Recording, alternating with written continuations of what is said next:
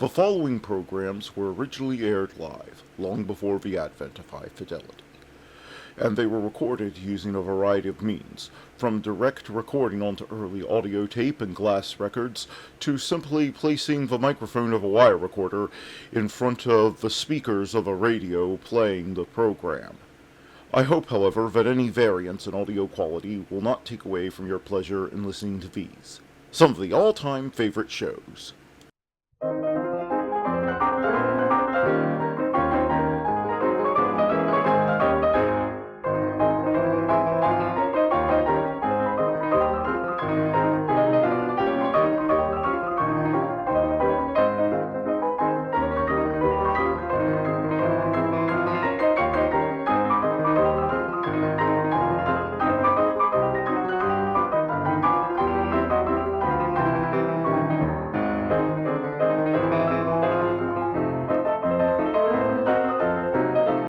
Welcome, this is Matt from the past, and here we are with another Monday edition of Nightly Old Time Radio Shows.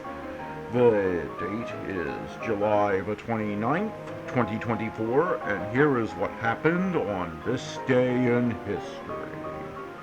In 1588, the invincible Spanish Armada is sighted approaching England.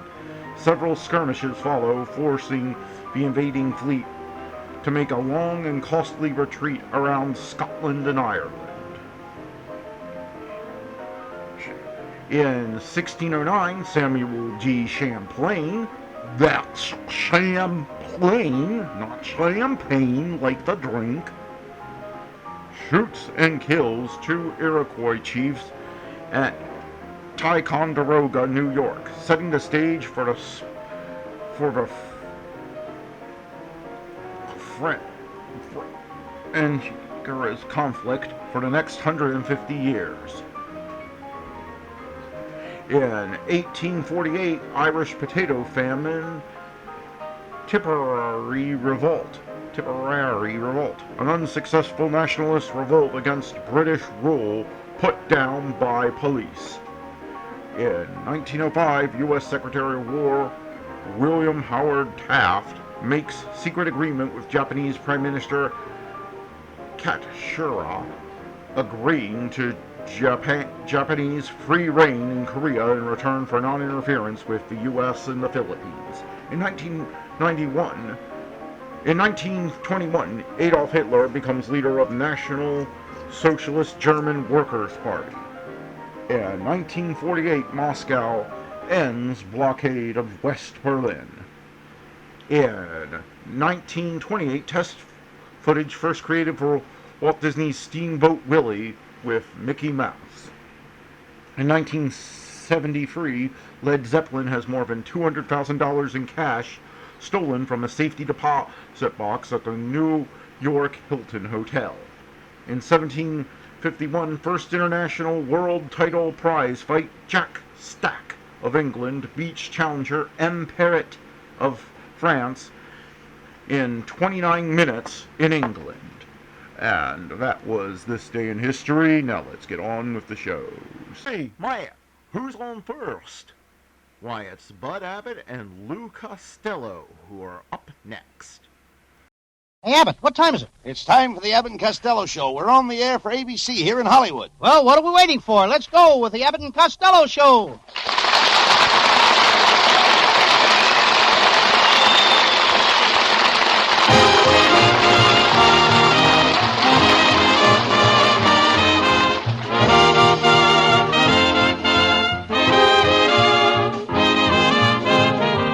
It's the Abbott and Costello Show, produced and transcribed in Hollywood tonight for your listening pleasure, with Susan Miller and the music of Matty Malley. Hold on to your chairs, folks, for here they are, Bud Abbott and Lou Costello.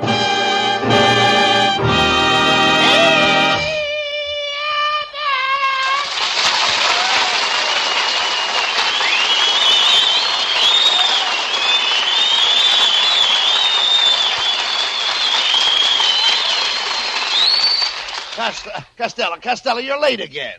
Well, I was watching the girls admiring Lana Turner's new necklace. Lana Turner has a new necklace? Yeah, it's made out of her old wedding rings.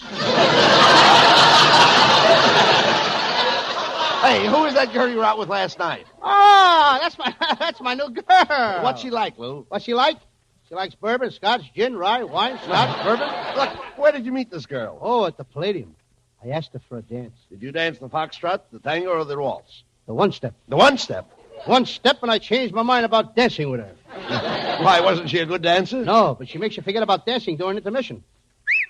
When I took her home, I kissed her goodnight and got a real kick out of it. She kisses that good? No, her father caught us. Right.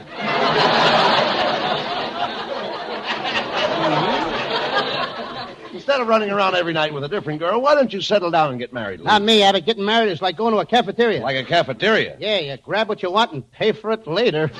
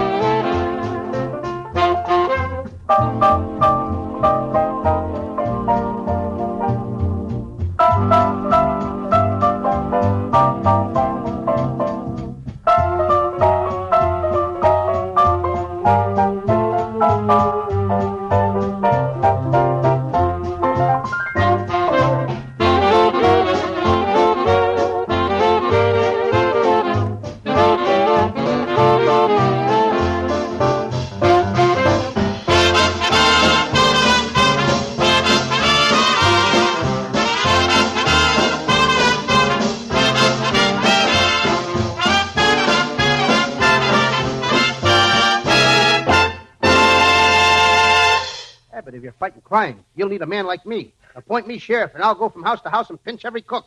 No, not every cook. You mean you'll pinch every crook? You'll pinch what you like, and I'll pinch what I like. Costello, You'll pinch what you like, and I'll pinch what I like. You said that now. Costello, why were you late tonight?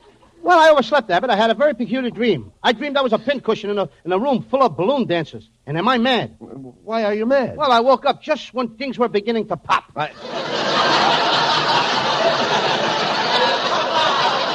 After next week, I'm going to get my own room. I can't sleep with my brother Pat anymore. All night long, he dreams he's Roy Rogers. Well, why should that disturb you? He also dreams I'm Trigger.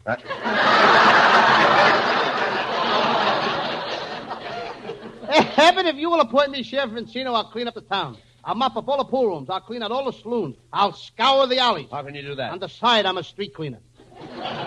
Costello, if I make you the new sheriff, you've got a lot of brave men to follow. Listen to the records of the backgrounds. Sheriff Jones, Redcoats, Northwest Mounted, 1931. Oh, yeah. Sheriff Brown, Redcoats, Northwest Mounted, 1938. Sheriff Costello, Sports Coats, Bullock's Basement, 1975.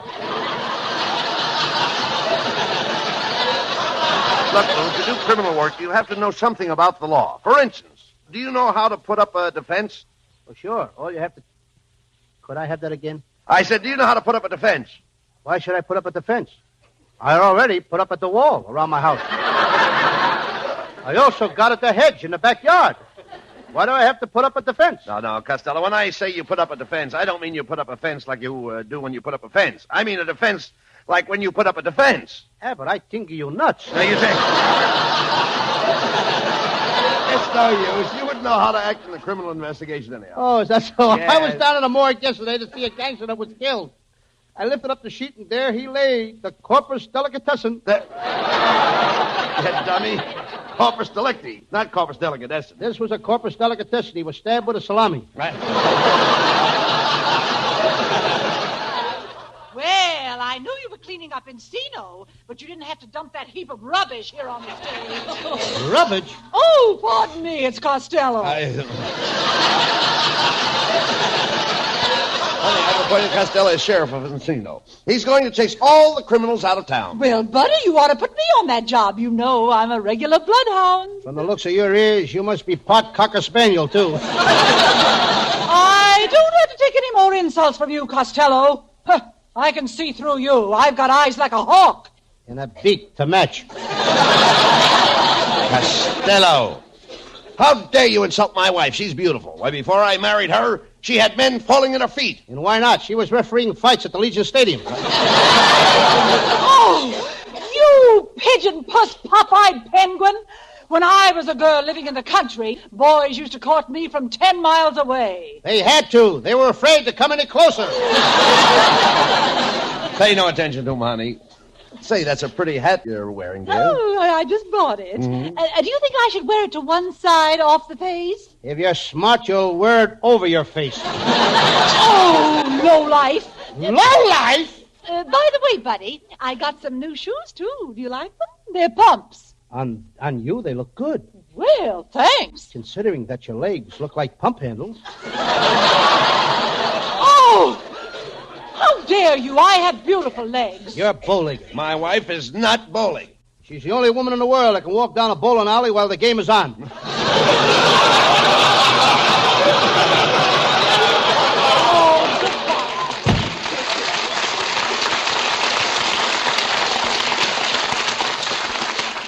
Costello, for insulting my wife, I'm not going to make you sheriff of Encino, and I'm not going to give you this beautiful badge. Oh, please, Abbott, let me be the sheriff.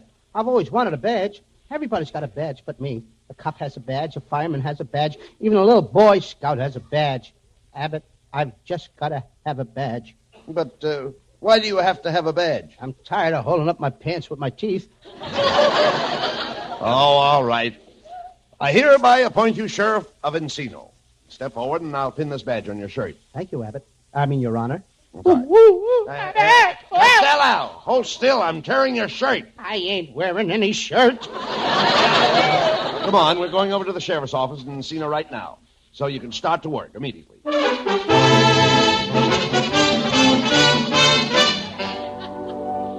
Well, Sheriff Costello, you can take over at once. I've got it, Abbott. What? The man broke into your room? Yes, ma'am. I'll put it on the police radio right away. Calling all cars. Calling all cars. Go to 237 Mulberry Street. An old maid found a burglar in her room. Proceed with caution. The old maid is armed.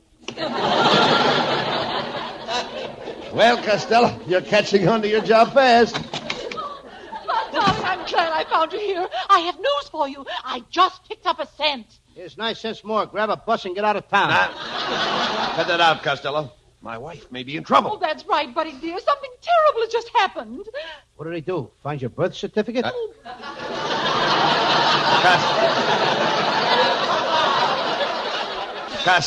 Costello, pay attention to my wife. As the sheriff of Encino, it's your duty to hear her out. Well, if it'll make you happy, I'll throw her out. Never mind him, dear. Let's hear your story. Well, for the last couple of nights, there's been a lot of strange noises. Screams and gunshots coming from that empty house next door to us. Suddenly, at 2 o'clock in the morning, as I was standing by the stove baking fudge... Ah! What happened? What happened? Oh, she burned her fudge. No, I saw a mysterious man peering out of the attic window. He made an ugly face at me like this. No, don't do that. I haven't made the face yet. How can I tell? Quiet, Costello. This may be more serious than you think. I'd like to see the sheriff. Oh, it's him! That's the mysterious man! Costello, look! It's Bela Lugosi.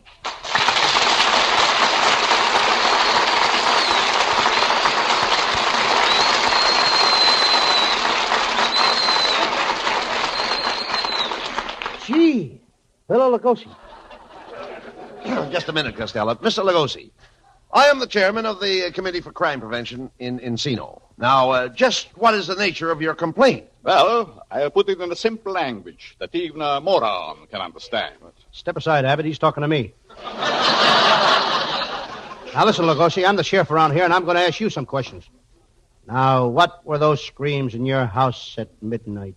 That was my business. And what about those gunshots? That's my business. Ask him about those dead bodies in the basement. It is also my business. This guy is doing a heck of a business. That settles it, Costello. You, as sheriff, will have to investigate and search Lugosi's house tonight at midnight. You will like the house, Costello. It's the only house in Encino where every room has a bat. and a strange man should suddenly appear with a long, sharp knife in his hand and offer to cut your throat, Yes? refuse him. Abbott, take back the badge. I don't want to be sheriff anymore. Get me out of here now, Abbott.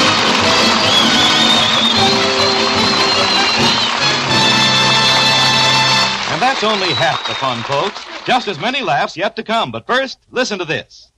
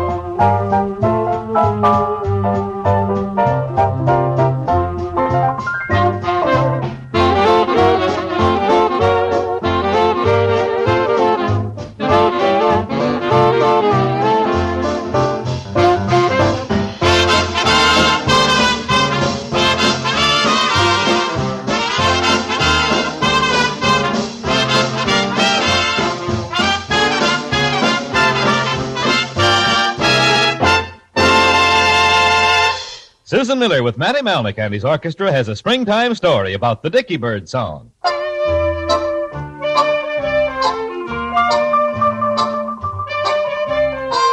A dicky bird whispered, haven't you heard? Spring is here, spring is here, spring is here. A little crow sang a happy hello, my favorite time of the year. A little frog sang a song on his log, lose your blues, lose your blues, lose your blues. And you and I fell in love in reply on hearing the dicky bird's news. If you have to look around to find the reason for such a wonderful thing, you can blame it on the sentimental season. Falling in love is done in the spring. A bobolink looked at us with a wink. At a boy, at a girl, nothing's wrong. When you're in love, you'll go swinging along, singing a dicky bird song.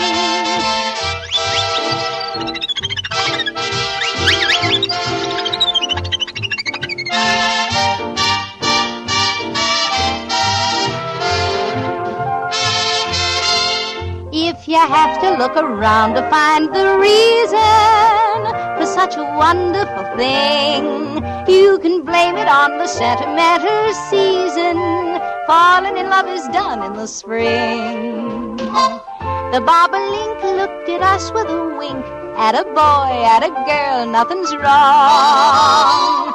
When you're in love, you'll go swinging along, singing a dicky bird song.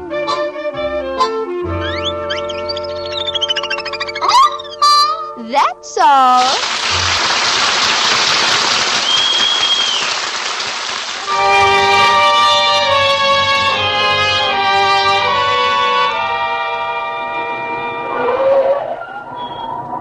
Well, Costello, here we are at Bela Lugosi's house. Abbott, it's awful dark in that house. But you've got to go in there. You're the sheriff. You've got to go in there and look for the trouble. Couldn't I look for it out here? There's more light. Look at me. I'm not scared. Shh, Abbott. I think I hear something. Or is it my imagination? Thank goodness it was only my imagination.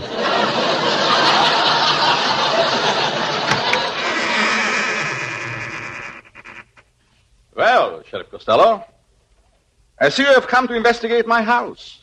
Come in. I'm making myself a sandwich. What kind of a sandwich? It's a rattlesnake burger. Covered with pickled toads and diced bat wings. Do you put ketchup on it? What? To get heartburn? No. It's too bad you won't be here for breakfast. We are having shrouded wheat. Shrouded wheat? Abbott, look. There's a casket in the corner with rubber sheets in it. Rubber sheets in it? Yes, I line all my caskets with rubber sheets, so the rain can't get in. Why? My beer is the dry beer.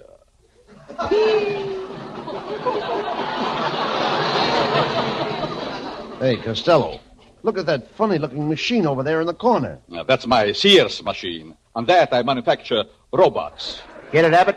Sears or robots?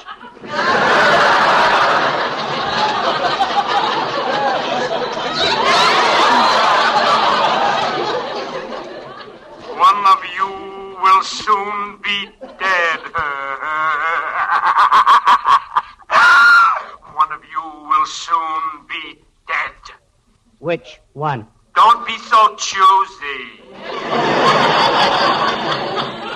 Abbott, I'm getting out of here. I don't like the looks of this place. Look at the grandfather's clock in the corner. Oh, lots of people have grandfather's clocks. With their grandfathers hanging in it like a pendulum?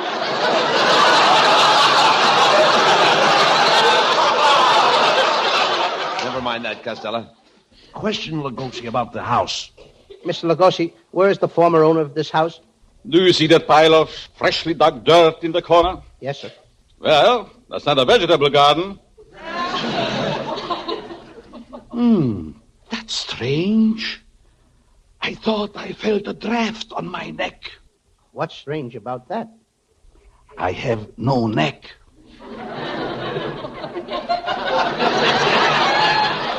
Mr. Lugosi, what are you whispering for? I was born in a library.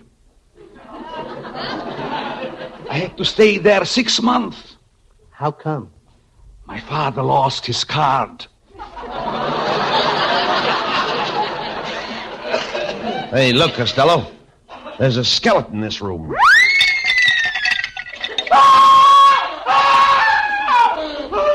Abbott, there's 2 skeletons in this room. 2 skeletons? Yeah, I just jumped out of my skin. Hey, Abbott, look, Lugosi has just disappeared through that wall. Pardon me, Abbott. I want to see somebody outside. Who? Me. Come back here, Costello. You're scared? Why don't you sing? Go ahead and sing. It'll keep up your courage. Carry me back to old Virginia. You keep singing like that and they'll drag you back. Who are you? I'm a ghost. I'm the ghost of Richard, the lion-hearted. Who are you? I'm Costello, the chicken-livered. Mr. Ghost, Costello is the sheriff, and we've got to investigate this house. Why don't you start in the cellar? Here. I'll open the door for you. You can go right down those stairs.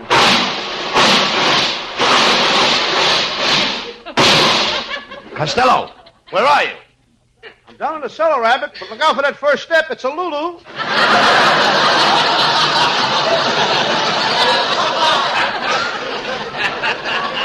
It's all right, Costello. Here I am. I'll turn on this flashlight, and we'll take a look around. Hey, Abbott, quick, look over there. There's a body on the floor. Is he dead? I can't tell. His head is missing. I'm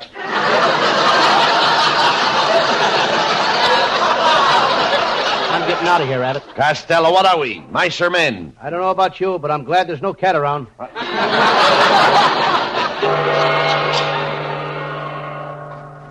Look, Mila Lugosa's back. Costello, it is indeed regrettable that you choose to prowl around in my cellar. I'm in a bloodthirsty mood. So far this week, I've only killed 9 people. This guy sounds like a California driver. Just a minute, Lugosi. Costello's the sheriff of this town, and you've got a dead man lying down here in your cellar. Yes, I know. He lives here. But he's dead. He's dead, I tell you. Why don't you throw him out? I can't. His rent is paid up until June 1st.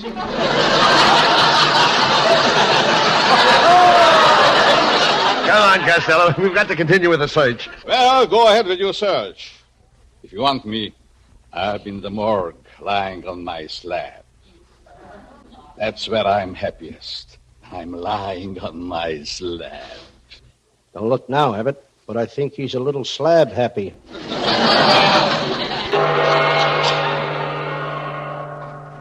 Come on, Costello. Let's look in this room. Open the door.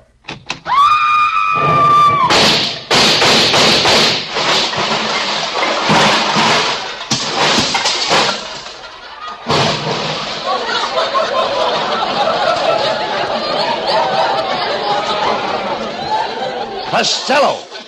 What in the world was that? I don't know, and I ain't getting down off this chandelier to find out. Come on down here, Costello. Hey, look. I just found a secret closet. Let's open it. Now, don't touch that door, Costello. Look at that sign. It says, "This closet has never been opened in over 175 years." I don't believe that. I'm going to open it. To arms, to arms! The British are coming! The British are coming! Costello! Costello, where are you? I'm hiding over here under this bed. Come on, crawl out from under that bed. Okay.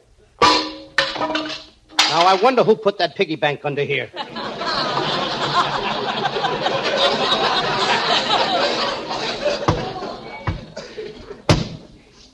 Hey, look, Costello. There's a panel sliding open in that wall. Ah, gentlemen, how can I ever thank you? You've released me from a hypnotic spell that I've been under for over 1,000 years. Oh, Abbott, she's beautiful. Tell me, miss, are you a mummy? Oh, no, I'm not even married.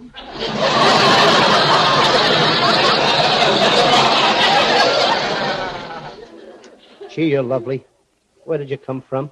I remember coming here on Noah's Ark with all the animals. They all came in pairs. The birds came in pairs. The rabbits came in pairs. Did everything come in pairs? Everything but the worms. They come in apples.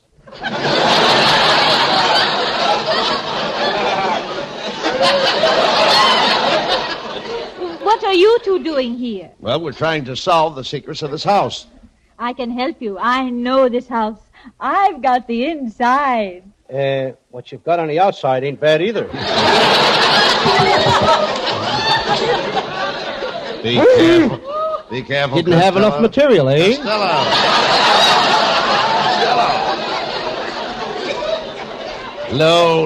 Lou, be careful. This girl is a vampire. She may be dangerous. And besides, she's 1,000 years old. You ought to be able to handle a rabbit. She's the same age as your wife.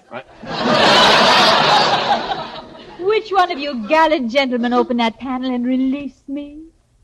I did. Ah, I'm going to reward you. Come, put your arms around me. I'm going to kiss you.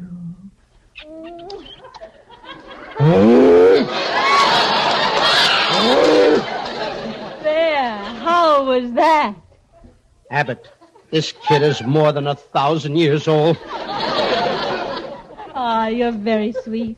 You remind me of an actor I used to go with 500 years ago. Really? You went with an actor 500 years ago? What was his name? Al Jolson.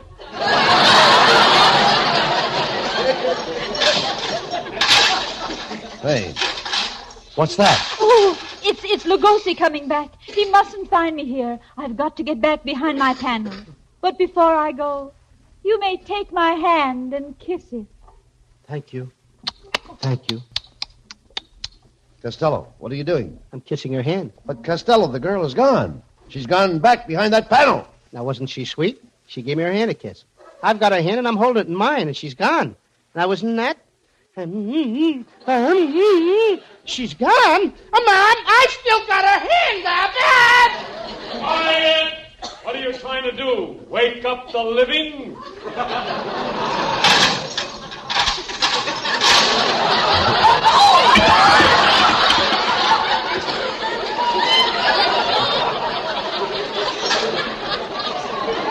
Costello!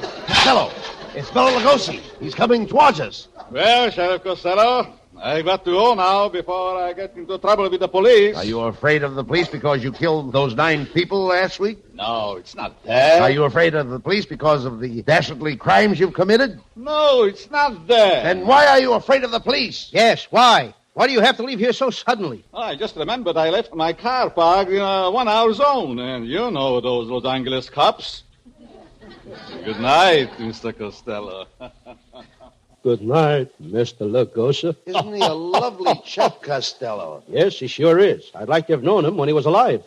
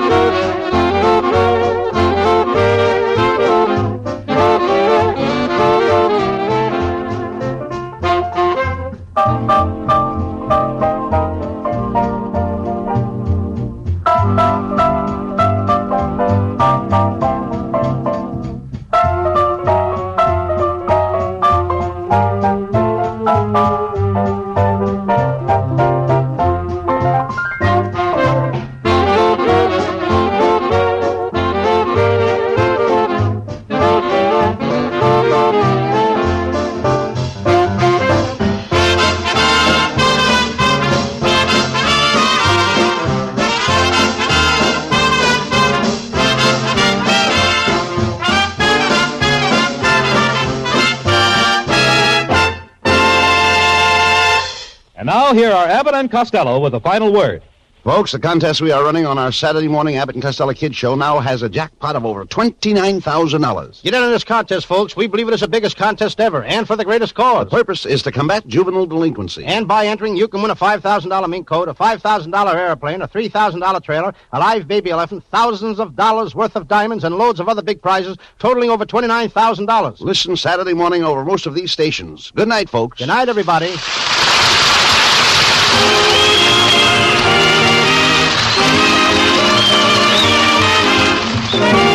Listen each Wednesday night at this time for another great Abbott and Costello show, produced and transcribed in Hollywood by Charles Vanda and featuring Susan Miller and Matty Malnick's orchestra. This is Michael Roy saying goodbye until this same time next Wednesday. Be sure to stay tuned for the outstanding entertainment which follows throughout the evening on this ABC station.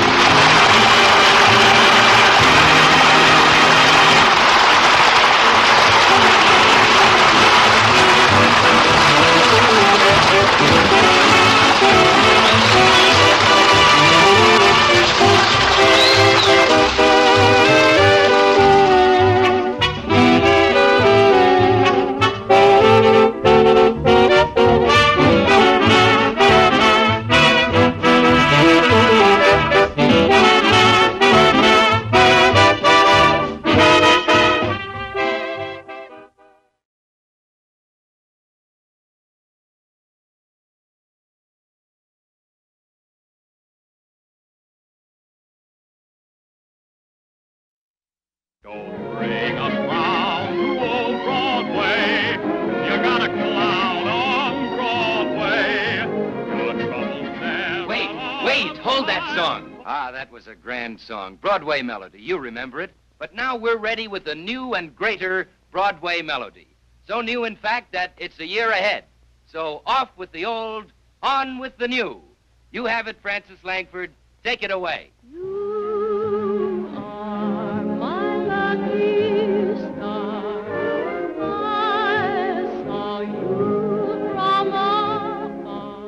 Hey, Lucky Star, they're at idol of the airways, that riotous rage of radio, Jack Benny. This is Jack Benny coming to you with the latest stories, new jokes, and wisecracks. And here is the outstanding screen sensation of the decade, the personality who brings more talent to the motion picture world than any newcomer in 10 years, singing and dancing her way to fame into your heart, the lovely Eleanor Powell, the best-looking and most gifted of the new leading men, the boy who is rapidly speeding to stardom, Robert Taylor. And comedy, oh, the grandest clowns you ever met, Mad, Dizzy, Delirious, Buddy, and Vilma Ebsen.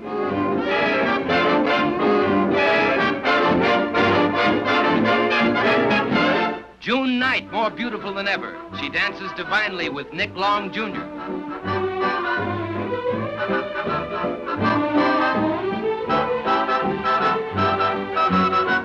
Una Merkel, Sid Silvers, Francis Langford, Robert Wildhack, Well, for instance, there's the light and thin or blonde type of snore.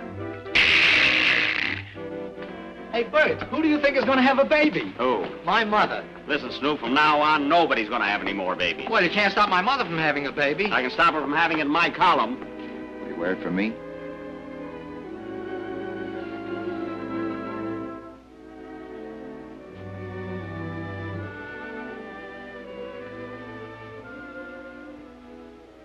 Don't worry. The minute I hear people calling you a rat, I'll raise your salary. All right, I'll be so big a rat you can put a saddle on me.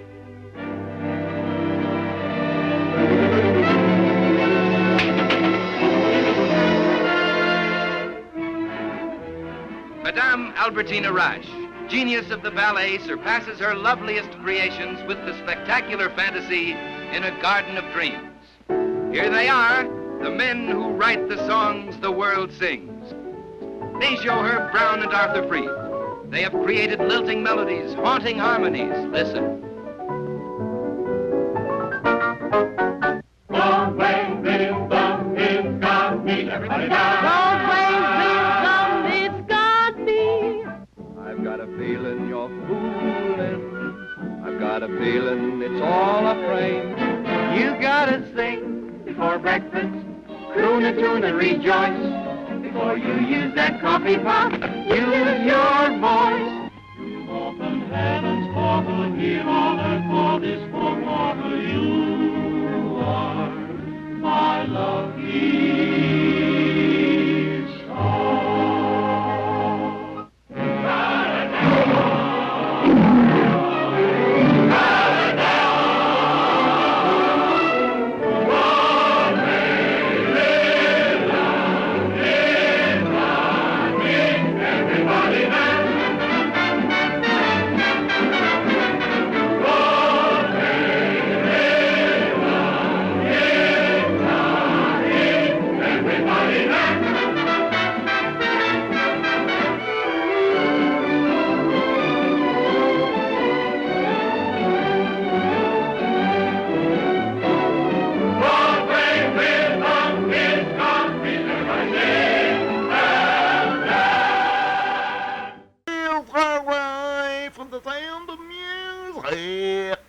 And Bing Crosby is up next. Exit Moore and Kirby. Enter Clooney, Crosby, and Carpenter. Greetings, BC. Now, would you step in here and take over, R.C.? I'll be very happy to. Thank you, BC. Not at all, R.C. The mic is yours.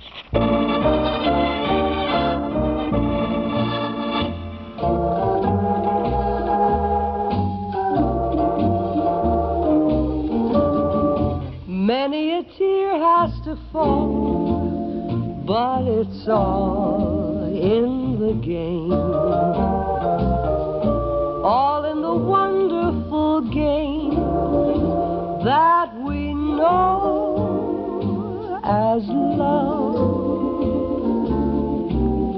You have words with him, and your future's looking dim, but these things your heart can rise above. Once in a while he won't call, but it's all in the game. Soon he'll be there at your side with a sweet refrain,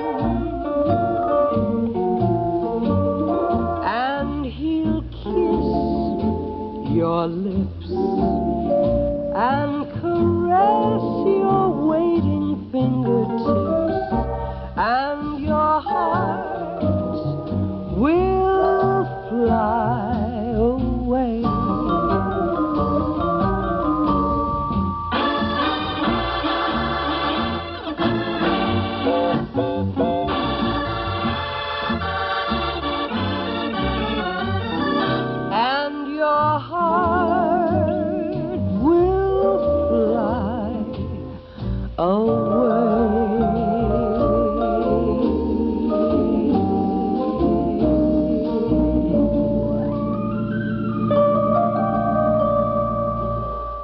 At this time, for all gentlemen who prefer blondes and other interested parties, I have rather shattering news from France. Oh, news from France? Better brace yourself, Bing. Yeah.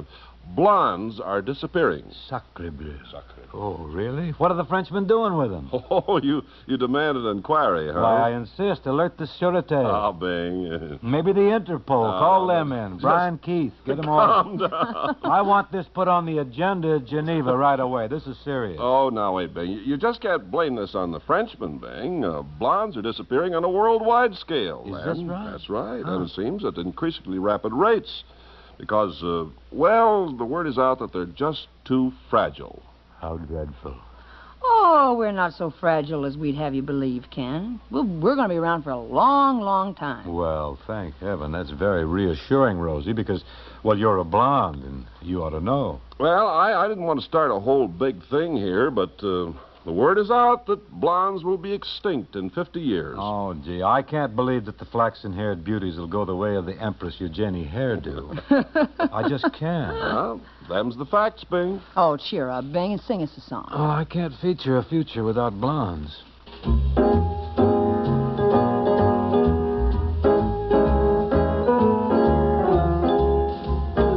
It seems we stood and talked like this before. We looked at each other in the same way then, but I can't remember where or when. The clothes you're wearing are the clothes you wore. The smile you're smiling, you were smiling then, but I can't remember where or when. Some things that happen for the first time seem to be happening again.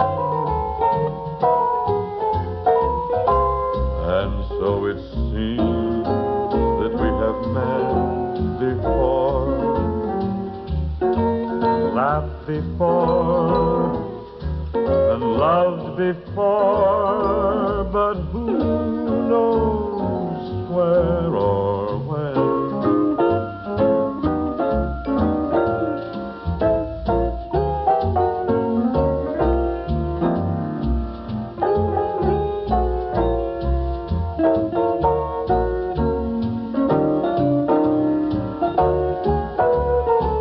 And so it seems that we have met before, and laughed before, and loved before, but who knows where or when? Where or when? You know me. I like to take things easy, except when it comes to relieving cold distress. And then the faster, the better. That's why you should listen to this. Here's Giselle McKenzie, one of America's most popular TV and movie stars. If a nasty cold bothers you, think what it does to me. I don't feel like singing with my nose stopped up, head feeling like a balloon from sinus congestion. To feel better fast, I take the newest medicine, new improved 4-Way cold tablets. Today's 4-Way contains a decongestant to drain sinus passages while it relieves cold distress. Clinical tests prove 4-Way acts faster than any other leading cold or sinus tablet. In minutes, 4-Way speeds pain-relieving medicine all through your body. In the same time, there was no trace with other brands. Only 4-Way starts so fast to relieve muscular pains, reduce fever, relieve headache without upsetting stomach. And 4-Way drains sinus congestion to restore free breathing. 4-Way's marvelous. Makes me feel fine in no time. To relieve cold miseries while you drain sinus congestion, get new 4-Way, fastest acting of all the leading cold and sinus tablets. New improved formula, same familiar package, only 39 cents. Rosemary, are you aware, have you ever heard the expression, any town is Paris when you're young? I guess that makes sense. Well, you know, John Scott Trotter and Tom and Dare have come up with a song of that title. Good. Any town is Paris when you're young, huh? Yeah, just stand still here a minute. I'll show you how it goes. You better. Say, what about the other Paris songs? Let's do them all, huh? Let's escape.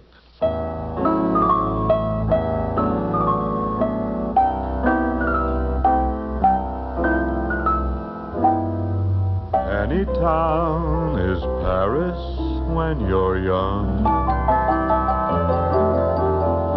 In every sky, a dreamer's moon is hung.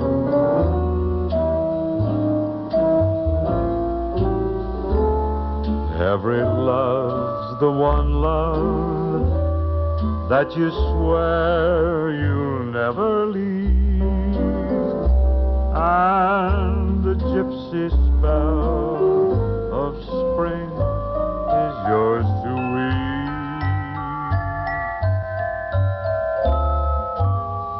All the world is magic when you're young. Every song's the sweetest ever sung.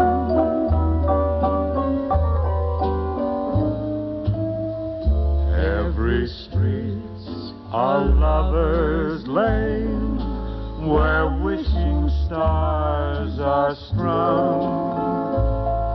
Yes, any town is Paris when you're young.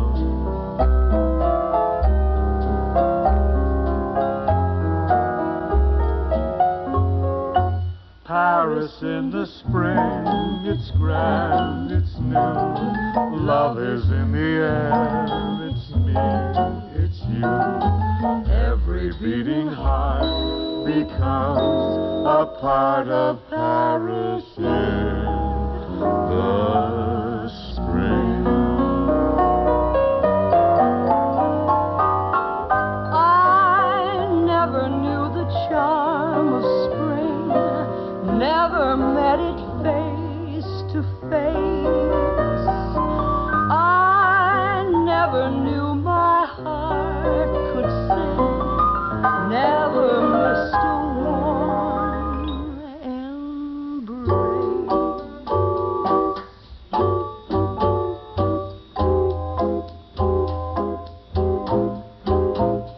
The last time I saw Paris, her heart was warm and gay. No matter how they change her, I'll remember her that way.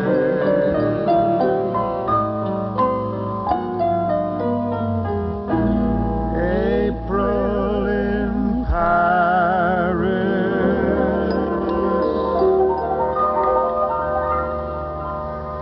Say, Ken, I'd like your valued opinion on a mentalist act Rosie and I are getting up here. Okay, shall I blindfold the lady? Just be careful with the coiffure, Ken. All right. There, that does it. Proceed, Brother Bing. Well, I want you to concentrate, madame. Oh, no. The object I'm holding has gone many a weary mile, but a craftsman has made it look like new. Yes, Brother Bing, yes. His modern equipment and years of know-how perform this feat daily. A picture is beginning to appear. I see a shoe repairer. Yes, that's it. You're holding a shoe that's just been given a new lease on life. And what's the name of the product he's using? Oh, you don't have to be a mind reader for that, Bing. He's using famous cat's paw products that have meant happy walking to millions for more than 57 years. Quality products like cat's paw twin grip soft resilient heels and soles that give added miles of wear. And lighter than leather, lighter than rubber, microlight soles by cat's paw. The best underfoot. What about our act, Ken? Well, my advice is, cobblers, stick to your last. You just keep singing, Bing. And, folks, my advice to you is, visit your shoe repairer who displays the famous cat's paw cat. Ask for famous cat's paw products by name. And be sure to look for cat's paw heels and soles on new shoes, too.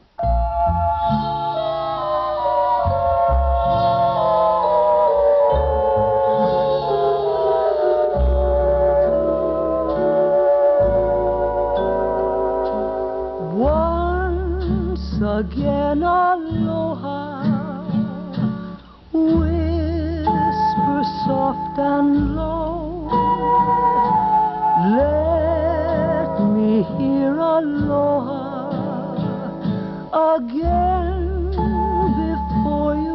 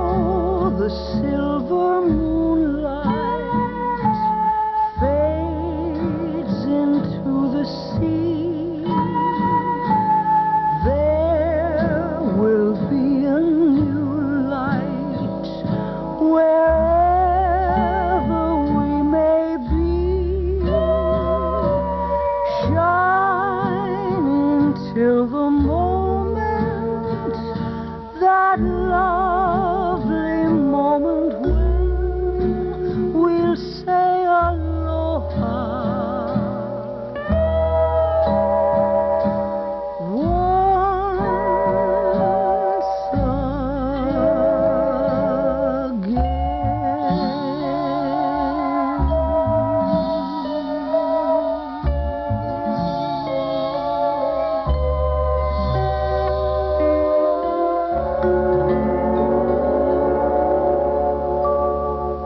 Rosie, you got that limerick look in your eye today.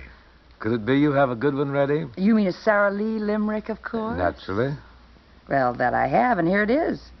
A miss named Janie McBook, when picnicking, always took a basket of cakes, the one Sara Lee bakes. Not a minute she spent as a cook. Well, you mean McBook discovered Sara Lee does all the work with desserts all baked and ready to serve. Well, I must say she's a smart gal, McBook. Of course she is, Bing. There are none better than Sara Lee, so why bother to bake? None better indeed, especially Sara Lee chocolate cake and those chocolate brownies. What flavor? They're both made with imported Dutch chocolate, you know. Oh, well, that explains it then, Rosie. They're made with the kind of chocolate of which there's none more chocolatey. It's a mighty good reason for saying... For singing, Bing, for singing. Merrily, merrily, only Sara Lee tastes so good. Now, in memory of the days when I roamed the Hawaiian Islands shortly after Mark Twain visited there, was it Robert Louis Stevenson? I think it was Gauguin, or he went to Tahiti, I guess. I sing an island melody with a bit of a tear in my eye, and I have a yellow hibiscus draped over my left ear.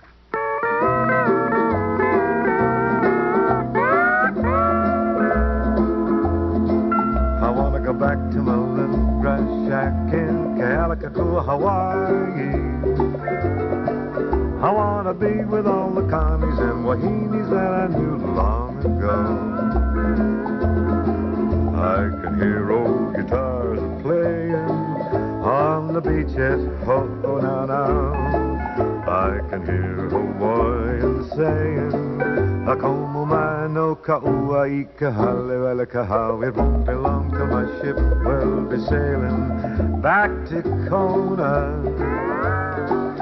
Such a grand old place, always fair to see.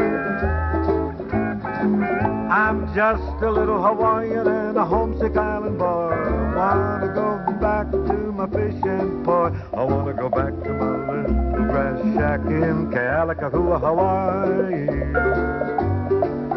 Where the huma huma nuka nuku apua go swimming by.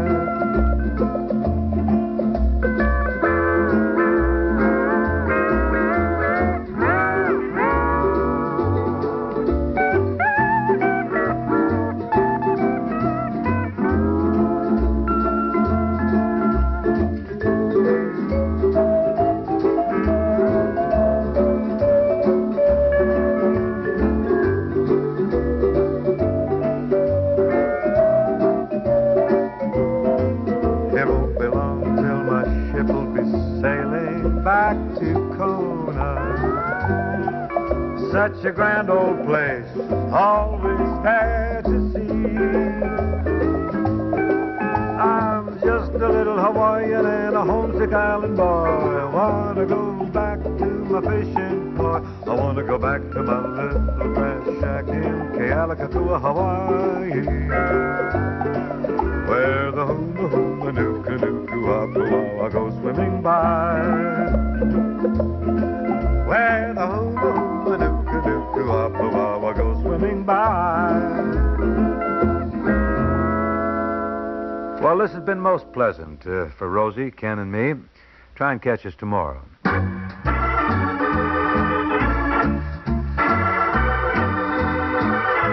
Bing Crosby and Rosemary Clooney with Buddy Cole's music may be heard over these same stations each weekday, Monday through Friday. This is Ken Carpenter inviting you to join us again tomorrow.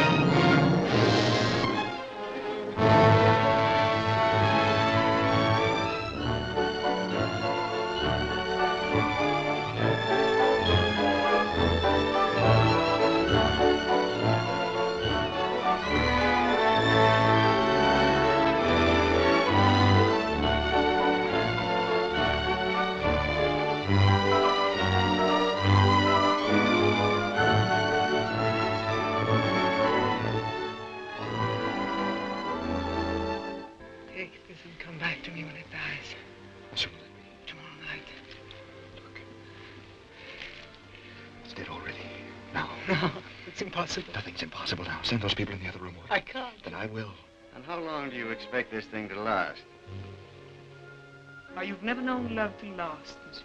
Never, when it was unsanctified by marriage, unblessed by children or social ties. I shall love Armand always. And I believe he shall love me always, too. Always. Always. I could kill you for this. I'm not worth killing, Armand. I've loved you as much as I could love. If that wasn't enough, I'm not to blame.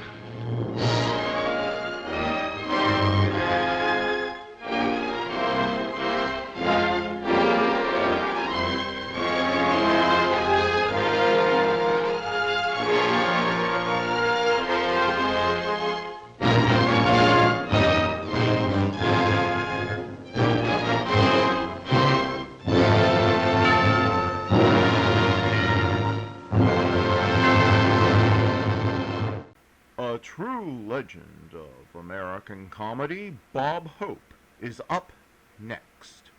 The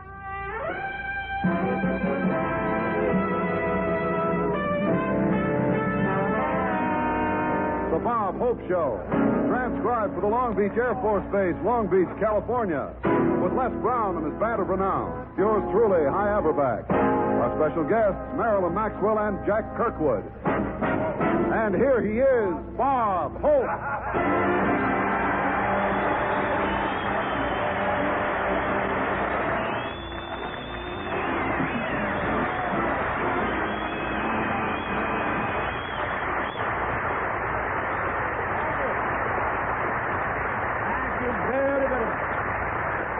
How do you do, ladies and gentlemen? Here we are again for the men of the Air Force at Long Beach, California, where Iowa meets the sea.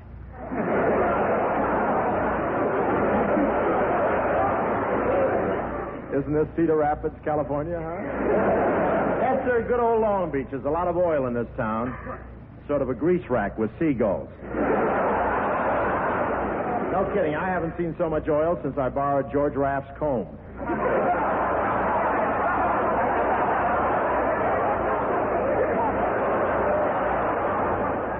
But this is a great place for water sports. There's a broad expanse of beach, a broad expanse of sea, a broad expanse of sky. Then I came out in my bathing suit. And you should have seen those girls' bathing suits. I couldn't. I won't say the gal suits are skimpy this year, but when a girl drops her handkerchief, she isn't flirting, she's in trouble.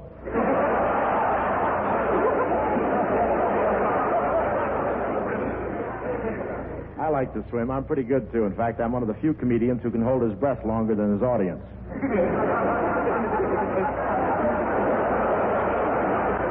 It's discouraging, though. Every time I float on my back, Walter Winchell reports an enemy submarine off the coast.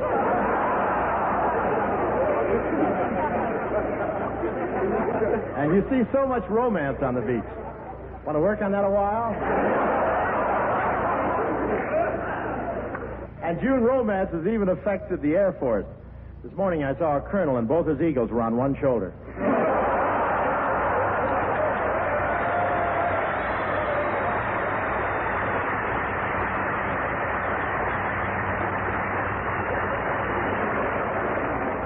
I should have opened with that joke, you know what? But I want to tell you, it's nice to be doing a show for these boys of the Air Force, these gypsies of the skies. You know, when these guys take off, you never know where they'll wind up. In fact, the Air Force doesn't ask them where they're going anymore. Now they just radio the pilot. Tell us where to put the runway. But the Air Force men aren't the only ones who are getting around. Everyone's traveling this year. There are so many Americans going to Europe, the Navy Department had to change its slogan. It's now join the Navy and see your relatives. I'm going over on a boat. I have to go by boat. Florence Chadwick backed down on her promise. Last year I crossed on that English luxury line of the Queen Elizabeth. It would have been a perfect trip, except the captain had the typical stubborn British attitude. He wanted to steer.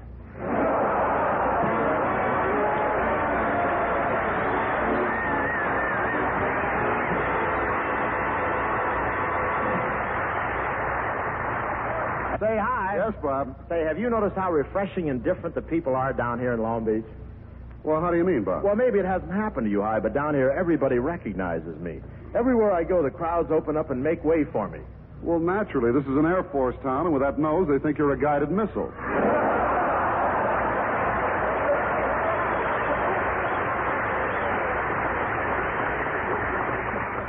You're so stuck up since you've had this stubbed.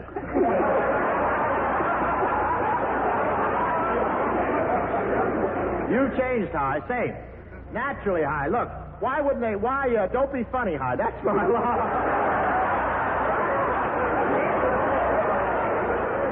Took me a little while, but I got around to it. Why, at that luncheon the mayor gave for us today, when I walked in, everybody stopped talking and looked at me. Well, why wouldn't they look at you? You were the only one there wearing a full-dress suit and walking on stilts. Pretty still to that line. You want to try it again? Yeah. Why wouldn't they? Your ties are on a diet, too, aren't they?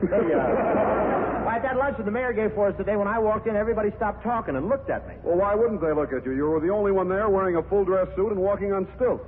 Must be the line. Now, I guess so. But seriously, Hi, I look pretty good in that dress suit. Why, just on the way to my table, 10 people stopped me. For autographs? No, they wanted more bread. I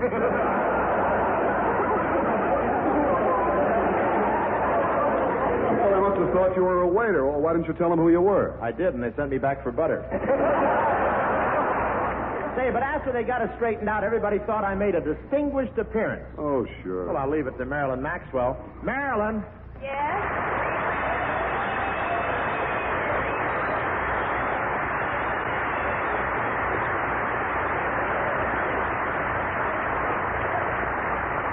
Say, Marilyn, didn't you think I looked very well in my dress suit at the luncheon? Well, Marilyn, why don't you answer me? What's the matter? The bread you brought me was stale. Well, Marilyn, I don't care what you say. I thought that...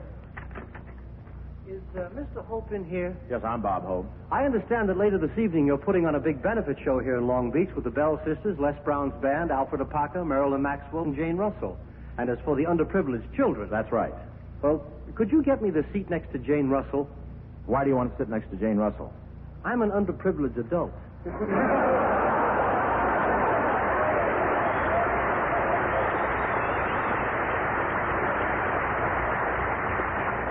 Well, I'm in the same boat. I made 4 pictures with her, and I'm still tied up at the dock.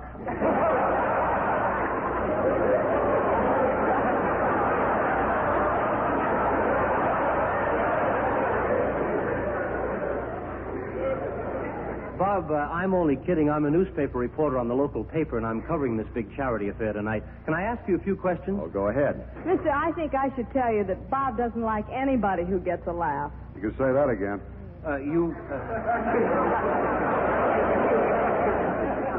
You mean, Miss Maxwell, that when Bob is on stage in front of an audience, he's afraid his competitors will be better than he is? You can say that again. That line's getting pretty dull, boy. And you are, too. If you continue putting in your 2 cents worth, I can arrange it so your summer vacation becomes a life career.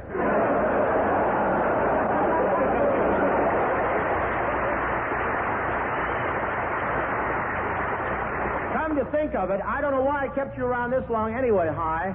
Must be that I have an ancestor in my background who endowed me with the mental capacity of an idiot. You can say that again. Now listen to me, you. Mr. Hope, I don't mean to interrupt, but I've got to get my story back to the paper. Would you give me some facts about tonight's benefit? Well, what do you want to know? Well, it seems that you're always doing a benefit. Tell me, why do you do so many free benefits? Oh, it's no trouble. Besides, I get a kick out of it. It gives me a wonderful feeling, and it makes me happy. Of course, I don't do all shows free, you know. I'll admit that when a sponsor tempts me with a fat, juicy bankroll, I'm not above reaching out and grabbing some of those dirty old dollars. You can say that again and again. Down. Please. But I'm especially interested in tonight's affair. It's for underprivileged kids, and I was one myself, you know. Really? Yes. You see, I come from Ohio. Yeah, and my family were very poor. We were so poor, when I was born, my mother couldn't afford to go to the hospital. I went by myself.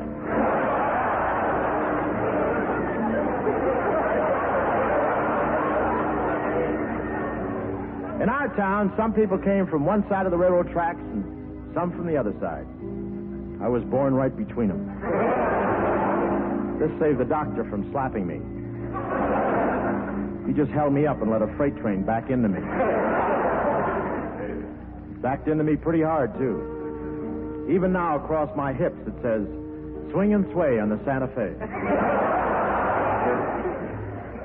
I remember I used to play with a kid next door. One day I saw him coming along the street, so I yelled to him, "Hey, Monk, what do you want, Stunk?" Hey, I'm getting sick and hanging around this crummy neighborhood. I wish there was something exciting we could do. Hey, I got a swell idea what we could do, maybe, huh? We can all gang together, and then we'll go out on a railroad trestle and saw a big hole in it, and when a train comes along, it'll fall through, and all the cars will pile up and down our gulch in a big wreck. What do you say? Where you been? We did that yesterday. Gee, it's nice to have you to play with again, Stunk, now that you got sprung out of reform school. What did the truant officer put you in for? Something I done at school. I wiped the blackboards. Well, why would they punish you for that? I wiped them with a truant officer. Hey, look across the tracks where the rich people live. There's that pretty little girl with the pigtails and the pink bloomers driving along in her pony cart. Forget about that ritzy girl with the pigtails and the pink bloomers. Here comes little Marilyn Maxwell. Why don't you go for her? Oh, I got ambition.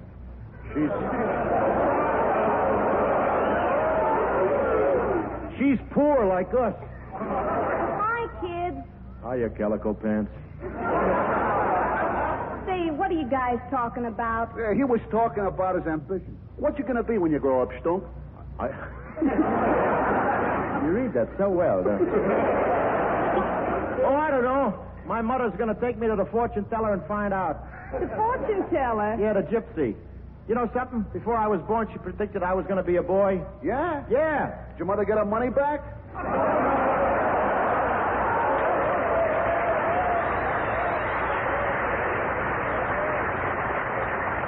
Hey, listen, Monk. One more crack like that, and I'll tell you... Hey, boys, don't fight. Here comes a rich girl in the pony cart, the one you're so crazy about. Yeah, well, don't laugh. I bet she likes me a little bit.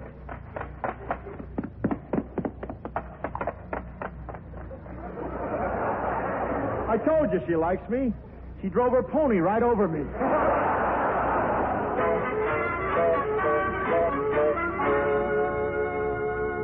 Oh, gee, Mr. Hope, that's a wonderful story. Can I use it in my newspaper article? Yeah, but it's really not so much. Just the story of a poor boy starting out with nothing, but fighting with indomitable courage against almost overwhelming odds, because I was determined that I was going to be a success. Well, you deserve a lot of credit, and I just hope that you'll keep trying.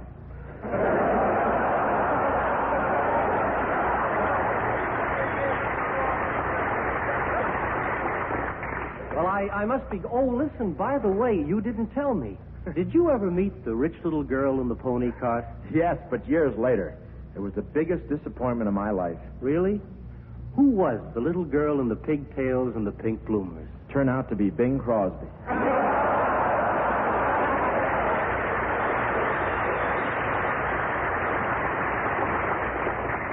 From then on, I went out with a pony. Song time, Marilyn. Come in, Marilyn. Go there.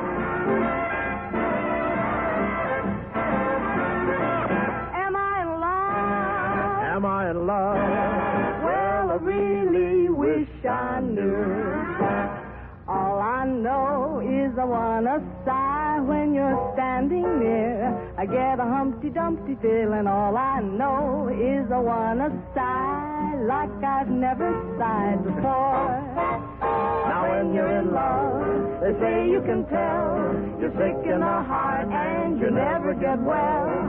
Maybe they're right. I wish that I knew why I feel the way I do. Am I in love? Am I in love? Well, I leave it up to you. All I know is I wanna dance when I look at you. I get a tippy-tappy feeling. All I know is I wanna dance like I've never danced before. My head's in a whirl, my heart's in a spin, and if I'm in love, I love what I'm in. I don't know why I'm feeling this way, but the feeling feels okay.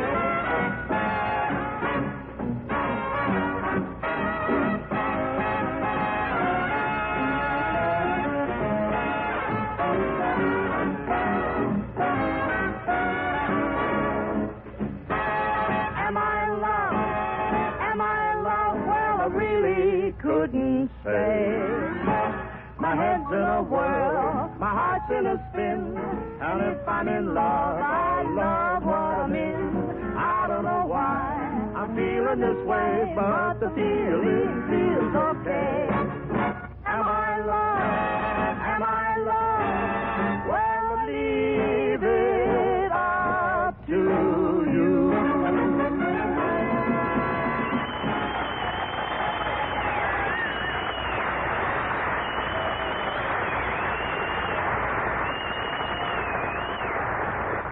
Folks, Bob had some business to transact down here in Long Beach, so we all came down early. Let's go back a few hours to this afternoon when we were on the road coming down here.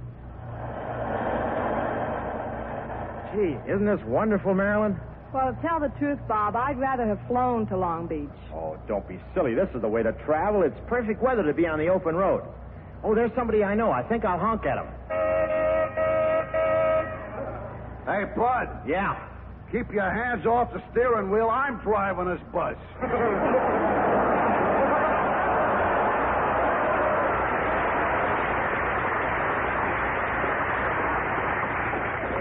Don't use that tone of voice to me, boy. The slogan of this bus line is supposed to be that the passenger's always right. Listen, lady. That's Mister. At your age, who can tell?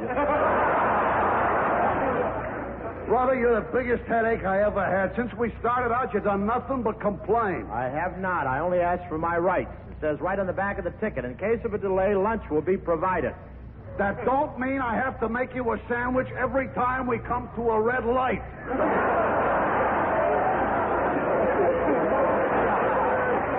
I know my rights. Just for once, I'd like to get what's coming to me. If I had my home paid for, I'd stop this bus and give it to you. Bob, this is where we get off. Come on. Yeah, let me give the driver a smash, Oh. will you? Just one. Let us out here, driver. Ooh, if I only had that.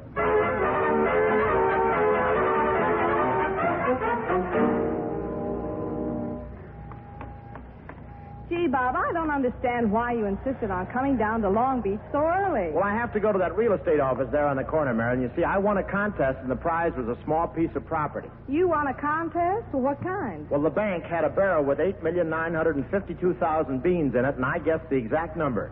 Well, gee, how'd you do it? By algebra and trigonometry, measuring the diameter and the hypotenuse, extracting the square root, and calculating the cubic volume? No, my brother's the night watchman. He let me in the back door, and we counted it.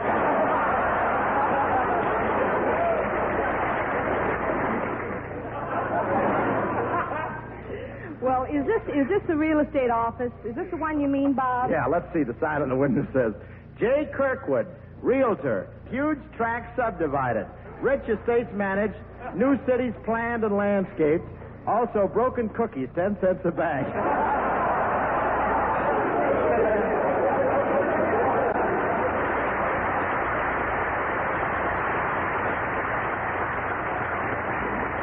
Let's go in, huh? Gee, I really want to know the value of my property. I do hope whoever we talk to is an old-time Californian. Pardon me, sir. Have you been in California a long time? That's right, boy. My name's Ramona.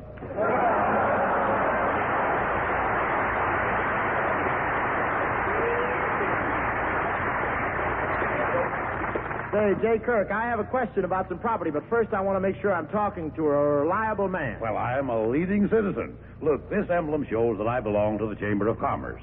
This is the Junior Chamber of Commerce. This is the Realty Board. This golden acorn means I'm a member of the City Parks Commission. And right here on my watch chain is this wet sponge. What's that for? I'm also a Johnny Ray fan.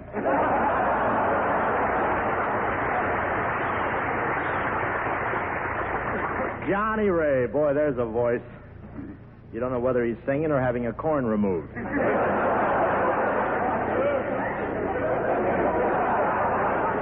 But look, mister, I came in to talk about some property. Yes, you see. Don't tell me. I'm pretty good at sizing up people. For instance, you're a little girl from the East who's worked hard in an office, saved up her money, and now you're going to buy a little vine-covered cottage here in California where your father here can sit on the front porch and wait for his pension.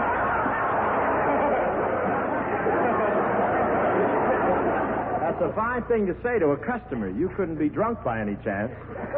Not by any chance. I've been working at it since 8 o'clock this morning.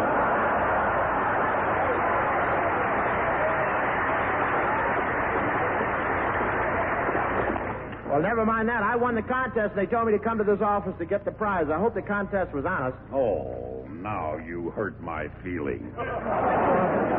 Do I look like the kind of person who would cheat and just for a few dollars stoop so low as to swindle my fellow man? No, actually, you look very honest. In fact, I'm willing to trust you with everything I've got. Oh, shucks, it's no fun when it's this easy.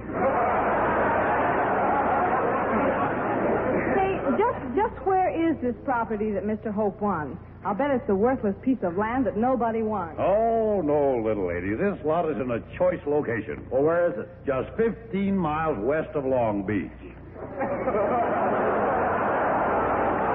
West of Long Beach? But your letter said I could raise rabbits on the property. You can. You just have to teach them to swim faster than the sharks.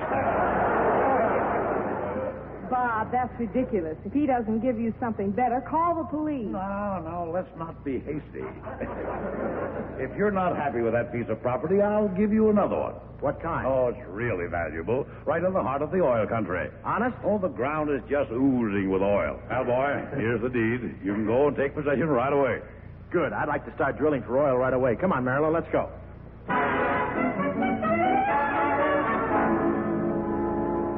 Oh, pardon me, sir. Are you the commanding officer of the Long Beach Air Force Base?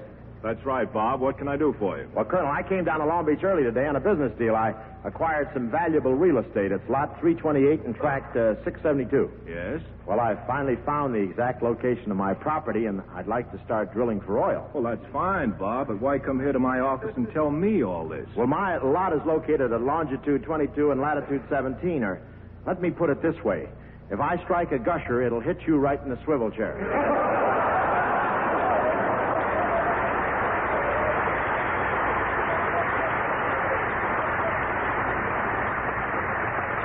But this is impossible. You mean you own this land? Here's the deed. It's perfectly legal. Well, this is preposterous.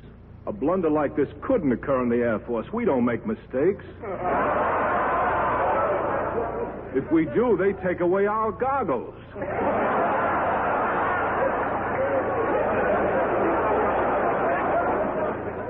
Look, Colonel, I'm willing to be fair about this. I'm sure we can work something out. Oh, good, Bob. I knew you'd be reasonable. Well, how many men have you got here, Colonel? 3,000. Well, don't worry. You won't have to move till after lunch. Oh, now listen, Hope. This puts me in a very bad situation. You see, it was I who persuaded the service to build the Air Force base here. If this boner is discovered and they pin it on me, well, you know what'll happen. Colonel, you mean? Yes. They'll make me put the wire back in my hat.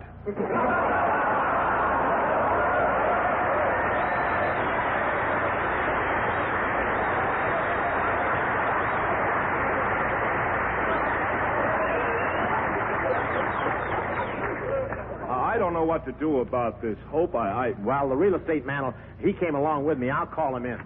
I heard you talking, and I know how to fix this whole thing up. The patriotic thing for you to do, boy, is give the land back to the government. Sign this paper, boy. Well, if it's patriotic, naturally, I'll be glad to. There. I didn't read it. Just what did I sign? Well, according to law, the government can't accept anything from a civilian. So you just joined the Air Force long enough to make the transaction legal.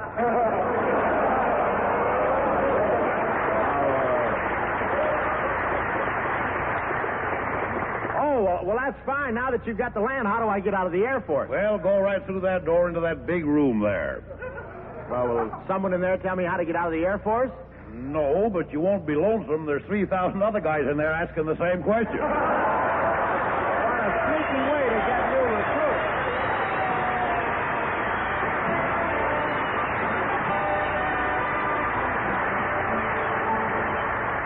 All time thanks for the memory of this Long Beach base tonight. These Air Force men who fight for better things, and with their wings they prove our nation's might.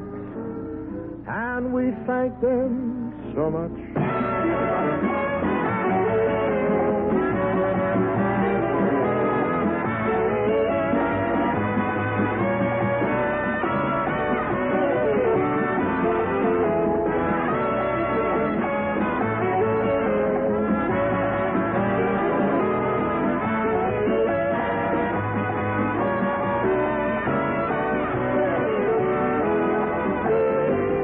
Hope Show is brought to you through the United States Armed Forces Radio and Television Service.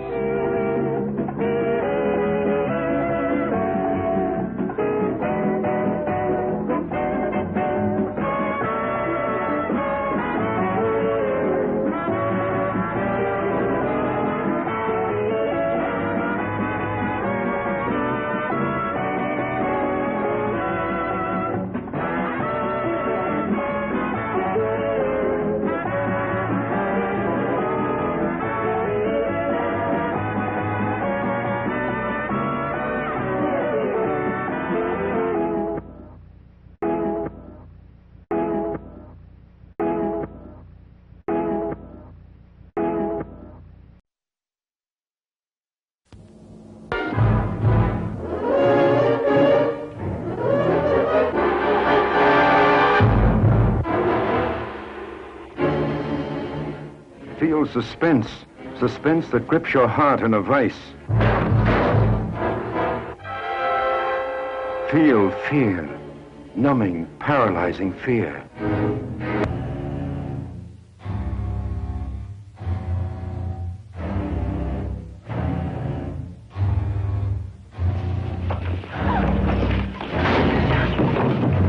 Cape Fear. Starring Gregory Peck, Robert Mitchum, Polly Bergen. Cape Fear, the screen's most terrifying war of nerves.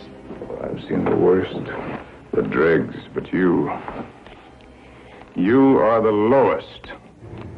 You just put the law in my hands, and I'm gonna break your heart with it. I got a little plan for your wife and kids. They're never gonna forget. Never.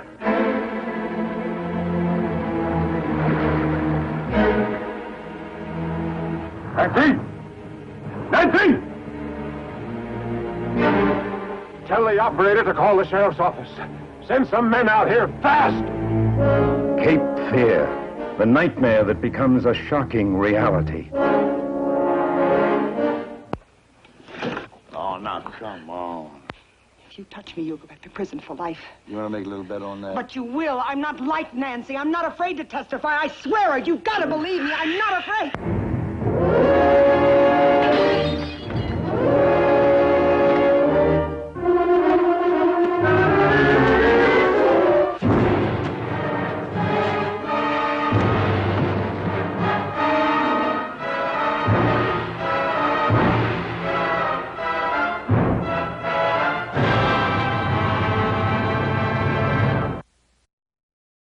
True crime stories of the LAPD are up next with Jack Webb's Dragnet.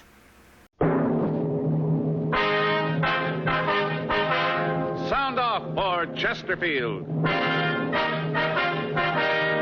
Chesterfield, low in nicotine, highest in quality, best for you. Chesterfield brings you Dragnet.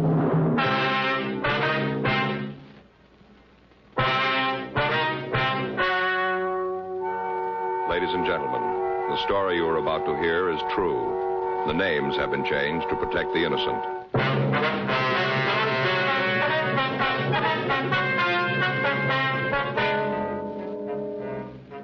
You're a detective sergeant. You're assigned to homicide detail. You get a call that a man has barricaded himself in his apartment. The report says he's going to kill himself. Your job, stop him. Smokers by the thousands are now changing to Chesterfield, the only cigarette ever to give you 1, proof of low nicotine, highest quality. 2, this proven record with smokers. No adverse effects to the nose, throat, and sinuses from smoking Chesterfield. Chesterfield, regular or king size, low in nicotine, highest in quality, best for you.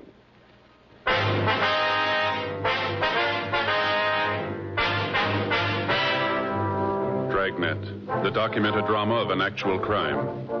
For the next 30 minutes, in cooperation with the Los Angeles Police Department, you will travel step by step on the side of the law through an actual case transcribed from official police files. From beginning to end, from crime to punishment, Dragnet is the story of your police force in action.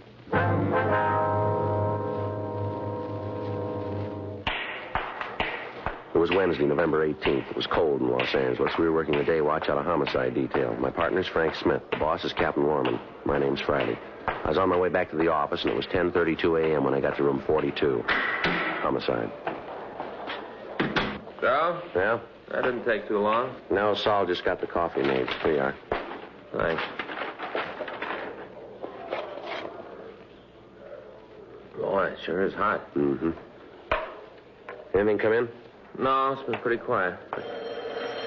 I got it. Homicide, Friday. Yes, ma'am. Mm-hmm. Yes, ma'am. When was that? Mm-hmm. No, ma'am. No, if you'll wait just... Yes, I understand, but... Yes, ma'am. If you'll wait just a moment, I'll transfer you to robbery. Yes, ma'am. Well, they'll explain it to you over there. Right. Would you hold on, please? Would you give this call to 2511, please? Yes, that's right. Sure dismal weather. Yeah. Feels like it's going to rain, doesn't it? Paper says it might hit tonight. Yeah. Well, I hope it clears up before Sunday. What do you got figured out this time? Well, Joe, I don't understand why you say it that way. You don't, huh? No. Well, what do you got figured? Take a look at this. I got just the ticket right here. The ticket, huh? Yes, sir, look at that. The answer to every homeowner's prayer. Take a look. Yeah. Gonna be a beauty, isn't it? No, if you say so. Now, look here, Joe. Look what it says. Easy, simple, install in a few hours. Just the ticket. Do you need one of these? Have you seen our backyard lately? No, not for a couple of weeks. Looked all right the last time I did see it. Well, you ought to see it now. It's pretty bad. It is, huh? Awful. I just stand there and look at Perry's yard and want to throw rocks at mine. Perry's the fireman, isn't he? No, Joe. That's Neil you're thinking of. He lives on the other side. Perry's the insurance salesman. Yeah, that's right. Yeah. He's the one who tries all the sales talks out on you, is that Yeah, tells me all about him. That's pretty good, too. Joe, would you believe it? Up to now, I've bought $246,000 worth of insurance. What? Yeah, me, just a policeman.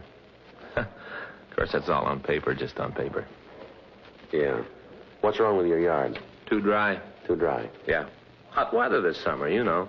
Little plants that Faye put out drop like flies, Joe. They died. Like flies.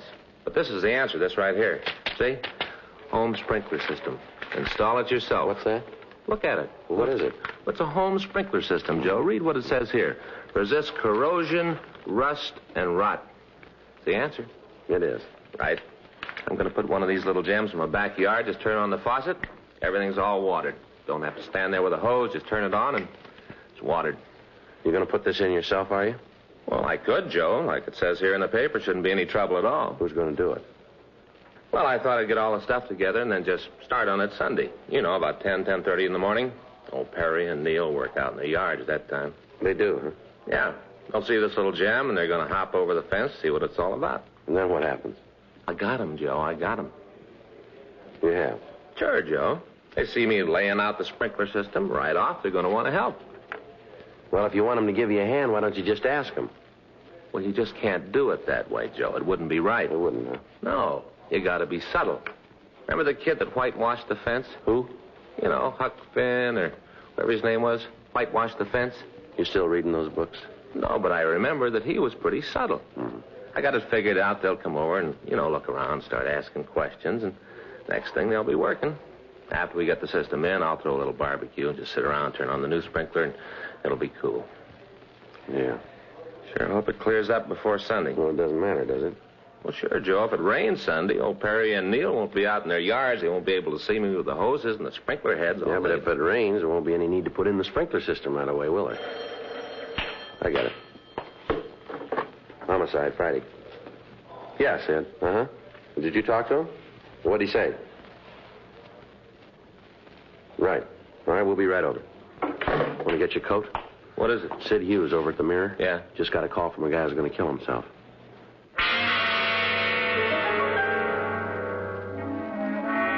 "10:37 a.m. Frank and I notified the complaint board what had happened, and then we left the office. As we drove out of the City Hall garage, it started to rain. We turned up First Street and then over to Spring. Sid Hughes, the reporter who'd called me, was waiting in front of the Mirror building. Sid, over here. Oh. You got the address, Sid? Yeah, here. 2682 North Ardmore, out by the Ambassador. Hi, Smith. Hi, Sid. All right, let's go. What do you got on it, Sid? Well, a couple of minutes ago, the guy called. I answered the phone. Told me his name was Jan Padachek. Said he was going to kill himself. Yeah? I talked to him for a couple of seconds. It was easy to see he wasn't just another crank. He meant what he said. How'd he happen to call you? I don't know. He said something about the paper treating him right. Said he wanted to thank us. You know what he's talking about? No, I got Casey Shawhan working on it now. He's our city editor. Yeah, I know. He's checking the morgue file, see if he can come up with anything. You ever heard of him, Frank? No, name does nothing to me. How come you figure he's on the level, Sid? Well, the way he talked, I can't put my finger on it. Just something in the way he sounded. You knew he meant what he said. What'd you tell him? Well, I tried to bluff it through. Told him that there wasn't anything so important he ought to kill himself over it. Yeah? I asked him to let me talk to him. Asked him to wait until I could see him. What'd he say to that? Told me it wouldn't do any good. Nothing could make him change his mind. Said I'd be wasting my time. Yeah? Told him I had a lot of it. Wouldn't do any harm to let me see him. He went along with that, did he? Yeah. Said he'd wait 15 minutes. Told me to come alone, not to figure on trying anything. Yeah. Frank, you better kill the siren when we get near the place. Right. What time you got? 10:42. Can we go any faster? What's that? I told you I believe the guy. Yeah? He said to get there before 11:05.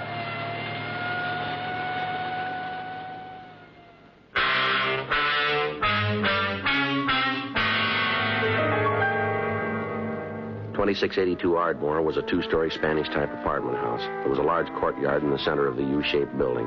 Apartment number 8 was at the rear of the yard. When we got there were several other people standing by the entrance. 2 police units had arrived, and the officers were trying to keep the crowd away from the door to the apartment. 11:03 a.m. As we walked back toward Padachek's apartment, Sid Hughes and I tried to figure some way to talk the man out of carrying out his threat to take his own life. I'm not sure how to handle this thing, Joe. I'd feel pretty bad if I went in and botched it up. Wish you could do it. Well, has Padachek ever seen you before? I don't think so. Why? Well, we can try a switch if you want to. Tell him I'm Sid Hughes. Well, that'd be better, Joe. You got some idea what to do in there. I'm not sure I could swing it. All right. I told him I'd shove one of my cards from the newspaper under the door. That way he'd know it was me. All right.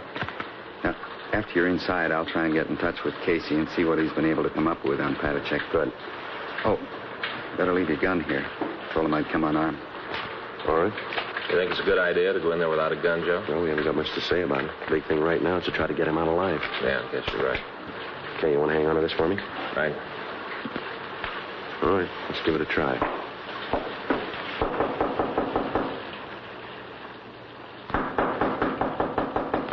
Who is it? It's Sid Hughes, Padachek. I told you I'd be out here. You want to let me in? What about the card? All right, here it is. Under the door. How about it? Padachek? Well, he took the card. Yeah. I don't know. I hope this thing works out. You're going to try to get in touch with your office, aren't you, Sid, and see what you can get on him? Might help. Come on, Padachek, let me in. The police are there. I'm not going to let them in. They aren't going to bother you. Tell them to go away. Tell them to get off the porch. All right, Frank, you better get the other officers to clear the place out. Right. All right, the police are gone now. You want to let me in? Will you bring my mail in for me? What's that? My mail, it's in the box, right on the side of the porch. In the box. All right, I'll get it.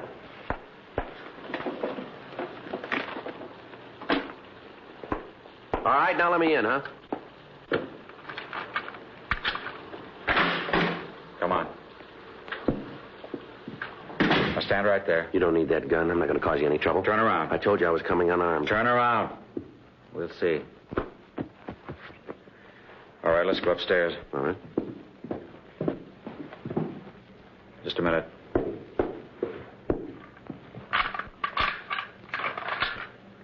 Okay, let's go. Why don't you put the gun down? You're going to need that. I feel better with it. Mind if I take off my raincoat? No, go ahead. Make yourself comfortable.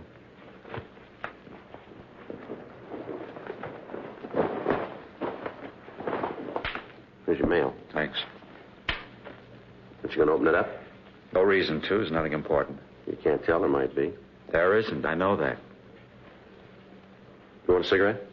No, but you go ahead. Here, have one of these. I want to be able to see your hands. All right.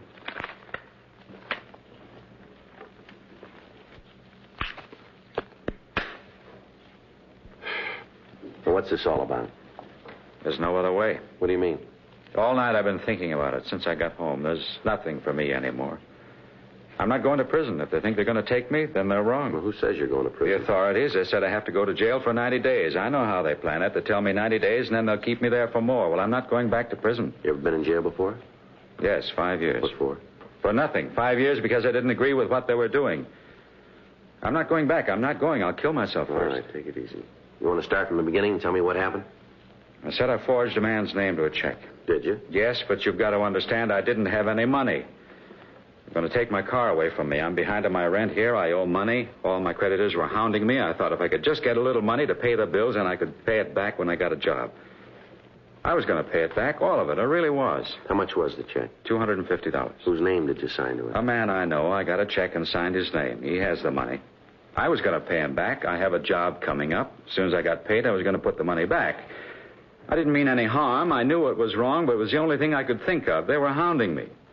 Well, what about that car? Couldn't you sell it? I suppose so, but then if I did, I wouldn't be able to get to my job. I needed my car for that. I had to keep the machine. Well, you'll have a trial. If you tell them what happened, they'll probably understand. The court will make an allowance. I've had a trial. I told them I was guilty, that I did forge a check. They told me I had to go to jail. You said you'd been in prison before. Yes. 5 years, and I escaped. Where was that? In Czechoslovakia. They put me in prison because I wouldn't do what they told me. They killed my father and my mother, and then they put me in prison. I know what it's like. I'm not going back. Well, the prisons here aren't concentration camps. You know that. That's what you say. I know different. I've lived in them. You see here? You see these 4 teeth in front? Yes, I see them. Well, they're false. Is that right? I lost the teeth when I was kicked by a guard. And you know why I was kicked? You know why he did it? No. Because my clothes were torn. That's the reason he kicked me. I tore my clothes, so he knocked my 4 front teeth out. Well, that's all over now, isn't it? Things like that don't happen here. Well, maybe not out in front of people, but they happen in the prisons. I'm not going to have it happen to me again. There were 800 of us, all arrested at the same time. 800, Mr. Hughes. Yeah. 800 men, people I knew. 800 human beings with homes and families. And I'm the only one alive now. All the rest were killed. All taken to Buchenwald and run through the showers. Now, don't tell me about prisons, Mr. Hughes. I know. I've lived in them. Tell me something. Yes. You remember the name of the judge who sentenced you here on the forgery charge? Yes. Well, let me call him. Let me get him over here and talk this thing over. We can work something out. There's no reason for you to do a thing like you're planning here. It's not that important. Maybe not to you. It isn't to anybody. We can work something out here. Let me call the judge. No, sit down, Mr. Hughes. Look, I'm not a stupid man. I have degrees from 3 universities. I speak 4 languages.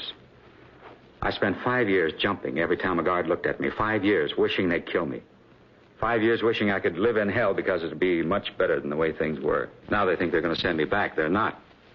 You understand that, don't you, Mr. Hughes? Don't you? Yeah, I think I understand it. Look, you said yourself that you thought about it all night. Now, isn't it possible that you're making this thing more important than it really is? No. I came in here to help you. I want you to help yourself. Get your hands off me, Mr. Hughes. Now get over there. Look, I don't know how to tell you, Patachek. I don't know how to make you believe me, but none of us want to hurt you. We want you to be happy here. That's one of the reasons you came to this country, isn't it? Yes, I read the books about freedom. That's why I came here. Now they're trying to take that freedom away from me. Before I even have it, they're trying to take it away from me. I forged a check. I admitted it. I told them I did it. But I told them I'd pay the money back. That didn't seem to make any difference. They still said I had to go to jail. Well, you said yourself that you were put in prison for not agreeing with the authorities. Isn't that what you said? Yes, that's what I said. Well, they don't do that in this country. You know that. Everybody's entitled to his own opinion and live his own life. We got laws that are written by the people to protect the people. You understand that, don't you? The people themselves write the law. Yes, I understand that. Well, you don't break a law just a little bit. Either you keep it or you don't. Do you understand that? Yes. Well, you broke the law, didn't you? Isn't that right? I told you I did. I broke the law. All right, now listen. After you've broken a law, you can't make it right by saying you'll pay the money back. But the fact that you do want to rectify your mistake will certainly be taken into consideration by anybody in authority. You understand that? I don't know. I try to think. I've thought about it over and over. I can't come to any answer. Where you going? Gotta take something for this headache. Got a bad head.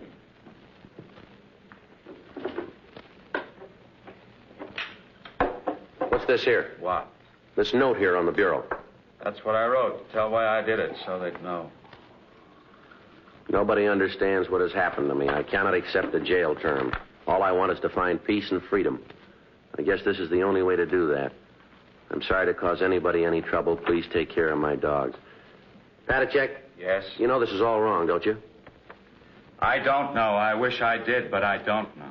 No, we're not going to need this. There's going to be no reason for it. What are you doing? Get away from me. Leave my things alone. Like all the rest, you don't understand either. You better get out of here. Get out. All right, if that's the way you want it. Why'd you crumple up this note? Now, why? I didn't think that you'd need it. I thought we had this thing straightened out. Well, we haven't. I told you, get out. All right, wait a minute. You said that you'd pled guilty. You admitted you forged that check, isn't that right? That's what I said. Well, how come you're here? How come you happen to be home? They gave me 24 hours to arrange care for my dogs. I put up a bond. They gave me 24 hours. Where'd you get the money for the bond? One of the companies by the jail. They put it up for me. Well, how about the dogs? Did you take care of them? No, not yet. Where are they? They're up in the kitchen. Can I see them? You like dogs? Certainly I like dogs. All right, come on.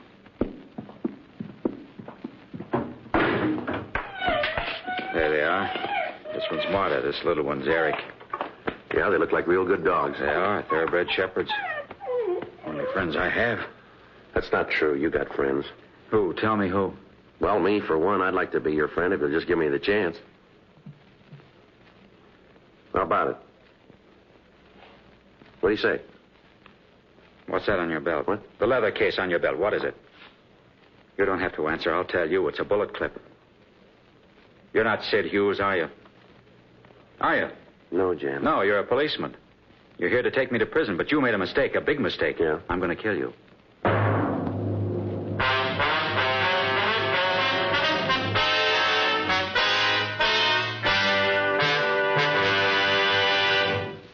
You are listening to Dragnet, the authentic story of your police force in action.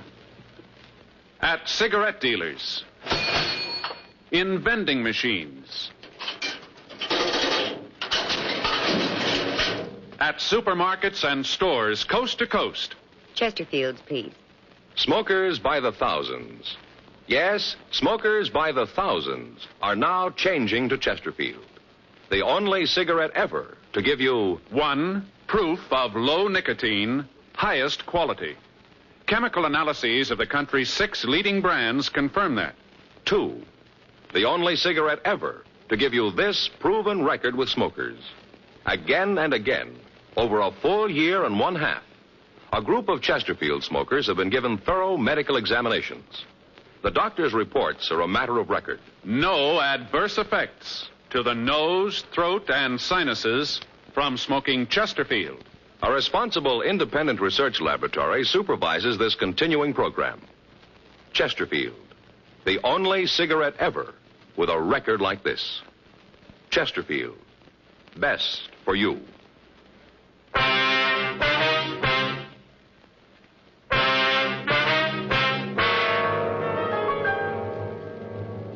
$11:18 a.m. I'd been in the apartment with Jan Patachek for 13 minutes. During that time, he'd held a chrome-plated Luger pointed at me. We'd gone into the kitchen to see the dogs, and Patachek had noticed the cartridge clip on my belt. When I'd given my gun and holster to Frank, I'd forgotten to take the clip off. Patachek had noticed it when I kneeled down to pet the dogs. He'd looked at it for a minute, and then he motioned me to go into the living room. He followed, keeping the gun pointed at me. When we got into the center of the room, he told me to sit down, and he walked over to the other side of the room and sat on a chair. There's some cigarettes on the table next to you. Please give me one. Yeah, sure. Here, I'll... Just throw it over here. All right, here you are. Thanks. Take one yourself if you like.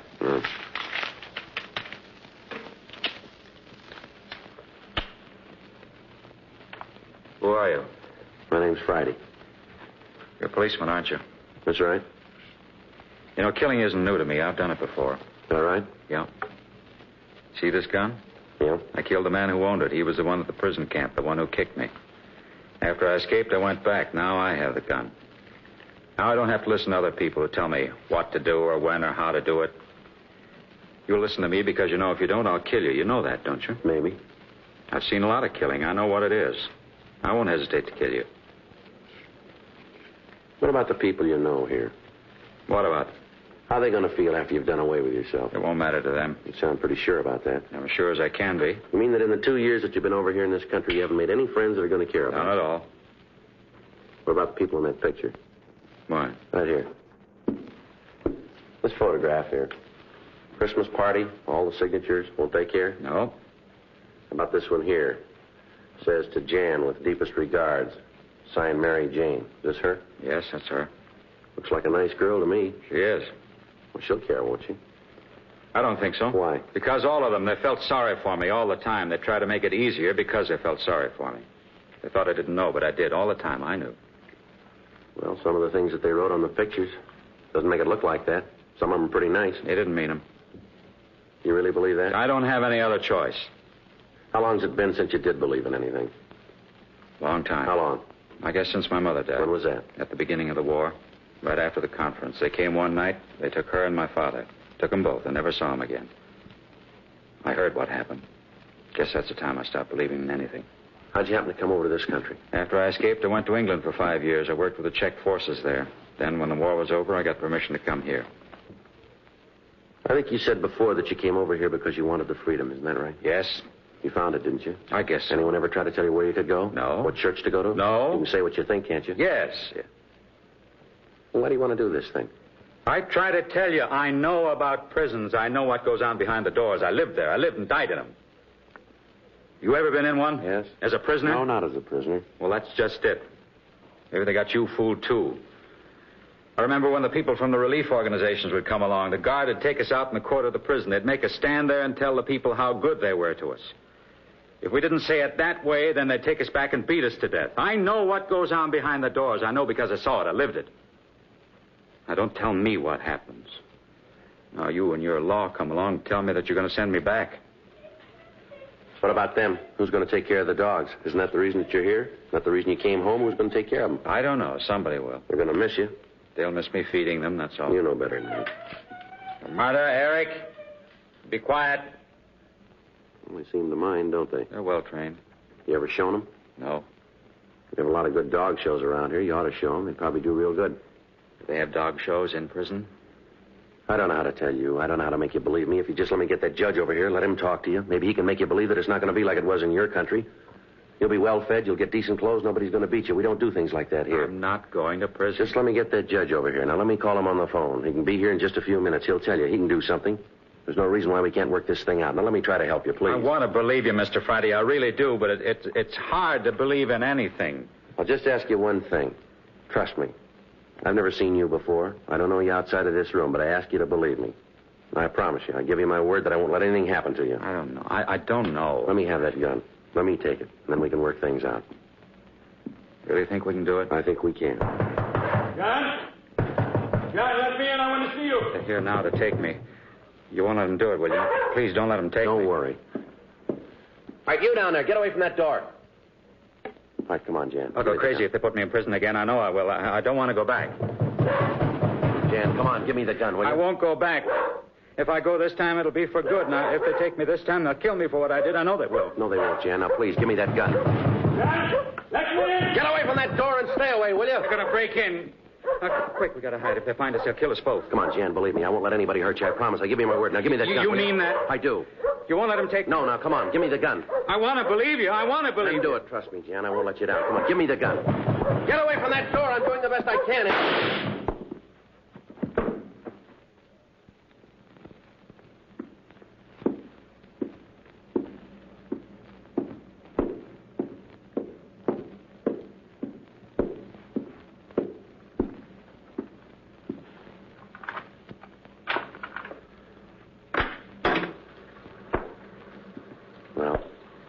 Who is he?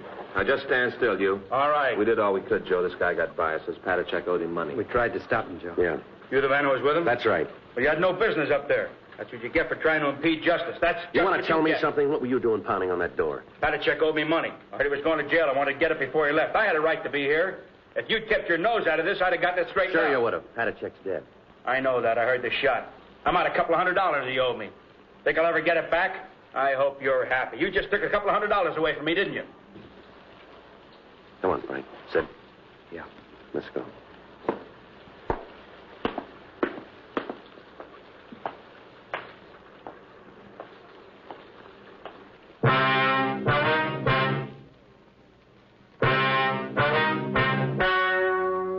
The story you have just heard is true. The names were changed to protect the innocent. On November 19th, an autopsy was performed in the coroner's office in and for the county of Los Angeles, state of California.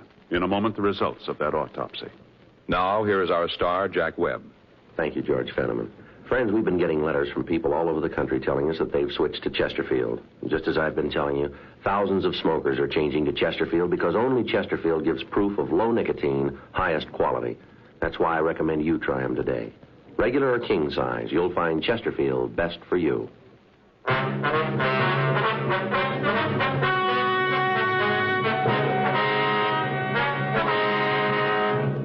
The coroner's autopsy disclosed that the death of Jan Padachek resulted from a self-inflicted gunshot wound.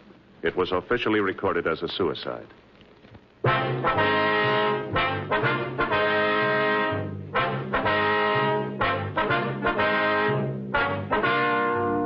You have just heard Dragnet, a series of authentic cases from official files. Technical advice comes from the Office of Chief of Police W.H. Parker, Los Angeles Police Department. Technical advisors Captain Jack Donahoe, Sergeant Marty Wynn, Sergeant Vance Brasher. Heard tonight were Ben Alexander, Whit Connor, Vic Perrin, Jack Crucian. Script by John Robinson. Music by Walter Schumann. Hal Gibney speaking. Watch an entirely new Dragnet case history each week on your local NBC television station. Please check your newspaper for the day and time. Chesterfield has brought you Dragnet, transcribed from Los Angeles.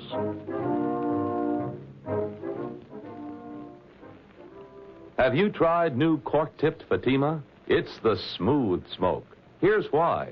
New Fatima tips of perfect cork. King size for longer filtering. And Fatima quality for a much better flavor and aroma. Remember, Fatima has the tip for your lips. Try new Fatima. See how smooth it is. Fatima is made by the makers of Chesterfield, Liggett & Myers, one of tobacco's most respected names.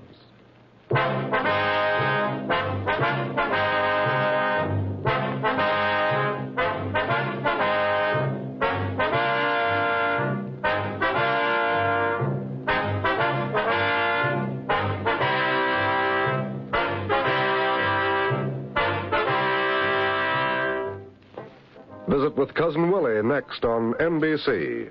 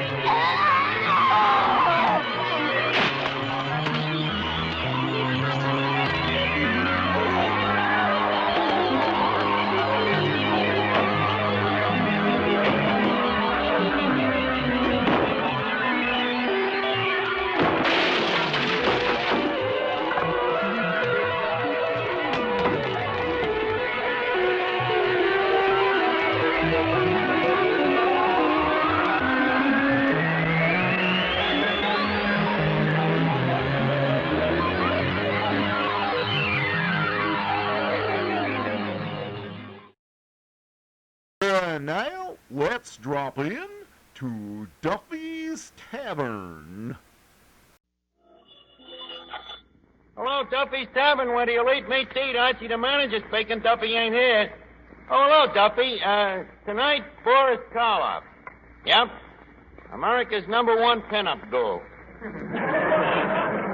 Yeah, I'm a sucker for his kind of pictures. You know, they can't be too horrible for me. The regular modest, the better I like it. Huh? You don't like them? Well, did you ever see Frankenstein? Dracula? Oh. You go to the movies, you like to forget your wife. Yeah. Well, look, Duffy, I'm busy right now with this war bond thing. Yeah, every joint in the neighborhood is selling bonds tonight. Grogan's Bar and Grill, Cavendish, The Undertaker, Colucci's Fruit Store, Lefty's Metropolitan Museum of Pool.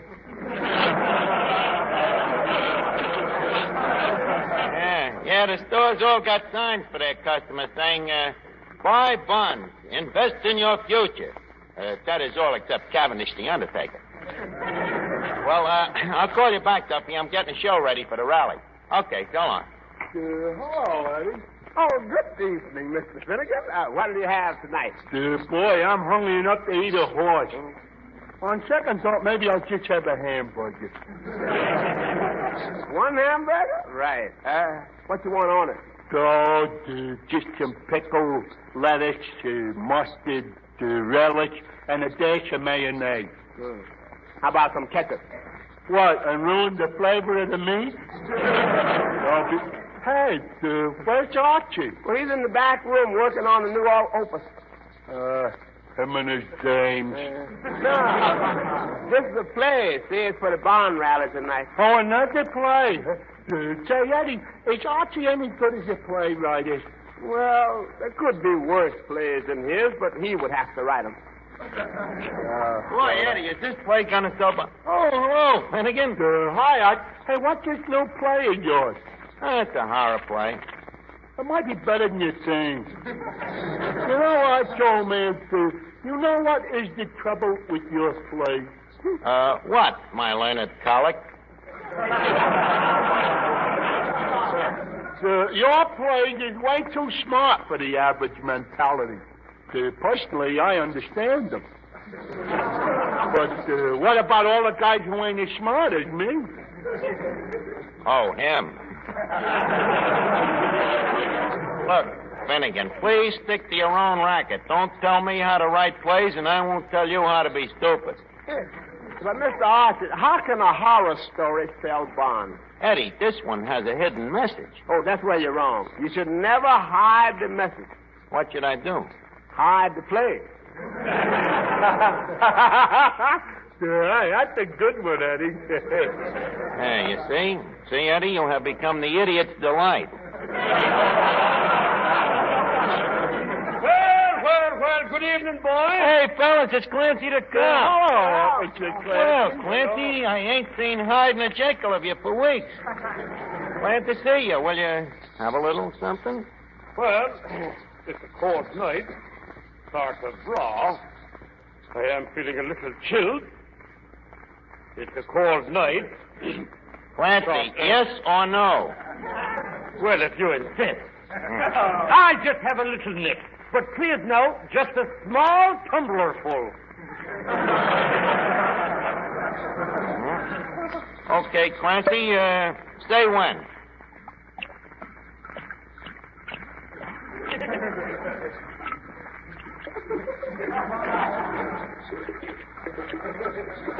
Clancy, by the way, did you hear that Duffy drop dead? When? Okay, here's the drink.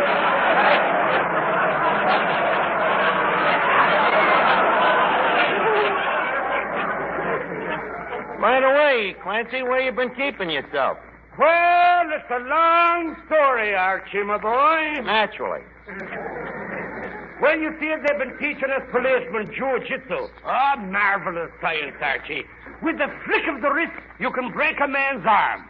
Well, anyways... To make a long story short... One night, I caught a burglar robbing a jewelry store. So I sneak up behind him, grab him, and then, with the flick of me wrist, I broke me arm. Oh. So you was laid up, huh? Yeah. But it was kind of nice, though. I got a chance to be home with the kids for a while. Oh, yes? How many kids have you got, Clancy? 5 or 6, I guess.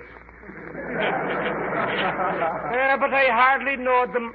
You see, they're sleeping when I'm working. And you're sleeping when you're working. Certainly. Me children, they're practically strangers. Oh, that's tough. It sure is. Kind of hurts a man when he walks into his house to have his own son holler, "Cheese at the cop." Well, you got to take the bitter with the sweet, you know. What brings you down here tonight, Clancy? Tonight? Why, I'm down here on official business. Now, wait a minute, Clancy. If it's about serving them little kids, I can prove they was midgets. No, Archie, no. It was about the bond drive. The commissioner has decided that the man who sells the most bonds in this neighborhood will be crowned king of this year's policeman's ball. The guy that sells the most bonds, huh? Yes, Archie Horn, it's a great honor. The winner gets to meet the mayor and the governor. And we'll have as queens the entire chorus of the Gaiety Burlesque. Holy cat. All of them beautiful dames, you'll really have them down there? I guarantee it. How are you so sure? We're raiding the joint the night before.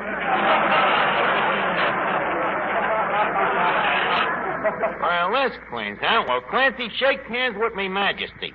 If I can get Boris Karloff to act in this play of mine tonight, I'll sell them buns like wild cake. Good luck to you, Archie. But now I've got to go and talk to the rest of the stores in the neighborhood. Hello, Archie. Hello, Miss Duffy. Oh, good evening, Officer Clancy. Well, good evening, Miss Duffy. My, you're getting to look more like your mother every day. Thanks. That's a very pretty compliment. Oh, yes? Well, I haven't seen your mother in a long time. I'll be back later, Anne. Okay, Clancy. Say, Archie, I got an idea how to help you sell bonds. What, Miss Duffy? I'll open up a booth and kiss every man who buys a bond. Miss Duffy, you think it's right to penalize a guy for patriotism? Forget it. We'll do it with me play. Archie, you don't have to be insulting. If I'm willing to give my only 2 lips for my country, to give them in a thrilling kiss. Who'll be thrilled by it? I will. I love it. Yeah, but it's going to be pretty tough on the guy. So what? This is war. Who are you calling, Miss Archie? My tailor. Got to buy a suit for the policeman's ball. Hello, Stone's Candy Store? Would you please walk up 1 flight and call Sam the clothing man? Yeah, thank you. You see, if them burlesque dames is going to be there, I got to be dressed to the Queen's taste, you know. Hello, Sam? This is Archie. Archie. From Duffy's Tavern. 38 long, 22 chest, double padding in the shoulders. Fine, how are you? Hey, Sam, I'm thinking of getting a suit. You got a nice double-breasted gray flannel in my size?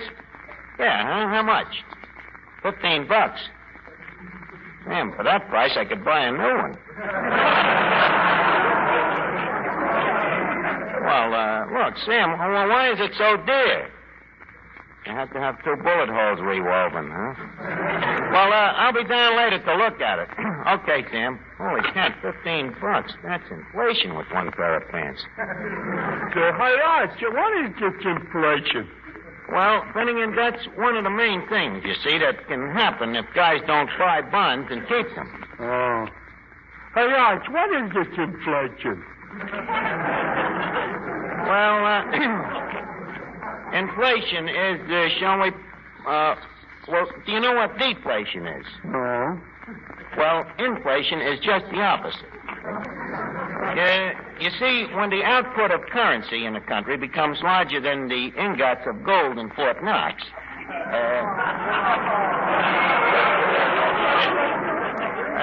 this causes circulation, see?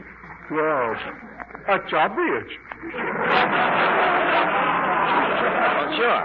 But, now, on the other hand, you see, money is very sensitive to fluctuations because it's so legally tender.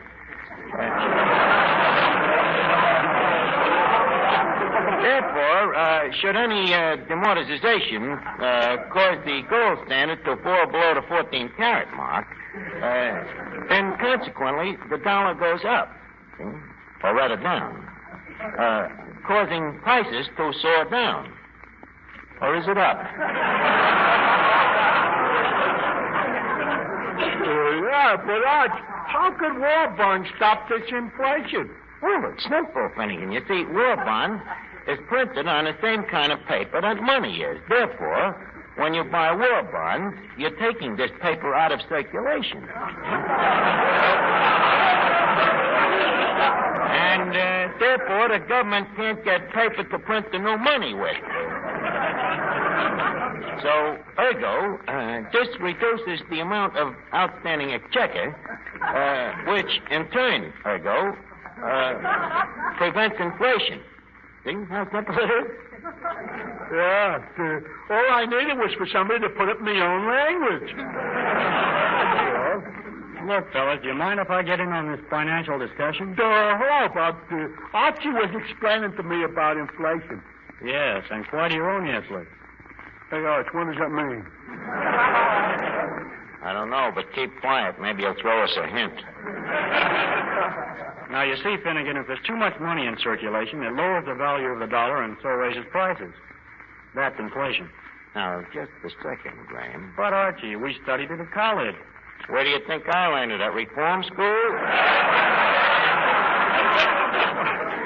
Well, Archie, when you went to college, did they have economic courses? No, sir. We paid full price for everything. You got your money's worth. Personally, I found Archie's explanation quite satisfactory.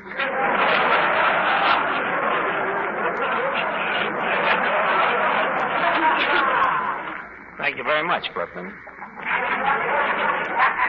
All right, fellas. I defer to superior ignorance. You defer to superior ignorance. Well, that's better. Now, go ahead and sing, Bob. You see the way he backed down, Finnegan? Now, come on over to the table with me, and I'll explain to you how the Englishman pounds sterling. Good evening, Mr. Carlo.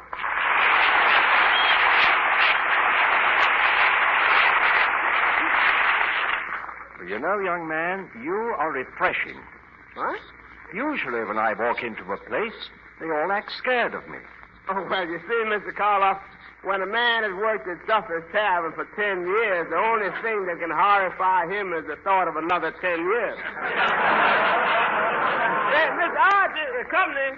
Where? Oh, good evening. Well, good evening. Hey, you're Boris Karloff. I didn't recognize you. You seem so unmonsterly. You know, in the flesh. By the way, that is flesh, ain't it? I beg your pardon. Well, please forgive me, rudidity. By the way, I understand you're English. That's where you have the advantage. I don't understand yours.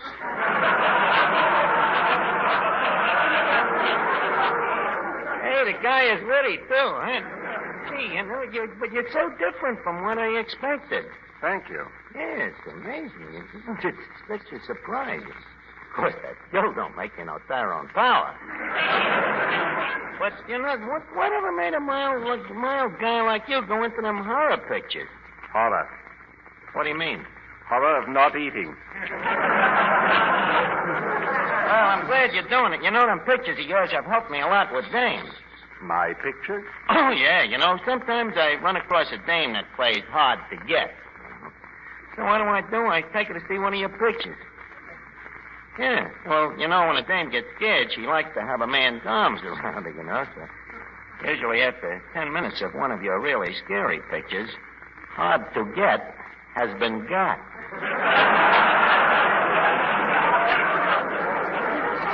Glad to have been of service. Oh, the pleasure was all mine. Anyways, Boris. Say, Archie, are you...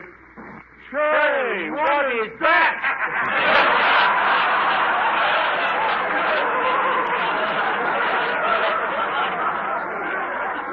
Pretty startling for both of them. Boris Karloff, meet Clifton Finnegan. Nice. Hey, you're a new one, aren't you?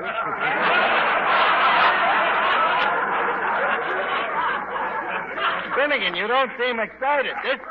This is the famous Boris Karloff in person. Well, to be truthful, Arch, I'm a Bela Lugosi man myself. Please, I wish you'd be more flattering to our guest. Mr. Karloff is much more horrible. This Lugosi is just an upstart, right, Boris? Definitely. I remember him when he didn't have a coffin to coffin. You mean he was broke? Broke? 2 years ago, he walked up to me on Hollywood Boulevard and said, "Say, mister, can you slip me a nickel just for a cup of plasma?" So, I'm sorry, Mr. Karloff. So I don't get such a thrill out of them parts you play. I get a bigger kick out of them vampire birds. Vampire birds? Finnegan, vampires is bats.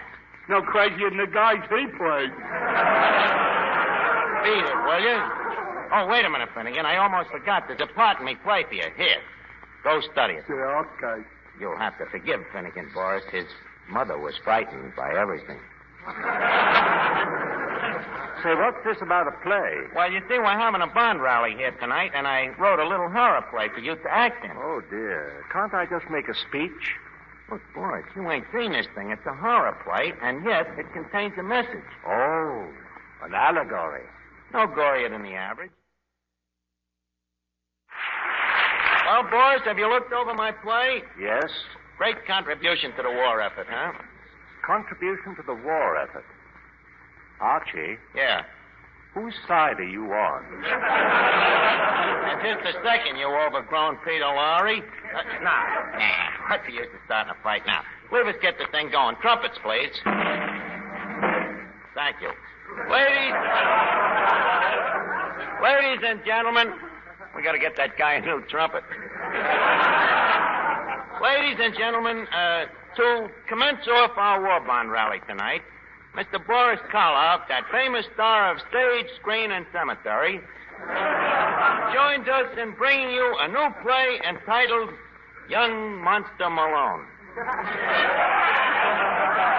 Or I'll Be Sawing You.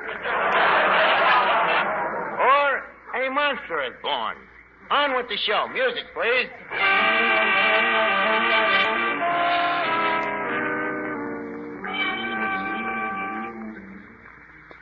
I am a mad scientist. My laboratory is hidden away in a lonely castle. This castle is covered all over with moats. Yes, I am mad. The children in my village call me Jerky. But I just laugh and pat them on their little heads. And then I take their heads back to the castle. One miserable night, I was sitting with my associate, a fellow mad scientist. Suddenly, he spoke. Oh, Doctor. Dr. Frank. Yes, Dr. Stein.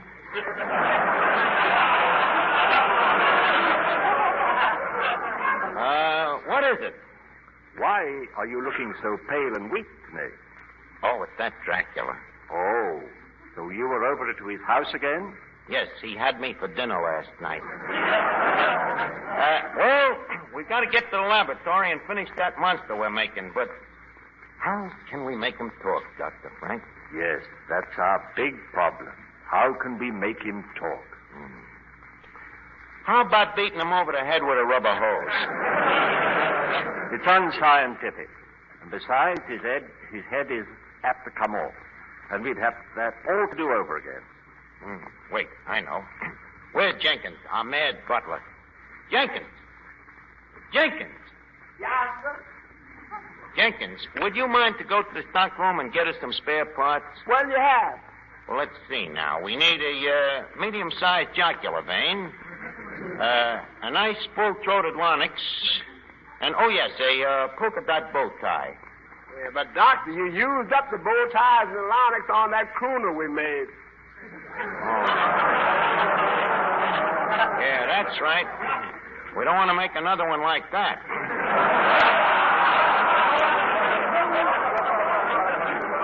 Well, we'll do something. Boy, this will be the grimmest, cruelest, ghastliest monster I ever created. You'll never top this play. Quiet, Jenkins. Well, Stein. Well, Frank? You know this will be our 31st monster. 31. Imagine. Have you heard from any of our boys? Oh, yes. I got a letter from one of them today. Doing very well in Hollywood. An actor? No, a producer. Well, leave us go to work, Doctor. Shall I put my mask on? I thought you had it on. No, what's the use? He can't see anyway.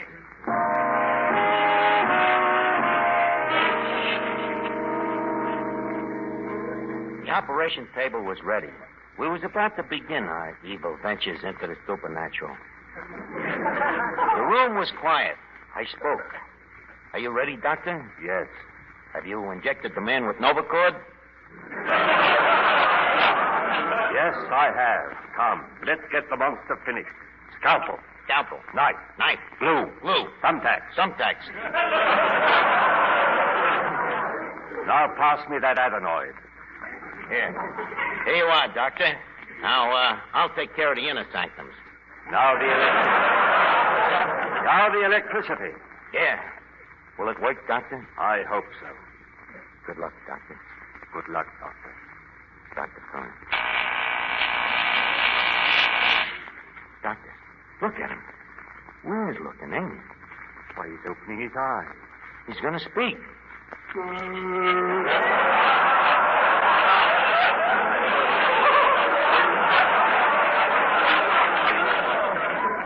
Speak, monster. I am inflation. The worst monster of all.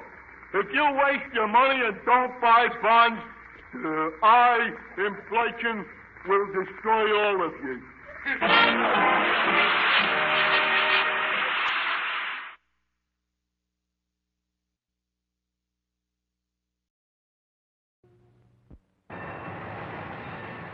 This was Germany in the early 30s. Hello, stranger. Full of life and love.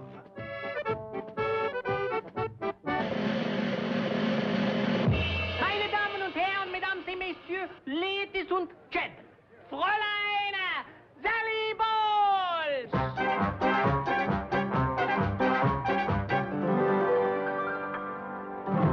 This was Sally Bowles in the early 30s. Oh, well, I dash all day and I work late at the cabaret. Full of life I love parties. Doesn't my body drive you wild with desire? and love. Oh, Brad. A special girl. I'm going to be a great film star. That is, if booze and sex don't get me first.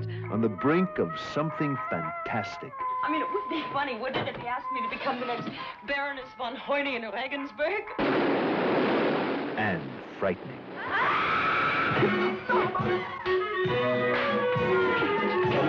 I'm Sally Bowles. I'm Brian Roberts. And I have this strange, mystical, daddish feeling about you. So you're moving right in, okay? Okay? Have you ever slept with a dwarf? Once, but it wasn't a lasting relationship. Do you sleep with girls or don't you? Sally, you don't ask questions like that. I do. The poor man. He tries to love me. I may have my tiny faults. God damn it, I'm gonna have a baby!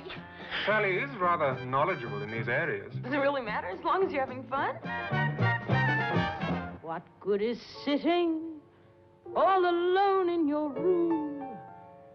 Come, hear the music play.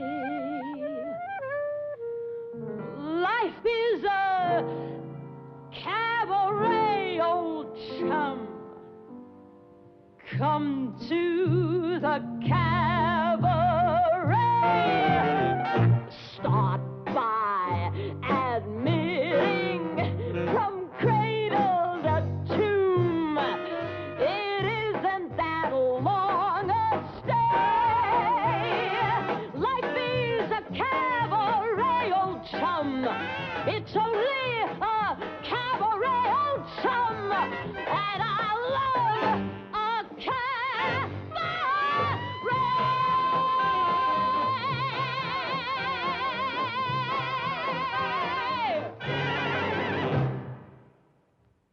Now it's time to spend a day with Jack Benny's favorite crooner. It's A Day in the Life of Denis Day, coming up next.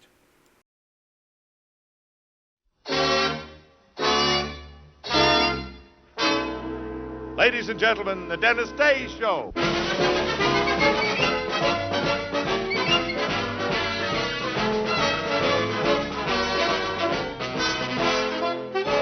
Yes, it's Denis Day with Robert Armbruster in the orchestra and Denis' special guests, Rosemary Clooney and Paramount's newest star, Dick Shannon.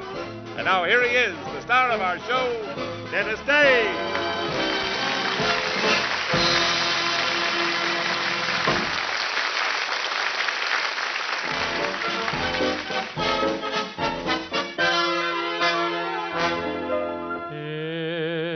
It's a most unusual day.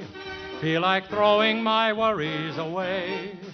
As an old native-born Californian would say, it's a most unusual day. There's a most unusual sky, not a sign of a cloud passing by. And if I want to sing, throw my heart in the ring. It's a most unusual day. There are people meeting people. There is sunshine everywhere. There are people greeting people, and a feeling of spring in the air. It's a most unusual time. I keep feeling my temperature climb. If my heart won't behave in the usual way, well, there's only one thing to say. It's a most unusual, most unusual, most unusual day.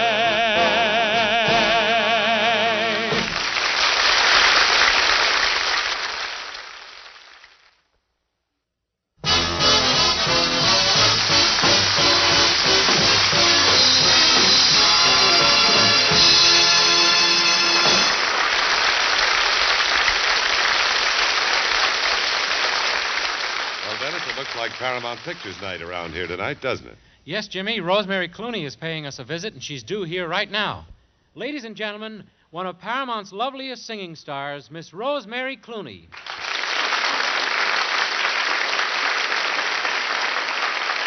Thank you, Denis. Rosemary, am I glad to see you? What did you want to see me about, Denis? Well, look, Rosemary, I'll tell you. In your next picture, do you think you might be able to play opposite me? Well, Denis, this particular part calls for a big, strong, strapping, rootin', tootin' Texan from Texas. Partner, you're looking at one. Where I come from, peas are the size of watermelon, and 4 potatoes make a dozen, and you don't tell the kids about the birds and the bees. No, sir, you tell them about elephants and hippopotamuses. Tell me more, Tex. I tell you what I'm going to do, little lady. You sing me a right pretty little old song there now, and I'll give you a couple of trinkets for your charm bracelet. Rhode Island and Delaware. Is that all? No, ma'am, I'm going to give you something to carry him home in. The Grand Canyon. I better hurry and sing before he wakes up.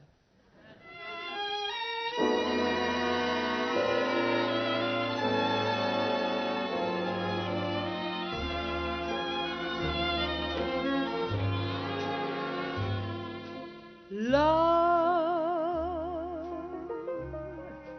you didn't do right by me.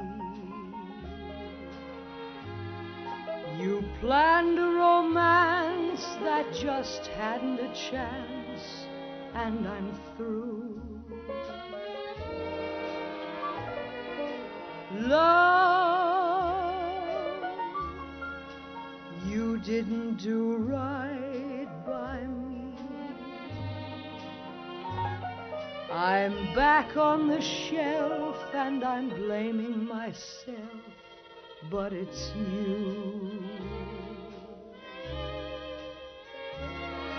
My one love affair didn't get anywhere from the start.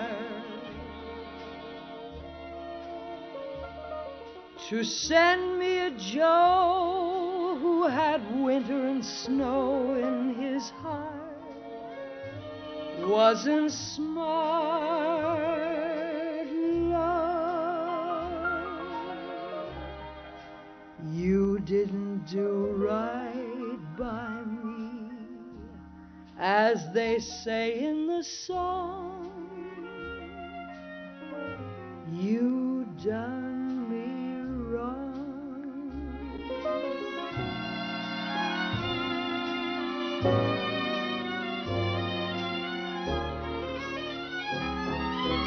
My one love affair didn't get anywhere from the start.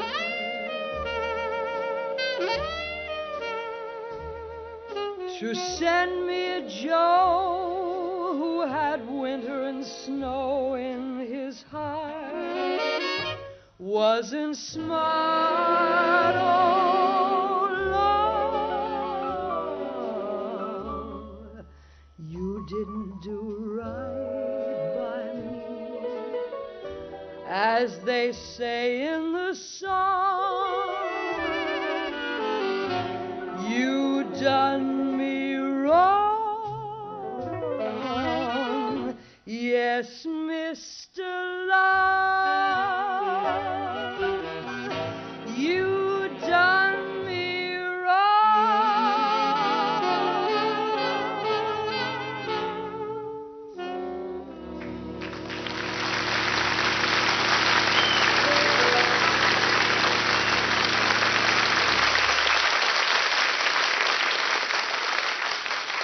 Beautiful, beautiful. Well, how about it, little lady? How about it, Rosemary? Do I get the part, huh? Well, Dennis, I don't know. Yeah? Nowadays, movies are going in for more realism. For this part, we need a real honest-to-goodness, rip-roaring Texan. And I think the studio has just signed the ideal fellow for the part of this Texan. Who? Tennessee Ernie. Don't worry, Dennis. I've got an idea for you that will utilize your talents perfectly. Why, with this idea, every producer in Hollywood will be running after you. What is it, huh? Say, Rosemary. Well, it's Dick Shannon.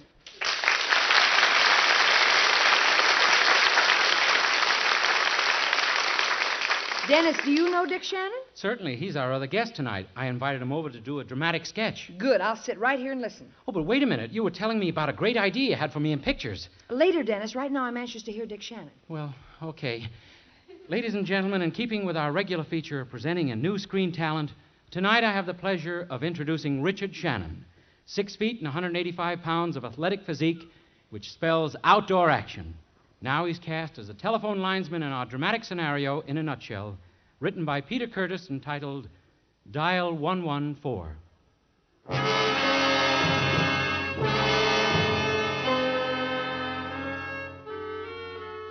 Dial 114 on your telephone, and a pleasant, polite voice answers, Repair service. In response to your report of a buzzing on the wire or a bad connection, wheels are set in motion which expedite a truck full of equipment and a competent young man to make matters right for you. I'm Dan Baker. I'm a troubleshooter for the telephone company. You make a complaint, I make the repair. I had time for one more call before I knocked off for lunch. Well, what do you know? It's on Genesta Avenue, only 2 blocks from my house. Might as well go home and have lunch with the wife after this call. Or maybe I shouldn't. Chris, my wife's been sure acting funny lately. Nervous-like and jittery. It all began when she won the prize money on that radio giveaway program.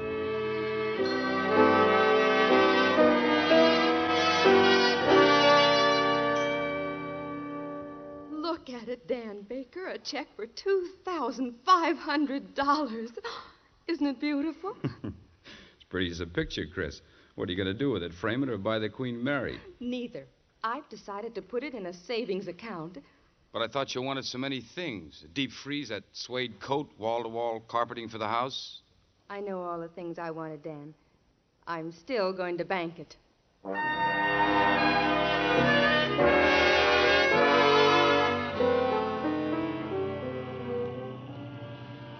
figured at the time that maybe Chris had the right idea. Save for a rainy day and all that.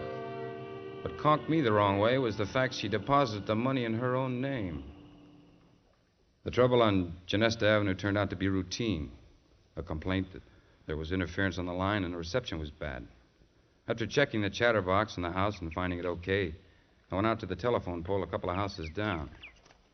When I strapped on my belt and climbers, as I prepared to go up the toothpick, I recognized it as the terminal pole of the neighborhood. I was on the gang that anchored it when we first got phones in our track. After checking the line and finding it all clear, I hooked my earphone to the lead wire from my own house. I intended to give my wife a buzz and let her know I'd be home for lunch. No, listen to me, Jimmy, darling. It's got to be today. It must be, or we might as well call the whole thing off. Wait a minute, Chris. I'm not letting you call it off. It's just that I don't think I can get there before 6. But you know Dan gets home at 5. We've got to follow our original plan. I already withdrew my money from the bank. I got a certified check. I'll have to let a few things go. Well, do it. We'll take care of them later, Jimmy. All right, Chris. What about the car? Leave it to me, Jimmy. I'll make sure Dan goes to put it in the garage. Good.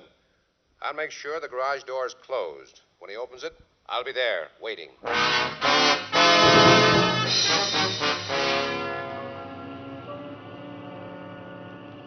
I forgot about lunch. I wasn't hungry. The afternoon went by in a daze, and it was 5 o'clock.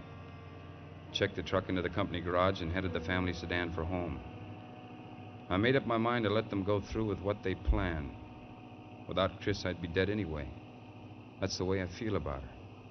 I can't help it, even now. There she is. The same sweet smile. The same wave of the hand. Pretending to water the lawn while she waits for me. Waits to send me to my...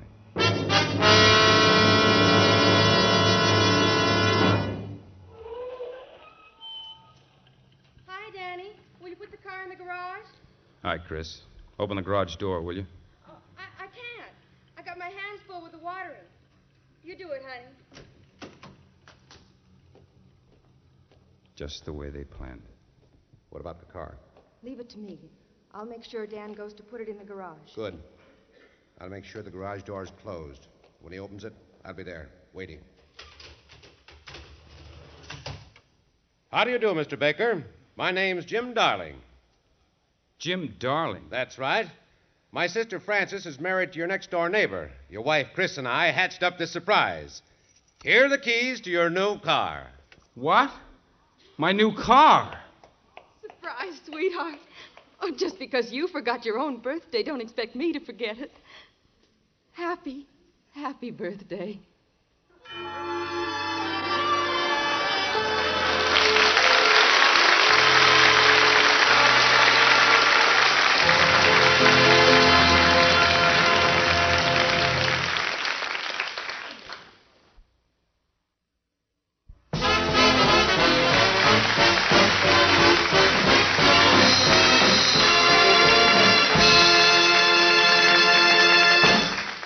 Say, Rosemary. Yes, Denis. What about the idea you had? You know, where the picture producers will be running after me to make use of my talents? Huh? Oh, yes. Well, this is it.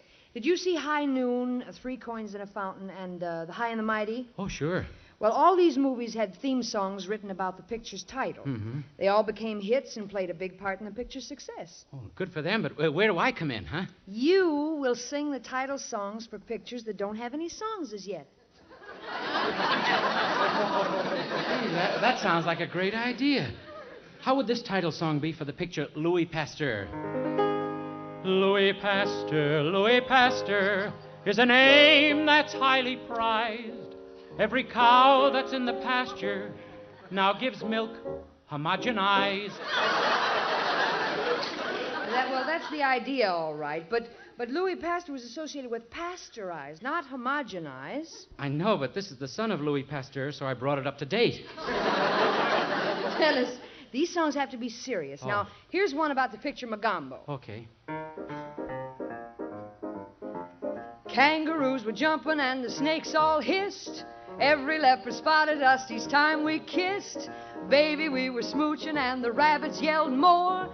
They were keeping the score. It was down in Magambo. They were doing the mambo to a Dixieland combo. Magambo, how you've changed. See?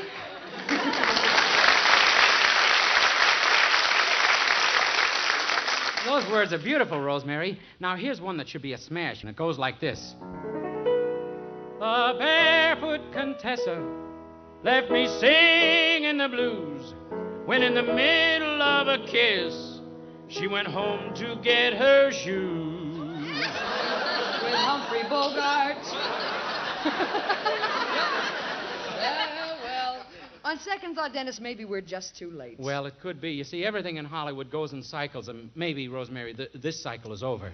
Well, what do you think the big trend is right now? Well, it seems to me like they're all on a Western kick, and all those Westerns that they're making have the same story. I hadn't noticed. Oh, sure. It always starts with the handsome stranger riding into town and saying, "There's something funny going on here, and I'm going to stay here till I find out what it is." And you know something? He always stays. You can't blame him. Did you ever get a load of that school marm? Well, the thing that always puzzled me was the scene in the lonely farmhouse where the doctor would be up all night constantly calling for boiling water. What was he doing behind that closed door for so many hours? Well, as Dr. Christian would say, I am a country doctor, and behind those closed doors I am performing a service to humanity. I get little money, I travel many miles through snow and sleet and work long hours with no sleep. I know, Doctor, but what do you do with all that boiling water? I make instant coffee.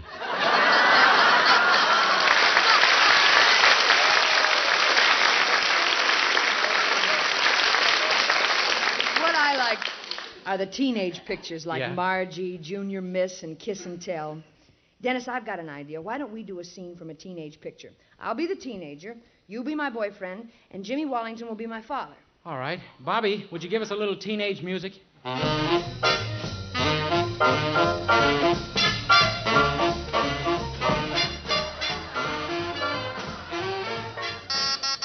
Oh, I'm so thrilled. I feel so super. That must be my super date, Denis. Come on in, Drip. Oh, Glorioski, you're sure swell and keen and peachy and super terrific. Let's ankle along, huh, Rosie? The gang's all out in my hot rod. Oh, super ginger, creamy, peachy. Who's in the car? Well, there's Bobby and Kay, George and Helen, Tony and Sue, Bill and Betty, Judy and Frankie, George and Elsie, John and Marcia, Roger and Dottie, and Gertrude. And some sailor. Gee, how'd you get all those kids in the hot rod? The top's down. The bottom's down, too. Come on, Worm. Come on, Worm, let's wiggle, huh? Come on, come on. Well, hello, Rosie, dear. Hi, Daddy. I'd like you to meet my boyfriend. He's real George. What a peculiar name. Oh, no, Daddy. His name's Denis. Oh, hello, Dennis. Hello, Mr. Fenstermacher. Dennis, I expect you to take good care of my Rosemary. Don't worry. I'll get her home before 12 o'clock, Mr. Fenstermacher. Dennis, you're a good boy. Thanks, Mr. Fenstermacher. You're a fine lad. You're a swell guy, Mr. Fenstermacher. I like you, Dennis. And I like you, Mr. Fenstermacher. Hey, what am I supposed to do? Give your dress to your father. I'm taking him to the dance.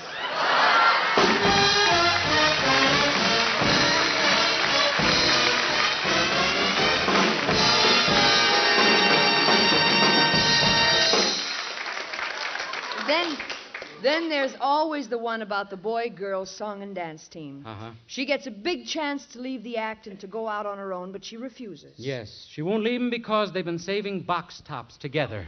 And they need only 10 more to get a pair of supersonic spacesuits marked his and hers. Yes. They're sitting on a lonely, deserted park bench, and suddenly a 28-piece orchestra plays the introduction for their duet.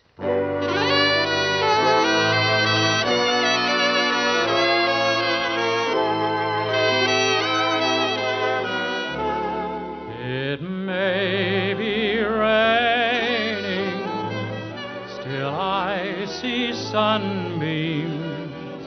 In broad daylight, the stars shine above. It may seem crazy, I may sound hazy, but that's my idea of love.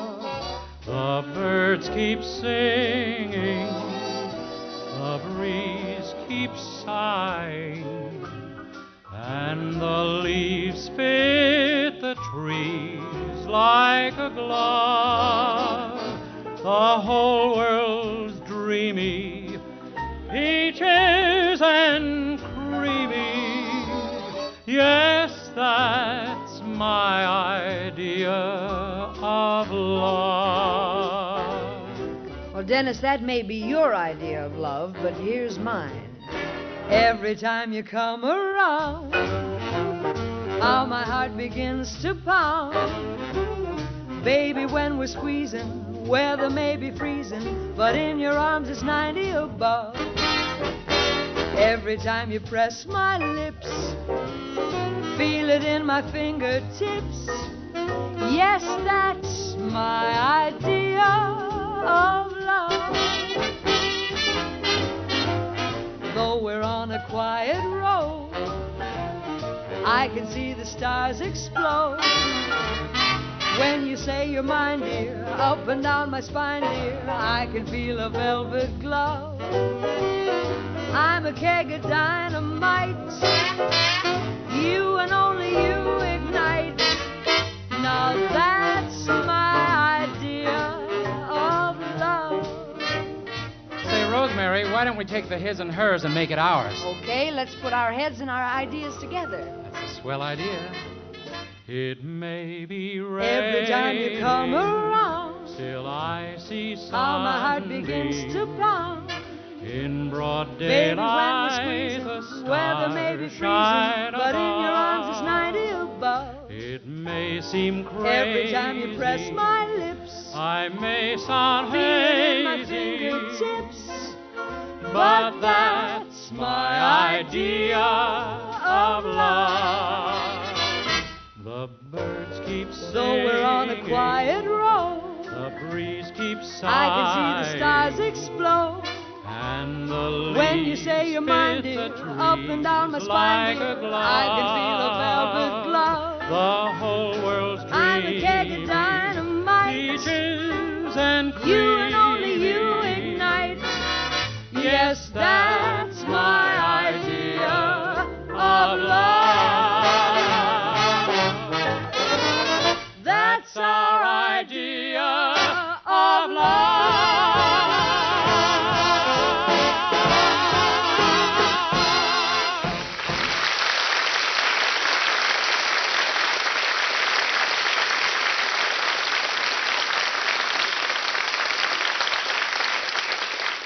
Gee, Rosemary and Dennis, you two are just great. Well, thanks, Dick, and I love the way you played the scene earlier in the show. You know, I can see now why Paramount has cast you in such pictures as White Christmas and Sabrina. Oh, you're very kind, Dennis. But what interests me right now is how did Dennis Day get his start? Like this, listen.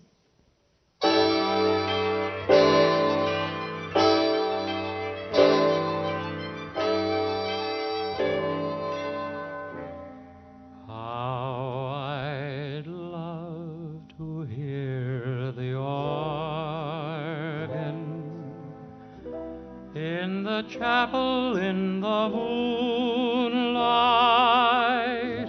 while we're strolling down the aisle where roses entwine. How I'd love to hear you whisper in the chapel in the moonlight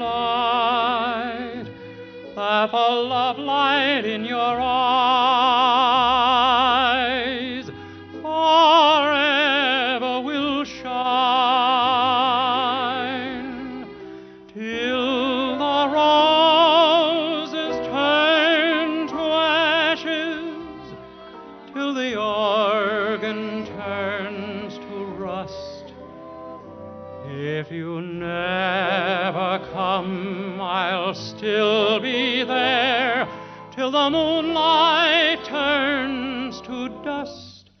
How I'd love to hear the choir in the chapel in the moonlight as they sang, "Oh, promise me, forever be mine,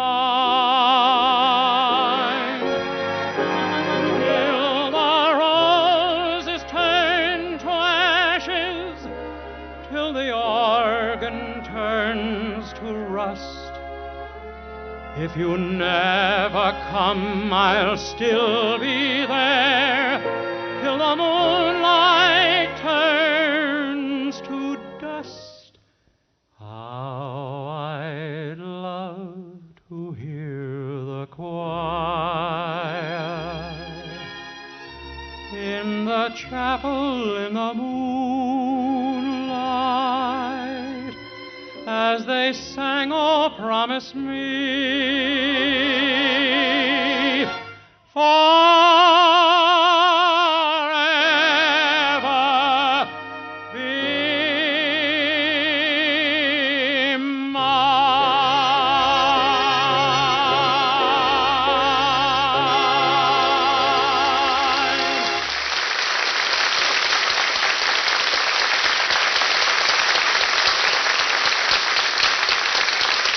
Well, that seems to be it for this week, folks. Next week, our guest will be Corky Hale, sensational swing harpist, and that great showman and comedian, Ken Murray.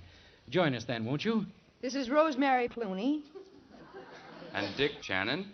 And Dennis Day saying, "Every song that I sing, I'll sing to you, and I hope I can bring you a smile or two." So long, everyone, and God bless you.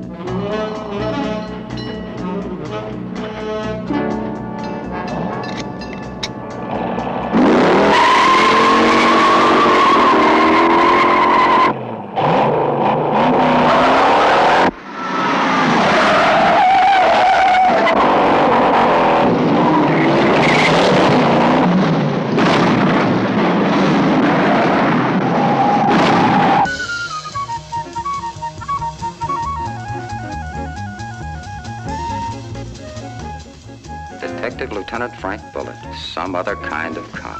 Pity the guy he works for. Lieutenant, don't try to evade the responsibility. In your parlance, you blew it. What the hell is going on here? A high-speed pursuit? 2 men are killed? An officer in the hospital? A witness almost murdered? Captain Baker would like to have a word with you. Now listen to me, Lieutenant. All right, nail him. I want him written off. Do you let anything reach you? I mean, really reach you? Or are you so used to it by now that nothing really touches you? You're living in a sewer, Frank. Day after day. With you, living with violence is a way of life. Living with violence and death.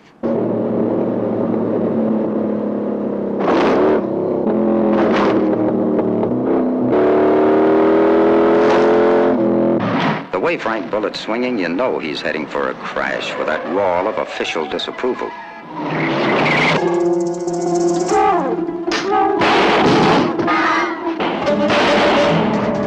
But when some rare Chicago blood starts spilling in San Francisco, they hand Bullet the mop.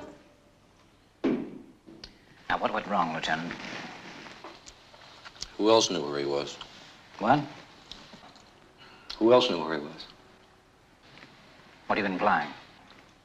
Well, they knew where to look for him, and they used your name to get in. Are you suggesting I disclosed his whereabouts? You believe what you want. You work your side of the street, and I'll work mine.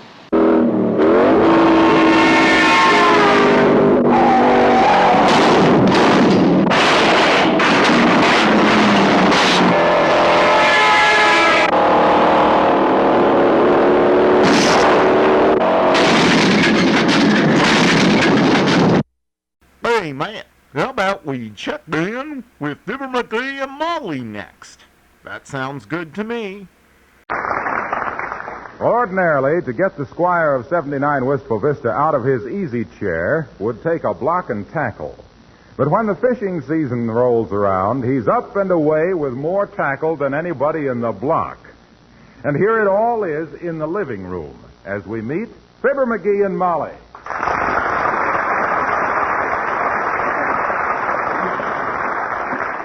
McGee, sweetheart, must you have all that fishing stuff here in the living room? Can't you take it out on the porch or someplace? Why should I take it out on the porch? Oh, just for aesthetic reasons. That basket and those rod cases and boots and stuff, it's all faintly reminiscent of last year's trout. You mean it? It certainly does. Well, I just wanted to give it the once-over. Be sure it's in shape for the new season. I'm going to land Old Muley this year if I have to dynamite Lake Dugan and sift the mud through a mustache cup. Well, maybe I spend too much time polishing my diamonds and going to the opera to be up on the things that really count, but who's Old Muley? Who's Old Muley? My gosh, woman, Old Muley's the biggest, sassiest, toughest, smartest, rod-breakingest bass in Lake Dugan. And I'm out to get him this year. I hope you do it, dearie. That sardine you brought home last year was... What do you mean, sardine? That was a perch. Well, it never should have been taken out from under the canary. I just had bad luck last year's all. That's fisherman's luck. Good one year and bad the next. You must have about 14 good years coming then. I don't remember you ever bringing back much but wet feet and sunburn and excellent reasons why they weren't biting. Oh, I do all right, baby. If I was a dub at it, the fish would come right up to me. But they know they got an experienced angler to deal with, so they keep away, see? Is that it? You bet that's it. And if Old Muley don't... What's the matter? My new fly rod. It isn't here. Where's my new fly rod? Somebody stole my new fly rod. It's missing. Call the police. My fly rod's gone. My new one. My new fly rod. Now, calm yourself. It's perfectly safe. Huh? Well, where is it? Where is it? Up over the front windows. Oh. The curtain rod broke last week and... Your fishpole was just the right size. Oh, my gosh. And don't call that $12 fly rod a fishpole. Gee whiz, that's like accusing Einstein of counting on his fingers. It isn't respectful. Well, don't get excited about it. It's no good as a curtain pole anyway. It's probably no good as a fly rod either. Look how it droops in the middle. It's supposed to do that. It's flexible. That's genuine split bamboo. Well, then why don't you take it back and get one that isn't split? My goodness, any store that'd sell damaged merchandise to It's supposed to be split. They're made that way. Don't you know anything about fishing, Molly? I only know two things. Huh? One, a fish hook is very painful when stuck through a thumb, and two, I'd rather go to the movies. Well, that's a woman for you. No sportsmanship. Women wouldn't understand the challenge of a fish like old Muley to a fisherman like me. It's a battle of wits, that's what it is. Oh, dear. Isn't it a little degrading to be outwitted by a fish year after year? No, old Muley knows I'll get him eventually. The sport is in the fishing, not in the catching. You know what that clever old wiggler done to me last year? Yes, you've told me so many times. Well, that sir, there I was, fishing the south end of Dugan's Lake, the place a few of us guys call Gimlet Inlet. Because it's so boring, I suppose. I tossed out a fly, skimming the surface with a delicate flicking movement, just a snap of the wrist and a clean sweep back, see? And whammo, old Muley. Hello, Mr. McGee. Hello, Muley. Hi, Alice. Sit down, Alice, and listen with bated breath to a fish story. Ever do much fishing, Alice? Well, when I was a little girl, I used to go out with my father. But it's kind of hard to see what's going on from up in a tree. Up in a tree? Yes. He took me along to climb trees and unfasten his hook when it got caught in a branch. All I ever saw of my father in those days was the top of his hat. Oh, dear. Well, he just didn't know how to cast, Alice. I practice all summer in the backyard myself. I lay a newspaper down and cast at it from the back porch. Why, I got so's I could snag a want ad from 30 feet. Yes, you really made history, McGee. What do you mean? I think you're the first man who ever swat a newspaper with a fly. Shall I do that again? No.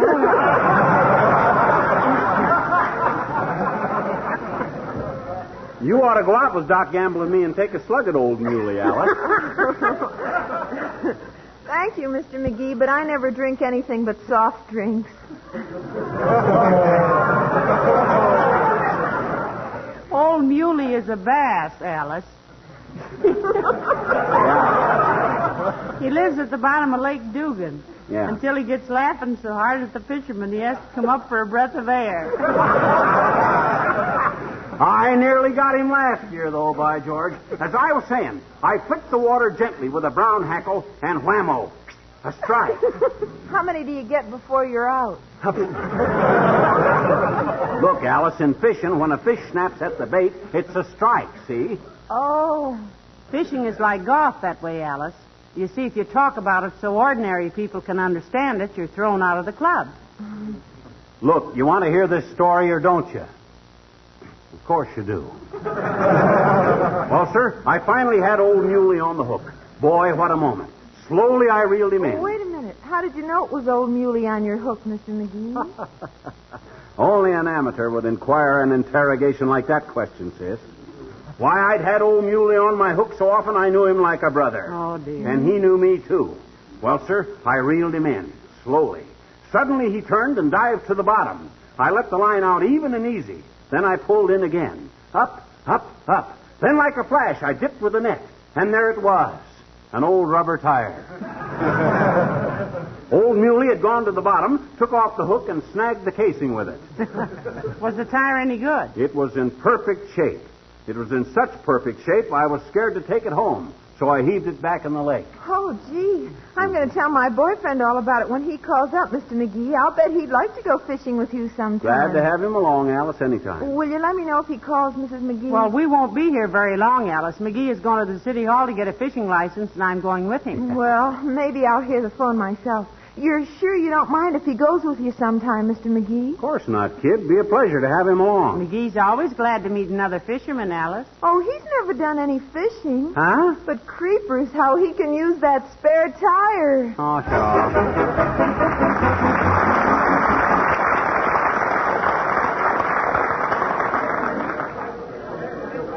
Where do you get your fishing license, McGee? Right down the hall here at the License Bureau.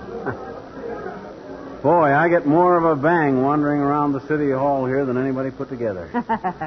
First time I ever came here, I didn't come to squawk about something.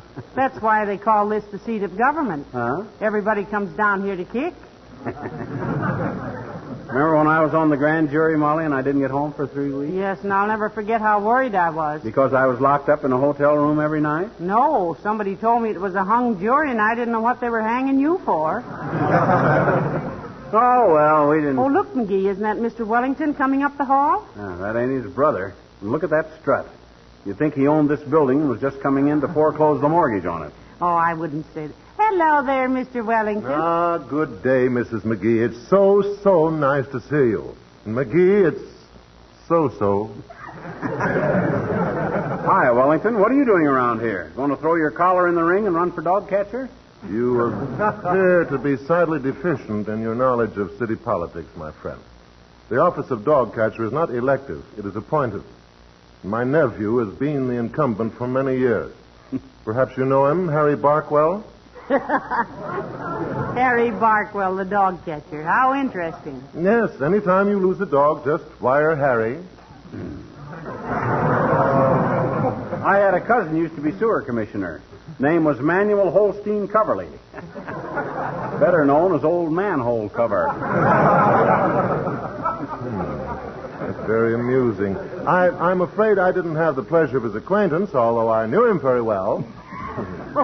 But what brings you into this sink of official iniquity and public indifference, McGee? He's going to get a fishing license, Mr. Wellington. Indeed. Are you by any chance a dry fly fisherman? Well, I'm a fly fisherman, but I always keep a couple of bottles of root beer hanging in the water. You an angler, Wellington? Oh, I've been accused of it, McGee, though I don't fish. Here in the city hall on business, Mr. Wellington? Yes, I dropped in to pull a few strings on behalf of my brother. He's in the trucking business. What can he get out of the city hall? The city hauling. Oh? Well, good day, both. Drop in and see me in the near future. Sure? Sure.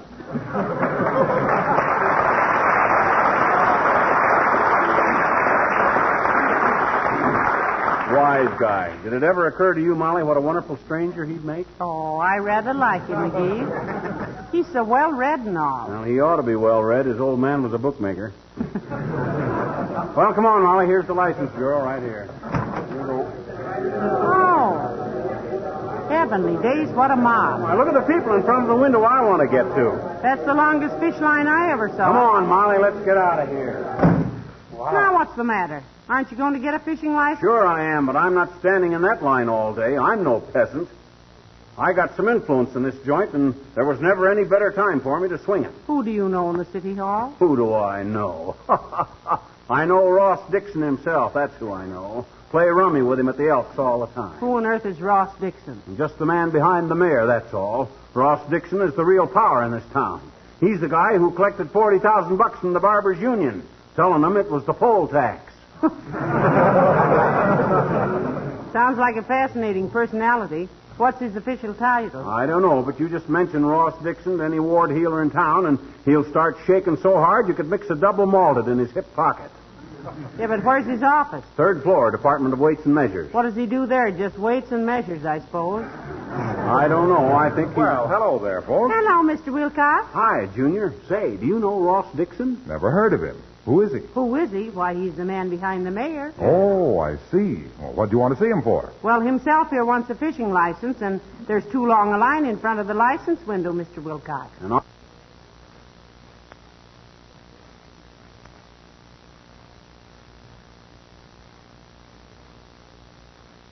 I don't stand in line for anything, Waxy. That's for the peasants. I'll be home cleaning my fish before those lint-heads get up to that window. Well, I think you're being very silly, Fibber. You ever hear of Johnson's Car New? Ain't saying I have, and I ain't saying I haven't. And he ain't talking loud enough to be heard in Racine, either. Besides, what's Johnson's Car New got to do with the subject? Well, it's simply a case of doing the best job the simplest way, that's all. You hate to stand in line, so you start making things complicated for yourself. Oh? Some people put off polishing their cars, not realizing how simple and easy it is with Johnson's Car New. Yes? They don't realize it cleans and polishes in one easy application. Just spread it on, let it dry, wipe it off, and there you are, shining like new. Why, these days, even an automobile has to keep up its morale. And with cars, morale is spelled C-A-R-N-U. Well, happy fishing, pal. Well, thanks, Junior. Glad to have you come along sometime. You know, we haven't been fishing together since Dewey took Manila. Did Dewey take Manila? Huh? Gee, that won't hurt his campaign a bit, will it? So long, pal.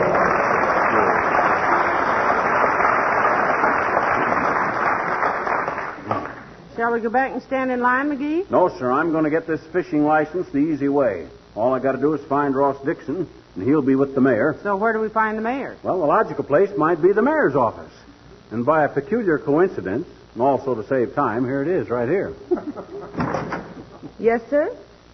Is the mayor in, sis? No, sir. He's officiating at the opening of the new shirt factory on 14th Street, sir. How? By breaking a bottle of bluing over the cornerstone? No, he's going to hide the first pin in the first shirt. Well, where can we find Ross Dixon, sis? Oh, he's with the mayor, sir. He was afraid His Honor wouldn't know which end of the pin was sharp. Oh. Will they be back soon? Almost any minute, madam. The mayor is addressing a political meeting in half an hour. I'm just fixing his speech now. Fixing it how? Well, he made several definite statements, which, of course, is a terrible mistake, politically. Oh, I see what you mean. Yeah, that guy has carried water on both shoulders so long he gurgles when he walks. Can I help you with the speech, sis? Oh, no, thank you. So vague now, I don't know what he's talking about, so it must be nearly right. Well, thank you very much. Yeah, we'll stick around the hall and wait for him, sis. Politics must be a lot of fun, Magee. Yeah, I guess so. The whole thing is just a matter of pace. What do you mean, pace? Well, if you start to run, you can't stop till Gallup says you'll win in a walk. How about your fishing license? Shall we go get in the line now? No, sir, not me. I'm going to wait right here and intercede the mayor when he makes for his office. Good idea, but you don't mean intercede, you mean intercept.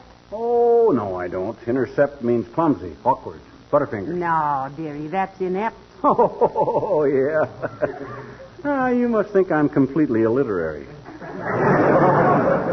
I guess I know what inept means. It means somebody isn't likely to do something. Like if I wanted to borrow $50 from Wellington, he inept to let me have it.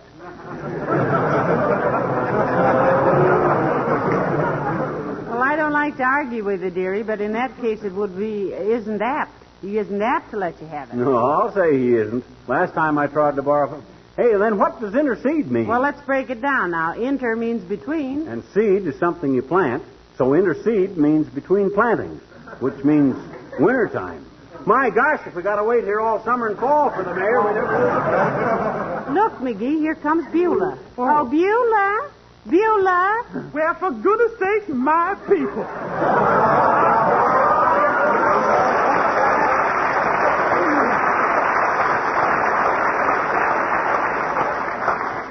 Just as a throwaway line, Beulah, what are you doing in the city hall? I come down here, sir, to rectify a misdemeanor in my personal property tax. It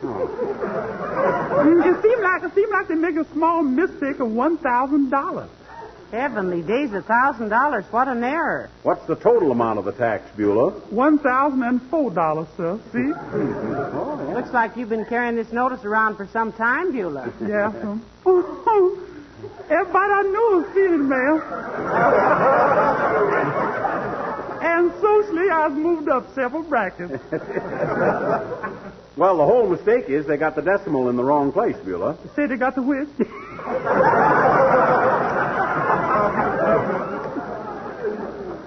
He said the decimal, Beulah. Don't you know what decimal means? Yes, ma'am. That's what the chances is of tapping Beulah for $1,000. Pretty decimal. Not dismal, Beulah. Decimal. That's a numerical system that has a... Well, it's based on tenths, and the decimal is a kind of a period that denotes a... Well, take $1. Oh, thank you very much, sir. He means just for instance, Beulah. Yeah, sir. Take $1. You write 1.00. What's the matter? You make a mistake? No, Beulah. O is 0. 0? Yes. That means you deal in cocaine? No. Ma'am? Look, Beulah. The decimal system is based on tenths. Therefore, fractions are reduced decimally and indicated by the placement of the decimal point. Now, what would 0.40 mean? Oh, that's real simple. 40 below 0.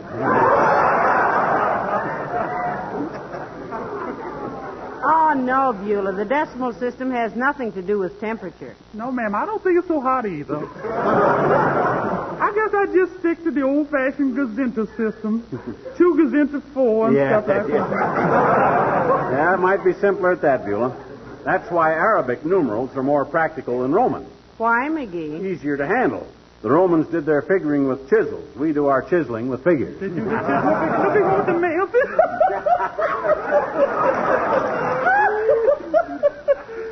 Love that man. Well, now, look, Beulah, maybe next year when you get the form to make out your personal property tax, you better get Mr. Magee to help you with it. Sure, be glad to, Beulah. Oh, you're very kind, Miss Magee, but that's how this got all undecimal. You helped me this year, remember?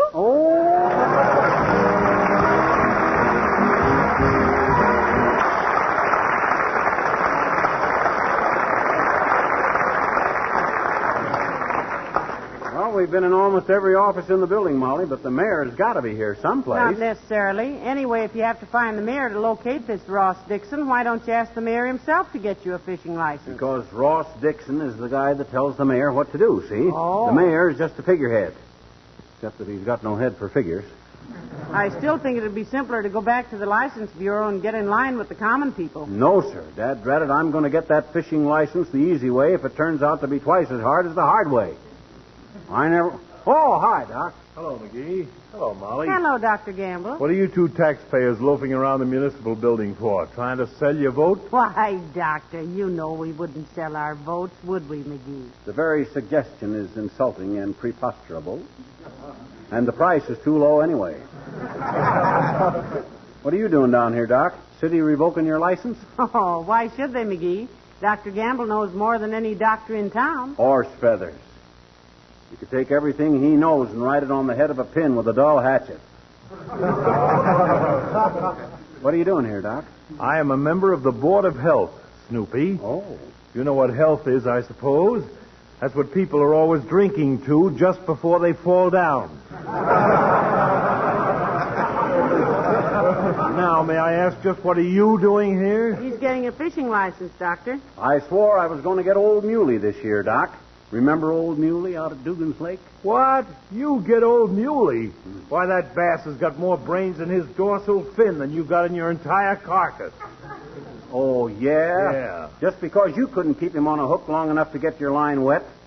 Don't hand me those sour grapes, you big rum-dum. Now, Magee. I could catch more fish with an umbrella handle and a bent pin than you could snag by draining Lake Erie. Now, look here. Why, you insufferable little braggart. The only successful fishing you ever did was for nickels with chewing gum on a stick through a sidewalk grating. Is that so? Yes, that's so. What repartee? Why, you egotistical, egocentric egghead, you couldn't trap a 12-pound salmon in a 2-gallon keg with a tennis net. You're a fake on a lake with a wet smack with a dry fly. Oh, look who's talking. Why, I've caught more fish with a piece of red flannel underwear than you ever bought and sneaked home from the corner market. You got as much chance of catching Old Muley as I have of winning the Pulitzer Prize for the longest chain of paper clips. Why, you... Hey, Doc. Yeah? You know Ross Dixon? Yeah, very well. Why? We've been looking all over for him, Doctor. Magee wants to see him on business. Well, you don't have to look far, Magee. He's right across the hall here. I was just talking to him. Oh, my gosh. Well, thanks, Doc. You're a pal. Anything for a friend, my boy? Mm-hmm. Come on, I'll show you where I left him. Oh, fine. Oh, well, it almost looks like mission accomplished, doesn't it, Magee? It's in the bag, baby. I'll show you how it pays to know people in the right places. In here, Doc? That's right in here. Fine. Heavenly days. This is the license bureau. This is where we started. Well, that makes it all the handier. Now, where's Dixon, Doc? You see that line of people waiting for fishing licenses? Yes. See the man second from the end of the line? Yes. Well, that's the mayor. Ross Dixon's the man behind the mayor. Oh, yeah, I see him. Hey, Ross, what are you doing? Trying to get a fishing license, Magee. Oh, my gosh. All right, peasant, get in line.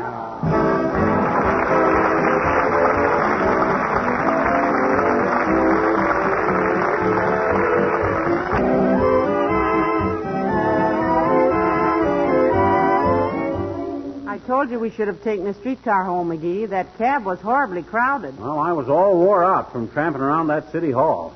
And they shouldn't put that many people in a cab. Did you hear me give that taxidermist a piece of my mind? That what? That guy in the red cap that lines up taxis for people. What did you call him? Taxidermist. He stuffs taxicabs. Oh.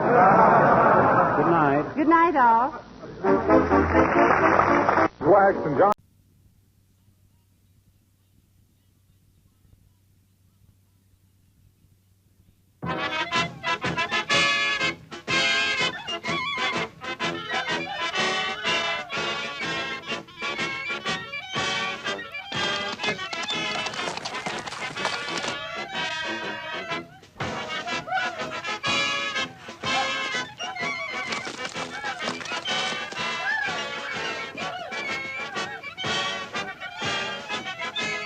Someday my hair is going to be as long as Custer's. Nate Salisbury doesn't long wind, but he does want to say he's proud, that you're proud. What do you mean by that? This is an extremely impressive assemblage.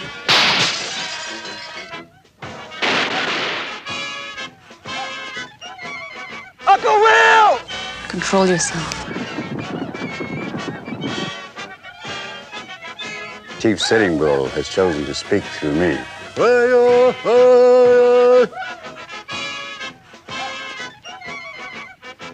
Great Father, Sitting Bull has waited to ask you a very simple thing for his people. I remind you that in government, nothing is simple. So I say to the kid, from now on, your name is Buffalo Bill.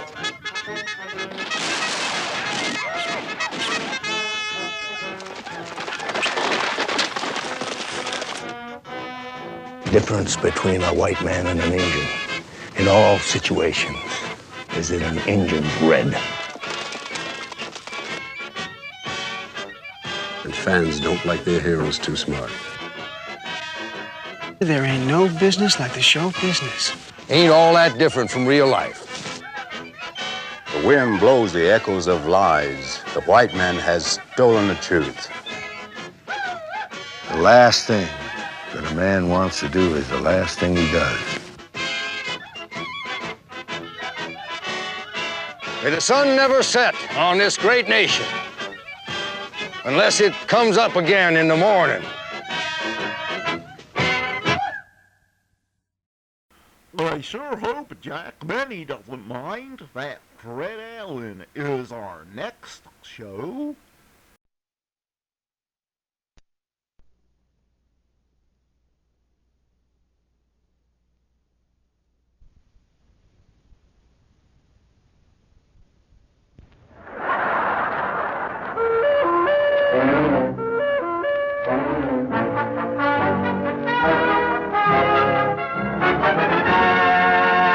It's Texaco time with Fred Allen.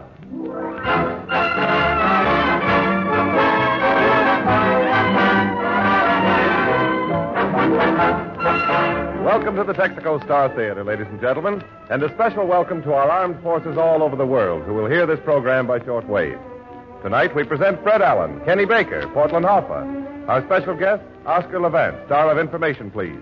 The winner of the Texaco College competition, Geraldine Ellison from Tuskegee Institute in Alabama, and Al Goodman's orchestra. An hour of mirth and melody brought to you by the more than 45,000 Texaco dealers from coast to coast.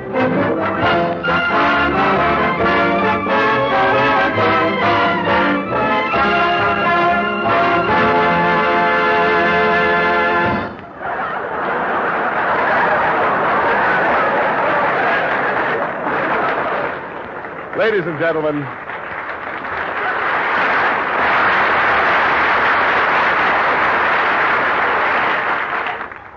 and gentlemen, in motion pictures, the length of all kisses is restricted. In radio, there is no such restriction. And so we now present the longest kisser in radio. It's on Fred Allen in person.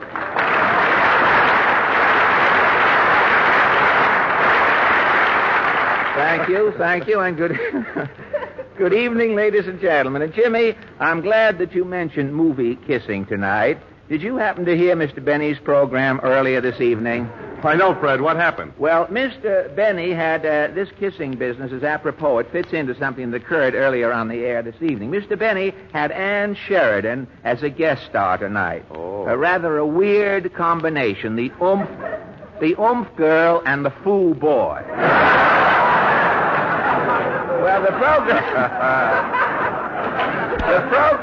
The program opened up with Phil Harris playing a number. You know what that band Phil Harris has? When Phil Harris plays a number, to me it always sounds as though someone had thrown an electric fan in a jukebox or something.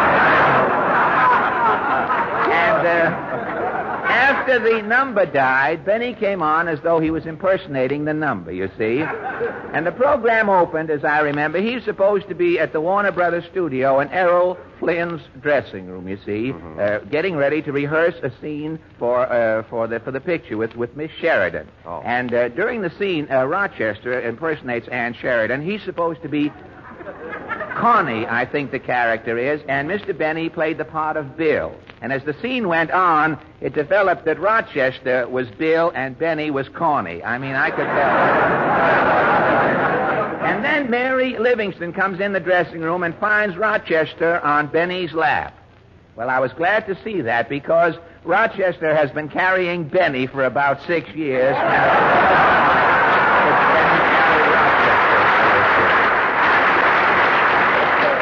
And then the director came in. Oh, then some phone calls came in Flynn's dressing room for Errol Flynn, and Benny told all the girls who called up that Errol Flynn had a cold, was sick with a cold, and he tried to make a date with each girl, you see, and each girl turned him down, so it only proves that the girls in Hollywood would rather go out with Errol Flynn sick than with Benny healthy. I mean...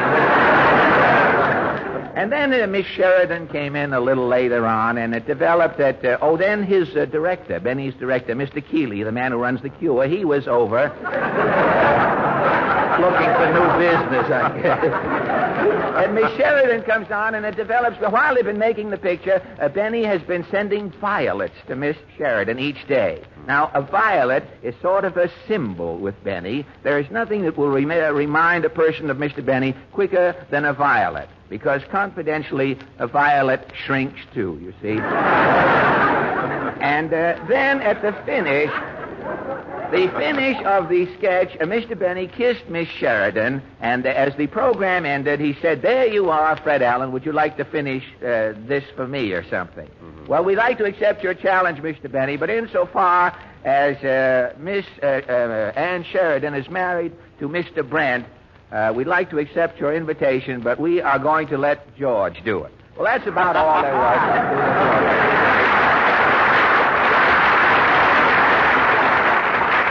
Say, look, Fred, Benny always lets Don Wilson put on plays for the commercials.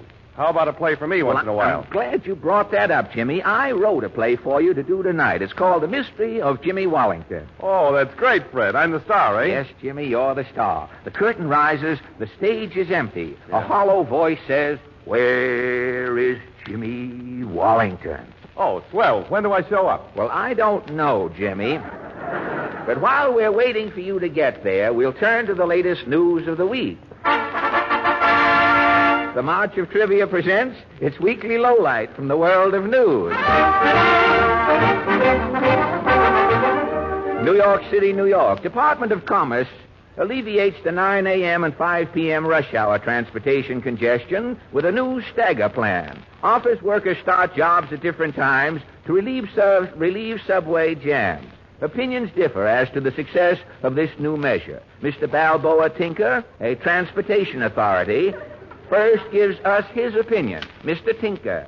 And I say it in all due modesty, am the originator of the stagger plan. Really? Yes, I am responsible for many subway improvements. What improvements? I put the first straps in subway trains so that women would have something to hang on to. Good, very good. I put those mirrors on the slot machines so you can see who it is that's not getting the gum. Very good.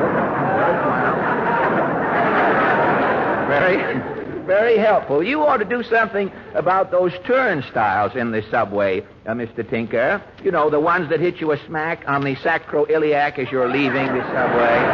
Oh, yes, I'm working on them now. You know, with these new victory suits, the subway is the only place you can get a belt in the back these days. Yes, the mayor is always getting his hat knocked off leaving the turnstile.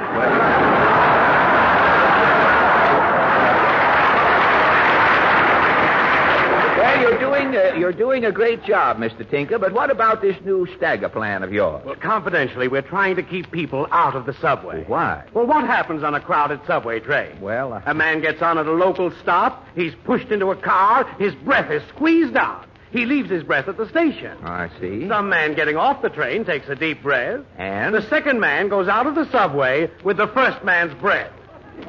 Gosh. Well, that's wrong. That's what's wrong with most New Yorkers. They're all going around using each other's breaths.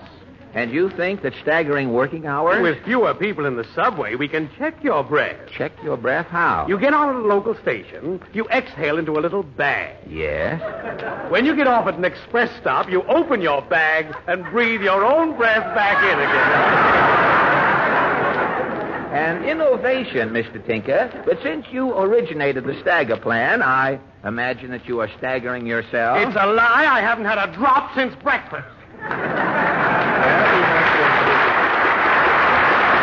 You must have just gotten up, and thank you, Balboa Tinker. And now a young lady who has tried the stagger plan for the past week, Miss Nanette Newt. Is it? Capital N, Newt? That's right. What is your opinion of the new system, Nanette? Well, I used to get to work at 7:30 every morning. 7:30. Well, what is your work? I'm a lettuce bender at the automat.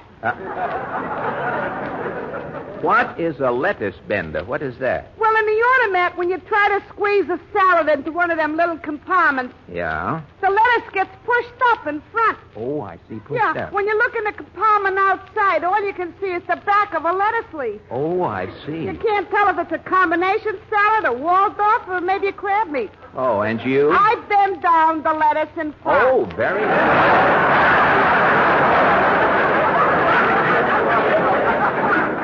Good for you. Yeah, then when you look in the little compartment, you can see what the salad is. Well, fine. Now, about this time staggering. Oh, well, I used to start bending me lettuce at 8. 8 in the morning, yeah? Every morning I had to get up at 6 bells. It was nerve-wracking. Well, why? Why, Nanette? Well, every night I was having the same dream. Really? Yeah, I dream I'm standing on a street corner with Hedy Lamarr. Yes? Well, Tyrone Power goes by. He whistles. Yes? Hedy and me both turn around. Uh-huh. We don't know which one Tyrone wants. And? Just then the big band rings at 6 o'clock. I gotta get up. You never had time to finish your dream? Till last week. You mean with this new stagger plan? Yeah, I don't have to start bending me lettuce till 8:30. Oh, good. Well, the first morning I sleep later and finish me dream. Well, how did your dream turn out? Tyrone walks over to Hedy and me. Yes? He says to Hedy, "Get rid of this tomato and we'll go places." The same.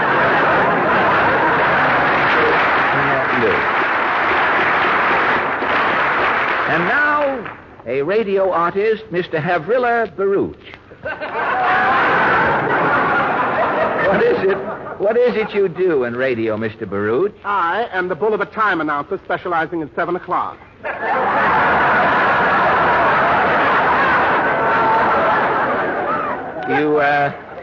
You only announce 7 o'clock? Yes, for 20 years, every morning at 7 on the dot, I've stepped up to my microphone and said, Yes? "The correct time is exactly 7 o'clock.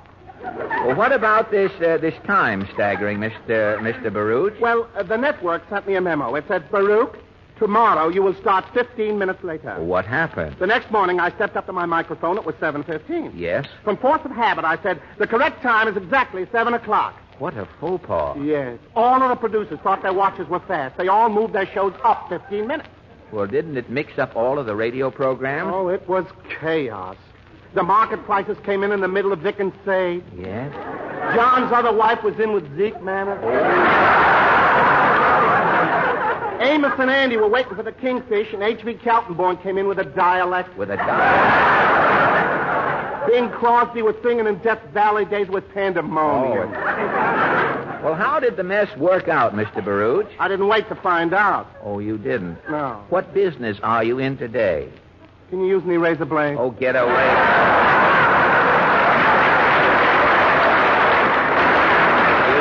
Havrilla Baruch. Well, I guess that winds up. Don't depart. You've one more call. Falstaff's here with folderol. Now, and that mahogany suit, too.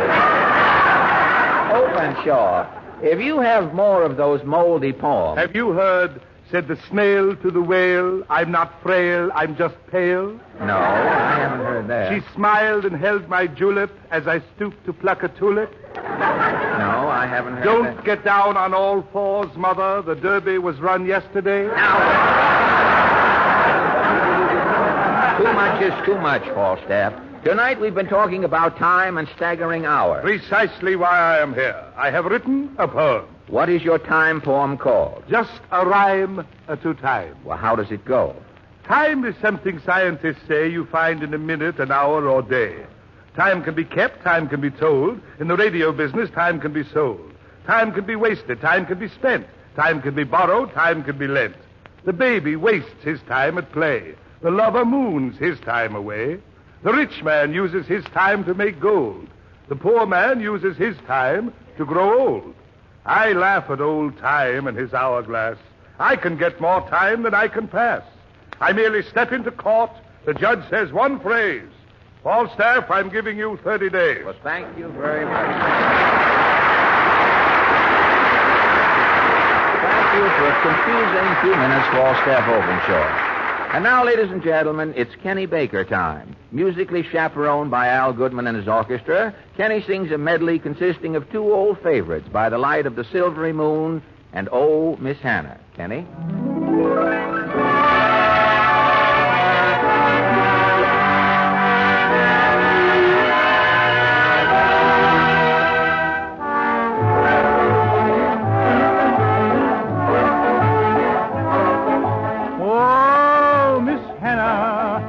Coming out tonight, the mockingbirds am singing, and the moon am shining bright.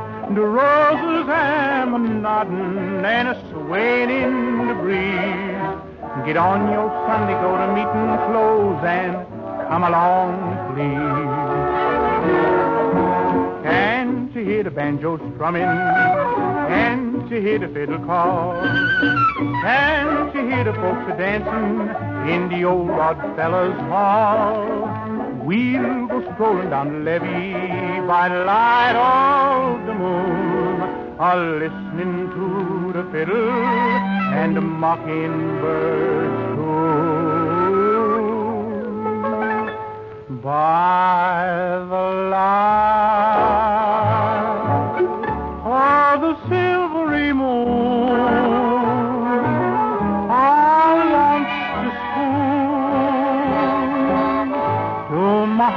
our true love's tune, honeymoon, keep a shining in June. Your silvery beam will bring love's dream. We'll be cuddling soon by the silvery moon.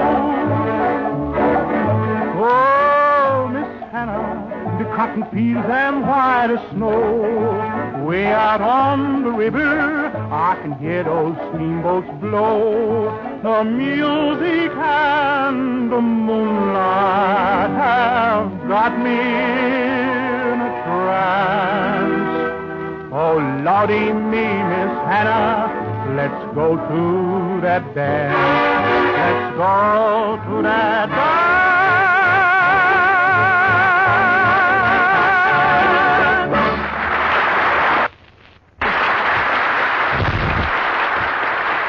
That was very nice, Kenny, while you sang there. I can't keep my feet still. Well, Kenny, in this warm weather, why don't you take your woolen socks off? Off? Well, Kenny, you ought to be...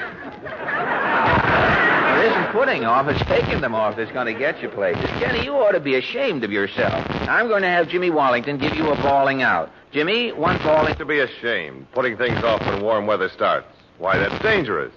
Take, for example, the way some people are putting off having their cars prepared for warm weather by Texaco's war conditioning service. Delay there is really dangerous, because the longer you drive with those worn-out winter lubricants, the sooner your car will be put out of action. Tomorrow, take your car to a Texaco dealer for war conditioning. First, he'll drain that old crankcase oil and refill with insulated Haviland or insulated Texaco motor oil, insulated against breaking down in warm weather driving. Next, out comes the old transmission and differential lubricant. In goes the right Texaco gear lubricant for smooth running and longer wear. And finally, the chassis. Every danger spot gets your Texaco dealer's famous Marfac 40-point chassis lubrication service. That's war conditioning, planned to keep your car performing its wartime job. Delay is dangerous. Have your Texaco dealer war condition your car tomorrow.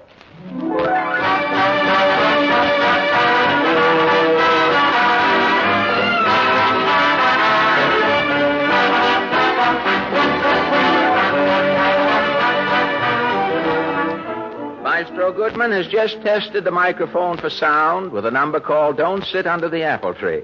Now, tonight, ladies and gentlemen, we've been having a little difficulty getting a guest star. Portland and Kenny are both out trying to find someone, and while we're... Mr. Allen! Well, Portland...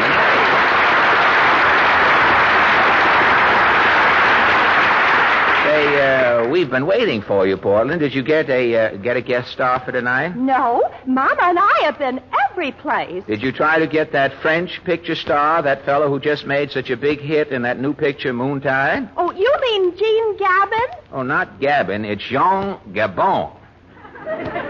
Gabon? Yes, Jean Gabon. You pronounce it through the nose, you see. Jean Gabon. No, that's better. It's not quite right. You see, to speak French well, you really should have sinus trouble. It's a... Well, wouldn't Mr. Gabin come on the program? He said if you wanted him, you'd have to pay him like you pronounced his name. Pay like I pronounce his name? Through the nose. Did you call up Marlene Dietrich? No, Marlene Dietrich is going to be our guest next week, remember? Oh, that's right. Miss Dietrich is coming next week. I forgot. Well, look, did you try Karloff? Did you try Gargantua? Mama's in the cage talking to Gargantua now. Well, it's silly to wait around for your mother, then. We'll go ahead. Oh, hello. Hello, Hi, Kenny. F.A. Hi, Porty. Hello, Kenny. Did you have any luck? You bet. I finally got you a guest star, F.A. You got a guest star, hey? Good. And what a guest. You'll be proud of me, F.A. Well, that can wait, Kenny. Who is the guest? Mr. Thorndike McKeester. Wait, we haven't been reduced to that yet on this. Oh, wait a minute. Who is Thorndike McKeester? He's a celebrity. He was at the World's Fair 2 years. Doing what? He's the man that sat on a cake of ice for 69 days without getting off. He sat on a cake of ice, and that makes him big news? Leon Henderson is big news, isn't he? Well, Mr. Henderson is freezing things. McKeester ain't been cooking things, brother. Now, look, we have enough drips on this program without McKeester's cake of ice. We don't need that. He'll sit on dry ice if you want him to. No, I'll mull it over, Kenny. Well, if we haven't got a guest, I think I'll sing... Mr. Allen. Yes, Portland? There's a man outside, and he gave me his card. The card? Let me see. What does the card say? To whom it may concern, the bearer of this card is a young composer, a part-time wit, can play piano in any key and small parts in pictures. Who is this guy? Turn the card over. His name's on the other side. Oh, well, bring him right in, Portland. Ladies and gentlemen, meet the musical mastermind of information, please, Oscar Levant.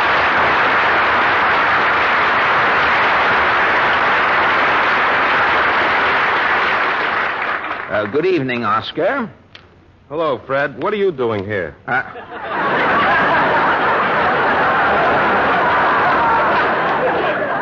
Why, I'm here every Sunday night, Oscar. Isn't this the fourth Sunday hour? Oh, no. This is the Texaco Star Theater. Mr. Ford took his program off the air 2 months ago. How do you like that? Last February, I was signed to appear May 3rd.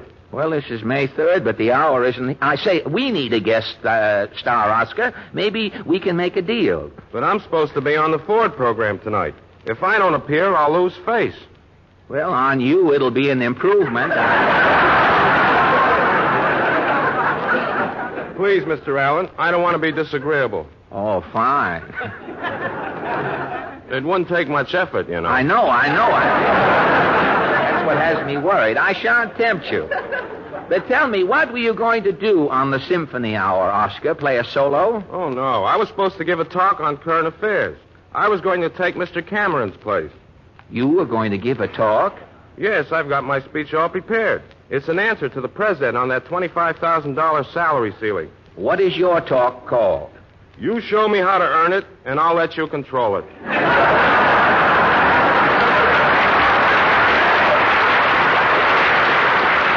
Well, we can't use any oratory tonight, Oscar. How about a piano solo? I didn't bring my piano with me. Oh, shoot. Came out without it, hey? Well, I can get you a piano here. It isn't sanitary to play on other people's piano. You're apt to get athlete's hand or B-flat O or something.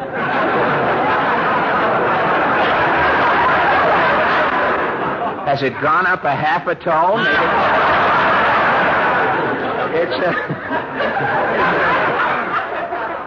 It's risky, hey?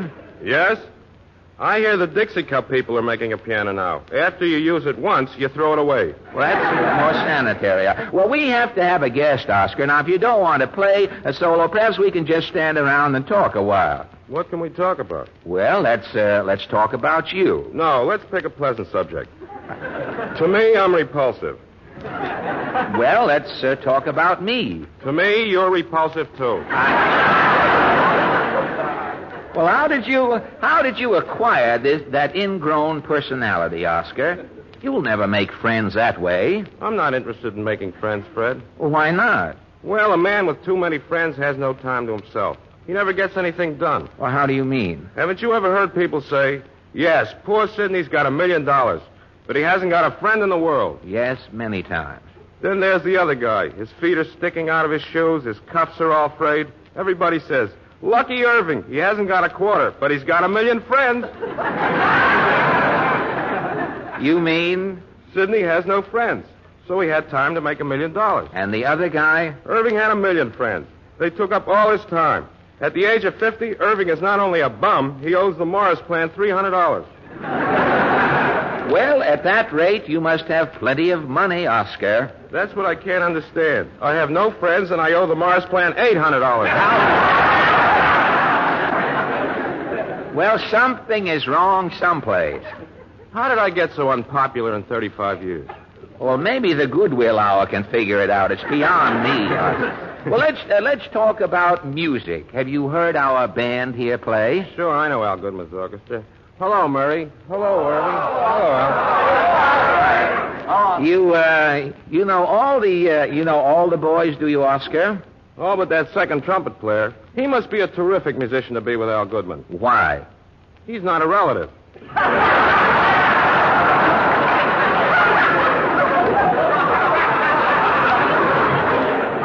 Well, he's probably the bookmaker with the band.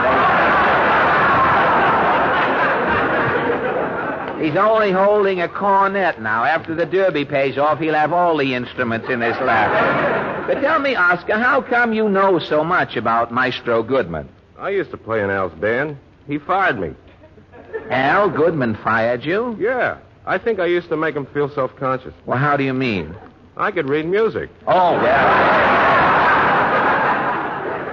That is fatal with the Goodman organization.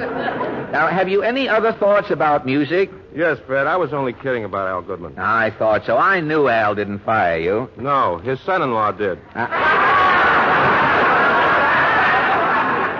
Well, after your lucky break leaving Goodman, you certainly have made a name for yourself in music. I heard Alfred Wallenstein play a concerto you composed recently. Yes, I've composed several things, Fred. I've done the scores for a number of pictures. Have you written any popular tunes? I've written tunes, but they weren't popular. Well, how do you account for that? I don't know. People hear an Irving Berlin melody, it keeps running through their heads. I know. With my music, it's different. The minute you hear one of my songs, you forget it. Well, that saves a lot of bother. You know, it's odd that your songs don't go over like other composers. I can't understand it. We steal from the same people.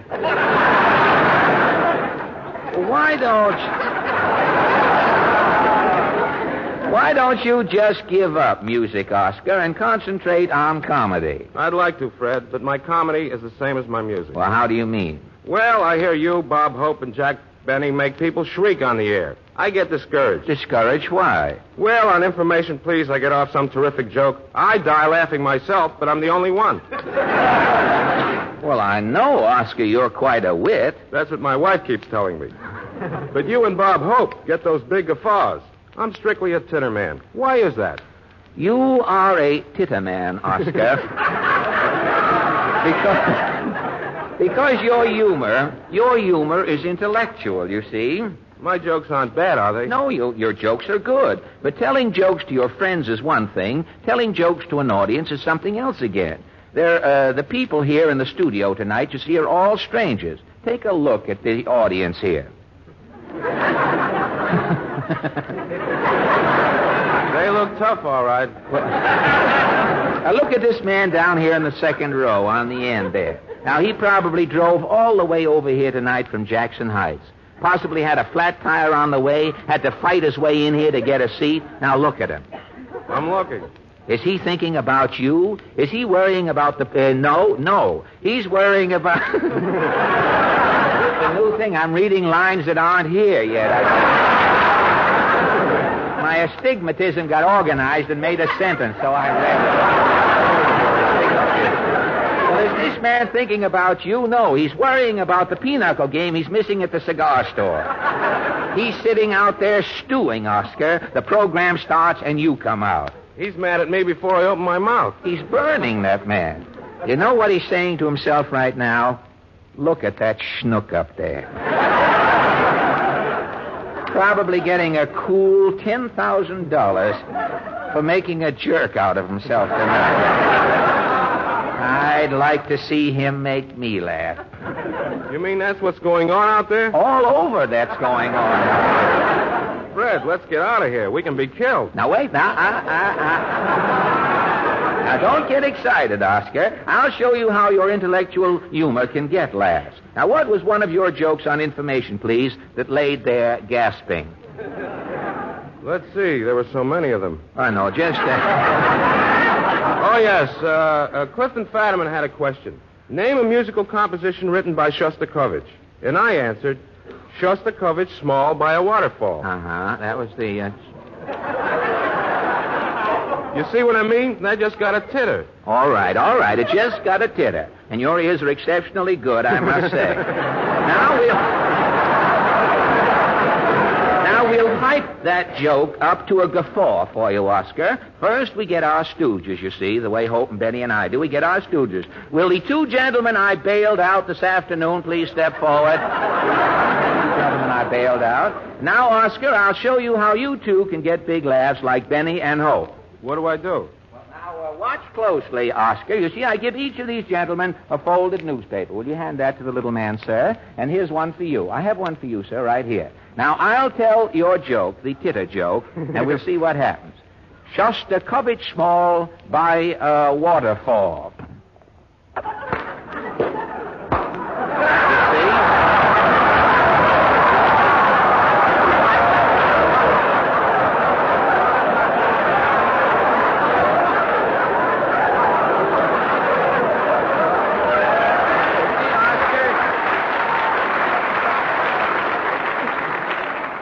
Oscar, you get a couple of stooges, and after every joke, you hit them over the heads. Now, that's all there is to it. You mean I can use this technique on Information Please? On Information Please? Why not? Beat the brains out of Kieran and FPA, and you... How does it go again? Well, look, here's a newspaper for you. Now tell a joke. All right. Toscanini was conducting the Hackensack Symphony. At the first rehearsal, Toscanini said, "Give me the brass, boys." And they threw the cuspidor at him. Okay, let's go, Oscar.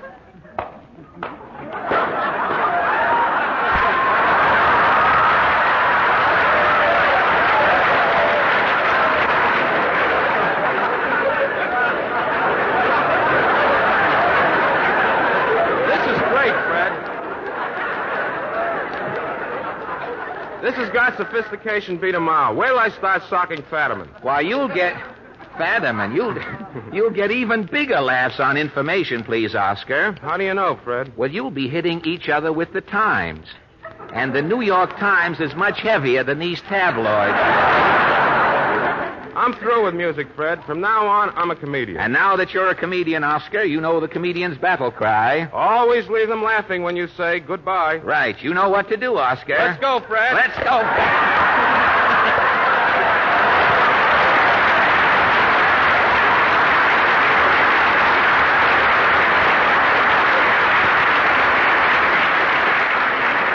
Thank you, Oscar Levant, for a stimulating visit and an excellent scalp treatment.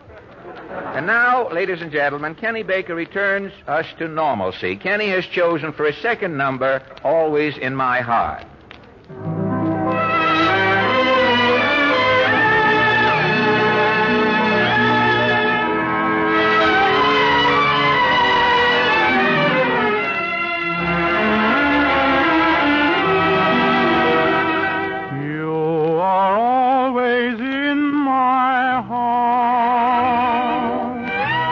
Even though you're far away, I can hear the music of the song of love I sang with you. You are always in my heart, and when skies above are gray, I remember that you care. And then and there the sun breaks through. Just before I go to sleep, there's a rendezvous I keep. And the dream I always meet helps me forget we're far apart. I don't know exactly when, dear, but I'm sure we'll meet again, dear. And my darling, till we do, you are always in my heart.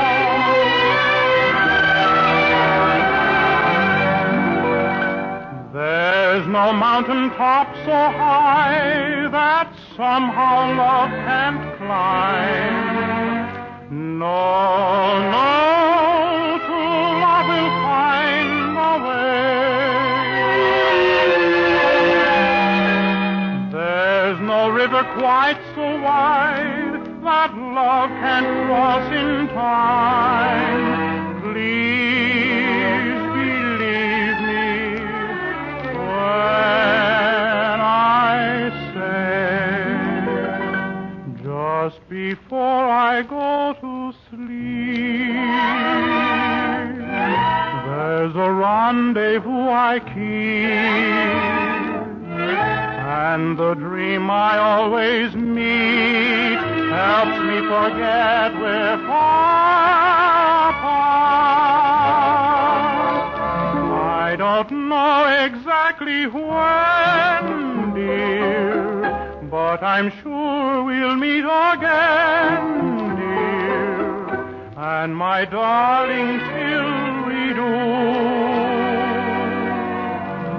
you are always in my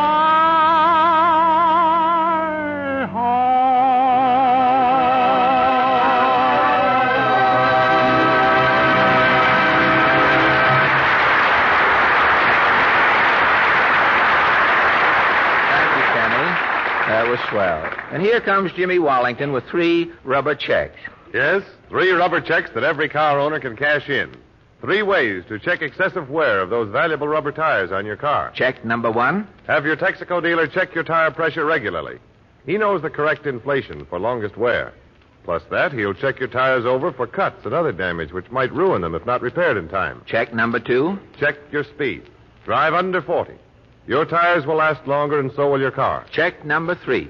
Check with your Texaco dealer about switching your tires around for longer, more even wear. He has the training and experience to help you get more service from your tires and your entire car. His quality Texaco products are made to check wear. His thorough, systematic lubrication and maintenance will play a big part in helping you to care for your car, for your country. So, regularly, have your Texaco dealer check up on both your tires and car.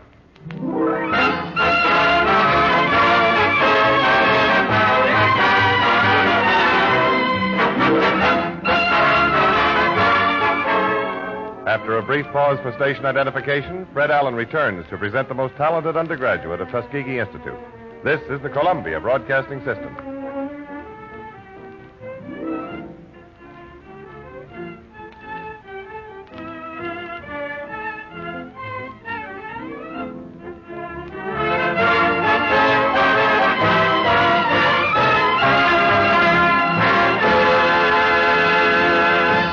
Once again, ladies and gentlemen, the Texaco Star Theater brings you the most talented undergraduate of a leading institution of higher learning. Tonight, we salute the Tuskegee Institute in Alabama by presenting its most talented student. Chosen by a vote of the undergraduate body, the winner has come to New York as Fred Allen's guest with all expenses paid and a cash award of $200. Now, Fred, are you ready to introduce our guest? Yes, Larry. Ladies and gentlemen, may I present Tuskegee Institute's most talented undergraduate, Geraldine Ellison.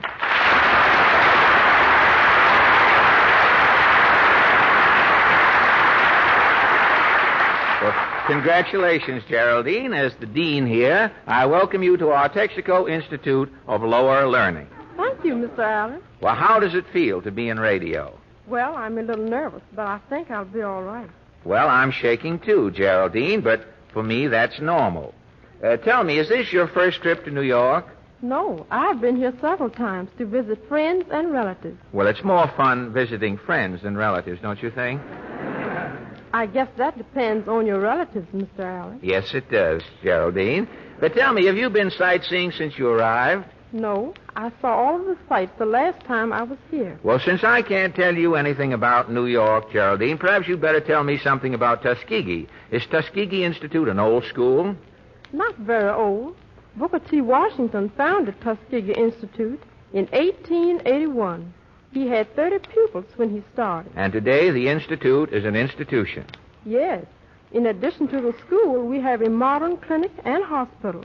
We also have a primary flying school. Army pilots are being trained at Tuskegee, Geraldine? Yes, Mr. Allen. In March, the first class completed the Air Corps Advanced Flying Course, and the men were commissioned officers in the United States Air Corps. You're keeping them flying at Tuskegee. Well, I've read a lot about Dr. Carver and the research work he's been doing down there. Yes. Dr. Carver has developed many useful products from waste material. Well, can you tell us something about his experiments? Yes. Dr. Carver has developed 118 products from sweet potatoes alone. Sweet potatoes? What can you do with a sweet potato besides eat it or play it, Geraldine? Dr. Carver makes starch, tapioca, breakfast food, syrup, and mark coconut. Well, hasn't he done a lot of work with peanuts, too? Yes. Dr. Carver has developed over 300 products from peanuts. He has made ink, oil, cheese, coffee, plastic, milk. Milk from a peanut? Yes, Mr. Allen. Well, how can Dr. Carver get milk from a peanut? Has he got a low stool or something?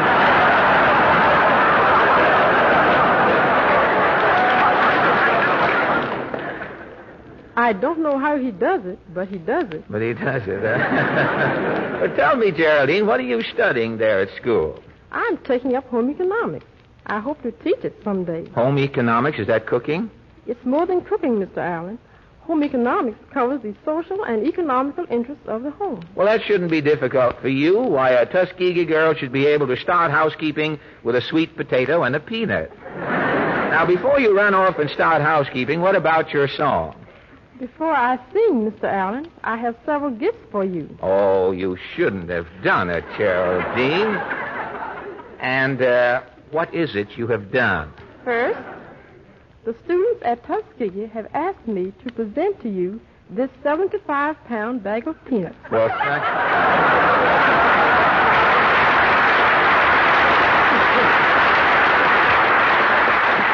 Well, thank you, Geraldine. I'd like to be Dr. Carver for about 10 minutes. I turn these peanuts into sugar right here on the premises. Tell me, is that book by Dr. Carver? No. This is a copy of Booker T. Washington's autobiography. It was autographed by Dr. Patterson, the president of Tuskegee Institute. Well, thank you very much. And this is a miniature replica of the famous first pot used in the dining hall when our school first opened. The first pot, eh? Well, that is swell. Now, if anybody stops me on the street and says, what's cooking, I'll have a pot to point to.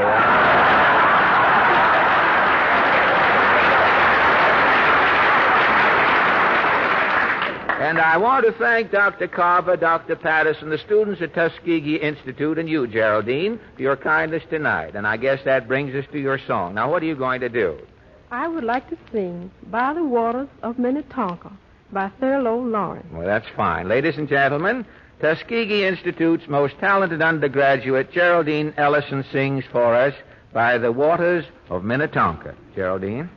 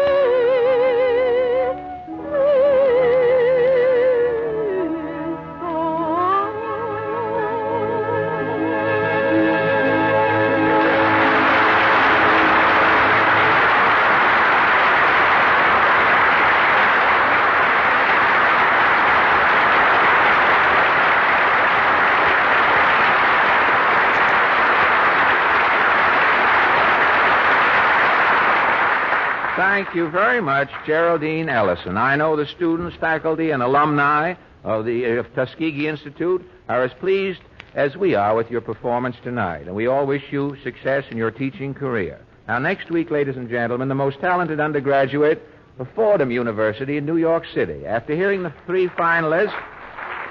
No, that's next week. Now, you'll all have to sit in here all week long waiting for next time. People come early because it's handy here. Fordham is near... The most talented undergraduate. After hearing the finalists, the students held their election at Fordham. Ballots have just been tabulated, and the winner is Donald Regan. Congratulations, Donald. We'll be looking for you. Donald's here. Well, thank you, Donald. Forward to seeing you next Sunday night. And here comes Larry Elliott. I wish it was Donald, but it's Larry Elliott with a large package. What is that you have there? Another gift? Something we overlooked, Larry? Flexible power that meets Sky Chief. Your tech, Sky Chief. Your tech for those who want the best. The Texaco Workshop Players. Tonight they dramatize a murder mystery from clues written on the back of a laundry bundle by the great Chinese detective One Long Call, the great sideshow mystery, or One Long Pan discovers that the freaks had a word.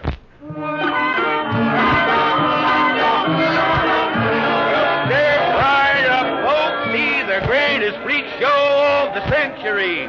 C&H's full Paul, the half man and half woman, Sadie Sam. See Sparko, the fire eater. See Sparko defy his wife and snap at an old flame. Say, how much fire can the fire eater eat, mister? Well, Sparko's on a diet, Rube. A little heartburn. But he's eating 20 hot foots at each and every performance. See Beefy Beulah, the fat girl. How fat is she, mister? Beulah weighs 800 pounds, lady. Beulah's so fat, when Beulah walks, she drags. See Bunko, the India rubber man. Tiny Tim the midget. Cobra Cora, the snake charmer on the inside.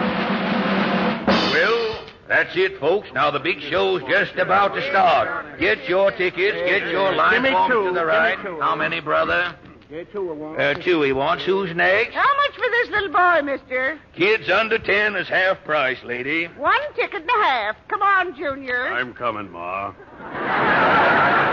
Hey, tell Junior he can't smoke that corn cob pipe inside, lady. Now get in line, folks. Who's next? Hey, what was that? Sounded like a shot. I'm getting out of here. Give me my Now, money. hold on. Don't stampede, folks. There ain't nothing. Hey, Windy. Yes, Mr. Bullum? Beefy Beulah's been shot. Beulah, the fat lady, shot? It's murder. Waiter, I'm calling the police. Help! Murder! Please! Murder! Help! Please! Calling all cars. Calling Detective One Long Pan. Fat lady murdered at P.T. Bullum Freak Show. Reported circus lot, Long Pan. Remember, no speeding on the highway, Long Pan. You can do 40 miles an hour. That is all.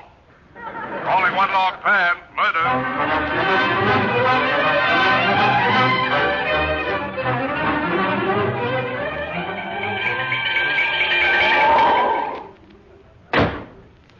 Greetings. What's cooking, big boy?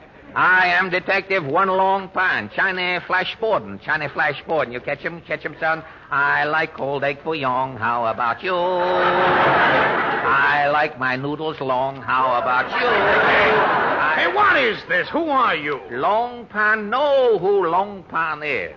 Who are you, Mr. Lead Nose? Who are you? I'm P.T. Bullum, owner of P.T. Bullum's Mastodonic Mammoth Carnival Company. Long Pan here to solve mystery, Mr. Bullum. What is a mystery? Well, my fat lady, Beefy Beulah's been murdered. Beefy Beulah? Yeah. Fat lady? Who killed fat lady? Well, that's what you're supposed to find out. Come on, the freak show's in this tent. Very good. Long Pan, open flap. Get flap happy. Oh, flap happy. Some snappy gag. All right, quiet, all you freaks. Quiet. This is Detective One Long Pan. You're bad. You quiet freak. You quiet little freak. I'm back. You quiet. You're bad. Long Pan solve mystery jig time. First examine body. Where's fat lady? Where's body? Brother, do you need glasses? Well, this is Beulah laying at the end of the platform, Long Pan. Oh, boy, some soft egg mama. Oh. Beulah look like Glenn Storm with skin on. Oh, big baby. Aha, you see, bullet hole in left temple. Mystery solved. Who done it, Long Pan? Someone on this fleet platform shoot a Beefy Beulah. You face up, freaks. Who fire fatal shot? Wasn't me. I didn't do it. Yeah, there was a shot and Beulah died, that's all. Very funny. Nobody guilty. Long Pan, make 'em catch 'em third degree. Grill everybody. First, you, Mr. P.T. Bullum. How could I shoot Beulah? I wasn't even in the tent when the shot was fired. Was I, Cora? No, P.T. came running in after Beulah fell. I own the carnival. What would I be doing killing my own freaks? Business bad. Maybe fat lady eat too much. You put ceiling on Beulah.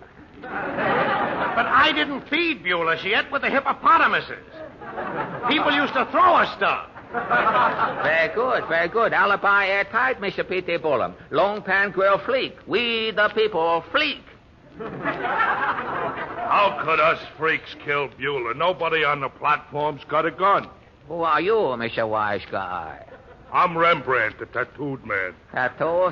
Oh, you sit next to fat lady. You see Beulah shot? No, I didn't see nothing. I was just sitting here worrying. Oh, why you worry, Mr. Tattoo man? Why worry? I'm getting so fat, all my tattooing is out of focus. You come clean, Mr. Rembrandt. Explain hocus pocus. Well, I got Whistler's mother on my chest. I'm spread out so much, only the chair is left. Only chair? Yeah. Whistler's mother's going around under my arm like she's looking for something. What you know about murder? Nothing. Rembrandt's telling the truth, Long Pan. Who are you, Monsieur Low Voice?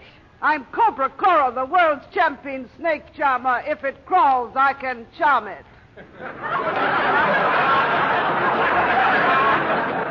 How you get to be snake charmer? I started charming worms and worked my way up. Where were you when Fatal shot fire? I was bending over my snake basket, fixing the clasp on a garter snake. Fixing clasp on a garter snake. Look, Longpan, I gotta start this show. You keep shut on, Mr. P.T. Buller. But business is tough. I gotta get some dough in. Start solving. Start solving. If I do, I better whip him. I do that. Longpan do that. Longpan makes snappy grilling. Who is next, freak? It's the half man, half woman, Sadie Sam. You are, Mister, you are Sadie Sam? When I'm talking like a woman, I am Sadie. You talk also like man? Sure, when I am talking. Like a man, I'm Sam.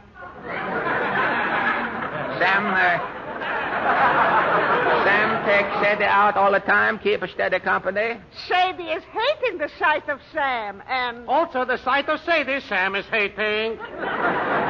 Maybe Sadie, very difficult. Grill, half man, half woman, very difficult. Maybe Sadie, Sam, see who killed Biffy Bueller. How could I see? I am crying. Why you cry, Mrs. Sadie? I, Sam, was eating an onion, and then... Sam is eating an onion. Tears is coming to Sadie's eyes. Alibi, okay, hokey pokey. Sadie Sam innocent. Next freak. I'm CeeLo, the seal boy. CeeLo? Yeah, instead of arms, I got two fins like a seal. See, I'll flap my fins. Oh, little flapper, CeeLo. That's why they call me CeeLo. I do everything like a seal. I even hang out with seal. Oh, smell like seal, too. Who killed Biffy Bueller, CeeLo? I don't know. I was doing my act on the platform. Oh, you do act? You make monkey business, do funny stuff? Yeah, I flap my fence like this. Oh, little flipper flap. Yeah. Very good, very then good. I bark like a seal. Some fun, bark like CeeLo. Yeah. And then I blow musical horns like a seal, like this.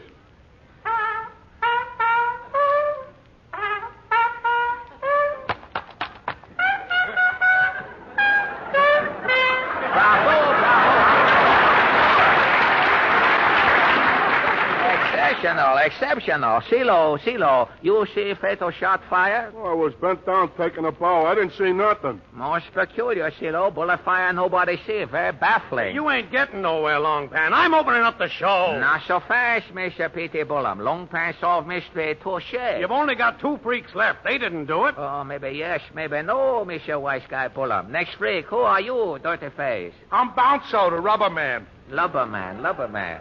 My skin's rubber. Pull out my cheek. Go ahead. Longpan, pull cheek out. Let go. Cheek, all the same fly back. Some snappy kid, Lembad. Longpan, snap again. Some fun. Yeah. Rubber cheek. My skin's 100% rubber. People keep trying to cut pieces off of me for blowout patches. What you do about so when Bueller murder? Oh, nothing. I thought maybe I needed a shave. Exactly. I pulled my face down on my lap to have a look at it. Very good. Somebody tapped me on the shoulder. I let go of my face. It snapped back up on my neck. You turn around to see who tap you? Yeah. There was nobody there. Nobody? That's very, very mysterious. The next thing I know, Beefy Bueller was dying. Maybe next flick tap you. Pull a monkey business. Yeah, I didn't touch him. Who are you, little man? I'm Tiny Tim, the midget. Oh, maybe midget. Midget, the guilty party. Longpan, grill midget. Make a hors d'oeuvre. Grill midget, little bit. Oh, you're nuts, Longpan. How could a midget kill a fat lady? Mouse many time cure cat. Midget maybe. Shot fire.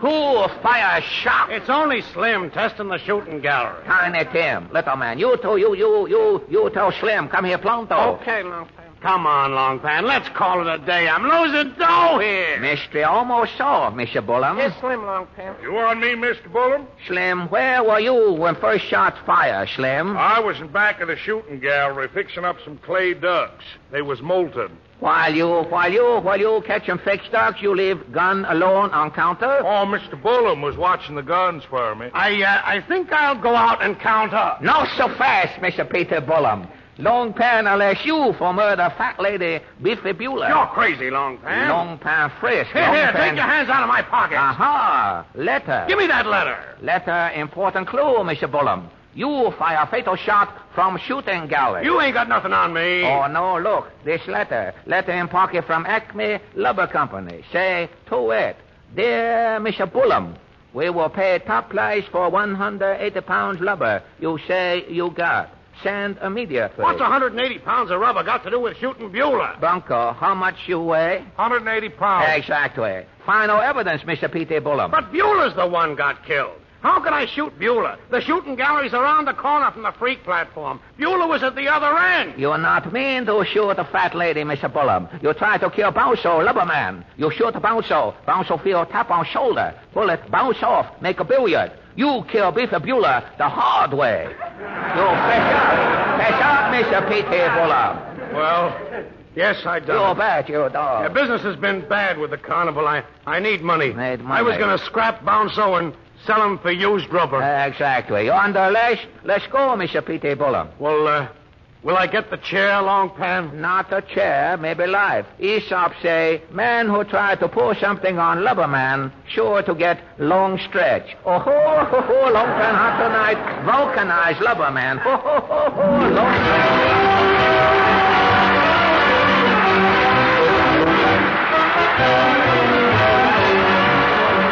And now, Larry Elliott calling all airplane pilots. Licensed pilots, if you are between 21 and 42 and have more than 140 hours solo, Uncle Sam needs you as an instructor in flight training schools. Help turn fledglings into flyers. For full information, write to Charles I. Stanton, Civil Aeronautics Administration, Washington, D.C. Thank you, Larry, and thank you, ladies and gentlemen, for joining us tonight. Next week, our guest will be Miss Marlene Dietrich, fugitive from Hollywood, and the winner of the Texaco College competition at Fordham University, Donald Regan. This is Fred Allen saying good night for the more than 45,000 Texaco dealers from coast to coast, inviting you to tune in again next Sunday night and to drive in at your Texaco dealers at any time. Remember, you're welcome. Good night. Thank you.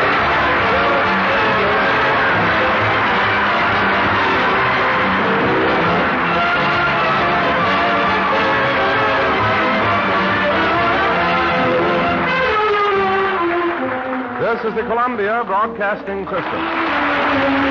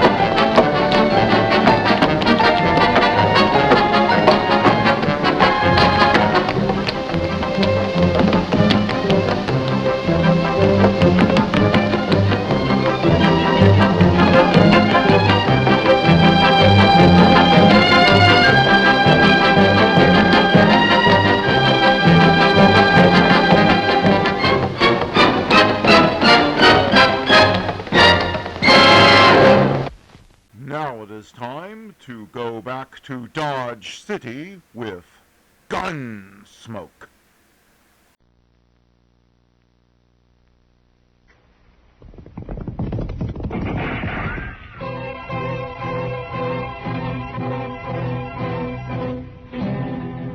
Around Dodge City and in the territory on west, there's just one way to handle the killers and the spoilers. And that's with a U.S. Marshal and the smell of Gunsmoke.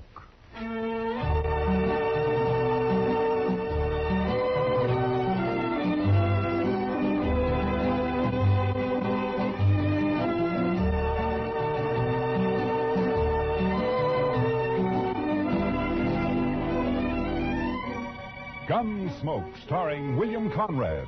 The story of the violence that moved west with young America. The story of a man who moved with it. Matt Dillon, United States Marshal.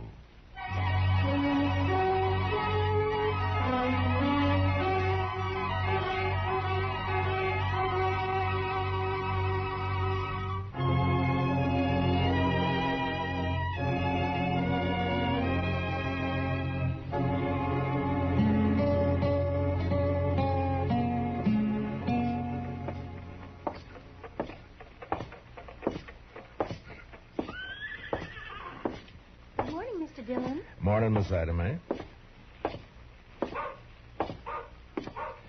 Hi, Marshal. Good morning, John. Hey, Matt. Wait a second. What?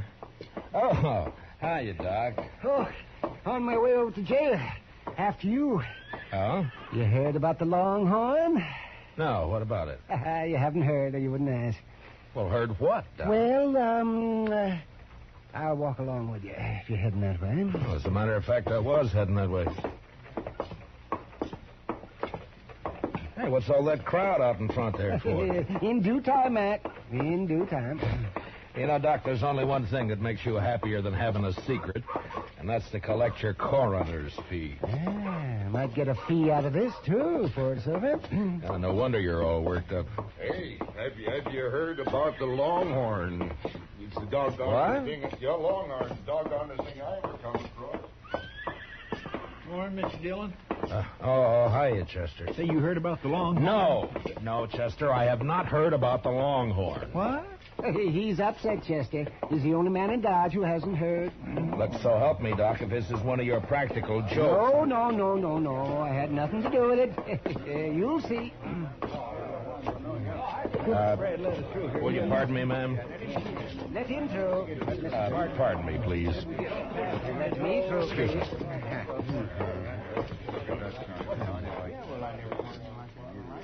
Well, Mr. Dillon?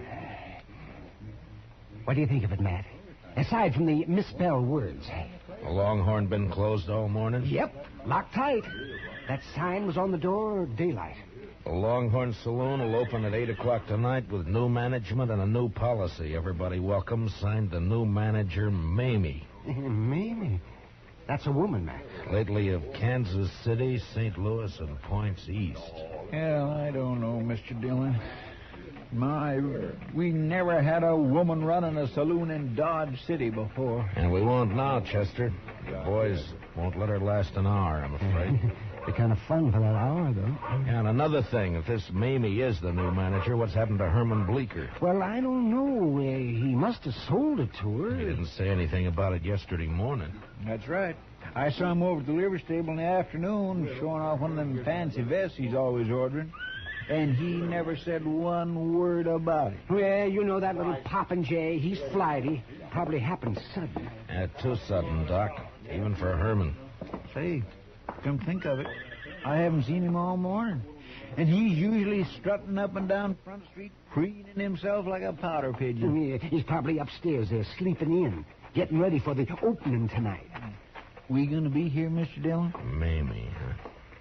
Mr. Dillon? Huh? Oh, yeah, Chester. We're going to be here.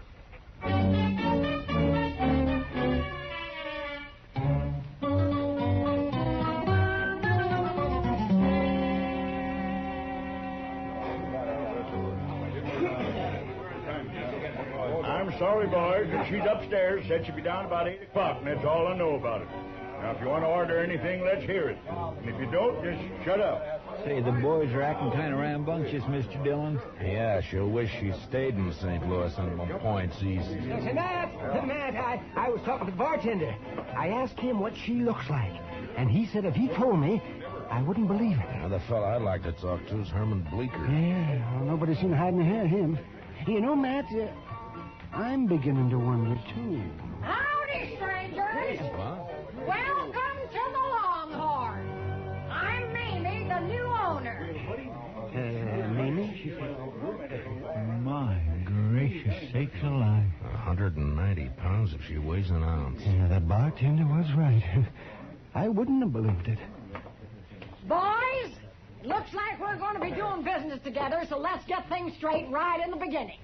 Now, in the first place, the minute you stick your foot inside that door, you're on my stomping ground. I'm the boss of this shebang, and don't you ever forget it. When I tell anybody to hop, he hops. Is that clear? Now, tell you what, I aim to give the squarest deal in town. All the liquor here is going to be aged over 30 days, and the dancing girls aged under 30 years. The liquor is straight, and the girls are graceful.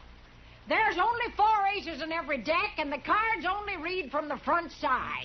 You'll get a fair shake for your money, but there ain't going to be no fandangling. And another thing, mister! I'm talking. Well, so am I, you old battle axe. Excuse me, boys. Oh, looks like it started, Mr. Dillon. Yeah, wait a second. He paid for his drink? Yes, ma'am.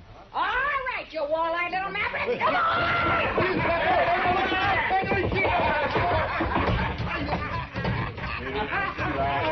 his head out after him. Now, as I was saying, boys, I just won't stand for no fandangling. Now, maybe some of you figured I was wearing this 6-shooter for decoration. When I just cast your eyes on that ace of spades I got tacked up on the back wall. Now... What did you see? For the land's sakes, did you see that draw, Mr. Dillon? Yeah, and she got the card, too. Oh, the boys won't give her no trouble, man. All right, boys, the first one's on the house. And it's the last 3 one you'll get. And the only credit I give is for funeral expenses. Belly up, boys! Well, sir, Mr. Dillon? Chester, I want to talk to Herman Bleecker more than ever now. Say, you know, she's big enough to... well, I'll bet she forced Herman to sell. Yeah, maybe. Doc, I'll be right back. I want to talk to her. Oh, that juice was nothing, boys. Oh, you're the marshal, huh? Yeah, that's right, ma'am. My name's Dillon. Proud to shake your hand, Mr. Dillon. Well, thank you, Miss Mamie. Welcome to Dodge City. Mighty decent of you to express the sentiment, Marshal. I reckon you won't get much business around the Longhorn. I'll take care of any trouble that's around here. It'd be quite a change. The boys used to push Bleecker around every now and then. Oh, that runty little prairie dog. I didn't know he was planning to sell, Miss Mamie. He must have made up his mind in a hurry. Yeah? I made him an offer, and he took it. Just like that. He found himself some new living quarters, I suppose. Oh, yeah. He moved right out last night. Oh, I wonder where he's holed up. Huh? There are a couple of things I'd like to see him about. Well, now, I tell you, I'm afraid he left town, Mr. Dillon. I think he said something about taking the Santa Fe to St. Louis, now that I remember. Oh, I see.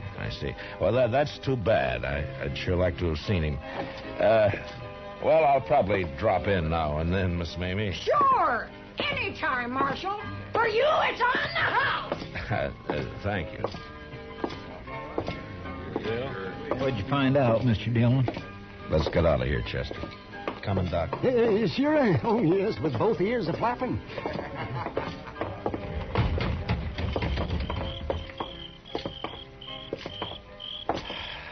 Well, boys, do you think of her? Oh, my gracious, Mr. Dillon, I sure would hate to meet her in the dark. Oh, why, she's got a voice like a buffalo. Ain't it awful? It just itches your ears, don't it? Why, the woman's a human monstrosity. I still haven't seen Herman. Huh. What'd she say, Matt?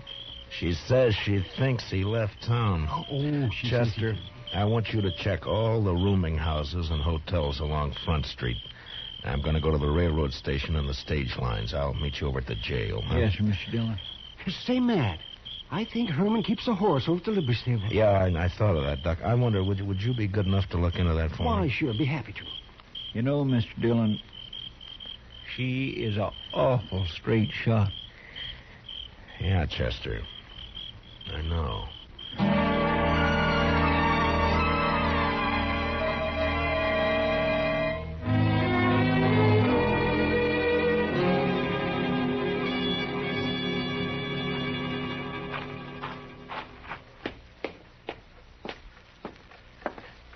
You here, Matt? Oh, yeah, come on in, Doc. Well, his horse is still over at the stable. He didn't tell them anything about leaving. He didn't leave, Doc. Mamie came in on the 9 o'clock train last night. Only one train out after that, around midnight. He wasn't on it. And he didn't buy a ticket on the stage either. Yes, now what did I tell you? Matt, that settles it. Yeah, of course, he may have moved into one of the hotels. Oh, sir, Mr. Dillon, I'm afraid he didn't. Oh, well, what'd you find out, Chester? That nobody in this town has seen Herman Bleecker since around 9 o'clock last night. Matt, I knew I'd get me a fee out of this, one way or the other. Well, don't spend it yet, Doc. What? Buenos noches, señores. Oh, Manuel. Come on in. Come on in. Gracias, señor Dillon. Well, what's on your mind? Pues, señor, I was at the railroad depot when I hear you ask about the little one, El Señor Bleecker. No? And the other, the Señora. Oh, there is much woman on that one. Well, there's no argument there, Manuel. Señor, last night I have seen something which is strange. No? I am come home very late, 1 hour, 2 hours before dawn. I was visit a friend, you understand? Yeah, I understand. You see, I am walk home in much hurry, and it is very dark, senor, when at once I see this lantern in the arroyo behind the Longhorn Cantina. Oh, a lantern, you say? I am think, what is this? So I wait, and this lantern is come toward me, and when it is close, oh, this woman who I have no see one like her. Oh, what a scare. Well, what was she doing in the arroyo? I do not know, but is one thing I forget. She is carry something in her hand. Well, what was it, Manuel? A shovel, senor.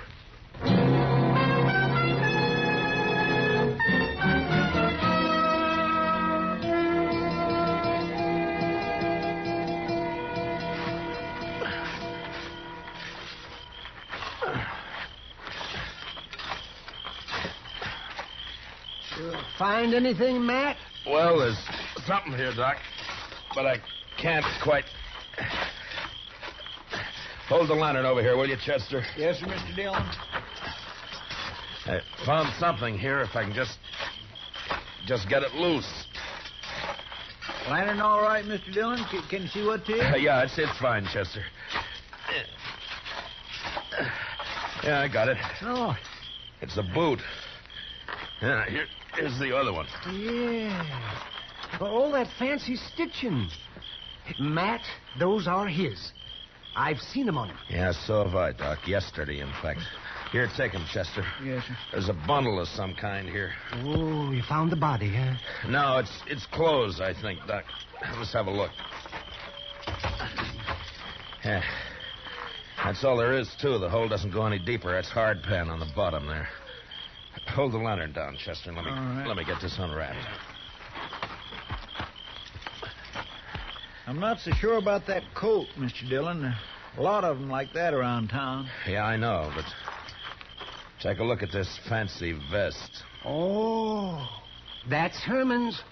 Nobody else in Dodge City'd ever wear a thing like that. Well, from the looks of it, he won't be wearing it again.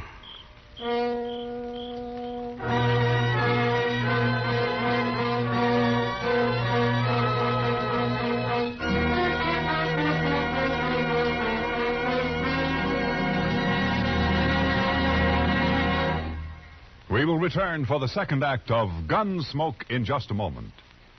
But first, the escape car speeds from the scene of the crime, and the victim notes its license number. Police investigating the case discover the car has an ironclad alibi. That just begins the excitement on tomorrow night's Gangbusters program.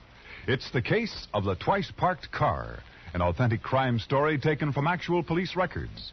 Don't miss Gangbusters, presented by CBS Radio tomorrow night over most of these same stations. Now, the second act of Gunsmoke.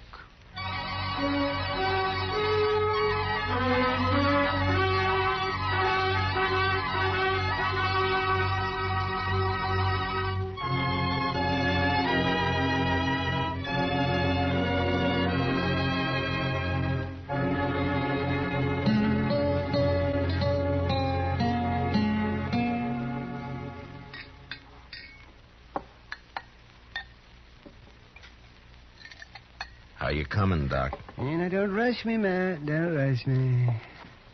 I haven't made one of these blood tests in years.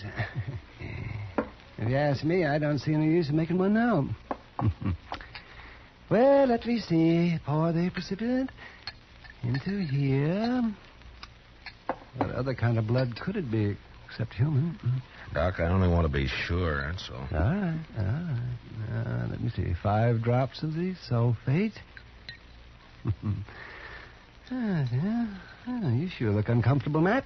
Well, how'd you like to try arresting that lady, Doc? Not my job to arrest her. All I'm doing is stopping up these loopholes Matt's trying to wiggle out of. Well, that's real decent of you, Doc. Real decent. No, sir, Matt, I don't recall you ever being in such a predicament.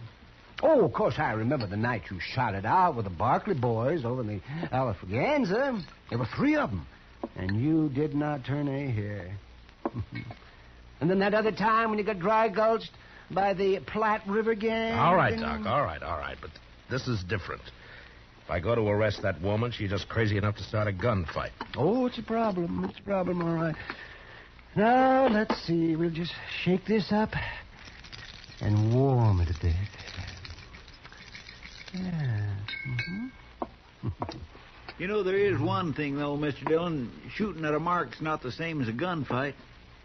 Maybe she wouldn't even resist. You really believe that, Chester? No, sir. Oh, she ain't a woman. She's a human catastrophe. She sure is for Matt. Well, there's still a chance we may be going off half-cocked here. That blood could have got on Herman's vest a dozen different ways. We'll soon see. Let's see now. A couple of drops of reagent. 1, 2, 3, 4, 5. Yeah. And we'll look for the color change. So, turn up the lamp a little bit, will you, just, please? All right, Doc. Oh. Well. Yes. Well, Doc? Well, it's tough luck, Matt. It's human blood.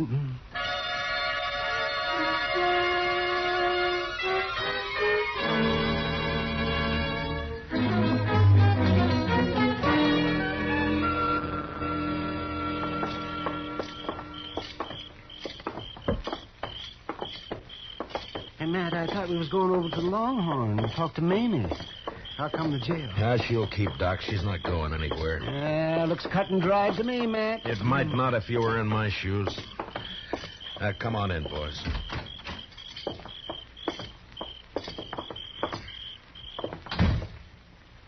You know, Mr. Dillon, when I talked to the barkeep, Finnegan, he said that when he showed up this morning to open the saloon, that woman was already inside waiting for him. She told him to come back at 8 o'clock tonight. and he didn't see no sign of Herman Bleeker. Oh, well, there's another nail in your coffin, Matt. Doc, if you keep this up, I'm going to deputize you and take you along with me. He sure can have my job, Mr. Dillon. No, you don't. I will not lift a hand in anger against a woman, especially that woman. Keep thinking we could still be wrong. Oh, somehow. real diehard. Look, now suppose Herman hurt himself some way. How? And he wanted to get away by himself and recuperate. Where? And suppose he didn't want anybody to know about it. Why? So he decided to stay with some friend. Who? And, well, maybe... come on, Chester, let's go.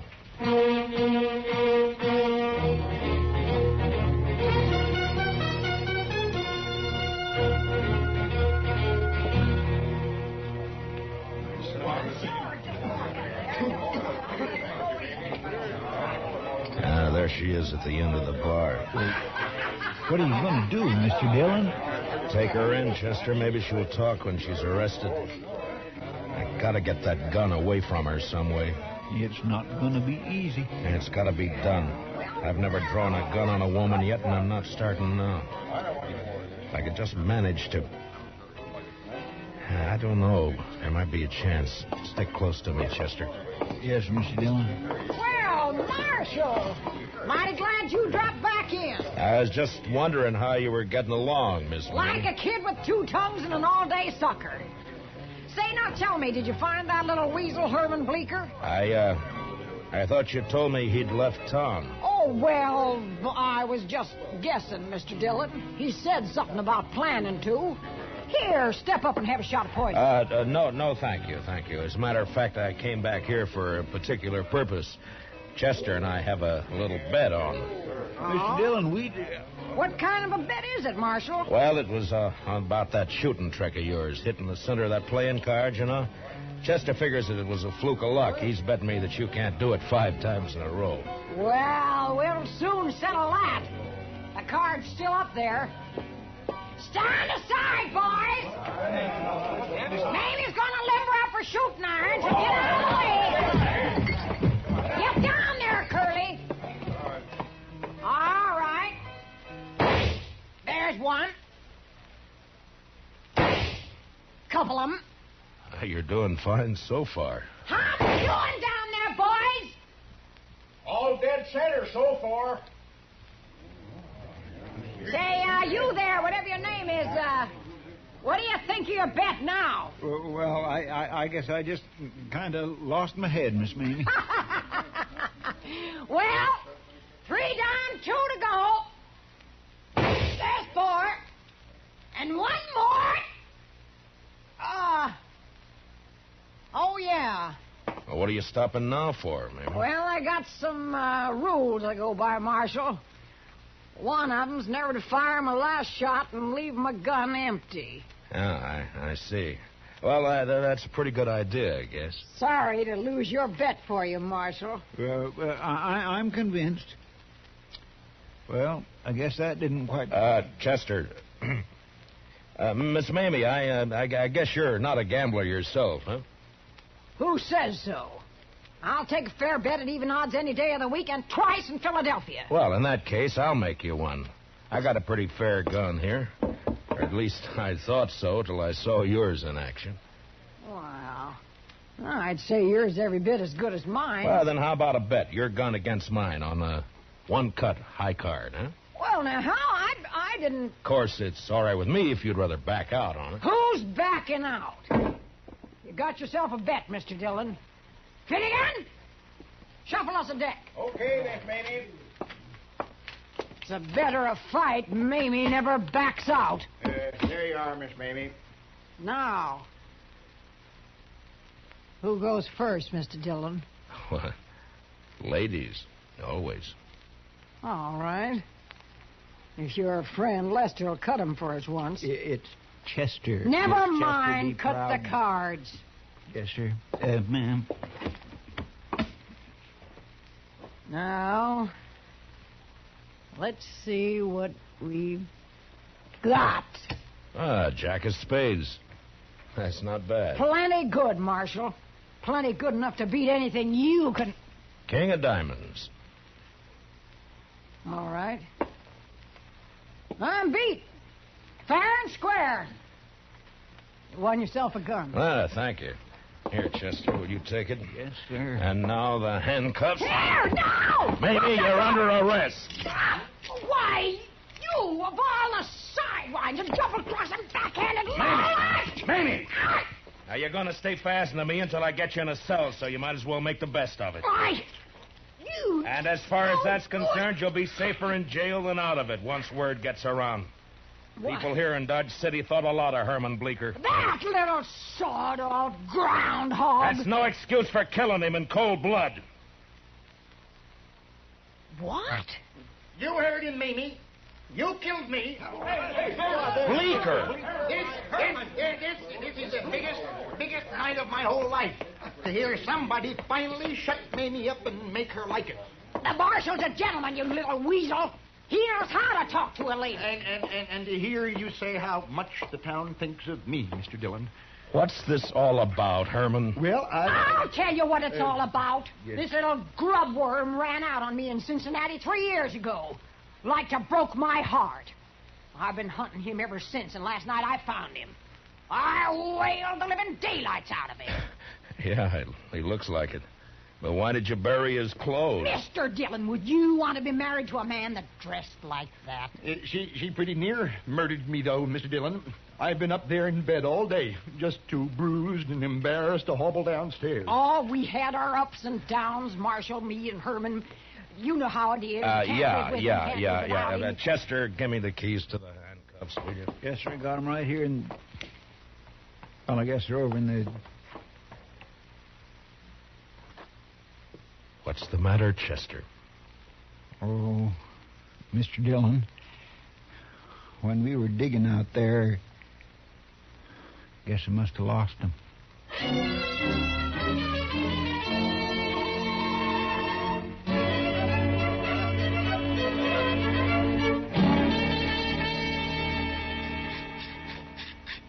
Chester, can't you file that thing any faster? You might just well relax, Mr. Dillon. Took a half hour to get that one off Miss Mamie's wrist. Oh, no. All right, but just hurry. I'm a-filing as fast as I can. What? Doc. Mamie gave me this bottle of Irish here to make the waiting a little easier. And it's Jameson's. Oh, well, fine, Doc, fine. Chester, let that go for a minute, huh?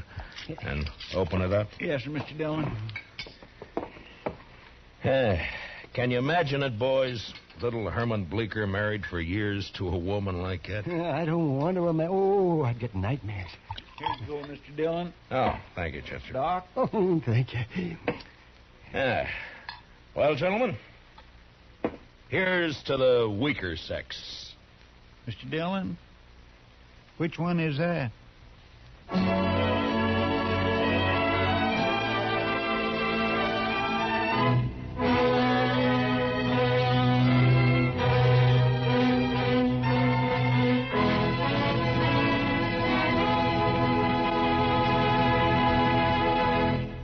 Gunsmoke, under the direction of Norman Macdonald, stars William Conrad as Matt Dillon, U.S. Marshal. Tonight's story was specially written for Gunsmoke by Les Crutchfield, with music composed and conducted by Rex Corey. Featured in the cast were Jeanette Nolan as Mamie, with John Daner, Ralph Moody, and Byron Kane. Parley Bayer is Chester, Howard McNear is Doc. Join us again next week as Matt Dillon, U.S. Marshal, fights to bring law and order out of the wild violence of the West in Gunsmoke.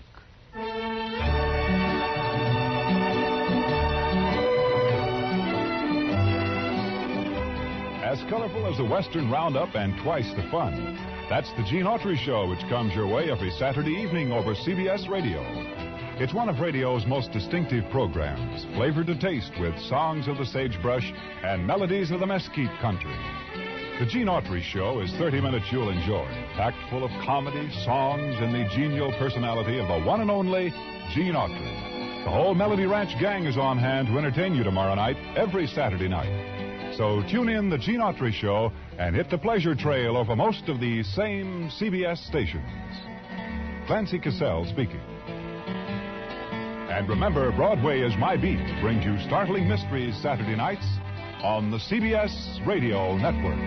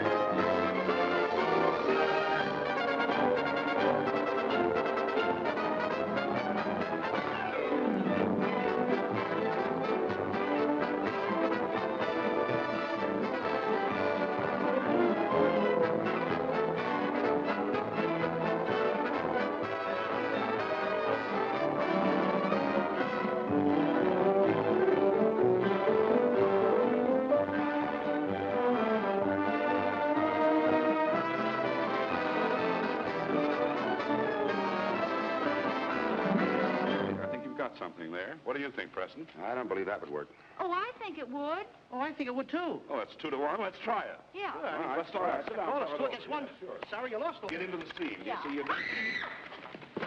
Can I have your autograph? No. Okay. Pinched. Yeah. That reminds me. What's the matter? Something's been pinched me. Oh, that's just your imagination. It's your imagination. Don't worry about it. What is that? My imagination.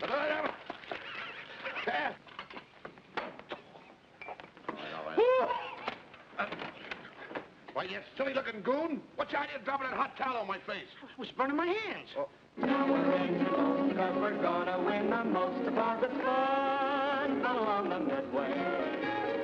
Step inside. She never fakes it. There's a ride that really makes it fun on the wonderful midway. Yes, it's fun.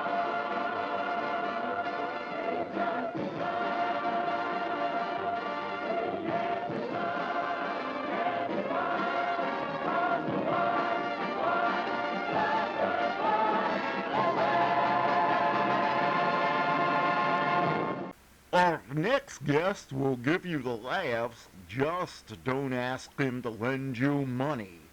It's Jack Benny coming up next. J-E-L-L-O. The Jell-O program starring Jack Benny with Mary Livingston, Phil Harris, Denis Day, and yours truly, Don Wilson. The orchestra opens the program with Night After Night.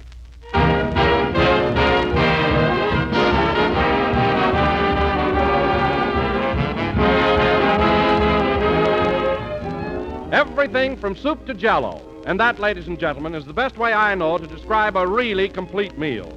For Jell-O adds to any table that grand final touch of pleasure and perfection.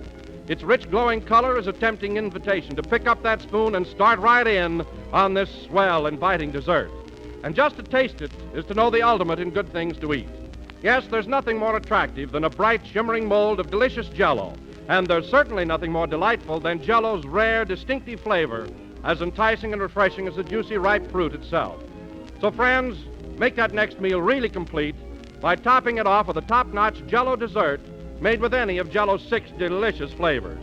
Ask your grocer for several packages of Jell-O tomorrow, and when you buy, look for those big red letters on the box. They spell Jell-O, and Jell-O spells a treat.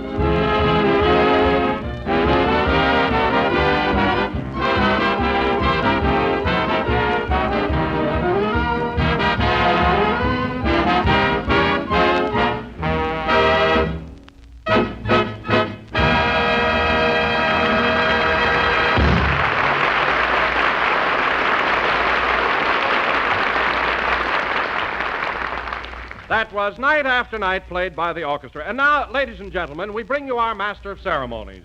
A man Hold it, Don, hold it. Jack isn't here yet. Well, where is he? Well, he's out in the hall talking to Orson Welles on the telephone. You mean Orson Welles, the famous actor? Yeah. What's he talking to him about? Well, it's a long story. Jack is still burned up because he didn't win the Academy Award this year. So from now on, he's going in for heavy, dramatic stuff. And right now, he's out there trying to get Orson Welles to coach him. Ain't that a Lulu? But, gee, Mr. Benny's a comedian. What does he want dramatic lessons for? Well, that's what I say. He ought to stick to them big shoes and baggy pants. But I guess I better go out in the hall and get him. Yeah, tell him to make it snappy. We're on the air. Okay. Yes, I understand, Orson. Yes. Yes. Quite. Oh, but definitely. Very well, Orson. I shall be expecting you within the hour. Hey, Jackson, we're waiting for you. I'll be there in a moment, Phil, old boy. By the way, Orson, shall I send my car for you, or will you take a cab? Oh, very well. I shall be looking forward to your visit. Thanks very much. Goodbye. Well, that's that. Say, kind of putting on the dog there, wasn't you? Phil, don't say wasn't you. It hurts my ear. Well, get a load of him. He talks to Orson Welles for 2 minutes, and my English ain't good enough for him. And don't say ain't. Heavens. Oh, stop with that highbrow stuff. What are you trying to do, make me feel subconscious?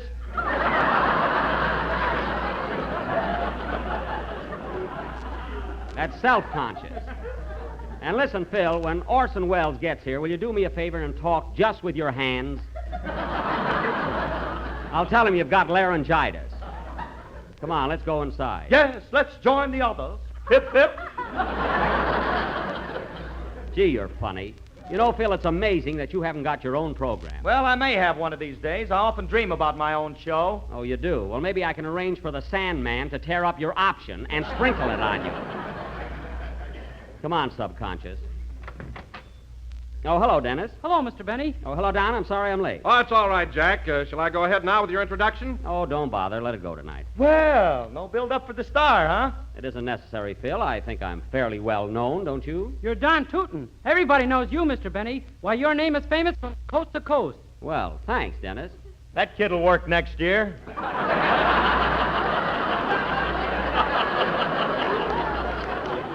That's not flattery, Phil. I've been in show business for a long time, and naturally, my name has become more or less familiar. Well, let me tell you something, Jackson. When I go out on the road with my band, I hit a lot of towns where they never even heard of you. No kidding. That's a fact. Well, Phil, in the kind of towns you play, you can get 8 to 1 that shoes are a passing fancy.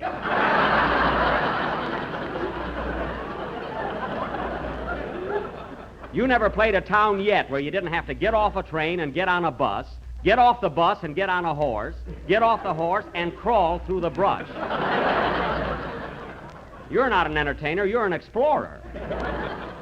Say, Don. Yes, Jack? I meant to tell you, I just spoke to Orson Welles on the phone, and he's coming over in a little while. Oh, yes, Phil mentioned something about it. He said you wanted Mr. Wells to coach you in dramatics. Yes, and he has consented to help me out. Gee, Mr. Benny, you're a swell actor now. You don't need any coaching. Yes, I do, Denis. That's right. Don't change your mind so fast.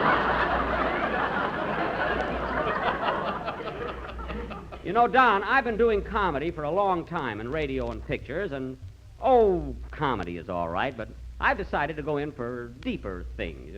Now, Denis. Yes, please? Mr. Wells will be here pretty soon, so I think you ought to get your song over with. Have you got something ready? Yes, Mr. Benny. This being St. Patrick's Day, I'm going to sing a real old Irish folk song called Phil the Fluter. Well, that's very apropos. Go ahead, Denis. Okay. Say, Jack, I forgot to ask you, how's Mary getting along? Mary? Oh, she's much better, Don, but she'll have to stay in bed a couple more days. Well, I'm very glad she's improving. Hey, what's the matter with Mary? Oh, she had a bad... Denis, you can close your mouth. We're going to talk for a while. Okay.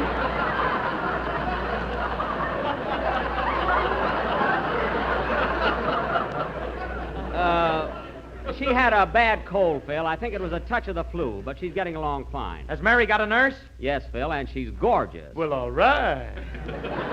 And her husband, who is 6'4" and could break you right in two, isn't bad looking either. Sing, Denis. I think there'll be no more interruptions.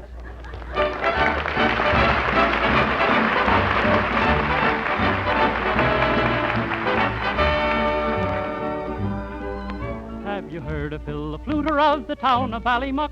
The times were going hard with him, in fact the man was broke. So he just sent out a notice to his neighbors, one and all, as how he'd like their company that evening at a ball. And when writing out he was careful to suggest to them, if they found a hat of his convenient to the door, the more they put in, whenever he requested them, the better would the music be for dancing on the floor. With the toot of the flute and the twiddle of the fiddle, oh, hopping in the middle like a heron on the griddle, oh, up, down, hands around, crossing to the wall. Oh, hadn't we the gaiety of Phil the Fluter's ball? Then little Mickey Mulligan got up to show them how, and then the widow Cafferty stepped out and makes her bow. I could dance you off your legs, says she, as sure as you were born, if you'll only make the piper play the hare was in the corn. So Phil plays up to the best of his ability. The lady and the gentleman begin to do their share. Faith and Mick, it's you that has agility. Begorra, Mrs. Cafferty, you're leaping like a hare. With the toot of the flute and the twiddle of the fiddle, oh, hopping in the middle like a heron on the griddle, oh, up, down, hands around, crossing to the wall. Oh, hadn't we the gaiety at Phil the Fluter's ball? Then Phil the Fluter tipped a wink to little crooked Pat. I think it's nearly time, says he, for passing round the hat. So Paddy passed the hat around and looking mighty cute, says you've got to pay the piper when he tutors on the flute. Then all joined in with the greatest joviality, covering the buckle and the shuffle and the cut. Jig Walker danced of the very finest quality, but the widow beat the company at handling the foot. With the toot of the flute and the twiddle of the fiddle, oh, hopping in the middle like a heron on the griddle, oh, up, down, hands around, crossing to the wall. Oh, hadn't we the gaiety at Phil the Fluter's ball. Yep.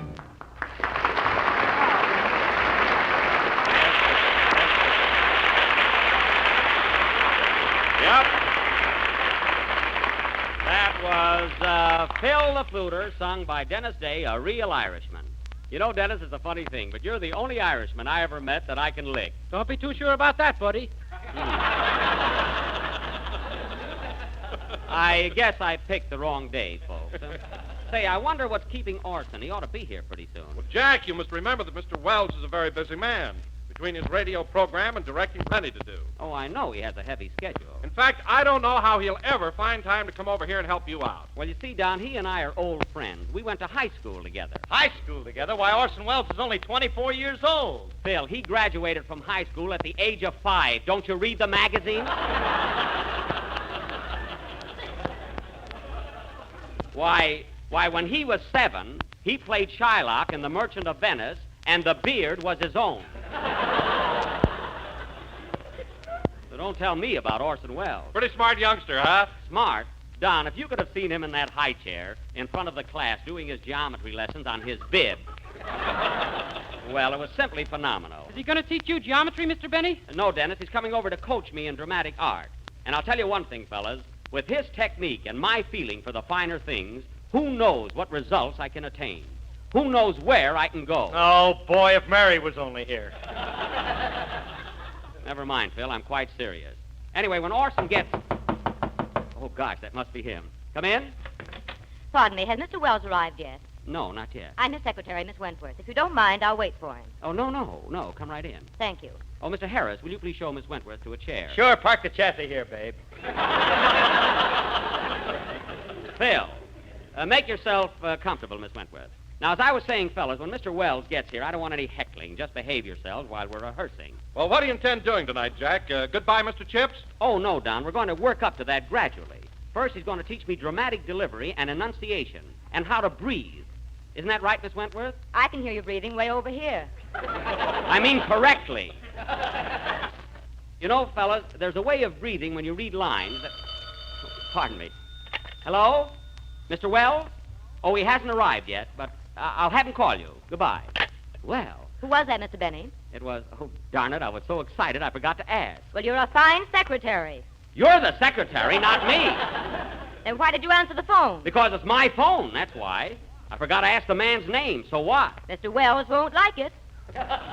Look, miss, don't worry about that.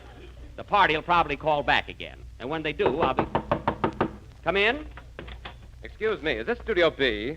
Yes, sir. I was to meet Mr. Wells here. I'm Mr. Stone, his secretary. His secretary? Then who's Miss Wentworth? She's his private secretary. I am right out in the open.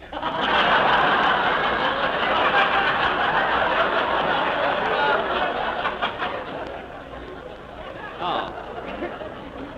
Well, come right in. Mr. Wells should be here any moment. Thank you. How do you do, Miss Wentworth? Good evening, Mr. Stone. Gee, that Orson's a pretty busy guy, ain't he? Phil, I warned you about saying ain't. Oh, that's right. He's a pretty busy guy. Am he not? Just let it go, Phil.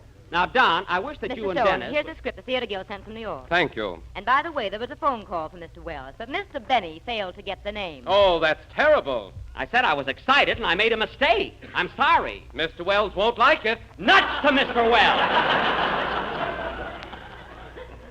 Gee, you'd think I'd murdered somebody. Now, Don, as I was saying, if you and Denis would be... Now what? Come in? Pardon me, I'm looking for Studio B. I have an appointment. He isn't here yet. Have a seat. Good evening, Mr. Wells. Good evening, Mr. Wells. Good evening, Mr. Wells. Oh, Orson! Come right in!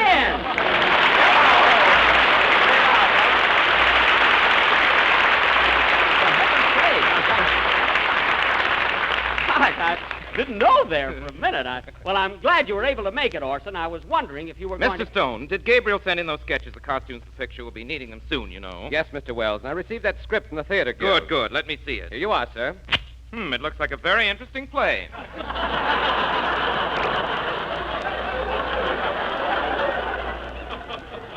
Well...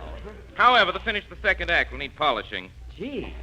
Oh, Orson, before we get started, I'd like to have you meet some of the members. Miss Wentworth, did you cable Mr. Miller about the American rights to his new production, the one that opened last week in London? Yes, I did, Mr. Wells. And by the way, just before you arrived, a phone call came for you. But Mr. Benny didn't get the name. Snitcher. I was excited, Orson. That's all right, Jack, but watch those things in the future. Oh. Oh, I will. I will, yeah. Now, Orson, before we get started, I'd like to have you meet the members of my cast. This is our announcer, Don Wilson. How do you do, Mr. Wilson? It's a pleasure, I'm sure. And this is Dennis Day, our young tenor. Mr. Day? How do you do? Dennis, don't curtsy.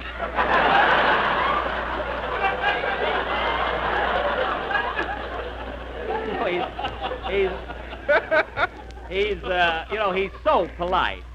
And, oh, yes, this is our orchestra leader, Phil Harris. Good evening, Mr. Harris. Hi, Orson. Still scaring people?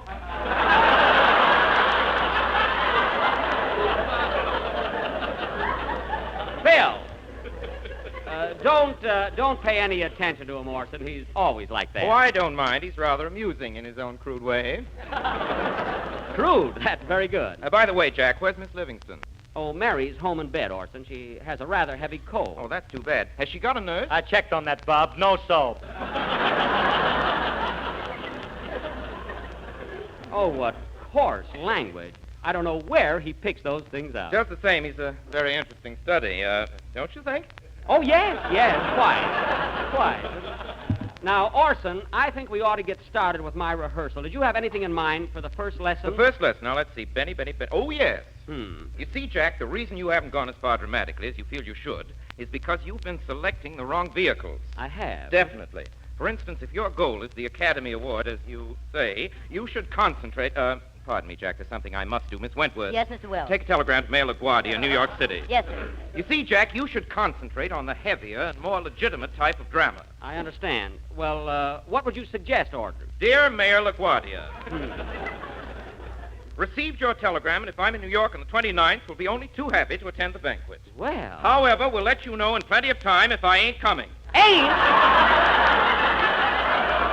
Oh, why, Orson! Orson, you said ain't. Oh, I'm surprised. Well, Jack, the use of the word ain't is sometimes permissible. You see, in this instance, by using ain't, I saved a word in a telegram. Oh. You don't have to tell him about saving anything. Never mind you. That's all, Miss Wentworth. Yes, sir. Now, Jack, where were we? You were about to suggest a proper vehicle for me. Oh, yes. Now, the type of play that would offer you the greatest scope for emotional histrionics would be a literary classic, something like The Hunchback of Notre Dame.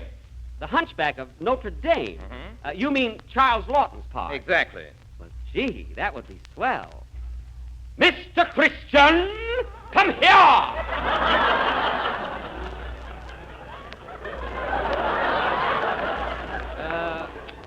How's that? That's from Mutiny on the Bounty. Oh, yes. I got a little mixed up there, I guess. Well, Orson, if The Hunchback is the play you feel I ought to do, let's try it out. I'm your obedient servant. Shall we get started? Yes. Mr. Stone, did you bring the script for The Hunchback with you? Here it is, Mr. Wells. Good. Now, Jack, here's a scene that we can start out with, which I think will give... Oh, pardon me, Orson. Come in. Excuse me, is Mr. Wells here? Why, yes, he is. It's your tenor, Mr. Wells. Oh, come in, Max. You might as well measure me right now. Okay, Mr. Wells. Mark this down, Sam. Right. Now, Jack, I think we can take this scene where the King of France meets the gypsy dancing girl, Esmeralda. Now, let me glance at it a minute. 15 and a half. 15 and a half. Chest, 42. 42. Weight, 36. 36. Legs, 29. 29. Come on, Sam. Goodbye, Mr. Wells.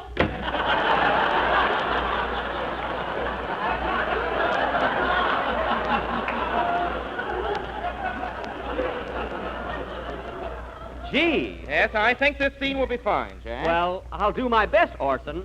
Now, do you think Miss Wentworth. Yes, Mr. Wells. Take a memo to the tailor. No bells in the back. Now, Orson, as I was saying, do you think I ought to give my own interpretation of The Hunchback, or should I mimic Charles Lawton? In other words... Oh, darn it, excuse me. Hello? What? What? London? London, England? Oh, I think that's for me, Jack. Gee, London. Hello?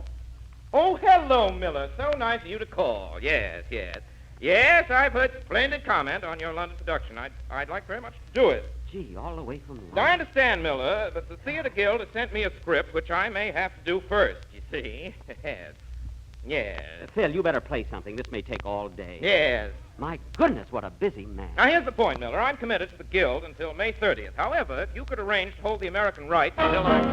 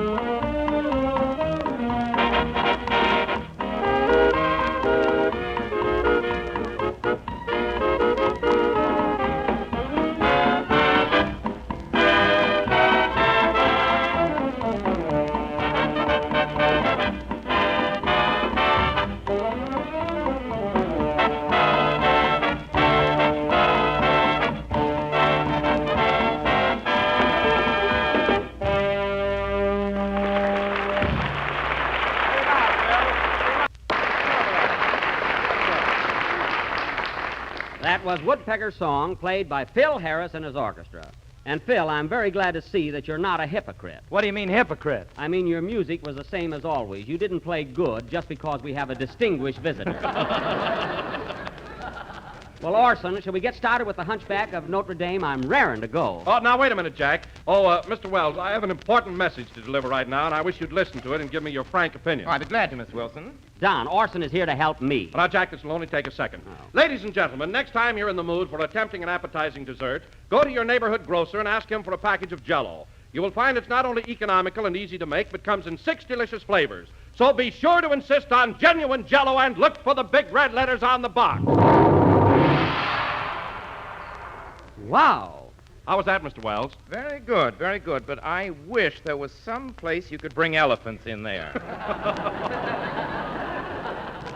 Elephants? What an imagination. Well, let's get to me now, eh, Orson? All right, Jack. I see you're ready to play the Hunchback. What did you do? Stuff a pillow up your back? No, that's this suit. I must have it altered. Say, Orson, I was just thinking. Of course, I don't want to complain or anything, but as I remember in the picture, Quasimodo, the hunchback, had very little to say. In fact, all he did was grunt and groan. That's not very dramatic, is it? Well, now that's where you're wrong, Jack. A groan or a grunt, if properly delivered, can convey as much emotion as a whole page of dialogue. Well, perhaps you're right, although I never thought of that. Now tell me, Jack, can you groan? Groan? You ought to hear him on payday. Phil, you're the only one I resent paying. Well, now that you've explained it, Orson, I think I can handle it all right. Very good. Then let's get started. Now, this particular scene calls for the King of France. I'll play that. Frollo, the King's High Justice. I'll play that, too. Quasimodo, the Hunchback. That must be me. Yes.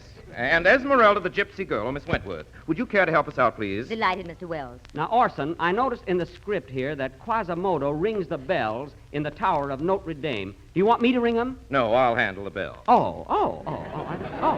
And incidentally, Jack, at the finish of this particular scene, you have a very dramatic speech where you tell Esmeralda not to be afraid of you. It's really the high spot of the play. Oh, well, I'll sure try and get it right, Orson. All right, then let's proceed. We open first with Esmeralda and Frollo. Now, quiet, everybody. Quiet, everybody. Mr. Wells is about to rehearse. You have the first line, Miss Wentworth. Yes, sir. Let me go. Don't touch me. You have the hands of the devil. Great. For such talk, I could have you burned at the stake. I am the law. Yes, the law that drives my people out of France. You deserve it. You are thieves and swindlers. You are lazy and you live by magic tricks and sorcery. But you don't know the gypsies. I don't want to know them. I want to wipe them out with fire and sword. Every one of them.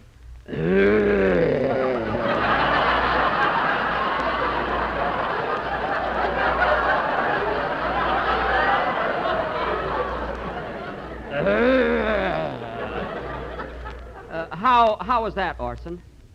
Just groan once, Jack. Oh, I thought twice. Now, at this point, King Louis XI of France enters the scene. Esmeralda speaks. Oh, thank heaven. The king approaches. Maybe he will listen to me. You will be heard. I will help you, my child. Your Majesty. But you must give me a good reason. They say you are a lot of thieves. Oh, no, Your Majesty. Whenever we steal, it is because we are hungry. Help us, sire. Please help us. I will help you. You and your people will suffer no longer.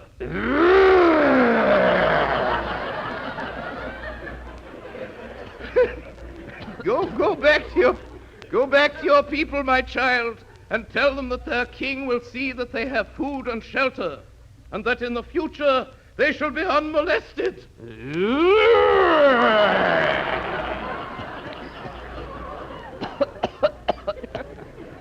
For this, I needed a teacher.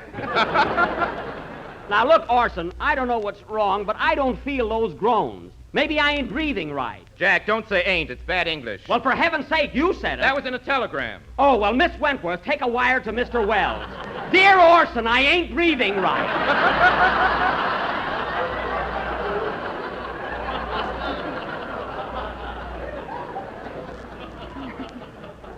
And another thing, Orson, when do I get to that long speech of mine? It's right here at the top of the next page. Esmeralda speaks again. Continue, Miss Wentworth. Oh, thank you, Your Majesty. My people will always be grateful. Rest easy, my child, and now, goodbye. Goodbye, sire. Oh, wait, Your Majesty. Who is this ugly, misshapen creature that is staring at me? I'm frightened. That's your cue, Jack. Oh, yeah. It is I, Quasimodo. Do not be terrified of me. I am not a man and not a beast. Yet I am human, too. I have a heart and it warms to others. But people... Hey, wait a minute, Orson. You're drowning out my voice. Well, the script calls for bells. I don't care. You don't have to ring them that loud, do you? I'm sorry. Try your speech again. Oh, Mr. Stone, will you ring the bells this time? I want to watch Mr. Benny. Yes, sir. Go ahead, Jack. It is I, Quasimodo. Do not be terrified of me. I am not a man and not a beast.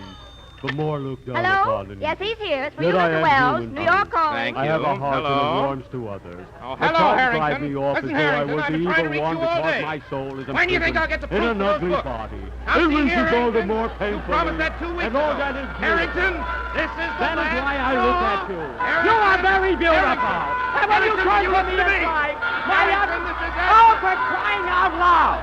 How can I act with all this going on? For heaven's sake. Oh, Mr. Wells, your suit is ready for a fitting. Thank you, Max. I'll try it on here. Oh, the heck with it. Play, Phil. What I go through for a career.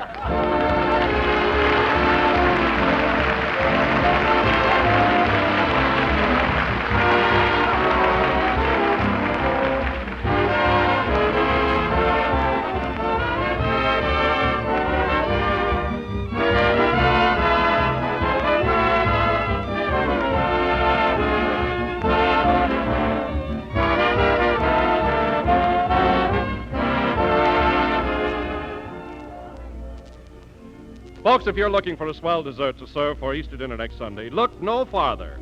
Because here it is, the whole answer in a pastry shell, Jell-O Easter tarts, each one heaped to the brim with clear golden orange Jell-O and several sections of tender, juicy oranges. Yes, believe me, it's a glorious treat and just as simple as it is satisfying. To make it, all you do is dissolve 1 package of orange Jell-O in 1 pint of hot water.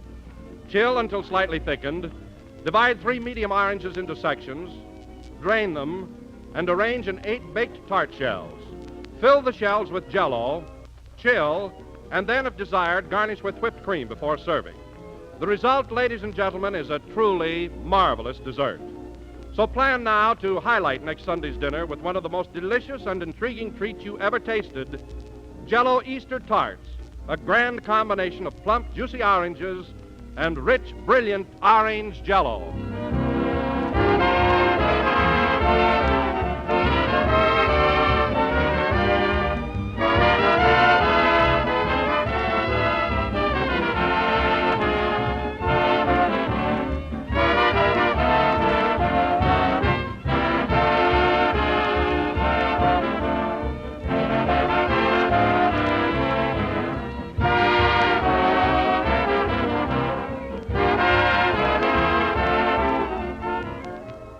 This is the last number of the 24th program in the current Jell-O series, and we'll be with you again next Sunday night at the same time. Say, Orson, I'm sorry I blew up the way I did, but I would like to become a dramatic actor. Well, Jack, those things take time, but I'll tell you what. Come over to my show next Sunday. We're going to do June Moon, and there's a swell part in it for you. Well, gee, I'll be glad to. Will I have to groan much in this? No. No, Jack, there isn't a single groan in the entire play. Oh, gosh, and just when I had it down pat. Good night, folks. J-E-L-L-O.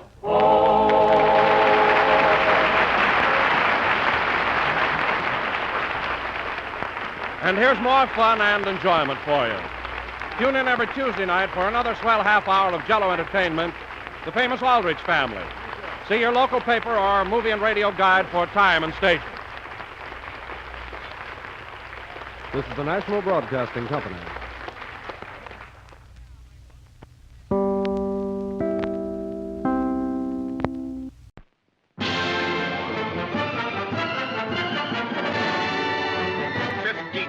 Great newspapers representing a combined circulation of 22 million readers recently held a nationwide poll to discover America's leading entertainment personality. The returns are in, and we proudly present the winner, the glorious singing star, you elected Queen of the Screen. Look at her, and soon I knew my future had been found.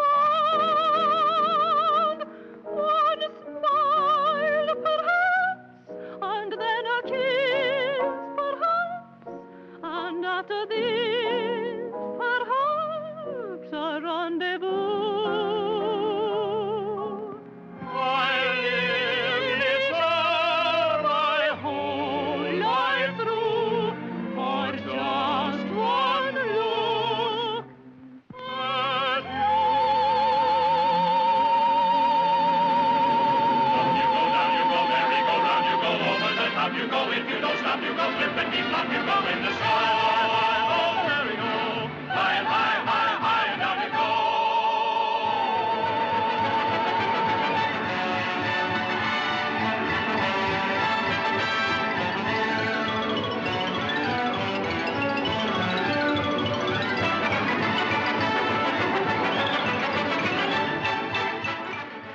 Can't imagine any place without you. I can't even remember any place without you. Darling. Take that jewelry off. Oh, stop it, Jimmy. You don't understand. Seymour, you're drunk. What of it? Why don't you go home and sleep it off? Here. You sleep it off. What are you driving at, Larry? Well, I figured that tonight you'd either sing badly for my sake or sing well for his. I only know one way to sing. Of course you do. And you only know one way to love. And that's with your whole heart. You've changed. You're not my wife anymore. You've turned into an electric sign, gone up in flames. You've become a public spectacle. Other people own you now, not me. Collier owns you. The audiences, the autograph hunters, the gossip writers, they own you. And Larry Bryant owns you.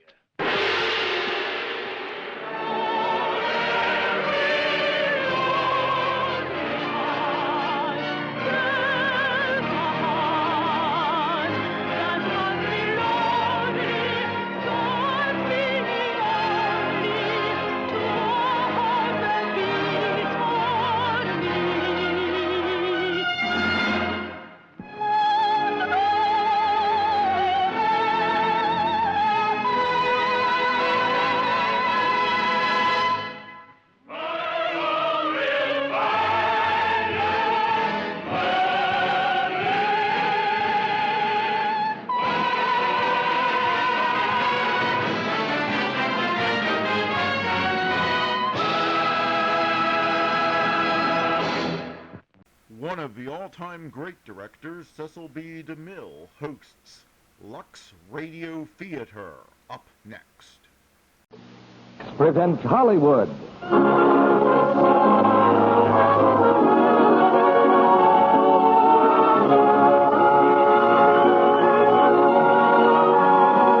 Lux Radio Theater brings you Roy Rogers, Martha Scott, and Albert Decker in Old Oklahoma.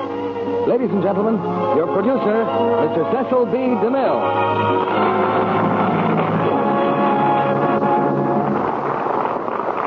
Greetings from Hollywood, ladies and gentlemen.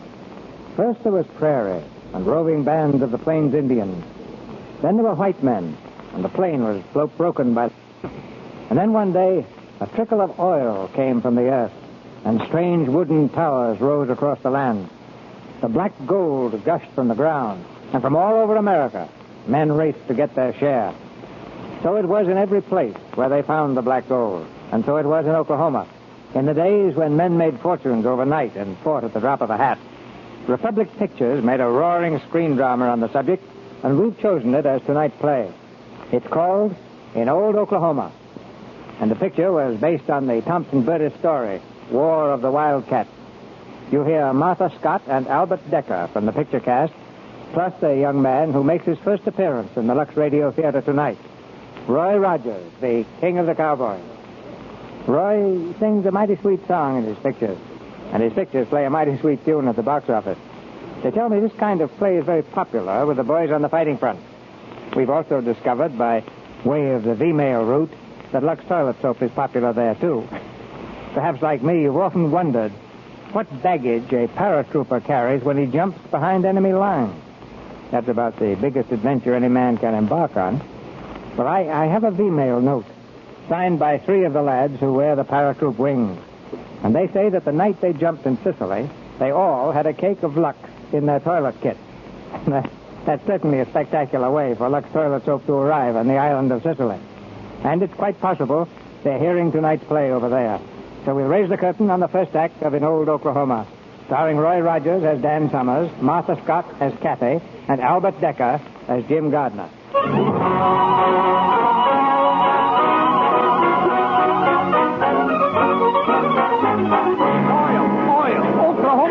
I hear of a fella that made $78,000 off of 2 acres of oil. We get a chance to be millionaires. This here oil boom makes the land rush look like a little casino.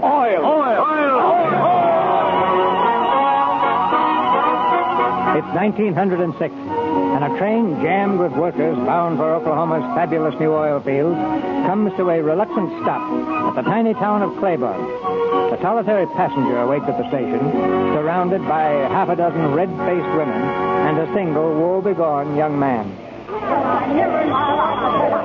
Now, Mother. Now, ladies, please. Just for 1 second, Mother. Ladies, will you kindly shut up? Now, Kathy, you don't have to leave Claiborne. Please don't go. Let go my hand, Walter. I'm going to miss the train. But you can live all this down. I don't want to live it down. I just want to live. Walter, you promised me you would never speak to this horrible woman again. Kathy, tell them you'll never write another book. Tell them you're sorry and they'll forgive you. But I'm not sorry. I'm glad. But, Kathy, if you leave Claiborne, we can't get married. Married? I forbid it. No woman who writes such novels will ever call me mother. You shameless creature. You. Jezebel's the word, Mrs. Ames. But don't worry. I'm leaving Claiborne for good. We're running you out of town. I'm leaving of my own free will. I live as I choose and I'll write as I choose. For the first time in my life, I'm going to be free. Goodbye. You can't do this, Kathy. Now, do you believe me, son? Kathy! Kathy!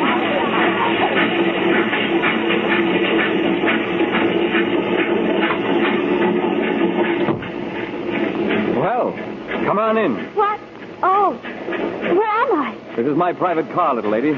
Paintings and books, and so beautiful. I should say you are. Well, excuse me, I'll get right out. And where will you go? To another car, of course. But there isn't a seat on the train or any other ladies. Somewhere there's sure to be a gentleman. Frankly, I doubt it. You see, this is an oil train. We're going to my oil fields at Sapulpa. That kind of work needs tough men, and that's just what those cars up ahead are filled with. Oh. So why don't you sit down here and be comfortable? You must be Mr. James E. Gardner. That's right. And while I don't know your name, I know you're an author, and that you're going to be free. Oh, you heard? Pretty hard not to hear. You sure told them off, little lady. Is that your book you're carrying? Yes. A Woman Dares by Catherine Allen. Catherine Allen. Now, let's see. Catherine? No. Katie? No, you don't look like a Katie. Let's see now. Kitten. Yes, that's it. Kitten. Kitten? A baby wildcat. Fit you perfectly. And now that you've agreed to share my private car, I'll start collecting the payment. One little kiss. Oh!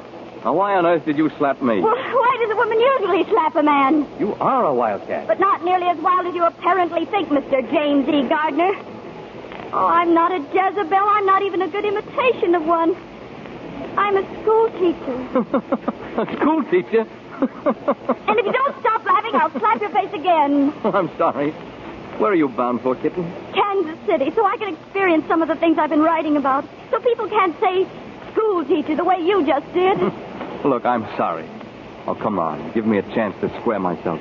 You know, kitten, you can't learn about life in Kansas City. You should come to my town, Sapulpa. I'll show you more in 5 minutes than you can see in Kansas City in 10 years. I simply don't know what to make of you. Well, I just...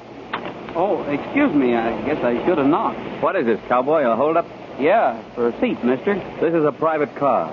I know, but I'm awful tired. Cherokee! If you're calling your engine bodyguard, he's up ahead playing poker. You see, mister, my horse died under me about 10 miles out of Claiborne.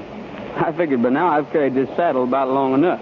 And look, Mr. Gardner, he's an ex-soldier. Oh, you noticed the pants? Well, it's your duty as a citizen, Mr. Gardner, to let him sit down. Yes, you're right, kitten. Sit down. Where you going? You know, that's the very question I was arguing out with my horse just before he died. Where you bound for, miss? Kansas City. Shucks, I always wanted to go to Kansas City. Guess maybe that's where I am going. Oh, is that a box lunch over there? That's right. Is anybody mind? No, go right ahead. Well, you folks just pick up where you left off, and I'll get off over here in the corner and spend time with this cold turkey. Well, kitten, shall we take his advice? Yes. If you really want to live, you mustn't be afraid to take a chance. Just remember to leap first and look afterward. That's what happened to my horse. He broke his neck. As you were saying, Mr. Gardner? Yes. Well, take my town, for example, Sapulpa. It was just a dust-covered prairie with a handful of farmers. But all the while, right under their feet, there was a fortune. Oh, boy. Say, you're going to have to excuse me, folks. It's this here book, A Woman Dares. What's so funny about that book? Listen to this. They kissed, and the sun and the moon and the stars reeled around them. Silliest thing I ever heard of. An author is entitled to poetic license. Ain't nobody entitled to run that hog wild. Let's see now. And so Julia realized she now stood at the crossroads. Julie. Yes, ma'am. Which way shall she turn? One road leads to John and dull security, and the other to Roger Hale and exciting adventure. Oh, he's ruining it. Read it to yourself, if you don't mind. Yeah, I'm sorry.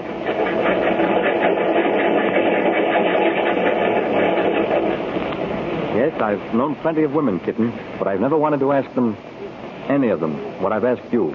Get off at Sapulpa with me. If my hunch is right, you'll never be sorry. Mr. Gardner, you've known me for exactly 2 hours and 10 minutes, and And if my hunch is wrong, there's always another train to Kansas City. But I couldn't. Why not? Aren't you Catherine Allen, the novelist? Yes, but, well, if someone were with me... But alone, I couldn't think of it. Boy, I just can't stand any more of this here book. I'll bet whoever wrote it is a dried-up old maid who would run a mile if a man ever even looked at her. So that's your opinion, is it? It sure is. You know, I once had the idea the girl in that book was warm and beautiful and courageous. But yes, I guess you're right, cowboy. Well, here's where I get off. Looks like we're at the crossroads, kitten. How did it go in the novel? One road led to John and dull security, and the other to... You see? Oh, thank you, Mr. Gardner, but I'm still going to Kansas City. Oh, well, how long does the train stop here? About 10 minutes. Well, then I'll have time to send a telegram to my Aunt Clara. And if you'll excuse me, I have to see the conductor about switching off my private car. I'll see you in the station. Sure. See you in the station, Mr. Gardner. Oh, Joe! Joe! Come here a minute. Well, Mr. Gardner, got you here on time like I promised. Fine trip, Joe. A little present for you. $100? Well, thanks. I'd like to ask you something, Joe. Your usual stop here is 10 minutes, isn't it? That's right. I'd consider it a personal favor, Joe, if you took this train out of here in, say, 2 minutes. Think you can do that? I could do most anything for $100, Mr. Gardner. She'll be down the road in 2 minutes flat. Thanks, Joe.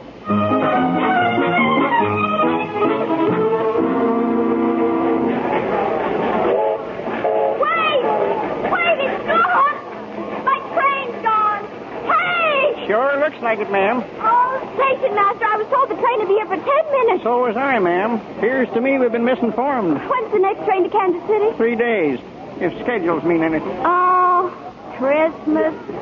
Howdy. We've missed our train. Yes, ma'am. Well, what are you grinning at? Well, it's none of my business, but I believe you're happy about it. Why on earth should I be happy? Him? Why, you... What? He was right, you know. A lot more excitement here than in Kansas City. Yep, I believe we're going to like it here. You know, I believe I am happy. Well, I actually believe I am. Sure you are. You're lucky you left your luggage in Gardner's car. Come on, we'll pick it up. Oh, please don't bother about me, Mr. Summers, Dan Summers. Summers. I can look out for myself beautifully. You know, my granny always says that next to eating peas with a sharp knife, ain't nothing so risky as a pretty girl looking out for herself. Well, your granny and I don't agree. Oh, there he is now. Oh, Mr. Gardner. Why, Kitten, what happened? Oh, the most terrible thing. The train went off and just left us here. Us here. I think that's wonderful. I was hoping that would happen. What'll I do? Yeah, well, what'll we do? Don't worry about it, Kitten. And don't you either, cowboy. Cherokee! Yeah, boss? Crank that automobile and let's go. Is it safe? Runs like a deer. Come on. Awesome. Goodbye, Mr. Summers. Bye. Thanks, Mr. Gardner. I'll be seeing you around. Most people do. Goodbye.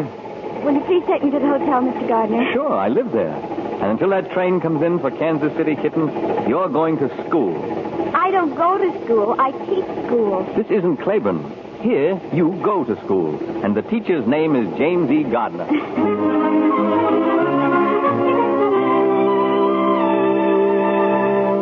Well, honey, how do you like the room? Lovely, Miss Baxter. Thank you. Say, what brought you here anyway? I was bored, I guess. Just off the farm? School teacher. Come again? School teacher. That's what I thought you said. Now, right there down the hall is Jim Gardner's room. Like to see it? What? Well, honey, I don't get it. Well, neither did Mr. Gardner until I slapped his face. You slapped Jim Gardner's face? I most certainly did. Oh, honey, that's the best news in years. I got to hear this from the beginning. Well, there's nothing to tell. I met him on the train, and then when I missed my other train, I just came here. You told him all about yourself? Everything, I'm afraid. And he still goes for you? Well, if you mean did he bring me here, yes. Well, I'll be darned. Confidentially, I'm glad I missed the train, but I wouldn't want him to think I'm the sort of a girl who'd let herself be glad and not have a chaperone. Have a what? A chaperone, someone like my Aunt Clara in Kansas City. Say, listen, honey, a game like this requires the services of a professional. Meet a new member of your family, Aunt Steffi. Bessie, you're wonderful. You're crazy about the big guy, ain't you? No, I wrote about him even before I met him. He's exactly like that wonderful Roger Hale in my book. You wrote a book? Why, certainly. Oh, good glory. In my book, Roger leads Julie into a new world filled with exciting adventure. And they got married and lived happily ever after? Why, of course. Well, you got the right idea, honey. But when you're shooting for orange blossoms with Jim Gardner, you're playing for the highest stakes there is. Well, that's what he told me to do. Oh, where'd you go? Down the cellar in the bathtub room. Him and a young fella. Like for you to meet him, Dan Summers. Oh, I know Mr. Summers, too. Well, you do? Surely. Well, honey, you're either the smartest or the dumbest school teacher I ever met up with.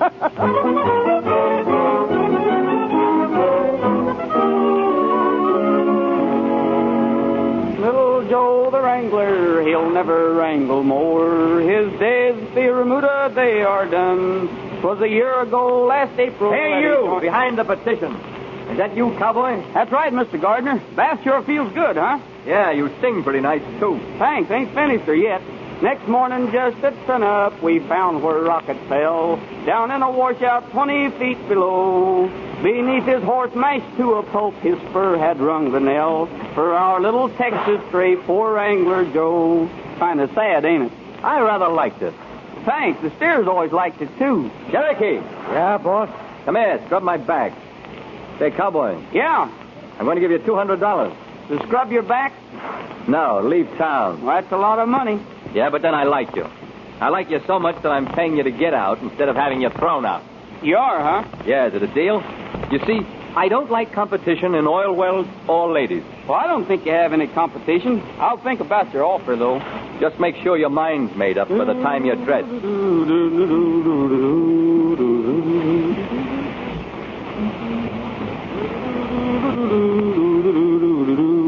Hey, what do you mean putting on boss clothes? Hey, take them off clothes. What's the idea, cowboy, stealing my clothes? Well, you figured on giving me $200, and I figure that's too much. So I'm settling for your clothes. Are you going to take them off, or does Cherokee take over? I sure like these clothes, Mr. Gardner. Go to work, Cherokee. Sure, boss. Don't make trouble, cowboy. Don't want bullet hole in boss clothes. Put down that gun, Injun. No, put down gun. You put down clothes. Okay. I guess you win.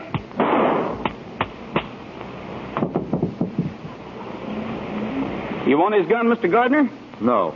You want a job? Yeah. You've got one. I overestimated Cherokee. He's fired. You're my new bodyguard. Oh, these clothes go with it? Okay. I'm hired, so long as I don't have to wash your back. The first thing for you to do is find Miss Allen. Tell her I'll meet her tonight at 8 o'clock. Right, 8 o'clock. We'll be waiting for her, won't we?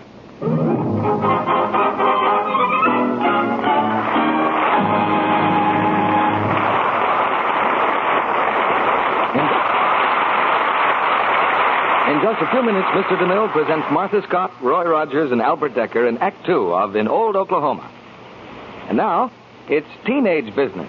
Why, Ellen, you look lovely. What have you been doing to your skin? Oh, thank you, Mary. It does seem to work, doesn't it? What seems to work? Don't be tantalizing. Why, those beauty facials I've been taking like mad, of course. You said Of course I did. I said your skin looks divine. What I want to know is, silly, what beauty facials? Oh, of course. I forgot you weren't taking them. But you really should, you know. Of course I should. Now, please tell me what beauty facials. Do they cost much? How long do they take? How long before my skin will look as lovely as yours?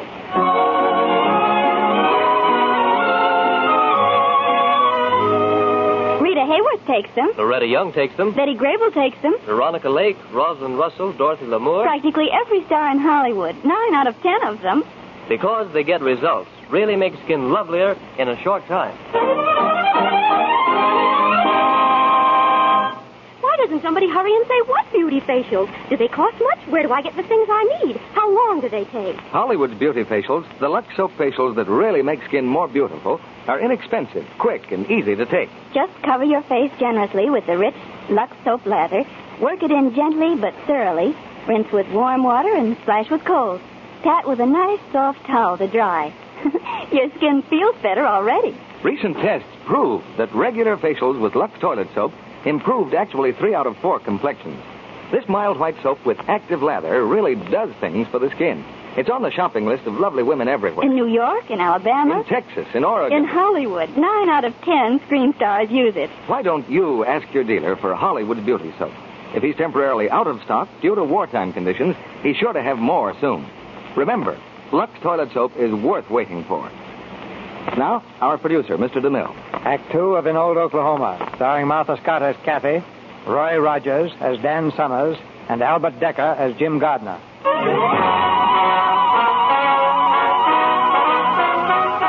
Catherine Allen is determined to leave for Kansas City in 3 days. But secretly, she is equally determined to make those 3 days unforgettable. A conviction ardently shared by Jim Gardner. Jim gets Jeff off to a perfect start by taking the righteous little schoolteacher to her first cabaret.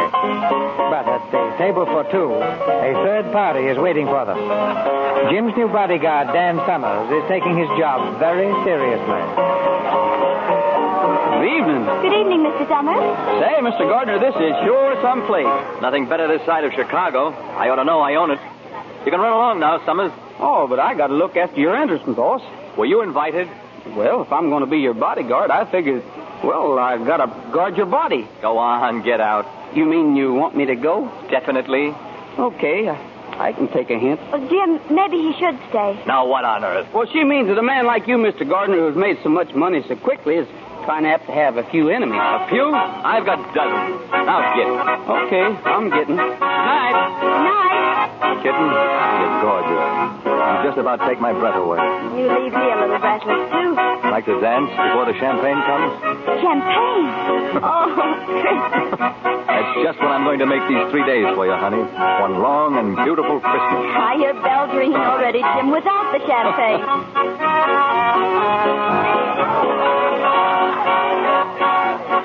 Jim Gardner sure can pick 'em. My, like a lollapalooza. It's Daniel Summers. Hey, you.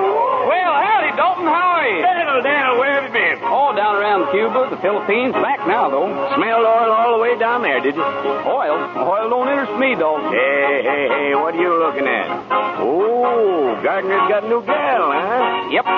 Well, what's up, Dalton? I've been hearing rumors that you're getting kind of soft-hearted. Yeah? Who started that? Don't know, but there's a real charitable act you can do for me. Well, you know me, Daniel.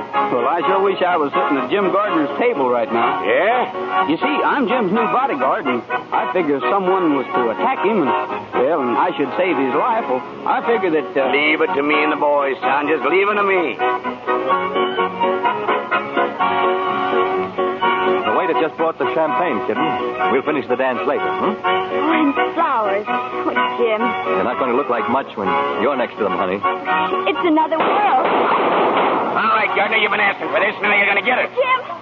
What are you talking about, Dalton? You're a double-crossing lion, a cheap crook. He's not cheap, and drop that gun, Dalton. I'll sure hate to drill you in the back. You keep out of this, cowboy. I said drop that gun. That's better. Gardner may be a fast-thinking four-flesher, but nobody's going to kill him when I'm around. Well, I guess you win, cowboy. Desperate, Blackie. Yeah? Get this man out of here. Come along, Jordan. We got law and order here, and we mean to enforce it. Get going here. Yes, I guess you got me, boy. I don't know what come over me. Hey, folks, start the music. Let's get back to your tables and have... Jim, he might have killed you. I don't understand it. I always played ball with Dalton. Well, I tried to warn you, Mr. Gardner, but you're too trusting. I tell you, this ain't no easy job I walked into. Let's sit down, huh? Yeah. This is my chair. Sit over there. Well, I couldn't do that. You might get attacked again. And my granny always says it's impolite to shoot across a lady. All right, Summers. As long as you're here, we may as well talk business. But only for a minute, kitten. Summers, tomorrow afternoon we're driving out to the Indian reservation. Well, good. I got some friends out there I'd like to see again. The richest oil lands in Oklahoma are owned by those Indians, and I want to buy them. They'll be glad to sell them, Jim. Surely they're not worth anything to the Indians. Brush up on your sign language, kitten. Maybe you can convince him of that. Have you seen the government man yet, the engine agent? You mean Mason? Yeah. He's sure a square shooter, Mr. Gardner. What are you trying to say, that I'm not? I've spoken to Mason, and I've spoken with my lawyers. We're not going to have any trouble, Summers. Well, still, I think we ought to keep Miss Allen at home. Oh, I don't mean there'd be any danger. It's just that Indians don't fancy ladies hanging around when they're talking business. Well, I guess you can sit in the automobile, kitten, while we do the palavering. Of course, if it'll make Mr. Summers happy. Too bad, though. You know, I figured our powwow might be pretty interesting to a writer. Who's a writer? Miss Allen. I think you were reading her book on the train. You mean a woman dares? Uh-huh, that's right, Mr. Summers. Remember? A dried-up old maid who'd run a mile if a man even looked at her. Oh, better find a doctor, Summers. Doctor? Yeah, looks to me like you've just been clawed by a baby wildcat.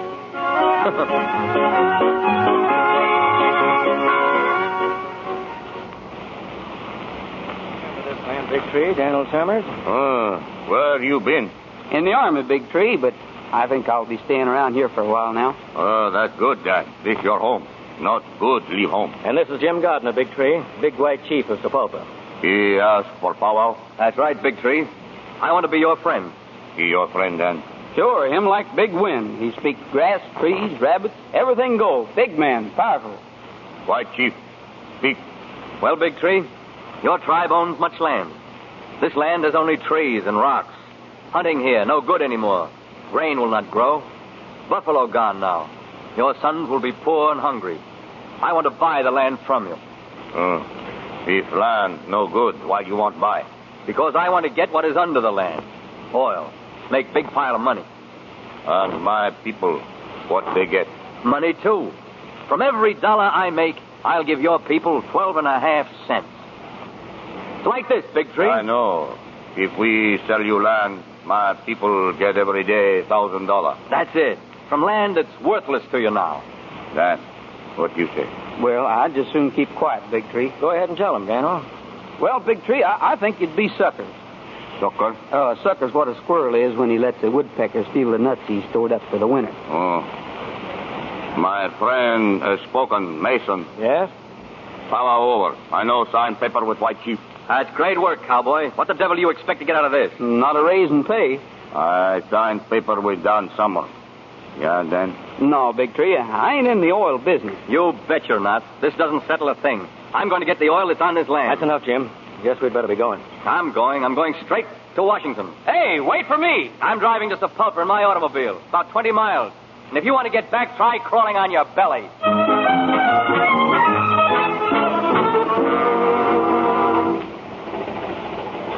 I'm terribly sorry you lost the Indian land, Jim. But I haven't lost it, kitten. I'll go direct to Washington. I get what I want. Day after tomorrow, I'll be on that train, too, won't I? That's right. Well, I hope my ticket's correct. Do you think it is? Well, let's stop here a minute, and I'll take a look at it. Here. It'd be awful if I were left behind again, wouldn't it? Sure would, kitten. Well, Jim, you're tearing up my ticket. Oh, you didn't really think I'd let you get away from me, did you? I wasn't sure. I'm crazy about you, and you know it. Jim. Last time I did that, you slapped me. Sorry about the ticket? If you hadn't torn it up, I would have. On my train, you don't need tickets. I'm the conductor, the engineer. And I'll take you to all the places you've ever dreamed of. I don't care whether we go to the moon or stay right here. As long as we're always together, Jim. Always, kitten? That's a pretty long time. Forever, darling. You know, I've got an idea you're going to interest me for quite a while. But wherever that place is along the line, you get tired of the scenery. Just jump off. Oh, is that the way we travel? It's the only way I ever travel. But I promise you, you won't be the loser. I'm sure I won't be the loser, Jim. Because I'm getting off right here. What are you talking about? I'm sorry, Jim. I guess we sort of misunderstood each other. Oh, now, wait a minute. Goodbye. Oh, but you can't walk back to town. I wouldn't bet any money on that if I were you. All right, then walk. It'll do you good. When you reach the pulper, you'll know where to find me.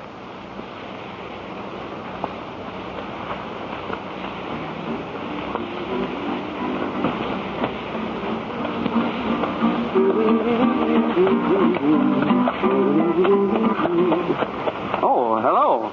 Hello. I borrowed this horse and buggy from an Indian. Come on, get in. No, thank you. Well, do you mind if I drive alongside here? It's a free road, isn't it? Yep, and mighty lonesome, too. Oh, well. I've learned a lot about women from a certain girl I know.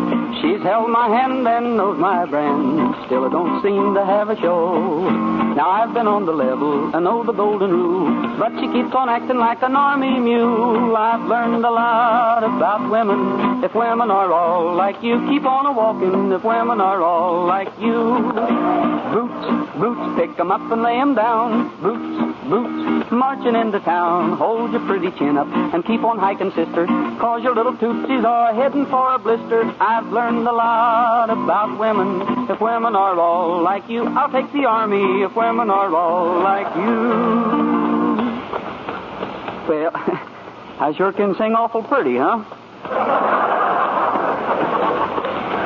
I wouldn't know. I wasn't listening. Well, what are you doing a long way out here? It's going to be kind of dark here in a few minutes. What does it look like I'm doing? Wandering around out here at night ain't exactly safe. I've told you before, I can take care of myself. Well, you better keep an eye out for rattlesnakes, though, and wolves and skunks. And... Oh, well, come on, horse. Get up.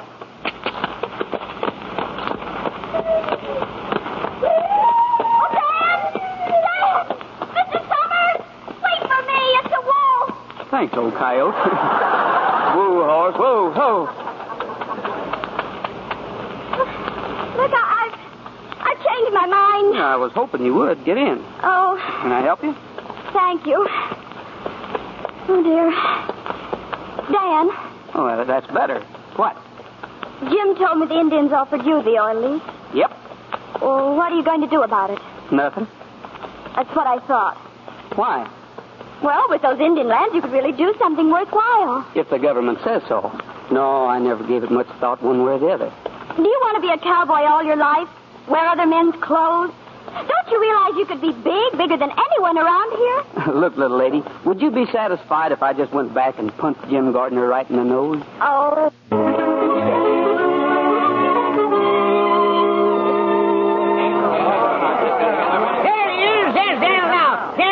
Hey, what is this? Daniel, you're going to make us all rich. Well, look, Desperate, I just came back from the reservation. Now, what are you talking about anyway? Son, let me shake the hand that shook the pulper. We heard all about it, and we want you to take the oil lease from the Indians. The whole town's backing you against Jim Gardner. Well, I said I didn't want it, and that still goes. Well, you're the only one the Indians are leased to. But don't you see, after what I told Big Tree, if I went and took the lease now, it'd be kind of like double-crossing Gardner. Gardner does everything legal, Daniel, that's true. But he's taught us that a man can cheat and lie and still be legal, and we're getting sick and tired of him making money off on our oil land. I know, but drilling oil wells takes money, and lots of it. And that's what we're trying to tell you, Dan. We raise the money. Us little fellas, Daniel. It'll be us and the Indians instead of Gardner. What do you say? Don't let us down, Summer. Yeah, we got some rights. No, I just ain't the man for the deal. Of course you are. Huh? I know this is none of my business, but you're just the man. Jim Gardner says he'll get the Indian lands, and he's going to Washington to do it. Well, if he can, you can. And if you don't think anything of yourself, Dan Summers, think of these people. If you work those lands, you'll give us all a chance. Well, we can lick that Jim Gardner to a frazzle. Well, I know how all you folks feel, and I'd like to please you, but still, I got to sleep on this proposition for a while. Oh, that's good enough for me. Inside, everybody drinks on the house and dances to girl. Yes? Ain't you taking kind of a roundabout trip for them orange blossoms, honey?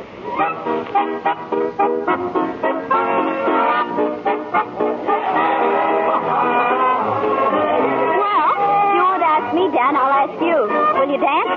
Well, about everything else has happened to me. Come on, we'll dance. I'm not made of glass, you know. Huh? I won't break. Oh. This better? Much. Well, I'm warning you, my feet ain't half as light as my head. You're a fine dancer. Yes, Summers, you seem to understand all about dancing. Oh, hello, Mr. Gardner. But this is to warn you to stay out of things you don't understand. Give us some air! Hey, what happened? Three guesses, son. Gardner? Give the gent a cigar. He sure put you to sleep, Dan. Well, I guess I've slept on that proposition long enough. How do I get to Washington?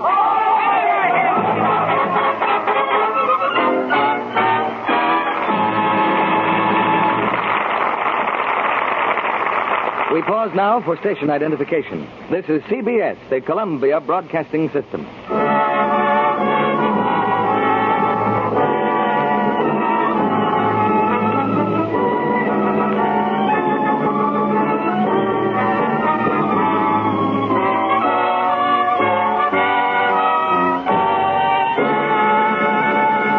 After a brief intermission, Mr. DeMille returns with Roy Rogers, Martha Scott, and Albert Decker for Act 3 of In Old Oklahoma. And now, there's a little conference going on between two young war workers who share an apartment. It's my turn to do the marketing this week, Marion. Just check the list, though, will you? Let's see. Oranges, bread, coffee, eggs, soap. Oh, Janie, dear, do me a special favor, won't you, and get some Lux? Oh, sure, but isn't that soap in the bathroom all right? Oh, it's all right, but it isn't super the way Lux is. I want a soap for my bath that really lathers. We know what Marion means. Sometimes it seems like hard work to coax lather out of soap. It seems a little bit like this, in fact.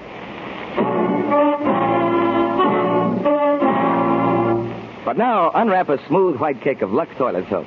In a jiffy, as soon as you touch it to water, you get a quick, creamy lather like this.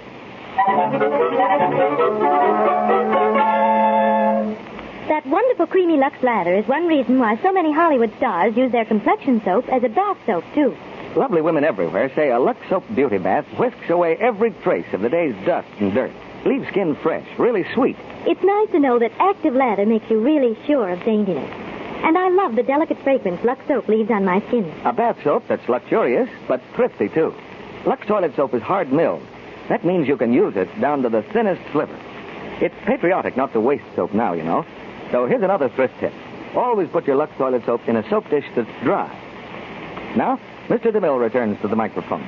We'll have a chat with a cowboy and a lady after the play. But now we raise the curtain on the third act of In Old Oklahoma, starring Roy Rogers, Martha Scott, and Albert Decker.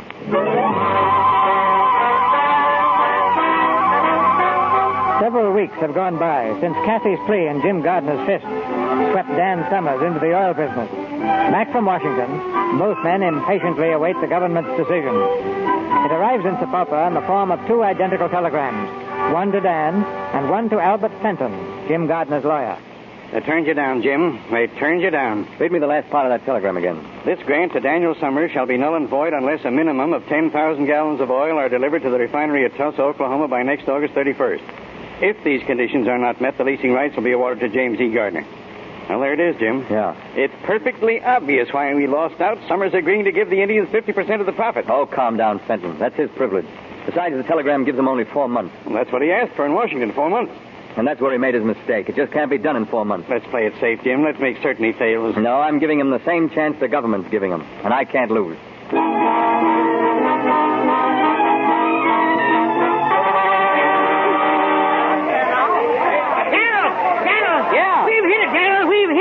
Let's see. Yes, smell this sand. It's gas fumes, all right. And that means oil, a gusher. It means we've won. Sure it does, Daniel. Today's only August 8th. That gives us 3 whole weeks to pipe it into Tulsa. We're celebrating tonight, Desperate. Now get on into town. Bessie promised she'd come out here and feed us the best dinner in Sapulpa the day we hit oil. Guess Miss Allen would be kind of interested in this news, too. Hey, look, Daniel. Is that Indian who used to work for Gardner? Yeah. You looking for somebody, Cherokee? Look for you. Want job? Mosey on, Desperate. I'll take care of him. Yeah, see you later, Daniel. Right. Why don't you ask your old boss for a job, Cherokee? God knows bad man. You good man. You work for Indian, I work for you. You really serious about working? Sure. Need good workers. Well, let's see how good you are unloading these barrels.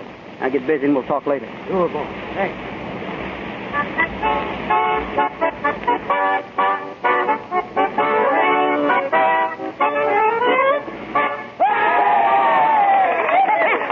All right, Daniel. I just done my chore. Now get a hold of that there guitar and give us a song, eh? I'm a whole lot of fine chickens can you do, Dan? Well, I can't let my boys starve. They call this one When My Blue Moon Turns to Gold Again. When my blue moon turns to gold again, when the rainbow turns the clouds away, when my blue moon turns to gold again, you'll be back in my arms to stay. Memories that linger in my heart, memories that make my heart grow cold. But someday they'll live again, sweetheart, and my golden moon is just a memory. The lips that used to thrill me so, your kisses were meant for only me. In my dreams they live again, sweetheart, but my golden moon is just a memory. When my blue moon turns to gold again, when the rainbow turns the clouds away, when my blue moon turns to gold again, you'll be back in my arms to stay.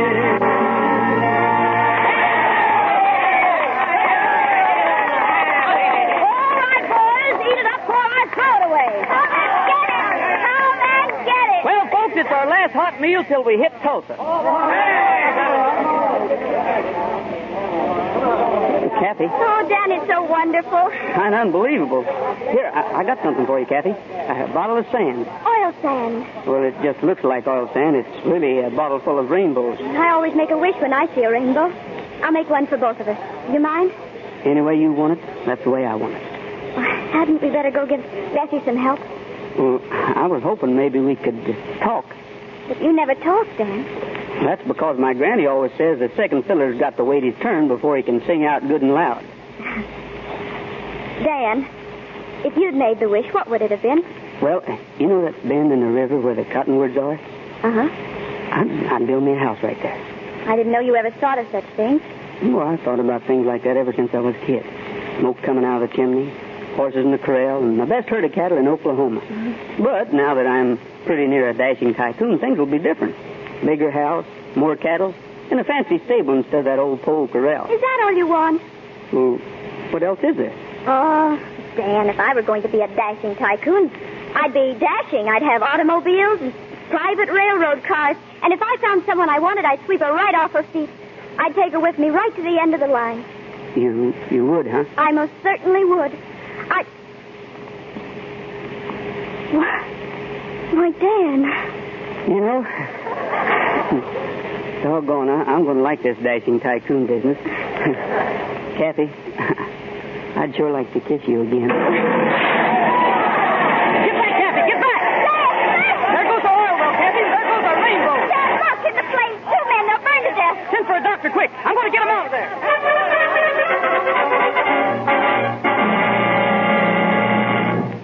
What are you trying to tell me, Cherokee? That you did it? Sure. Use dynamite. Everything blow up. Oil well, derrick, all gone. I thought I'd like that. Sure. I know like cowboy. You know like cowboy. Now I get old job back, huh? You crazy fool. I ought to... Who is it? Please let me in, Jim. I've got to see you. Just a minute, kitten. Cherokee, get inside there. Hurry. Sure. Jim, Dan's on his way here. Someone blew up our well. I had nothing to do with it, kitten. 2 men were killed, Jim. And you rushed here to warn me. Thanks. But don't worry, there won't be any more killing. Oh, you've beaten us. And now you've got to stop things before they get any worse. You know, you're more attractive than ever. Oh, Jim, stop it. Let go of me. Jim. Where's Cherokee? Better get out of here, cowboy. Where is he, Kathy? Where's Cherokee? I don't know, Dan. There's no one else here. I saw him come up. I want that Indian gardener. Wilkins and Todd are dead, and that's going to be paid for if I have to tear you and the whole town apart. Dan, look out! So he wasn't here, Kathy. Dan, Gardner, there's only one thing more I want from you. There's a chance we can still operate if I can get hold of a portable oil rig. I'm going to borrow yours. Why don't you go out and take it? That's just what I'm going to do. But first I'm telling the sheriff why I killed your pet rattlesnake. What are you going to tell him? That you killed Cherokee in self-defense. The same thing I'm going to tell him about you if I find you on my property. Dan, I must talk to you. Now, it's pretty plain to me why you picked the side that you want. So just stay there where you are.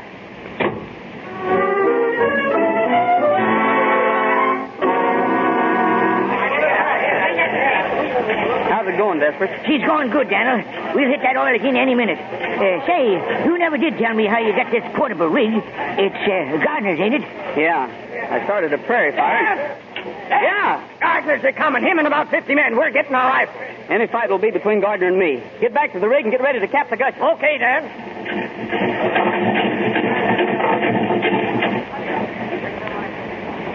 Hello, Summers. I don't suppose you heard about the prairie fire over at my field last night. Put her out? Yeah. When the boys got back, my portable rig was missing. Same rig you're using now. You don't say. All right, men, take down the rig. Get away from that rig. Turn around, Gardner. Look over the top of that hill. Oh. Yeah, I see. There's about 300 Indians up there, Gardner. All I have to do is fire a shot and they start closing in. I guess we've had a ride out here for nothing. All right, boys. The rig stays put. Clear out. That's better. But I'm staying a while, cowboy. Stealing a rig is against the law, and I mean to pound that law into your thick head. You put me to sleep once, Gardner. Here's your chance to do it again.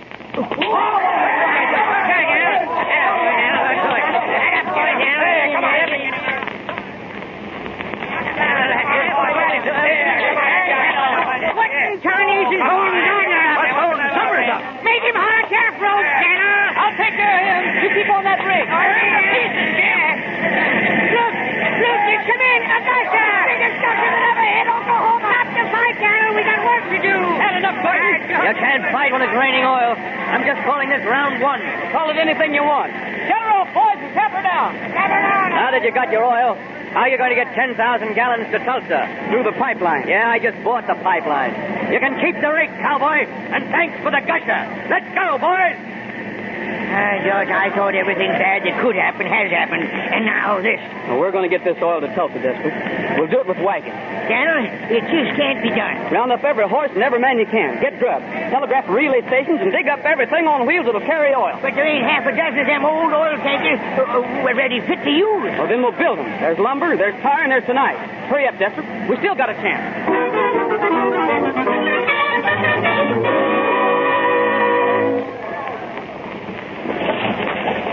Grub's ready, Dan. Coffee and sandwiches. Bessie's putting it on the wagon. How do you know? Because I've been helping her, that's why.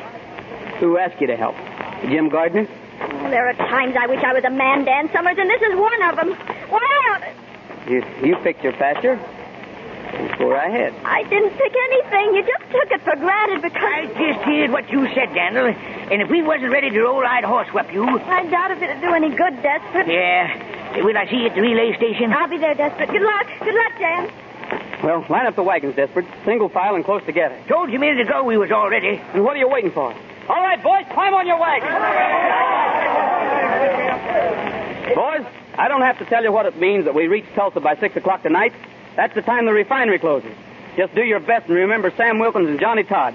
All right, boys, let them roll.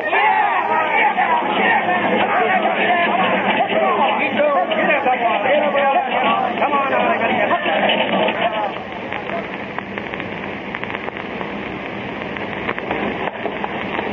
Look, Jim. Summers must have 40, 50 wagons out there. Yeah. Summers did his job well. How well did you do yours? We got 10 of our men spotted in among his wagons. That means at least 10 of those wagons will never reach Tulsa. That's not enough. I know it. But in about 20 minutes, they'll be right at the mouth of this canyon. And that's as close to Tulsa as they'll ever get. I borrowed an idea from Summers. This, prairie fire. Somebody once said you got to fight fire with fire. Good work, Fenton. And give me a handful of those matches.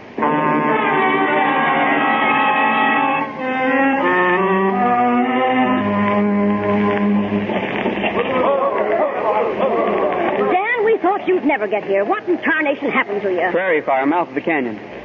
Desperate, get those teams changed. And you got through? Well, we're here, Bessie. We left 4 wagons and some of Gardner's men back at the canyon. Bessie, have you seen... Yeah, he's here. Dan, you're hurt. You're burned. Come on over to the chuck wagon. Maybe I can help you. If you want to help, just stay out of my way. Hey, you jughead. You've been riding upside down? I just wish somebody'd learn to keep their mouth shut. Well, that's what we promised her we'd do. And that's what caused this trouble. Bessie, please. You thought she went to warn Gardner the day our gusher was dynamited. Well, you lop-eared mule, it was you she was thinking about. Trying to keep you out of trouble. But you was too crazy mad to think of anyone but yourself. It's all right, Bessie. He's just been a little mixed up. Yes, ma'am. I guess I'm plenty mixed Well, up. it's about time you start unraveling. I'm sorry, Kathy. I'm awful sorry. Let's not talk about that, Dan. Let's talk about the bend in the river. Those cottonwoods. Do you remember that? Of course I remember. And the house and the pole corral and... Now, the boys here say Gardner sent Tulsa. That means he'll be helping Witherspoon close them there gates right on the dot of 6. Hey, did I hear the name Witherspoon? Charlie Witherspoon? Yeah, he's the superintendent of the refinery at Tulsa. And he's the one who's going to close them gates? That's right. Oh, over my dead body. And it ain't dead yet. Come on, honey. You and me has work to do. Where's my buggy? Goodbye, Dan. See you in Tulsa. At 6 o'clock. All right, Desperate. Let's get rolling. Don't you think we ought to wait till you hitch the horses? Huh? Oh, yeah.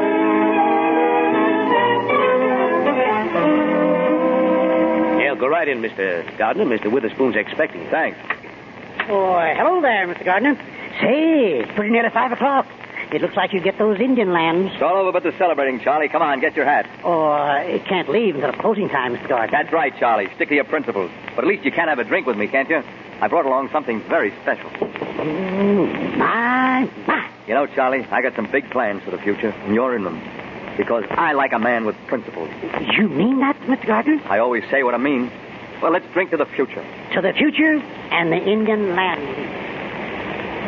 Come on, Charlie. Take another drink. Sure, Jim. But I just about drunk that whole bottle already.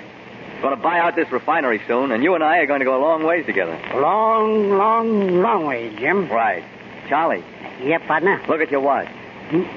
Why, it's 6 o'clock. Lock up, Charlie, and we'll paint the town. You bet, Jim. Redder than a rooster's comb. Charlie Witherspoon. It's Bessie. Charlie, how are you? Hiya, Jim. Bessie Baxter, my soulmate. Well, don't cry, Charlie.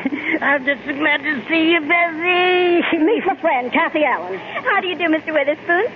And Jim Gardner, imagine finding you here. Yes, quite a coincidence. Charlie, I don't like to interrupt this little reunion, but it's after 6. That's right.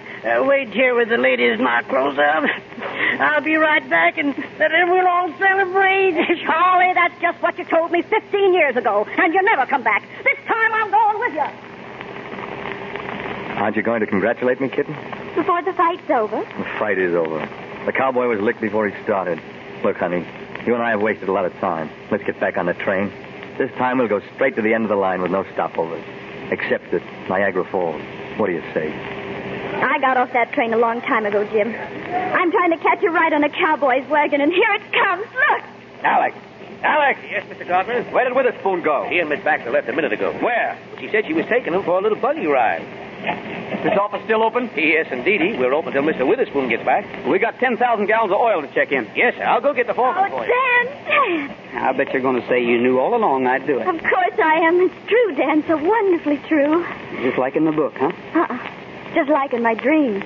Well, cowboy, you made it. But you can't bring in oil every day with a horse and wagon. I've got a pipeline. And I've got a proposition for you. We'll take it up in my office when I get one. Why not right now, in there, Witherspoon's office? Sure. Excuse us, Kathy. Hey, Kathy, where'd Daniel go? He's in conference with Jim Gardner.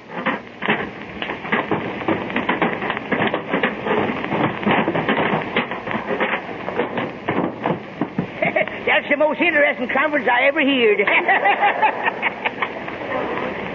Well, Dan, what did you decide? Nothing yet. I presented an idea to Gardner, and he's sleeping on it.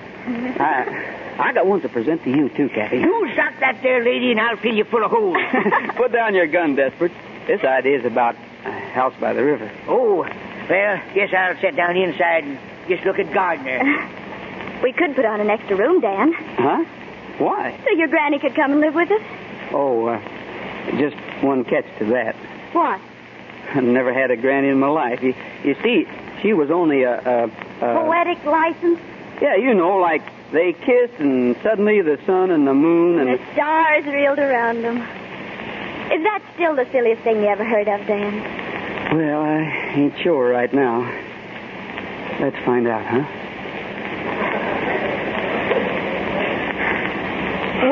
Mr. Summers? Honey, where can I get one of them licenses?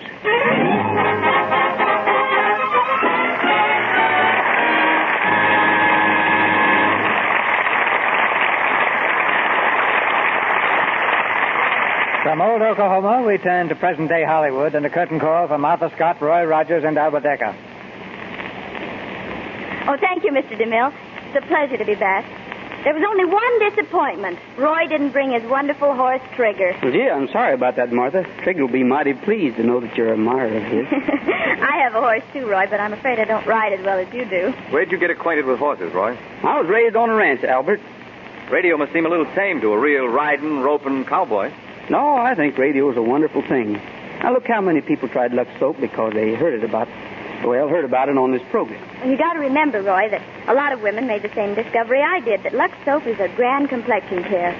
If it wasn't good, nobody'd have to use it a second time. Yeah, but radio's the way they found out. I really owe a lot to radio. Some boys and I, we had a cowboy band, and we were broadcasting over a little radio station down in New Mexico a few years ago, and one day we happened to mention on the air that that some food would kind of come in handy. As a matter of fact, we weren't eating very regular, and that's when I decided that radio was really wonderful. Did it bring in a few good New Mexico hamburgers? Sure did. One girl sent me personally 2 lemon pies, and boy, the kind you really dream about. I went around to her house and thanked her for them, and not only was she a good cook, but shucks, she was beautiful, too. What would you have done, Mr. DeMille? A beautiful girl who made lemon pies beautifully? Well, if I'd been in your place, Roy, I'd have married her. That's what I did. Well, my regards to Mrs. Rogers, and tell her I like lemon pie, too. Yes, sir. Say, what kind of play do you have next week, Mr. DeMille? It was a fine drama, Roy, and a 4-star cast.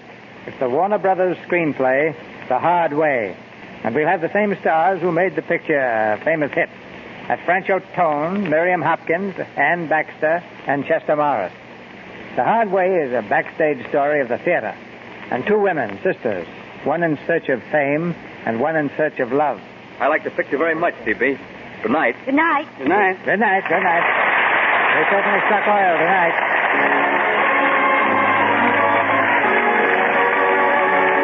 Our sponsors, the makers of Lux Toilet Soap, join me in inviting you to be with us again next Monday night when the Lux Radio Theater presents Miriam Hopkins, Francho Tone, Chester Morris, and Ann Baxter in The Hard Way.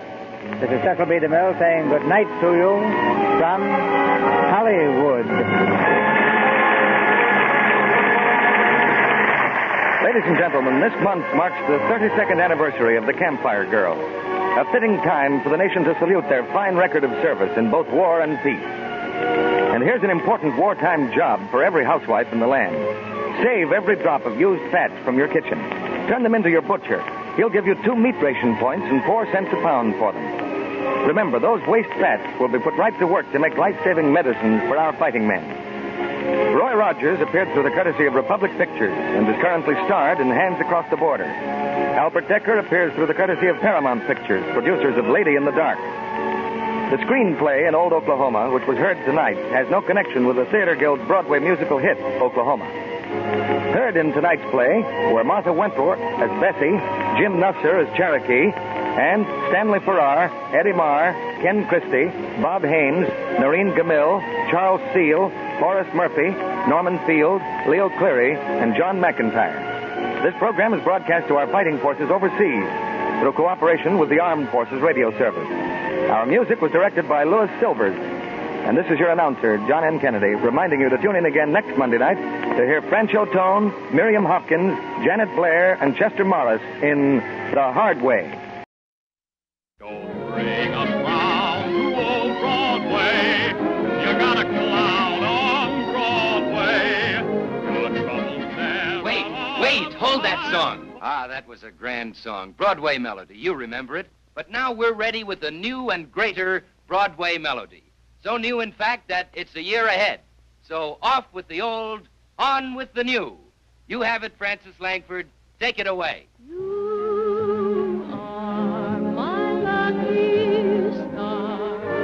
I saw you from afar. Hey, Lucky Star, they're that idol of the airways, that riotous rage of radio, Jack Benny.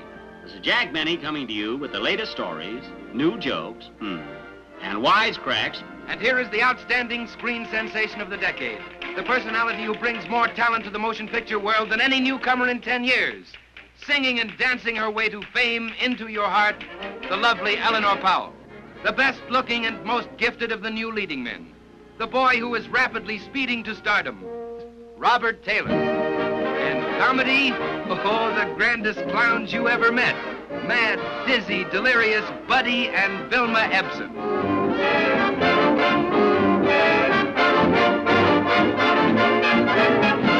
June Knight, more beautiful than ever. She dances divinely with Nick Long, Jr.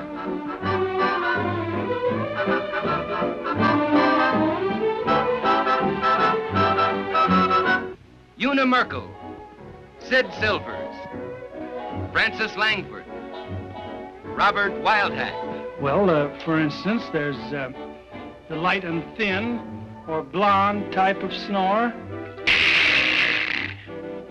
Hey, Bert, who do you think is going to have a baby? Who? My mother. Listen, Snoop, from now on, nobody's going to have any more babies. Well, you can't stop my mother from having a baby. I can stop her from having it in my column. You wear it for me?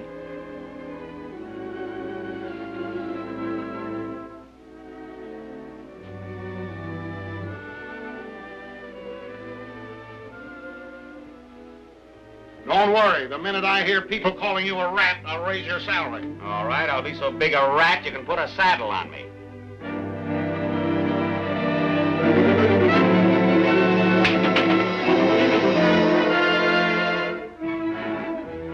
Madame Albertina Rash, genius of the ballet, surpasses her loveliest creations with the spectacular fantasy in a garden of dreams. Here they are, the men who write the songs the world sings. Bijou Herb Brown and Arthur Freed. They have created lilting melodies, haunting harmonies. Listen. Don't play this song, it's got me. Everybody down. Don't play this song, it's got me. I've got a feeling you're fooling. I've got a feeling it's all a frame. You gotta sing before breakfast. Croon a tune and rejoice. Before you use that coffee pot, use your voice. You open heaven's portal, give all earth for this for mortal. You are my lovely star.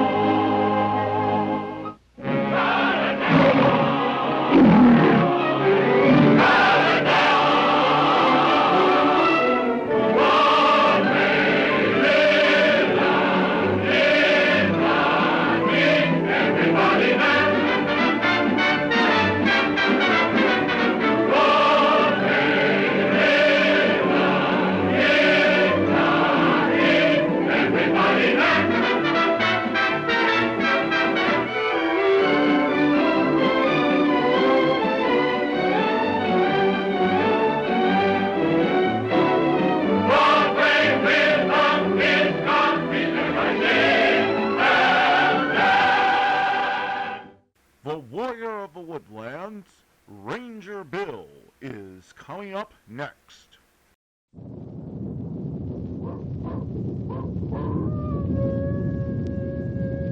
Ranger Bill, warrior of the woodland. Ranger Bill, warrior of the woodland, struggling against extreme odds, traveling dangerous trails, showing rare courage in the face of disaster. In the air.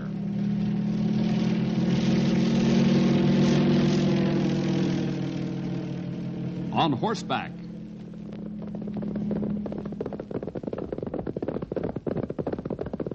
Or in a screaming squad car.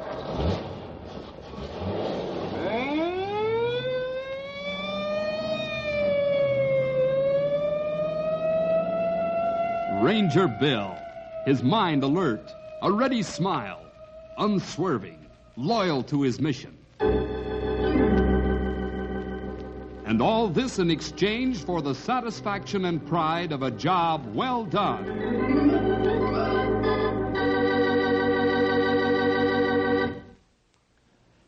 Will you ask the blessing, Henry?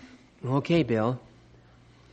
Our Father, we are thankful for this food and thy care for us that it represents. And we thank thee for this day and all that thou dost send us to learn and do in this day.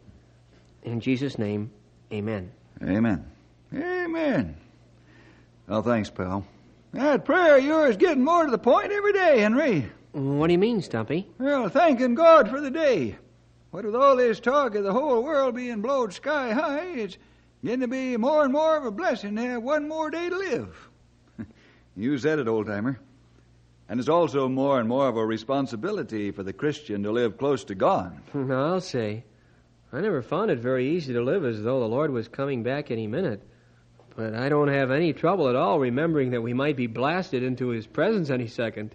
Well, maybe this Cold War is a blessing in disguise.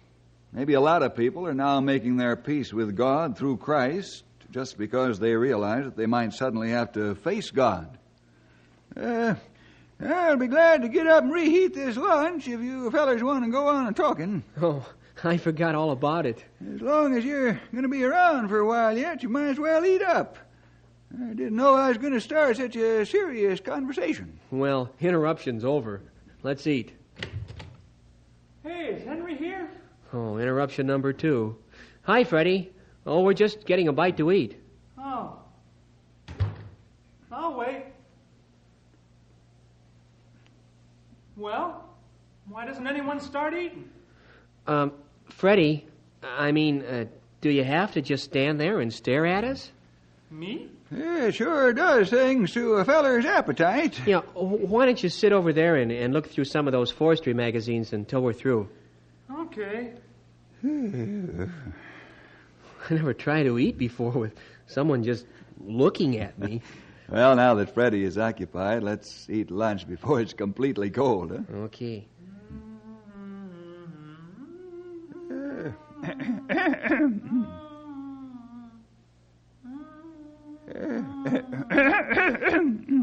Freddie, what did you come over to see me about? Oh, good. You done? I wasn't very hungry. Let's go outside. It's a good thing you weren't hungry, pal. We're having a big dinner tonight. Thanks, Bill. Come on, Freddie.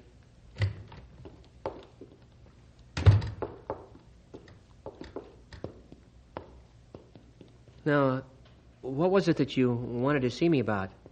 I want you to help me build a fallout shelter. A what? You know, a fallout shelter. In case of a bomb, you just run into it and you have food and shelter and stuff. Freddie, where do you plan on building this shelter? In the basement of our house. I got a booklet all about it, but I forgot to bring it to show you. Well, do your parents know what you plan on doing? Sure. My dad's getting all the stuff we need. He says it'll save him about $500. Save him that much? I guess he could buy a fallout shelter to put in the basement for about that much. But he says if I'm careful and follow all the directions, we ought to have a good one for practically no money at all. My dad was the one who said I ought to ask you to help. Well, it does sound like it ought to be fun, and as long as your folks say it's okay, why not? Sure. Why not? Hey, I'll go and tell Bill where I'm going, and I'll be right back with you, Freddie. Great.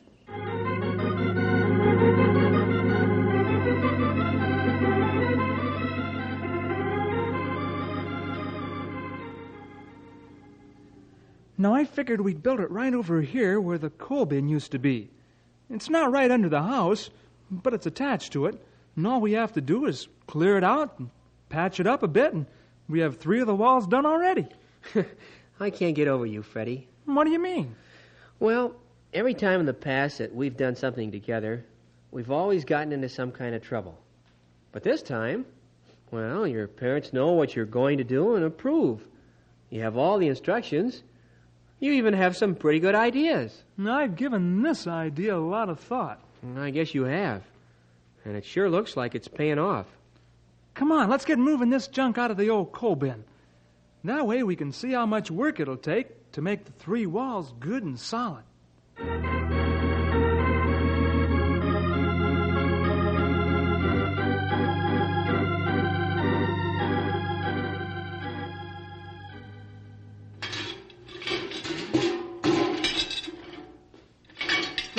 That's the last of it. I think we ought to rearrange the way we pile this junk, Freddie. It looks like it's about to topple right over. Never mind that, Henry. We'll take all that stuff out of the cellar anyhow. Let's look at the old coal bin here. No sense in moving it twice.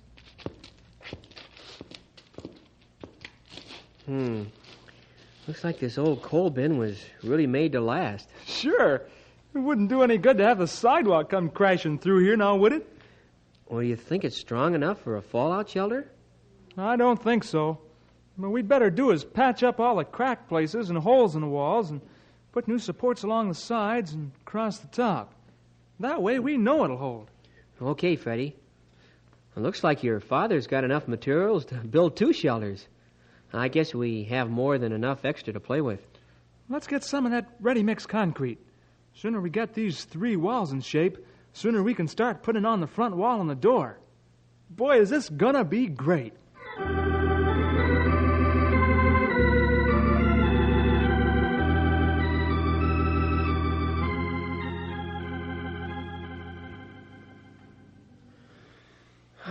May I be excused from the table? Sure, pal. On your way to Freddie's house? Right. How's that shelter you're building coming along? Oh, it's terrific. No kidding. You've been working on it for a couple of days now. We'd like to get a look at it sometime soon. We're going to start building the front wall today, Bill. Uh-huh. We've got the other 3 walls and ceiling reinforced, and that booklet Freddie's got showed a swell way to put in shelves and even cots for sleeping. And I'm glad to hear that you'll have more than just a thick wall room. The idea is to live down in them there things for 2 weeks at least, ain't it? Well, that's right. Well, we're taking care of it all. Boy, Bill, I can't get over the way Freddie is going at this. You know how he usually sort of skips over instructions and only half does whatever he's trying to do? Uh-huh. Well, not so this time at all. He's really trying to be careful. Oh, once in a while he tries to slide by something, but he's really a whole lot more careful than I've ever seen him. You know, it just might be possible that our friend Freddie is growing up. Well, he sure is a lot more fun to work with.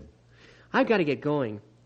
After we really have something to show you, I'll ask Freddie if you can come over and see it. Yeah, good. We'll appreciate that, pal.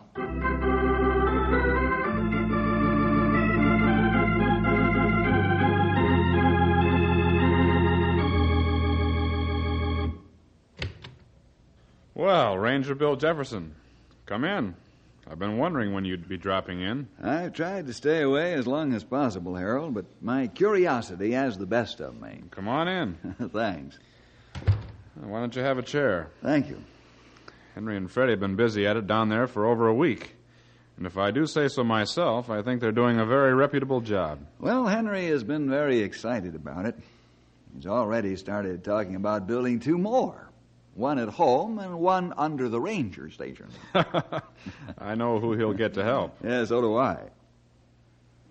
Are they down there now? They are, as usual. They said something a little while ago about coming up to get me later. I guess they're pretty near finished. Well, then, I picked a good time to drop in. You certainly did, Bill. Who is that at the door, Harold? It's Bill Jefferson, Ann. He's come to take a look at the fallout shelter.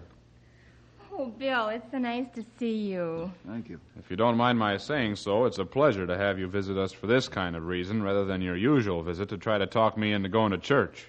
Harold. Oh, that's all right, Ann. You give me half a chance, Harold, I will try. Then I'll try not to give you half a chance. Harold, such talk. Actually, Bill, the way I feel, I live in a clean Christian country. I don't break the commandments. I go to church once in a while and even look at the Bible on occasion. Why be a fanatic about religion? I'm okay as is. Bill isn't a fanatic, Harold. I know, Ann. But some people seem to fit better in a religious framework, like pastors and missionaries and the like. Well, most pastors and missionaries were once just plain, ordinary people, Harold. As a matter of fact, I don't know one who wasn't. Well, you know what I mean. If men like you want to go into a lot of extra studying of the Bible and all kinds of meetings and so forth, fine. More power to you. But that stuff is just not for me. You believe that your shelter is finished as is, huh? Huh? Oh, yes. That's good. All this talk about shelters. My shelter's okay as is. I like that. Well, the boys ought to be up any time to take us on the 50-cent tour. While we're waiting, would you like a cup of coffee or something? I don't go to any trouble. No trouble at all, is it, Anne? None at all, Bill. Just sit there, you two, and talk, and I'll bring in something to munch on with the coffee. Well, I didn't plan on staying for any length of time, Harold. So? You got more than you expected. Where else can you find that kind of thing these days? Well, there's something in that, all right. Oh, you disappointed me, Bill. Disappointed you? I expected you to pick that right up and say something about finding more than you expect in God. You know all you need to know, Harold. Even most of the language. All you really need now is a complete commitment of yourself into God's hands. Maybe later, Bill. Right now, my shelter is okay as is. Harold, have you been rearranging things out here in the pantry? No, I haven't. Why? I can't find anything. I was sure that we had... Oh, I know. What's the matter? Do you suppose Freddie's been taking things downstairs to that shelter they're building? If he has, he's a little premature. That thing isn't even finished yet. Well, you know how Freddie is. Sometimes he does rush things a bit. Well, then that's probably what happened. Just bring in the coffee, Anne. That'll be plenty. Yes, please, Anne. Don't go to any trouble. Fellas will probably be coming up any minute now. I hope so. They haven't even let me down there to see what they've been doing since about 3 days ago. I guess we're all pretty anxious to see the shelter. I do hope they hurry.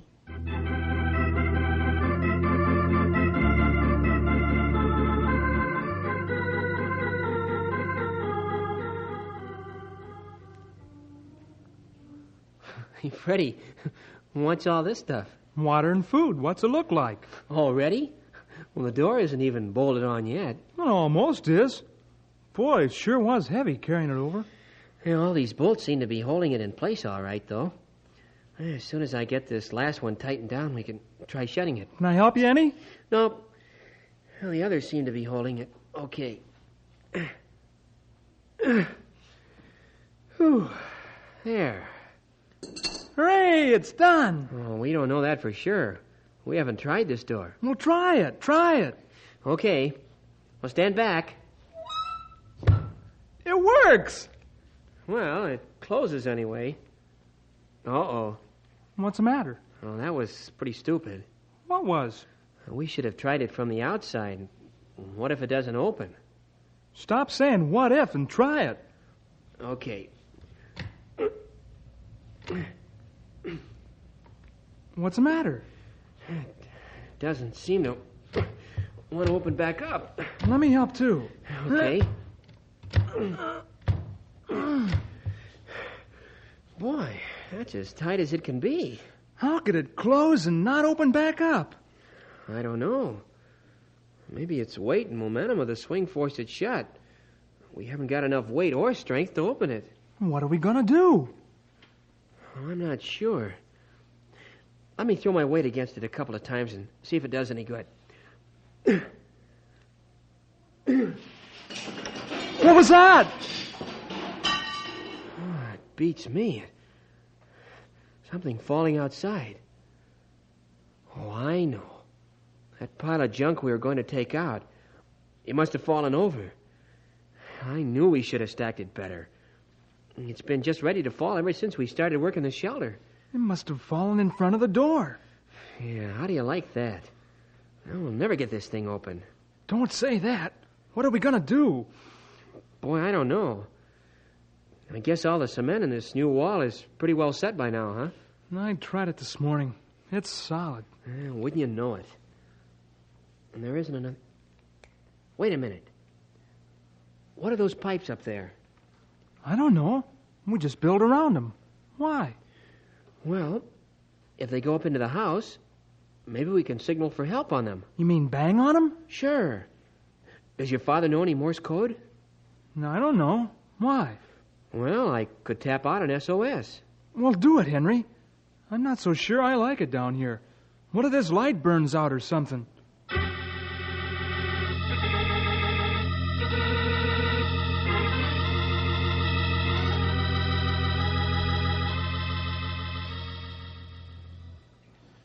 Up until a little while ago, I thought they might have gone to sleep down there, but that crash in the basement says they're still at work. I know what you mean.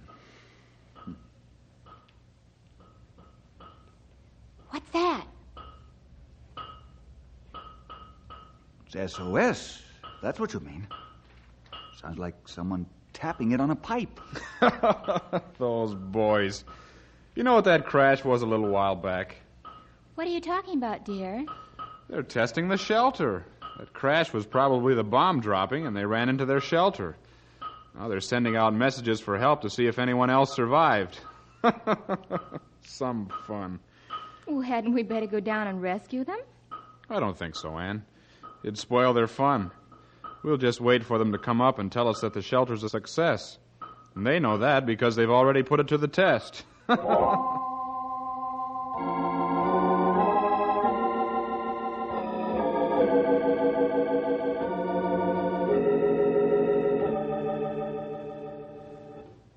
It doesn't seem to be getting through to them up there. I guess my father doesn't know code. Oh, we'll just have to think of something else, Freddie. Hey. Did you think of something? Yeah.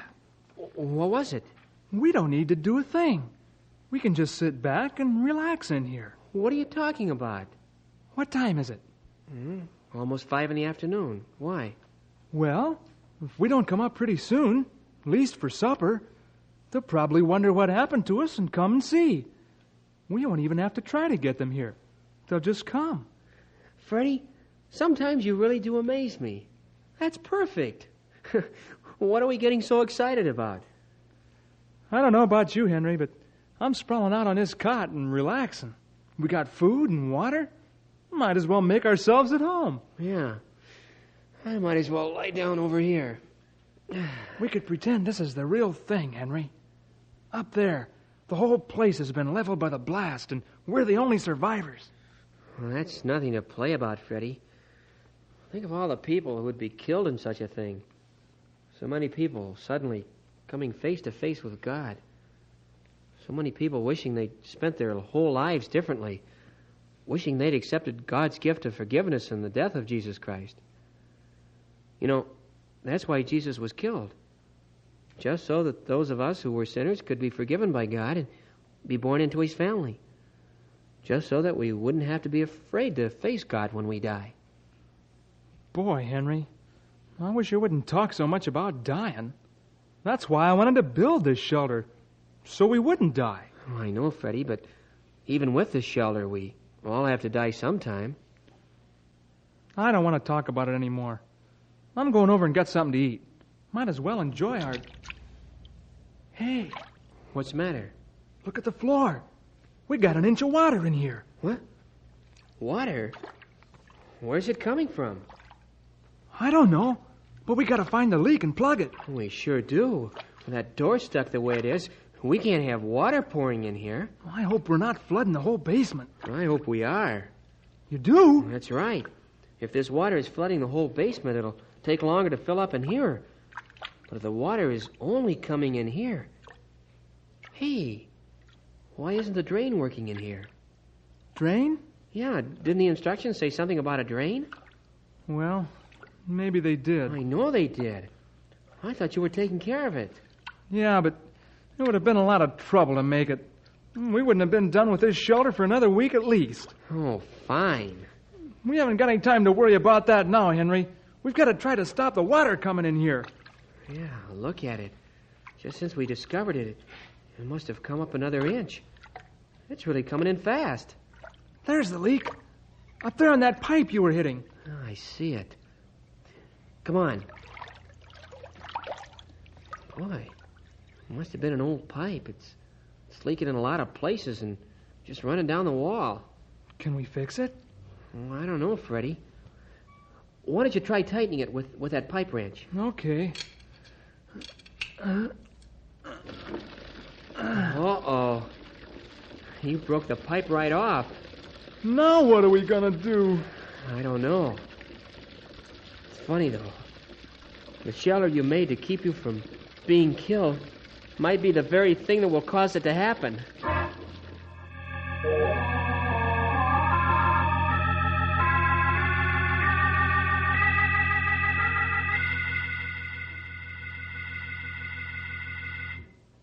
Harold, I'm worried about the boys. We haven't heard anything from them for a long time. Worried? Nothing to worry about. For once, we know right where Freddie is, and that he's even in a shelter. I think for about the first time, we don't have to worry. I think I'll take a look just the same. Sure, go ahead. But if they get mad about you spoiling the surprise, don't blame me. Well, the fellas do seem to be taking a longer time than I'd figured on. Well, that crash we heard a while back and taps of SOS explain that. They're waiting out the initial contamination period. Yeah. Once they're satisfied that the shelter's all right, they'll be up to take us on a tour. Seriously, Bill, I think these shelters are a good idea. You do, huh? Right down there in the basement. Plenty of access to take all we need to on a moment's notice. And then what? Then what? I don't care. Let them blast away. We'll be safe. For how long, Harold? Well, for at least 2 weeks. Probably more. And then what? What are you trying to get at? I was just wondering what happens next. I mean, after your supply of food runs out and you have to come up, then what? Well, by then things will be under control. I hope so. You sound to me like a man who hasn't got a shelter and is jealous of those of us who do. Not at all, Harold. I just think it's more important to settle the ultimate problems before the immediate ones. I mean, sure, you may be able to postpone death. Many fine doctors are doing it all the time. But it does come sooner or later, and God is unchanging. I'm no worse than anyone else. And all men have sinned and come short of the glory of God. Look, let's forget it, huh? I don't care to... Well, I suppose they're all right. They've got the door on and closed, and all that junk they moved out from the old coal bin is scattered across the floor. Sure, they're all right. They're just putting that shelter through its final stages of testing, that's all. I hope they don't take much longer.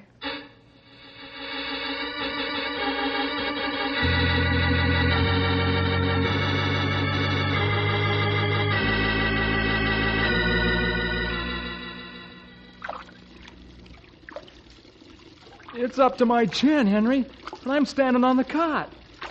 Sooner or later, we'll have to hold on to what's left of that pipe to stay above the level, Freddie. I only hope it'll hold us. I'm going to have to grab it now. Go ahead. I've still got about another foot. It seems to be holding you, Freddie. Of course, with the water holding you up, you don't weigh as much. I hope it'll hold us both when the time comes. Henry, are we just going to stay in here and let ourselves be drowned? Please, do something. I've been praying, Freddie. So far, that's all I can think of to do. I don't see any answer. Well, when the water gets right up to the top of the door, I'm going to try to push it open again. Maybe all the weight of the water will be enough to manage it. Henry, well, what's it like to meet God? I don't know, Freddie. All I know is that Jesus is going to be the judge. But how can he be? How's he going to know how much anybody did wrong? Well, he'll know. But he wouldn't even have to, Freddie, because every person living deserves hell. There isn't a righteous man alive. Then you ought to be as scared as me. Except that Jesus, the only righteous man, died for me. And my life is dedicated to his keeping. When I face God, it'll be on the basis of how good a man and how complete a punishment Jesus went through. Quick, Henry. What do I do to be the way you are? Just accept God's gift to you, Freddie. Just put your name in that verse. For God so loved Freddie, that he gave his only begotten Son, that if Freddie believeth on him, he shall not perish, but have everlasting life. Oh, Henry, I want to do that. I have to. Then pray to God, Freddie. And remember, if we make it out of here alive, you've given your life to God.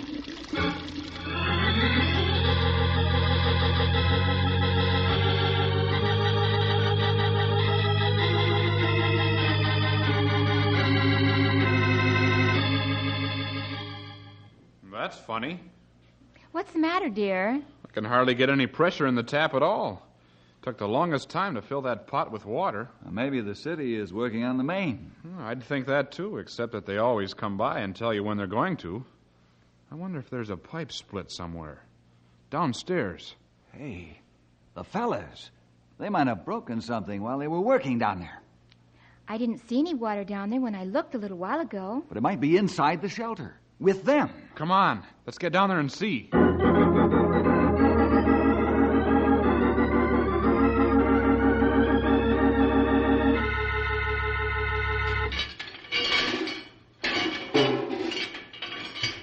Let's get this stuff out of the way. Just make a path to the shelter door. Hey, look. There's water coming out from under it. Here we are. My door must be stuck, or they'd be out of there. Let's pull it open. Be careful. You stay back, Ann. If this place is full of water, it'll come rushing out in a big hurry. All right, pull. Yeah. It's moving. Come on.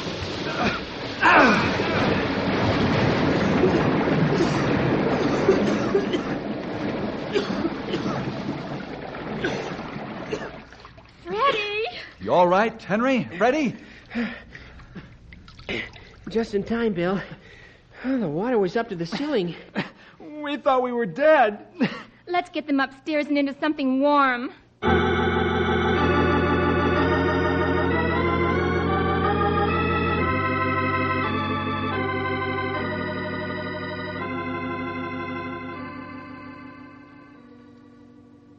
So the water kept getting higher and higher, and Henry kept telling me about how important it was to get right with God, and I did. He gave his life to Jesus down there.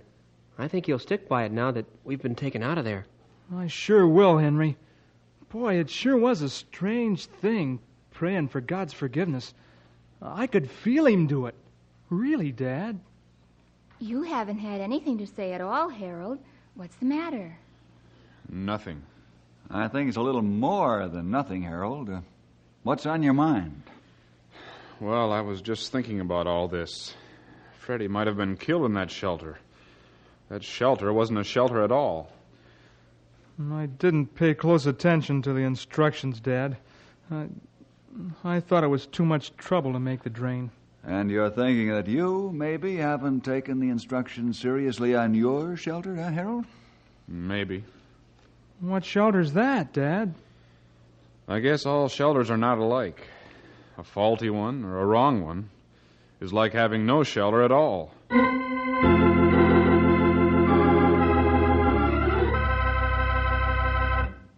Well, Freddie's father looked into his Bible a lot more carefully, boys and girls, and finally took the same step that Freddie did, placing his life in the hands of God. We hope you have, too, and found the true shelter. Well, see you next week for more adventure with Ranger Bill!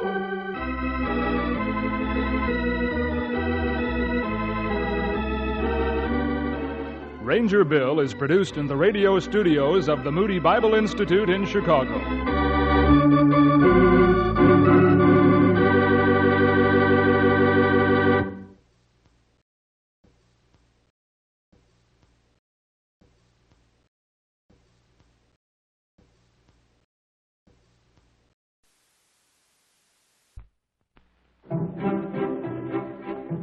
Welcome to the Bushwood Country Club. The membership's exclusive. You think I'd join this crummy snobatorium? The help is outrageous. What? The madness is contagious. Bad language, fooling around on the course, poor caddying. What, this whole place? Caddyshack, starring Chevy Chase as Ty Webb. Who is that disgusting man over there? A sportsman who really knows how to score. So, what brings you to this nape of the woods, neck of the wave? How come you're here?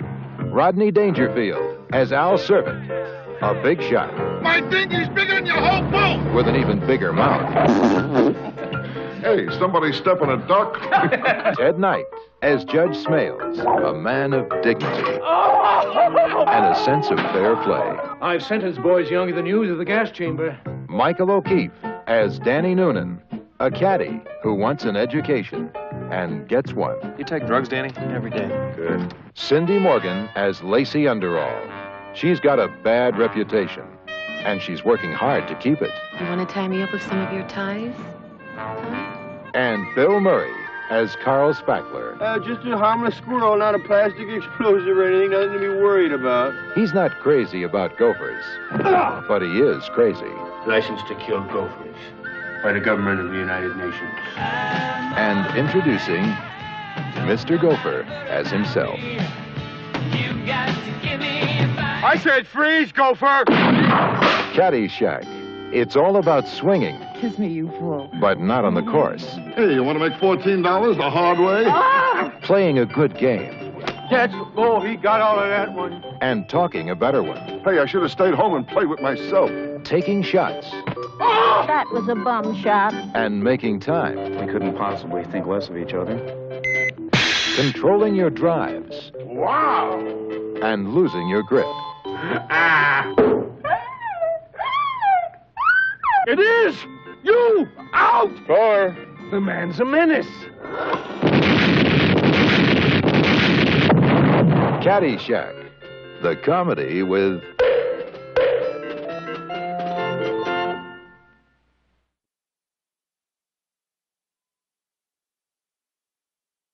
Two of my personal favorites, George Burns and Gracie Allen, are up next in our lineup. Well, hello. Come right in. Oh, George, we've got company.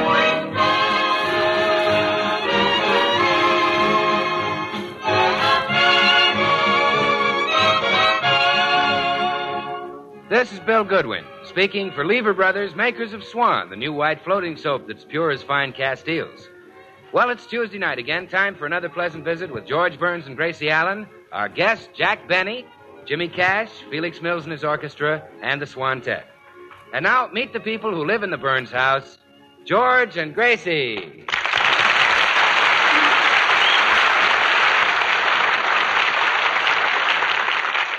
Well, it's morning in the Burns home, and George is just coming downstairs to leave for the office. Good morning, dear. Good morning, darling. Look what the postman just brought you. A present from Pat O'Brien. Oh, I'll bet Pat O'Sour started that rumor about me being a juggler. Open the package, dear. All right. I met him yesterday, and I told him a few jokes. I guess that convinced him I was a comedian. What are you laughing about? What's in the package? A set of Indian clubs.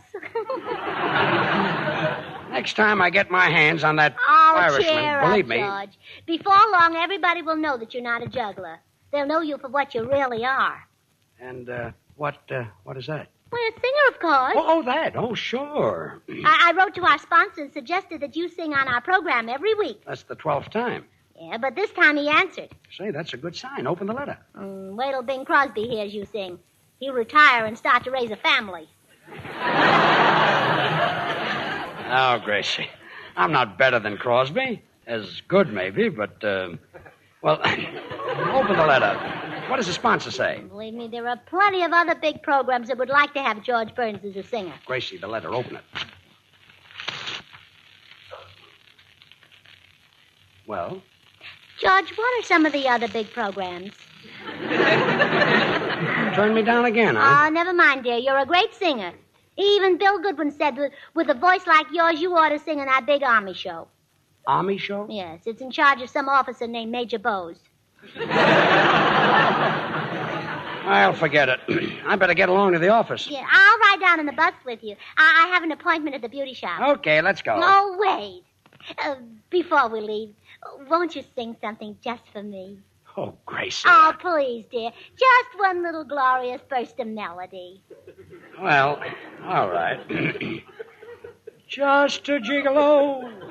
Everywhere I go, people know the part I'm playing. Oh, George, you're wonderful. I won't be happy until your voice leaves the whole world the way it leaves me, weak and limp. Thanks. Oh, come on. I'm due at the beauty shop in 5 minutes.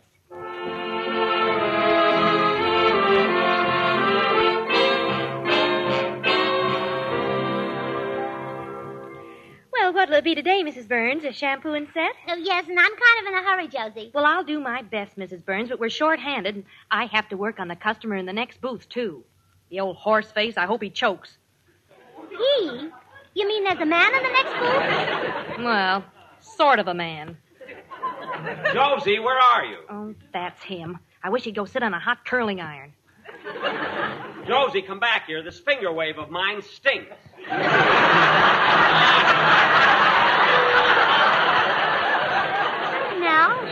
That voice is awfully familiar. I wonder who... Josie, do you hear me? This finger wave stinks. All right. Leave your hair on the table and I'll do it over again. No,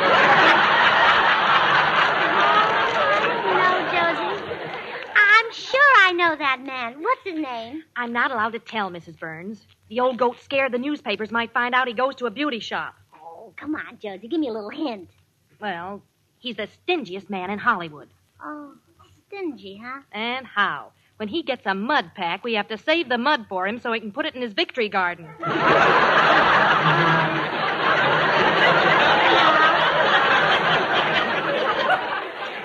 I can't get it from that. Give me another hint. Well, let's see. He used to drive an old broken-down Maxwell. No, it's no use. I can't guess who it is. You're not missing anything. He's tried to date every girl in town, and nobody will go out with him. Oh, hello, Jack. How's Mary?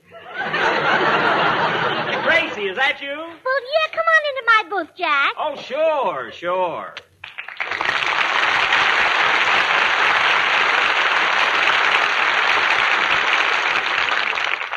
Well, hello, Gracie. I guess you're surprised to see me here. Well, yes, I am. Well, you see, Mary lost a bobby pin the last time she was here, and I dropped by to look for it. You know what the bobby pin situation is. Terrible. Oh, sure. I bet you thought I was here to get a beauty treatment.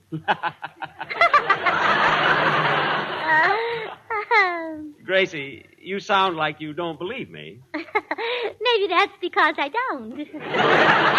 Well, if I'm lying, may something terrible happen to Phil Harris. Mr. Benny. Yes? Here's your mud. I wrapped it up for you. Oh, well. Phil always played too loud anyway. Well, Jack Benny in a beauty shop. Wait till the girls hear this. Now, Gracie, look, you must promise girls, me. I brought your swan soap. Oh, hello, Gracie. Oh, hello, Bill. Why, Jack Benny, what are you doing here? Well, I'll tell you, Bill. He's here. Well, Bill Goodwin in a beauty shop. Wait till the girls hear this, huh, Gracie? Wait a minute. I just came over to bring some swan soap. Well, Bill, So, Bill Goodwin has beauty treatments. That's really something to tell the girls, huh, Gracie? Hey, look. The operators here use swan soap. Not only because it's so mild for the customer's complexion, but because that same mildness makes it great at home. For the dishes, light laundry, or for bathing the baby. Swan's the new white floating soap that's 4 swell soaps in one. Well, Bill, Bill Goodwin in a beauty shop. Really, I thought that curly hair wasn't natural. You know? Now, wait a minute. No girl in this shop has ever laid a hand on me. Except, of course, after working hours. Oh. What are you doing here, Benny? Well, I'll tell you, Bill. Jack is here. Bill Goodwin in a beauty shop. I'm getting manicures and everything. I am not. My hands just happen to look gorgeous because I always wash my dishes with Swan. Oh. Swan is great for washing the dishes. Gives you loads of suds. Suds that are so mild and gentle your hands don't get that rough red dish panty look. Well, Bill... Bill Goodwin in a beauty shop. And to have his eyebrows plucked. That's something, isn't it? Now, look, Jack. I told you, I just came here to deliver some Swan soap. Swan's a great wartime buy. What I want to know is, what's Jack Benny doing here? Well, I'll tell you, Bill. Well, Bill Goodwin... Oh, nuts. Goodbye.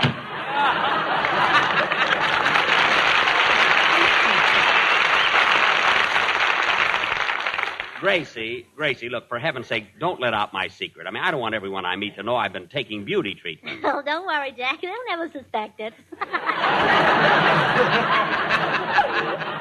Well, anyway, don't you tell. You know, if the newspapers get hold of it, I'm cooked. And you know how the gang would kid me on my program.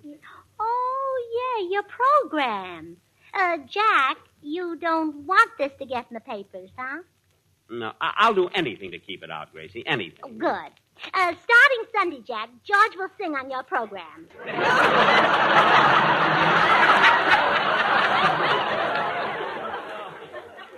George? Yes. Sing? Uh-huh. Gracie, I've heard prettier noises come out of Carmen Lombardo. Yeah. I see. Well, excuse me, Jack. I'm going to telephone a little news item to the paper. Wait. Oh, you mean George Burns? Yes. Oh, George, your husband. Yes. Oh, old Sugar Throat. Sure. Oh, well, I don't suppose it would hurt if George sang on my program once. Well, I was thinking of having him sing every week. No. No, well, I'll call the paper. But, Gracie, this is blackmail. I know. Cute of me, huh? Yeah, cute.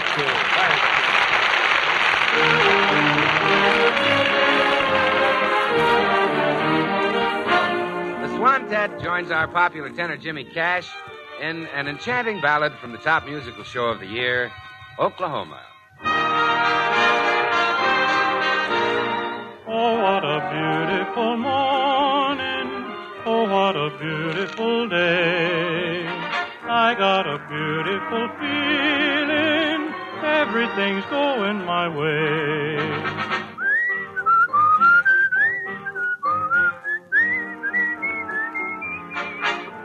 There's a bright golden haze on the meadow. There's a bright golden haze on the meadow. The corn is as high as an elephant's eye, and it looks like it's climbing clear up to the sky. Oh, what a beautiful morning. Oh, what a beautiful day. I got a beautiful feeling. Everything's going my way, okay. Oh, what a beautiful morning. Oh, what a beautiful day. I got a beautiful feeling. Everything's going my way. Oh, what a beautiful day.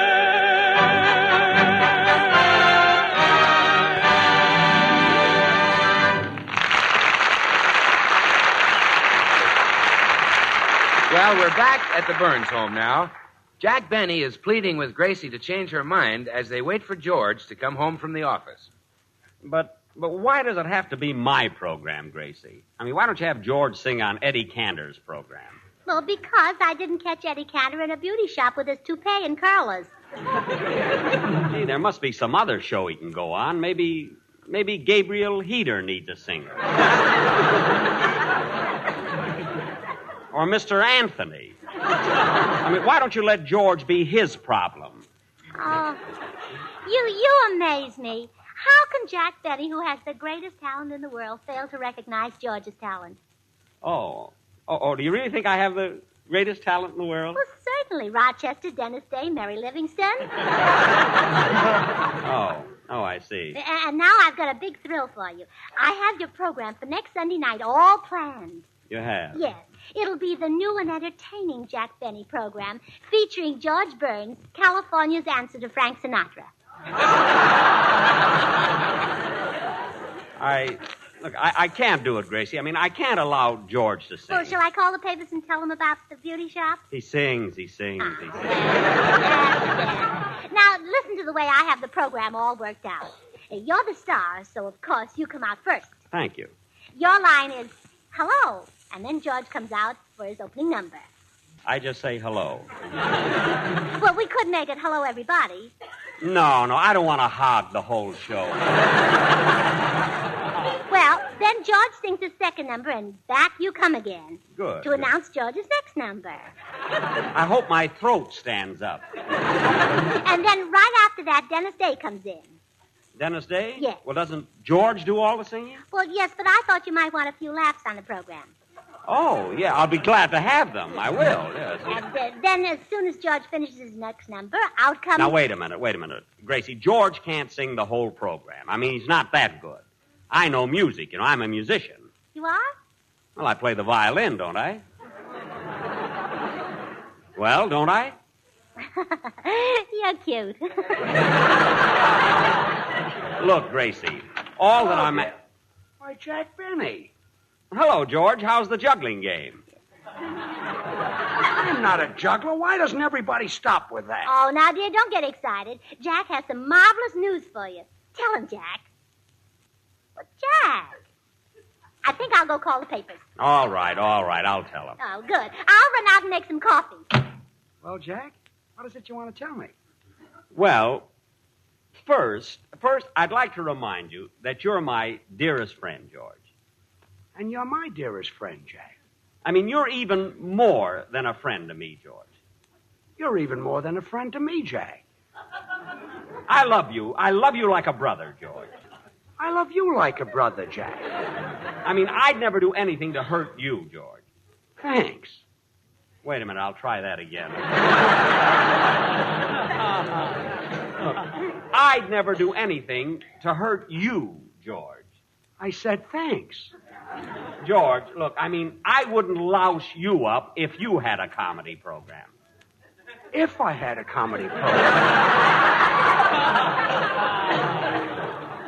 I mean, look, you're my dearest friend. Look, Jack, what's the news? I mean, you're even more than a friend to me. The news, Jack. Look, what's the news? What pals we've always been, George. The news, Jack. You have some news for me. Look, remember the time in Cincinnati when you were broke and I gave you $10? It was Cleveland, Jack, and I gave you $20. Well, I had the state right. It was Ohio. Yeah, the news, Jack. What's this news you have for me? Well... Yes? Well, dear, did Jack tell you the news? No, not yet. He's been leading up to it by the way of Cleveland and Cincinnati. Jack, I'll bet little Abbott won't be the funniest thing in the paper tomorrow. Oh, all right. George, look, I want you to sing on my radio program. Why, Jack Benny. Now, don't be Really? hasty, George. I mean, don't jump at it. Think it over for the duration. I don't have to. I'll sing a dozen songs for you, pal, and it won't cost you a cent. For free? Sure. No. I can't think of it that way. Well, all right, then you can pay me. No, I can't think of it that way either. I know what's making Jack hesitate, dear. He hasn't heard you sing recently. Sing Ain't Misbehaving for him. Sure, glad to. Well, sit down, Jack. No, I'll take it standing up. Now, come on, dear. No one to talk with all by myself. No one to walk with. I'm happy on the shelf. Ain't misbehaving, saving all my love for. Oh, baby, love for you. Really saving love for you. He doesn't juggle at all. No. I know for certain you're the one I love. I'm through with flirting. It's you that I'm thinking of. Ain't misbehaving, saving all my love for. Oh, baby, my love for you. Jack, what makes you think he's a juggler? He must be. Jackie Horner in the corner. Don't go nowhere. And I don't care all your kisses that you gave me, baby. Daddy, daddy, daddy. I might be blood and guts, but that's just guts. I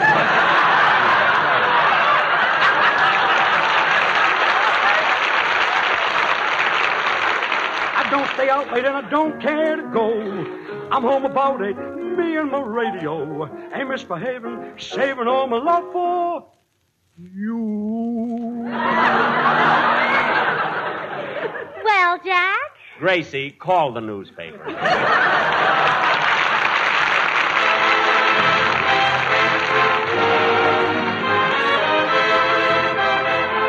Time for Felix Mills and his orchestra. Tonight, from Felix's memory album, it's Honeysuckle Rose.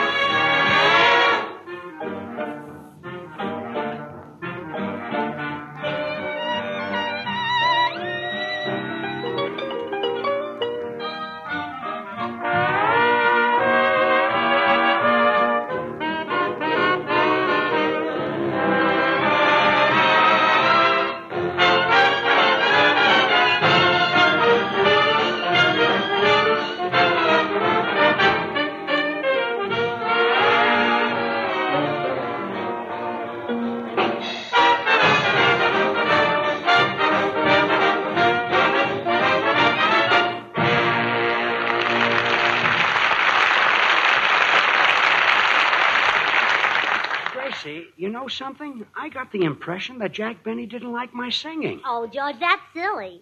Didn't you hear him tell me to call the newspapers? He wants to give them a big story about you. Yeah, but I noticed that while I was singing, he kind of turned green. Oh, well, of course he turned green. You sang exactly like John McCormick.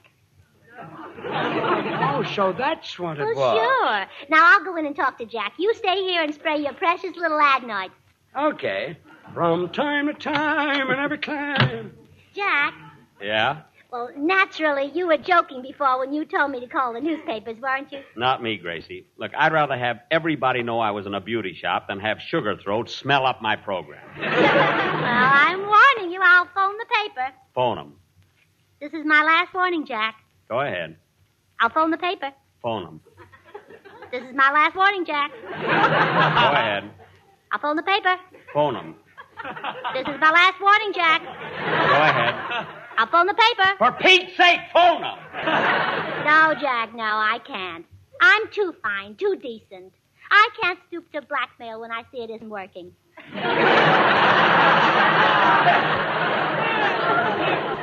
Now, please, don't think I'm a heel, Gracie. I'm kind of animals. I'm fond of children, but I just don't like George's voice. Oh, you're fond of children, huh?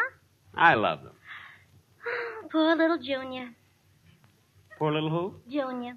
He'd be so proud if he knew that his daddy had sung on the Jack Benny program. Gracie, you mean... Yes. George and I are parents now. He's the father and I'm the mother. Gee whiz, I can't believe it. When did it happen? Well, I don't remember exactly. We were so excited at the time. Well, I'll be darned. Good old George has a baby. It hardly seems possible. Yes. I was amazed when George told me. I just can't get over it, Gracie. I'm so happy for you, so happy for George. Who does the kid look like? Like me. I'm so happy for the kid.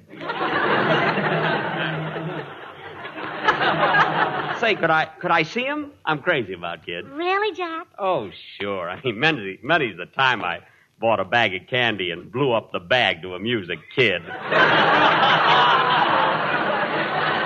Imagine good old George, your father. Well, you can do something awfully nice for Junior. Let his father sing on your program. Gracie, I'm mad about children, Now, but that... please, Jack. The baby adores you. When you're on the air, he lies in his crib gurgling with his little foot in his mouth. When Fred Allen's on, he puts his foot in his ear. Gee, what a smart little rascal. I know you'll do it for Junior. I can look in your sensitive blue eyes and tell that you won't disappoint him. They are blue, aren't they? Mm-hmm. All right, George can sing one song just for the baby. Well, let him sing 2 songs. We're expecting another one. Really? Yes. Good old George. Did I hear somebody call me? No, we were talking about you. Gracie told me everything. Congratulations, George. You mean I can sing a song on your program? Yes, sir. You deserve it. Gracie tells me there's going to be another one. Well, 2 would be fine if it's all right with you.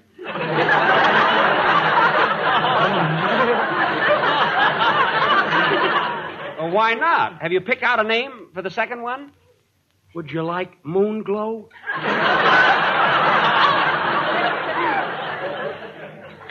Moon Glow Burns.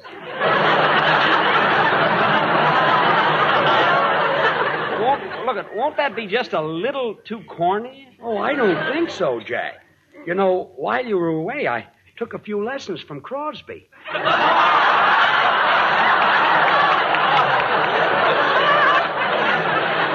You did? Yes. Now, George, I know Jack's in a hurry. Yes, I'll be going. But, George, first, can I see the nursery? Well, Jack... The nursery? Hiya, folks. What goes on? Oh, Bill, am I glad to see you. Bill, I just heard the news. Now, why didn't you tell me that George and Gracie had Yes, Bill. Why didn't you tell Jack what George and I had? Well, what did you have? An idea for you to announce Jack's program, and George sings on it. Huh? But I meant... well, that's a great idea, Jack. I'd be glad to. Now, wait a minute. I have an announcer, Don Wilson. Well, okay, you can have 2 announcers. Don Wilson is 2 announcers. But Don can't announce your program, Jack. He doesn't know anything about Swan soap. Swan soap? Well, sure. He doesn't know that Swan is the new white floating soap that's 4 soaps in one. The soap for dishes, light laundry, bathing the baby, or for your hands and face. Don doesn't know that. Well, I could teach him. I mean, what am I saying? I don't sell soap. I sell grape nuts flakes. Well, but that's ridiculous, Jack. Can you bathe a baby with grape nuts flakes? Well, I wouldn't want to answer that until I've talked to my sponsor.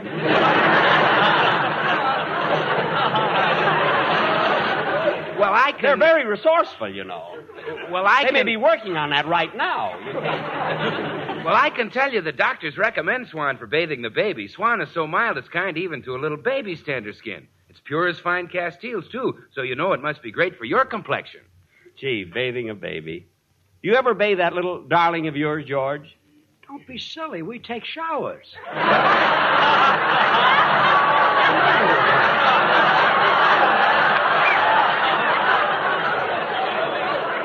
Uh-huh. Well, he means us.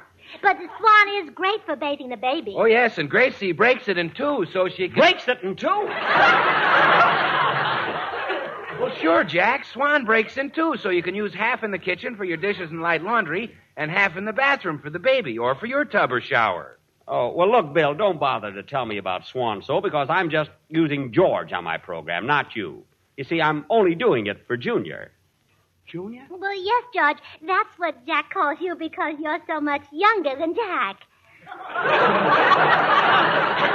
No, look, I mean the baby. The baby? But yes, that's what he calls me because I'm so much younger than you. No, Gracie, look, I'm talking about your child. Child? Well, goodbye, Jack. See you at rehearsal Sunday. Wait a minute. Gracie, what does he mean, our child? Oh, dear. I knew there was something I forgot to tell you. We haven't got a child. Well, so that's it, Gracie. Just to get George on my program, you invented a baby. Oh, no, I can't take credit for that. They were invented years ago. Don't try to get out of it. I don't want to sing on the radio if I have to get on by tricks. Now apologize to Jack. I'm sorry, Jack. And don't ever do a thing like that again. I won't, dear. Ever, understand? Yes, dear. Come on, Jack. I'll walk you down to the corner. My goodness, George, what you go through with a dame.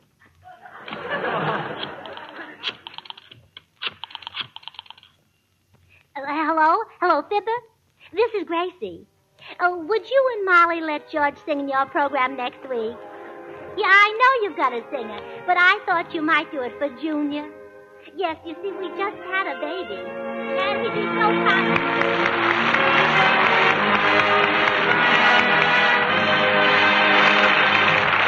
George and Gracie will be right back. And I'm just going to be here long enough to remind you that the government needs your waste kitchen fats more than ever before. Now, I know sometimes it's a lot of trouble to render the extra fat you trim from meat and to strain all your waste fats from roasting and frying. But those waste fats are so urgently needed for making glycerin, and that glycerin is so necessary for making ammunition that I know you won't mind doing whatever you can. So don't forget, huh?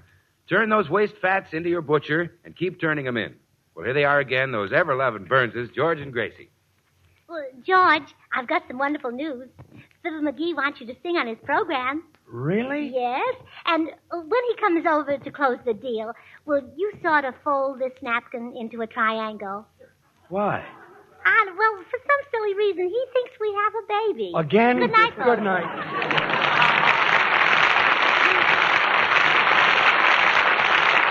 The makers of Swan, the new white floating soap, join George and Gracie in inviting you to tune in to your Columbia station again next week, same time.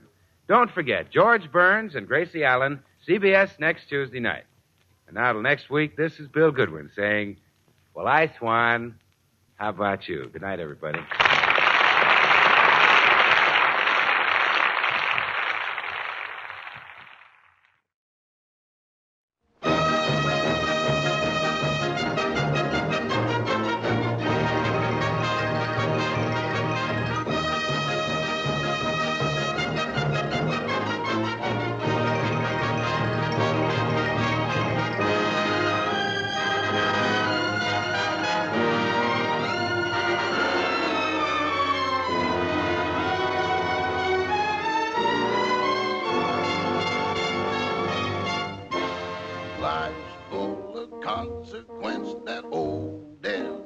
consequence. He takes all the frivolous out of fun.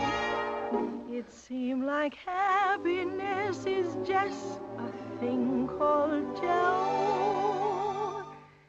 He got a smile that make the lilac wanna grow. There's honey in the honeycomb. There's sugar in the cane.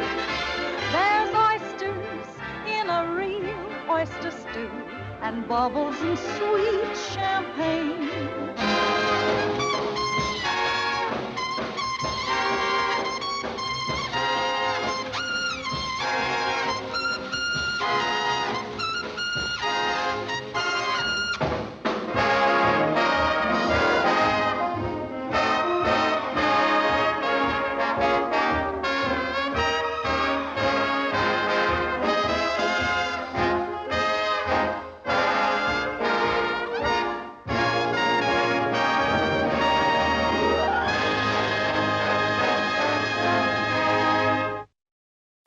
Hunt the Biggest of All game with the Green Hornet and Cato coming up next.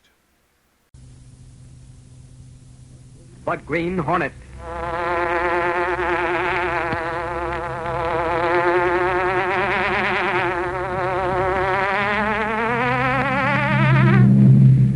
He hunts the biggest of all game, public enemies who try to destroy our America.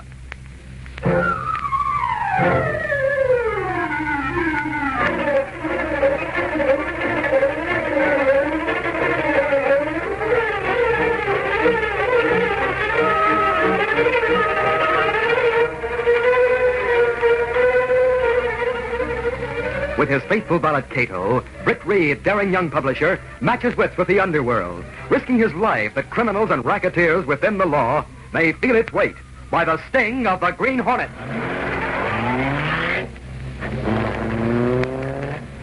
Ride with Britt Reed in the thrilling adventure, George Haven's Secret.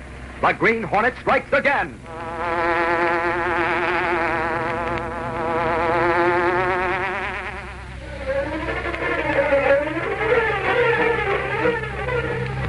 Judge Burnley sat in the study of his home, reading intently. Suddenly, his attention was drawn by the click of the latch on one of the long French windows. He looked up, startled, and found himself staring into the eyes of a sinister figure standing before him. The Green Hornet. Why do you come here? What do you want? It's after midnight. State your business and get out before I... Put down that gun. If you think you can bluff me, you're mistaken, so... By thunder, I'll have you hunted down and captured if it's the last thing I... Say something. Why have you come here?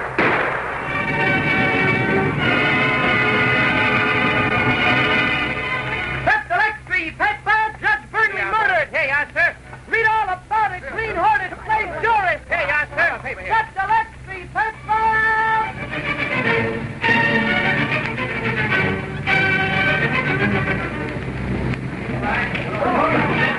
Early the following morning, Gunnigan, city editor of the Daily Sentinel, was talking over the dictaphone to Honora Case, secretary to Britt Reed. What time do you expect Reed to come in, Miss Case? I haven't any idea, Gunnigan. Sometimes Mr. Reed doesn't come in until noon. Noon? Holy mackerel, what do you think we're putting out down here? A circus handbill instead of a daily paper? I never know what Mr. Reed thinks. You'll have to ask him that. Good morning, Gunnigan. Complaining about something? Have you finished, Mr. Gunnigan? Yeah, just forget the whole thing. I was just asking Miss Case about you, Chief. Asking? Or telling, Gunnigan? Hi, Reed. Good morning, Axford. Axford, I thought I told you to get out of here. Oh, I started, but I heard that second-handed bawling out you were giving to Reed, so I thought I'd stick around and... You get outside and hear a bit of good news instead of standing around in here listening to what's going... Gunnigan. The way you were shouting, everybody in the city room could hear you. Now, listen, Chief, I was just about... Okay, forget it. Well, now that I'm here, what do you want to see me about? It's about that murder. Judge Burnley, you know.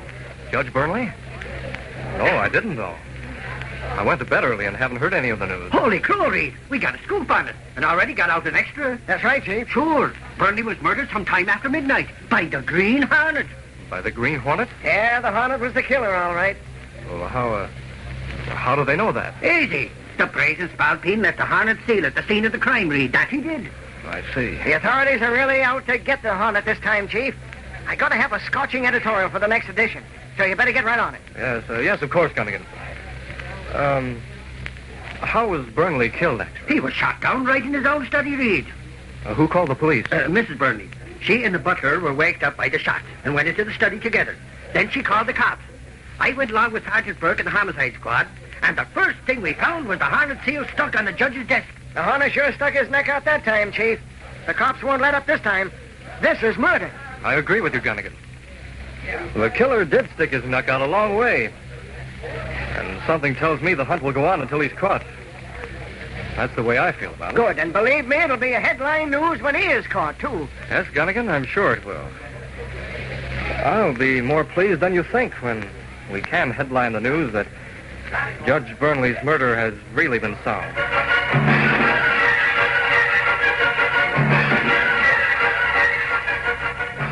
That afternoon, Miss Case entered Britt Reed's office.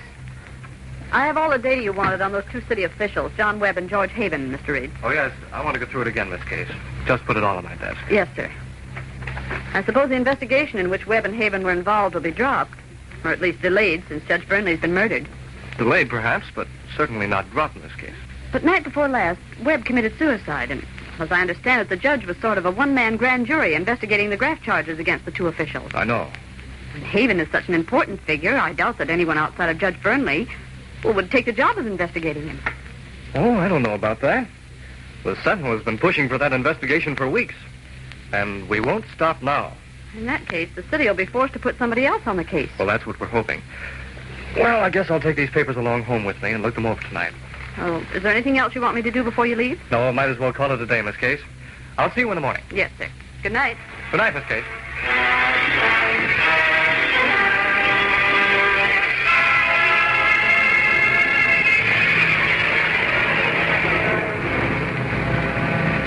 Britt Reed left his office and went to his apartment where Cato, his faithful Filipino valet, and the only person knowing his identity as the Green Hornet, was waiting.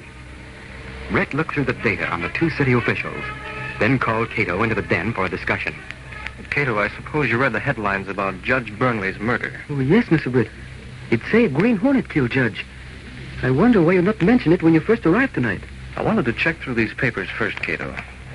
Fresh in my mind are some facts concerning the past lives of Webb and Haven. Webb?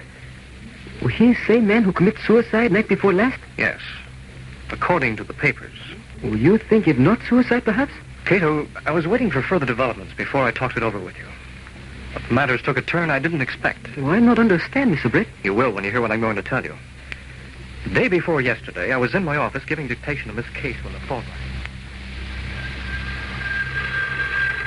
I'll take it, Miss Case. Hello? Is this Mr. Britt Reed? Yes, this is Britt Reed speaking. This is John Webb, Mr. Reed. John Webb? Oh, yes. I know you must be surprised to have me call you, but... Well, I decided it was the best thing to do. I guess I don't quite get the point, Mr. Webb. Why would you call me? Your paper, the Daily Sentinel, has been pressing for an investigation against myself and George Haven. The investigation, as you well know, is underway.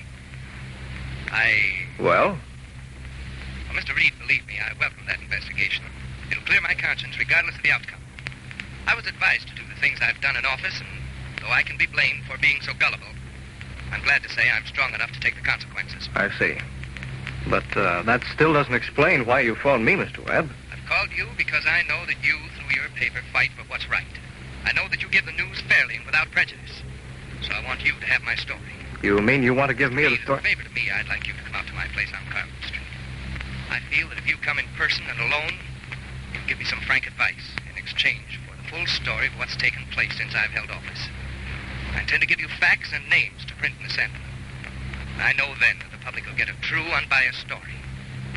After talking to you, I intend to go straight to Judge Burnley. Will you come? Of course. What time, Mr. Webb? Tonight at 8. I'll be home alone. Just come right in. I'll be waiting for you. Goodbye. Bye. I heard you mention the name Webb. Is he the same? That was John Webb, Miss Case. One of the men who are being investigated. Tonight he's going to give me a detailed story. When you go to see Mr. Webb, did he act like he might later take his own life, Mr. Britt? Cato, I went to Webb's home at 8. I went in as he directed. He was sitting at a desk in the study. He was already dead. Dead?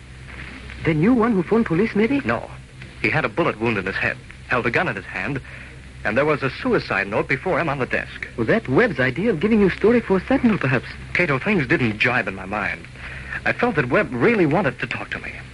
I decided he'd been murdered. And then the killer fixed things so it would seem like suicide. In fact, I felt so sure I was right that I wanted the police to see that it was murder. But they find Webb. Now, wait a minute. I had a small box of Hornet seals in the secret pocket of my coat. I made a quick decision. Took the gun and the note, left a Hornet seal in front of him on the desk, and hurried out to my car. Well, you want police to think Hornet killed Webb? Only until I had a chance to hunt down the real killer. He'd know his plan hadn't worked, and he'd be sure to tip his hand. What happened next, Mr. Britt? Well, it'd been necessary to park my car quite a distance down the block from Webb's place. I had the small coupe. I got in. It was cold, and the motor wouldn't start right away. But finally, I got it started.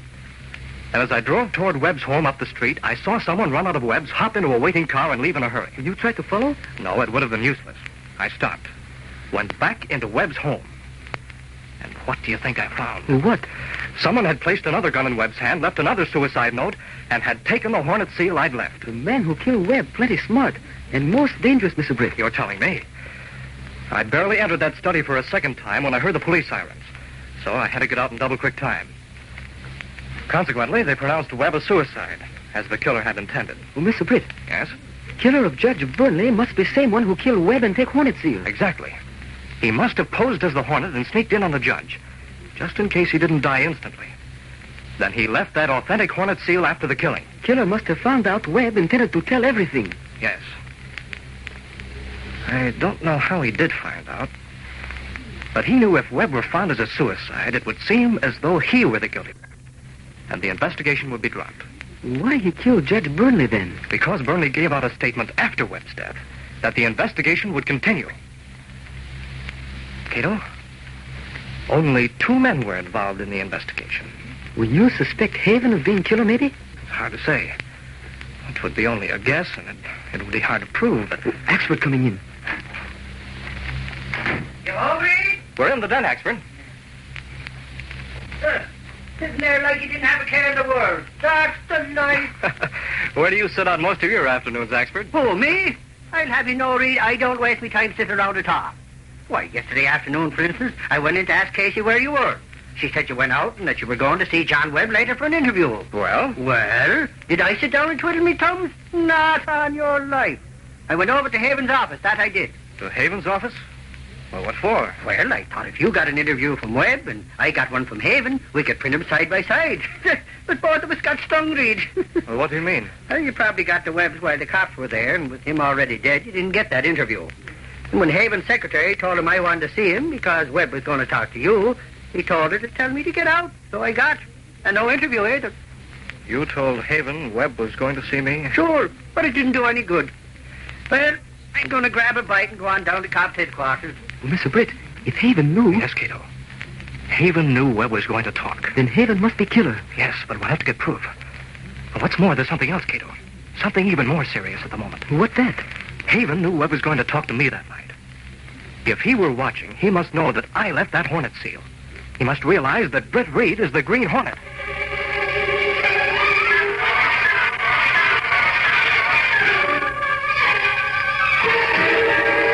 It's not good to wait. Must do something before Haven make move that expose identity of Hornet. You're right, Cato. It's too risky to wait. What you do, Mr. Britt? Make the first move against George Haven. Let's go.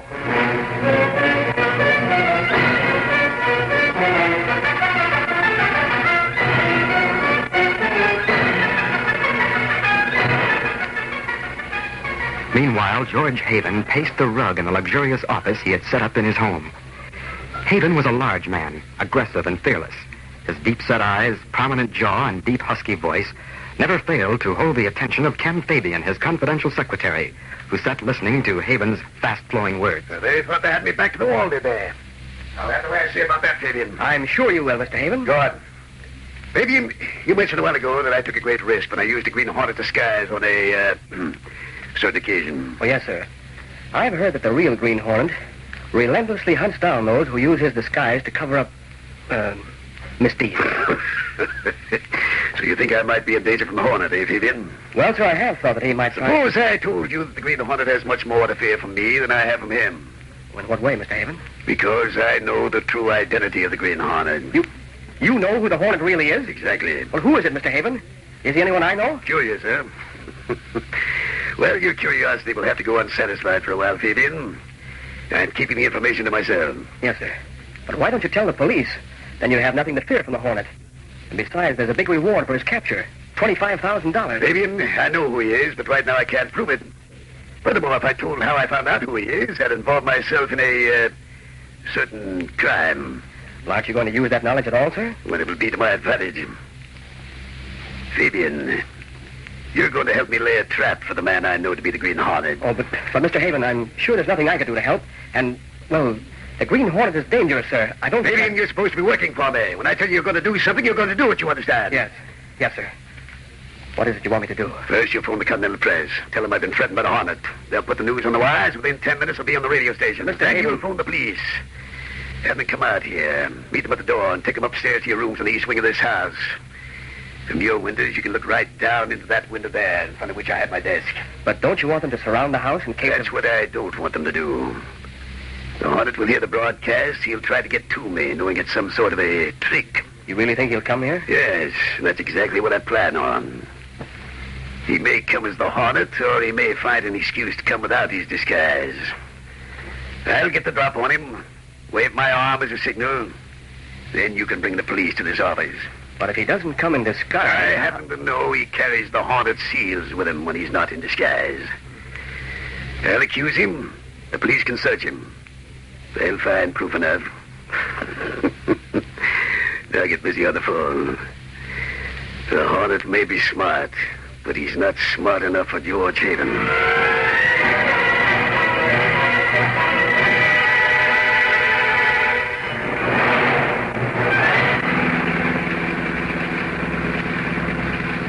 What you plan to do when you meet Haven, Mr. Britt? I still have the printed suicide note I took from Webb's desk. I hope to force Haven to print something. That would be for police comparison. And then to get him to disclose the whereabouts of the weapon he used to kill Judge Burnley. After that, I'll leave the evidence, put him out with a gas gun, and leave him for the police. But if he tell police he thinks you Green Hornet... If he's proven to be the killer, they wouldn't believe him, especially since he has no proof. I'll have to take that chance even though I... Listen. Calling car 32. Calling car 32. Proceed to residence of George Haven, Linden and Pine Streets. Meet car from headquarters there. Watch for Green Hornet. Police go to Haven's. Wait. Car from headquarters now proceeding to Linden and Pine. Keep lookout for Green Hornet. That is all. Well, how Haven know we go there? He had no way of knowing, of course. It's a trick, Hale. He knows the Hornet would be tuned in to hear any broadcast. Well, maybe he intends to tell police who he think is Green Hornet. Maybe. We'll go there anyway and be ready for a trap. Step on it.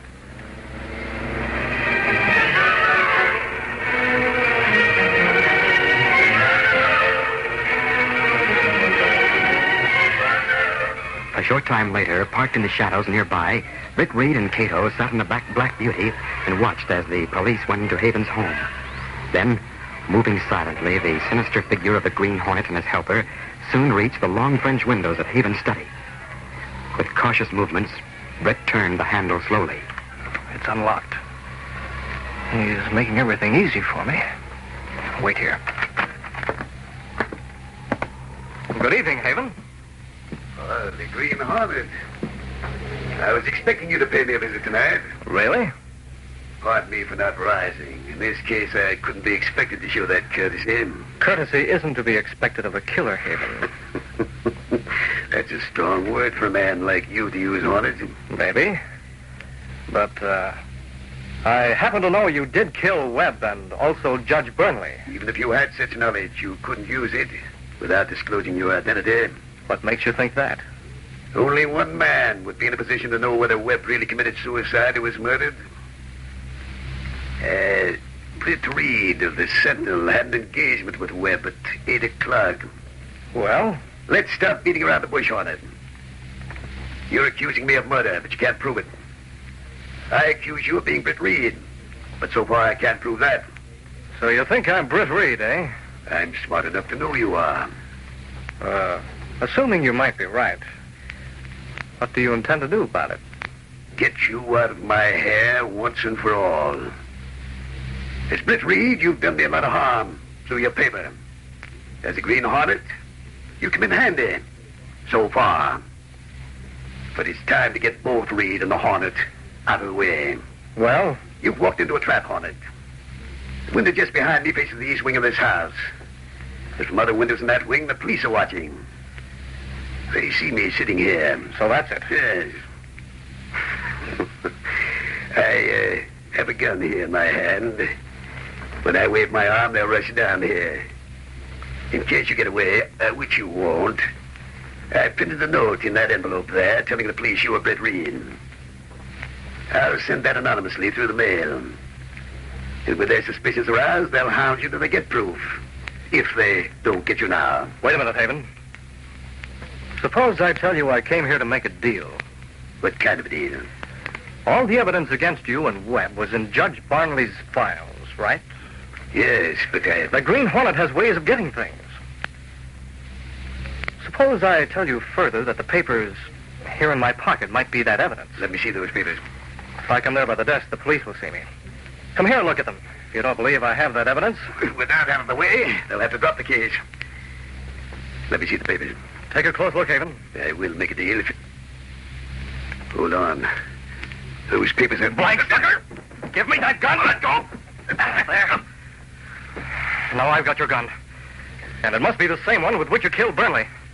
I will take that note you printed. Now, wait. What are you going to do? If the police get these, they can prove by ballistics that you shot Burnley. And the printing on this note will match with the suicide note you left with Webb. I can gas you and leave these bits of evidence here.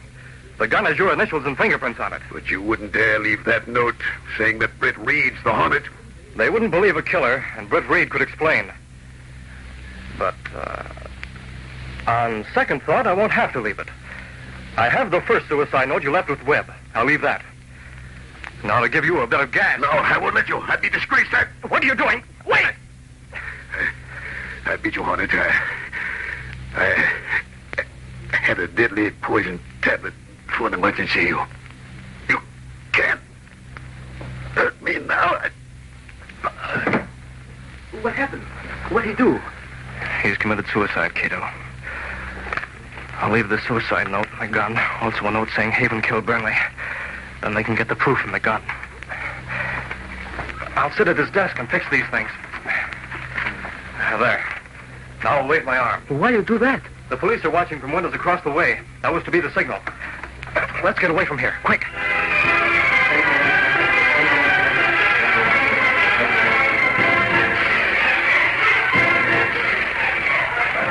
Golly, Reed, it was sure lucky you came back here tonight. You got in on the big news. Expert got me to drive him over here.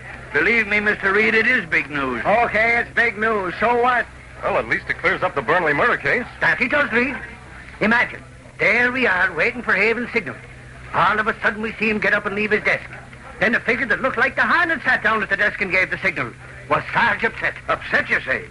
Imagine how we felt when we found Haven lying there, dead from poison, and a suicide note beside him. Sure, and another note saying Haven was the killer of Burnley.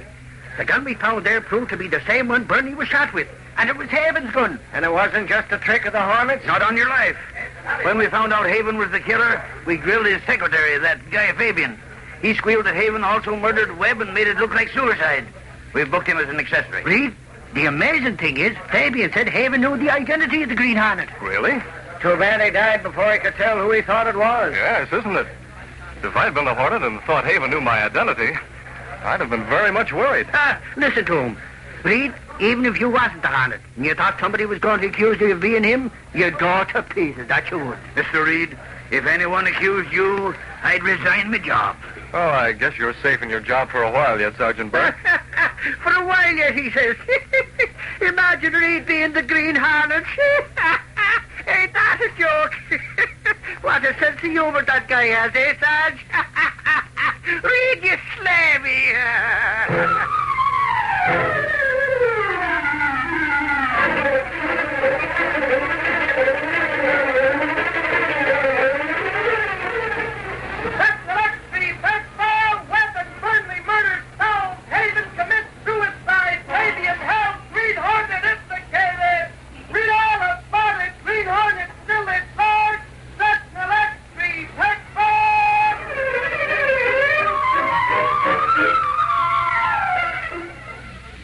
popular radio dramas created by George W. Trendle are a copyrighted feature of the Green Hornet, Incorporated. All characters, names, places, and incidents used are fictitious.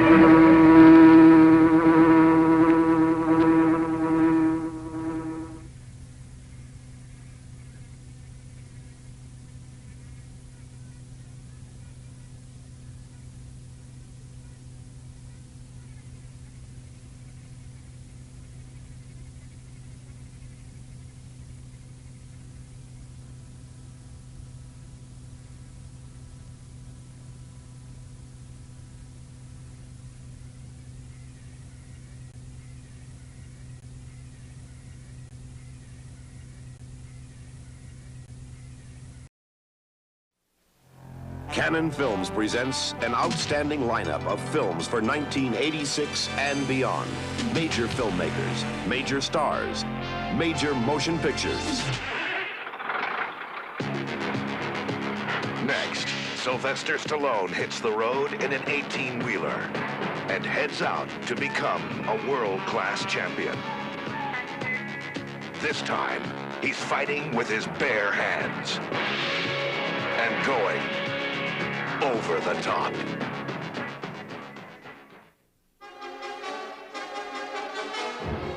Dustin Hoffman, the Academy Award-winning star of Kramer vs. Kramer and Tootsie, creates his most powerful portrayal as Joseph LaBrava, an ex-CIA agent trying to live in peace while the mob prepares for war in the streets of South Miami. From the hottest novelist in America, Elmore Leonard, Dustin Hoffman stars in La Brava.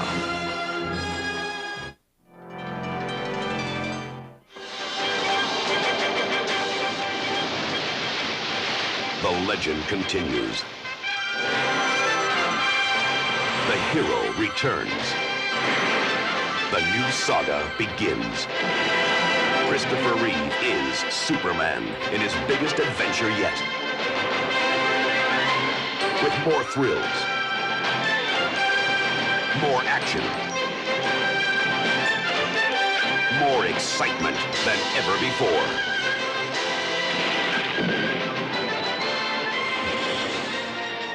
Christopher Reeve returns as Superman in Superman 4, his biggest adventure yet.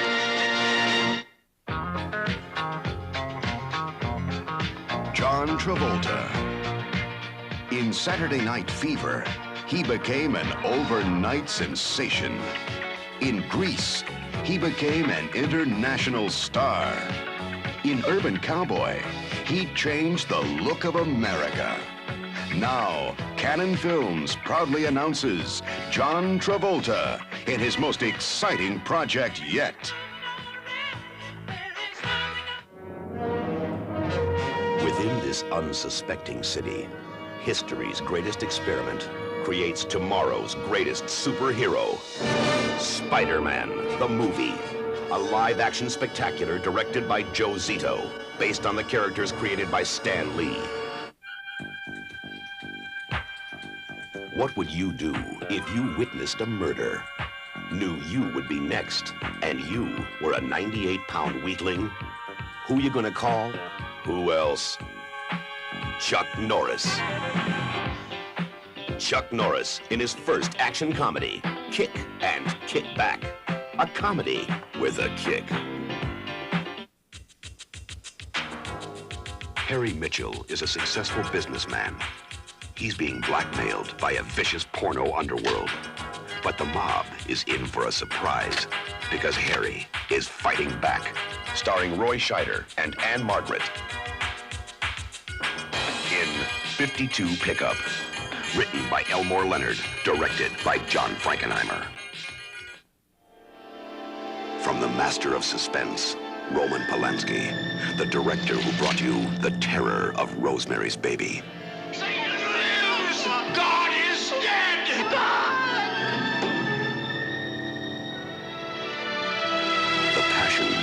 test.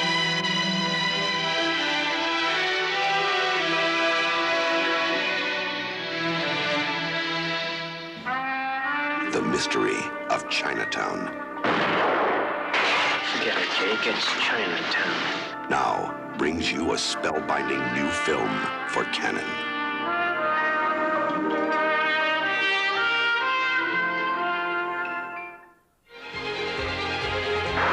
The fantasy characters that started it all. The biggest selling toy product ever created. The most successful TV cartoon series. Masters of the Universe. Now takes a giant leap forward into a live-action motion picture. Starring the sensation of Rocky IV. Dolph Lundgren in the live-action adventure Masters of the Universe. The fantasy becomes a reality.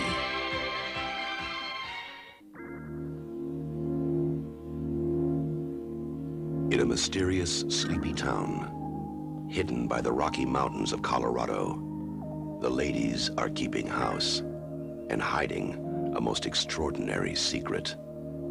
Housekeeping, starring Diane Keaton. From Bill Forsyth, director of local hero, Housekeeping.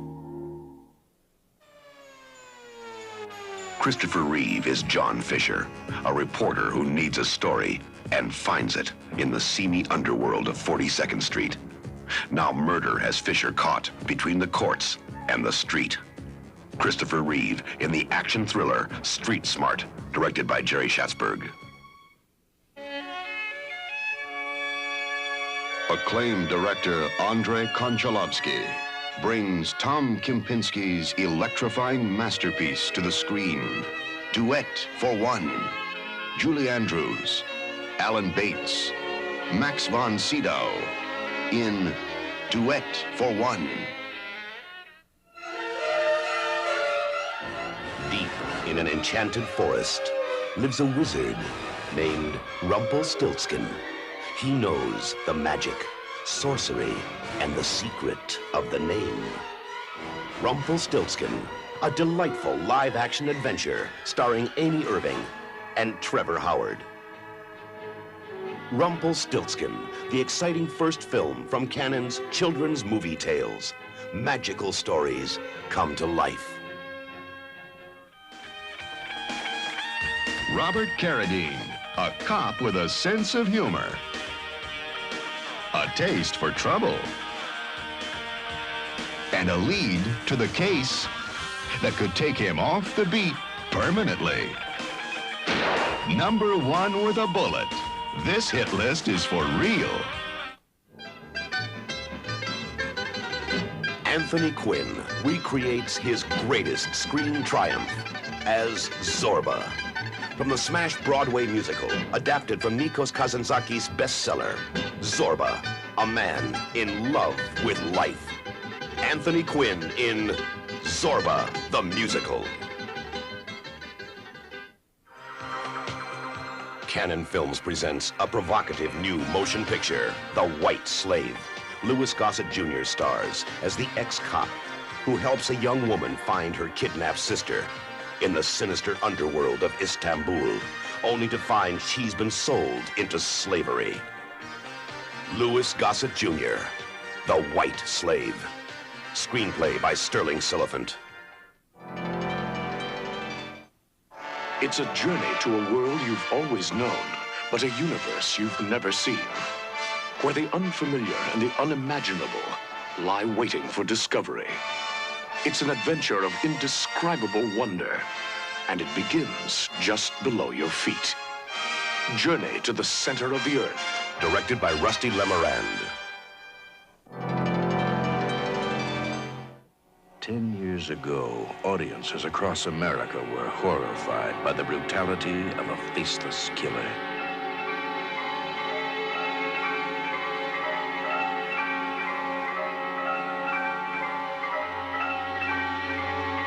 Now, after a decade of silence,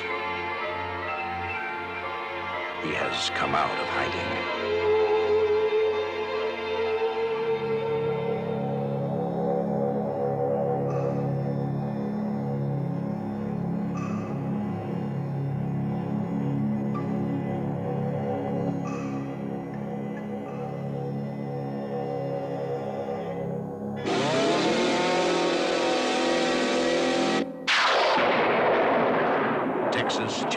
Massacre 2. He's learned the ancient ways. He's mastered the supreme martial arts. Now, he's ready to stop the largest underworld gamble ever devised. Michael Dudikoff returns as the American Ninja in American Ninja 2. America's favorite superhero explodes onto the screen, waging a war on today's criminals. Canon Films presents a live-action version of Captain America, directed by Michael Winner. Tim Madden woke up with a gruesome hangover, bloodstains in his car, and a woman's corpse in his yard. He's looking for the truth, and the truth just might get him killed. Tough Guys Don't Dance, written and directed by acclaimed author Norman Mailer, based on his brutal bestseller.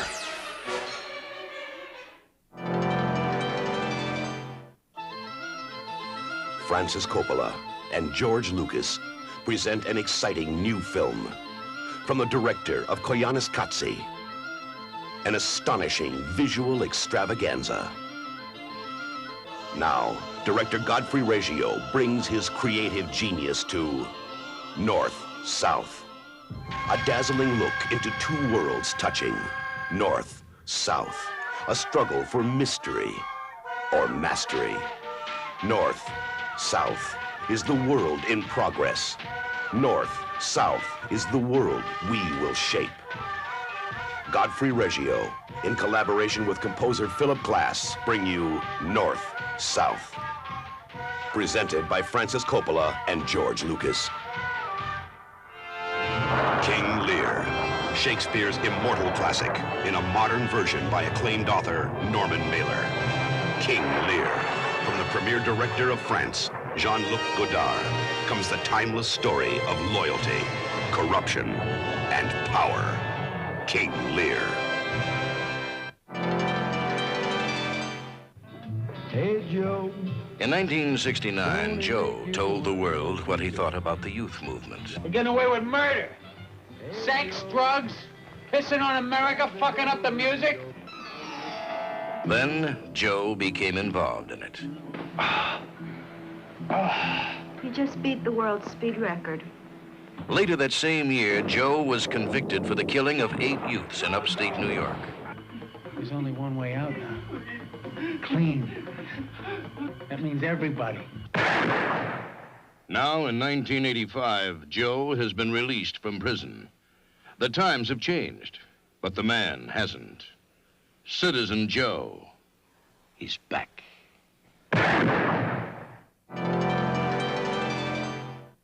Meet Too Much, the most revolutionary robot ever built. Everyone wants it, but he has a mind of his own. Too Much, a high-tech fairy tale, starring Bridget Anderson.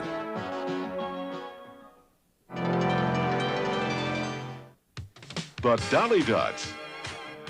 This female rock band wants to play in Hollywood, but the only gig around is playing nursemaid to a bratty kid whose parents don't know that hiring one Dolly Dot gets you 6. Canon Films presents Give a Girl a Break, starring David Landsberg and Lauren Dreyfus, and presenting the Dutch rock group, the Dolly Dots.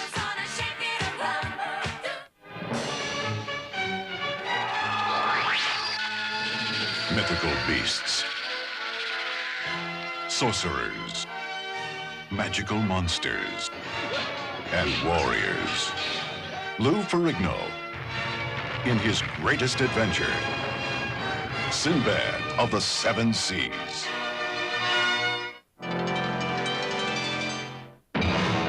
Huge, green, and hot-tempered, he emerged from the depths of Lake Erie, eating everything in sight.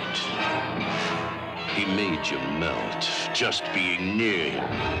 It ate Cleveland, a man-eater, and a lady killer.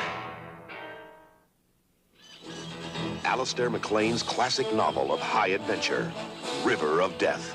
John Hamilton, soldier of fortune, on the mission of his life. He's discovered a legendary city and uncovered a war zone. Cross, the River of Death. Directed by J. Lee Thompson.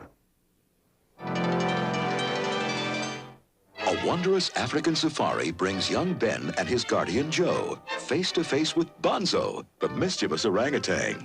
A special film of a magical friendship. Ben, Bonzo, and Big Bad Joe. Starring Bud Spencer. Canon Films, the company of the future.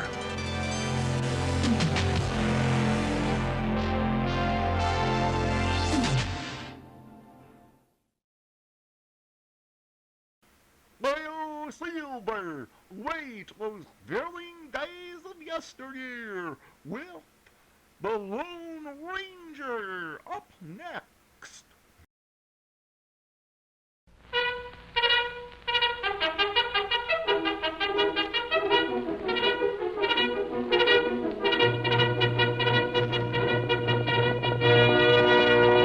Hail, Silver, away! A fiery horse with the speed of light, a cloud of dust, and a hearty hi-yo, Silver, the Lone Ranger.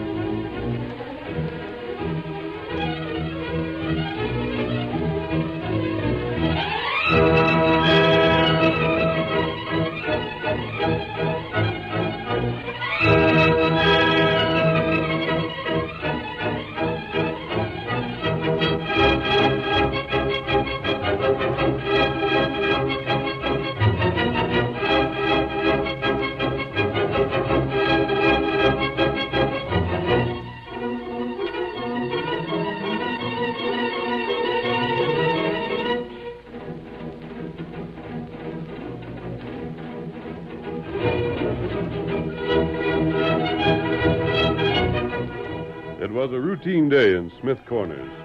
The village drowsed in the hot sunshine. But shortly after noon, a herd of cattle appeared in the distance. Caleb West saw it as the Longhorns drew near the outskirts of town and... Wonder where that stock's coming from. You any idea, Sheriff? Nope. I didn't know of any ranch located north of here. Downright odd. Hey, Sheriff, ain't that the Bar J brand on some of them? By darn, Caleb. That's what it looks to be. Bar J, sure enough. And that's the Bar J dewlap. Thunder. Bar J ain't no cattle to bring here now. Old Blake was robbed a few... Caleb, that there's the cattle that was stole from Blake. I'm going to have a talk with them hombres at the point we're riding. Look out, Sheriff. Hey, what? Let's stampede that cattle. Hey, you blame fool! Stop that shooting! That's the sheriff! Let him have a couple! That's Pete Brogan. Stand way up! Sheriff!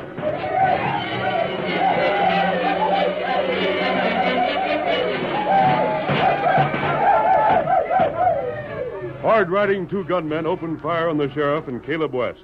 Both men sprawled on the ground while the frightened cattle thundered into the very heart of the town. Stampede! Get to cover! It's a stampede! Look out! Shoot anyone that shows! Cover the boys in the back there!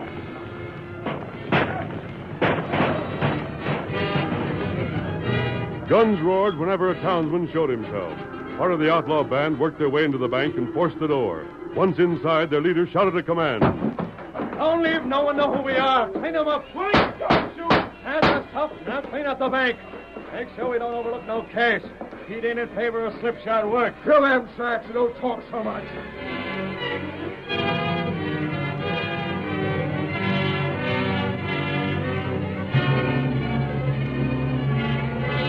While While grim-faced men looted the bank, other members of the gang broke into the express office. Old Ma Healy faced them courageously and... What's this mean? Get out of here, you... All right, boys. Take that Wells Fargo cash, that bullion from Gould Curry. Make it fast. Pete can't keep that stampede going all day. Come on, boys!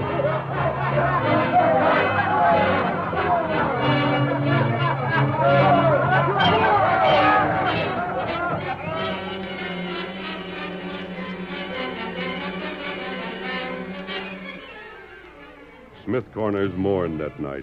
12 people were dead and nearly 100 wounded.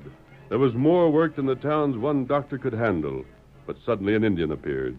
He volunteered his services, and even the sheriff was impressed by his skill. That'll do, Tonto. I can bandage that my own self. Who's calling on you, Caleb? Who's there? It's me, Ma Healy. Is the sheriff in there, Caleb? Come on in, Ma. Sakes alive, it's a wonder you wouldn't stay around to see the... Why, Sheriff, where'd you get that wound? Evening, Ma. He took a bullet from the Brogan outfit first hit town. And run into town to get there right after things had happened? Why not? And worked all this time with a slug in your hide? Why, Dad, Ratchet, you need somebody to see that such foolishness don't kill you. I didn't have time to get patched up then. But how are you? Oh, fit as a fiddle. Oh, that's not true. You hit by a bullet. Oh, shucks, Injun. That didn't do no more than give me a headache. But not near the headache this Brogan outfit causes. What are you aiming to do about him, Sheriff? That's what I'd like to know. I seen a couple of the snakes. I could describe them. That's why I hunted you up. Ain't no use, Ma. No use? I thought you wanted descriptions of all of them that you could get. That is last week. Things have changed. How? Brogan has fetched outlaws from half a dozen states into this part of the country. He's holed up in the Badlands, and it'd take more than an army to get him. What? More than an army? That's what I said. He's got a regular fort up there, Mo. Surrounded by rocks that stand 20 foot high. Why, he can sit there inside them rocks and spot a man coming 10 miles off. A dozen men inside there could stand an army off. You know where they're at? Yep, there ain't no mystery about it. And you can't get 'em? Ma, there ain't but one thing we can do. That's to set tight and hope and pray that from now on, Brogan leaves Smith's Corners alone. And let the skunk get away with all he done today? That's right. But what about the army? Doggone it all, move the army here and let them use cannon to rout them snakes from their hideouts. Oh, I guess you don't know how far it is to where the army is located. What's more, the army is busy fighting redskins. They got their hands full. It's up to the law to keep men like Brogan subdued. And the law can't do nothing but sit with its fingers crossed. Why, blast your hide, Sheriff. Sheriff, ain't there some chance of starving them out? They got springs there, ain't they? Can't live forever on water. They got food enough stored there to last them a year. I tell you, Ma, Brogan has made a regular business out of being an outlaw. He's gone from thieving to murder, then to cattle stealing, and to more murder. Now he's organized in such a way that he can attack every town inside a 2 days' ride of his hideout, and there ain't no force of lawmen big enough to touch him. He stole the cattle just so he could stampede them and chase the folks into the street when he attacked the town. Where'd that engine go? I see him slip out when I come in. Shucks, I wanted to ask him a few things. He's likely gone to see if there's any more wounds that need taken care of. Get 'em up, go!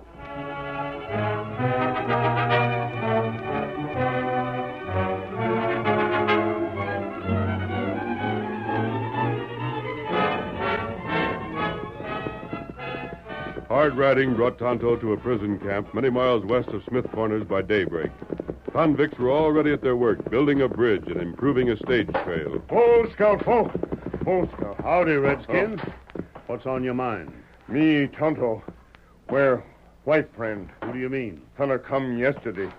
Him make plenty talk. Riding the White Stallion? That right. Well, me and him talked plenty, like you say. Then he rid out north of here. Him go north? That's right, Injun, north. Not go east. No.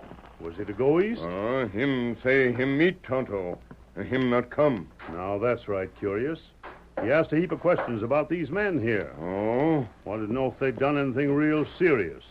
I told him most of them was serving time for deserting the army. Then, while we was talking, a couple of gents come up, and they spoke for a time with this hombre that rid the White Horse. Then the three of them started out northward. Get 'em up, Scout. Get 'em up.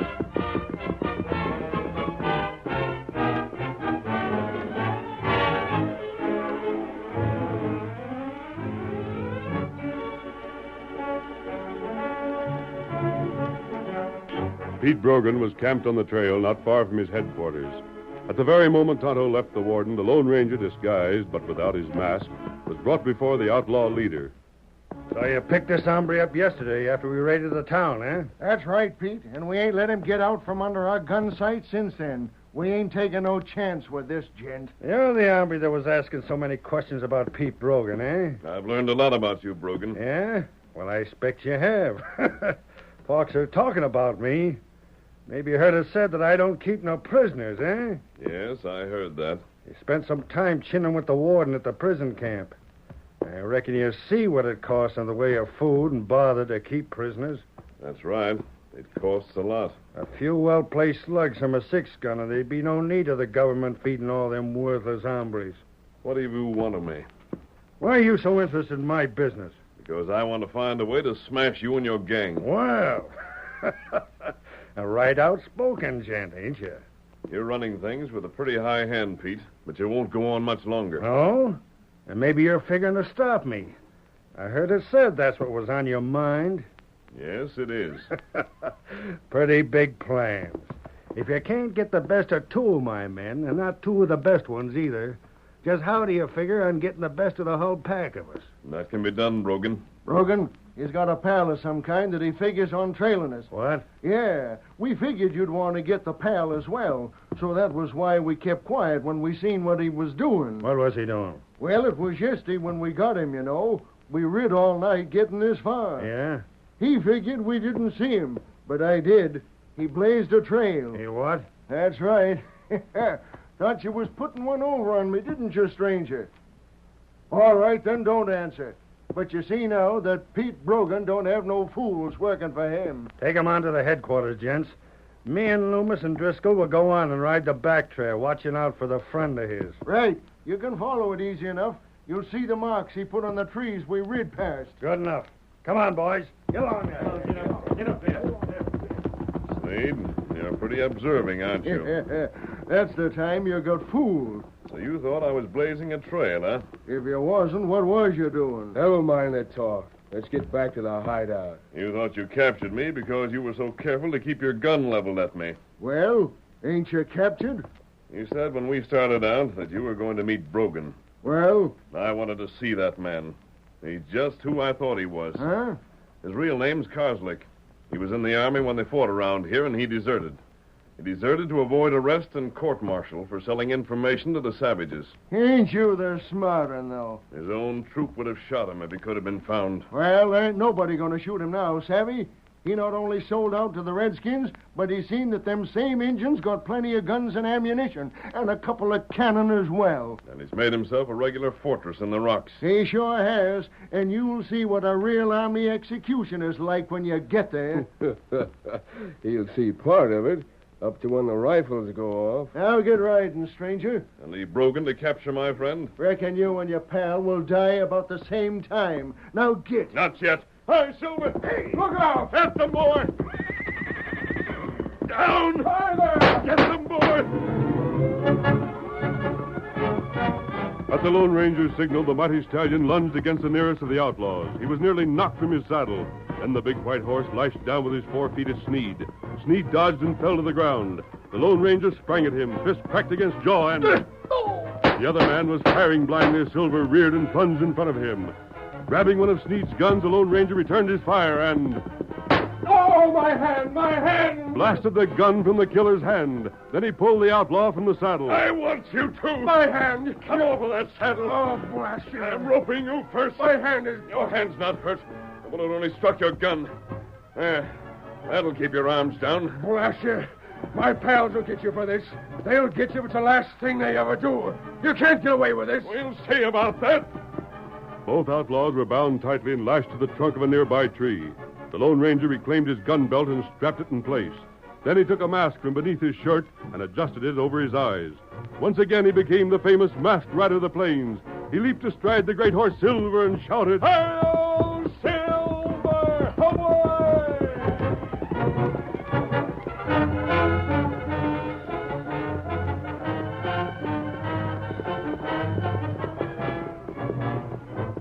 Racing along the trail he had blazed, the masked rider thought only of Tonto's safety. If Brogan gets to Tonto first, he'll make him think we're prisoners.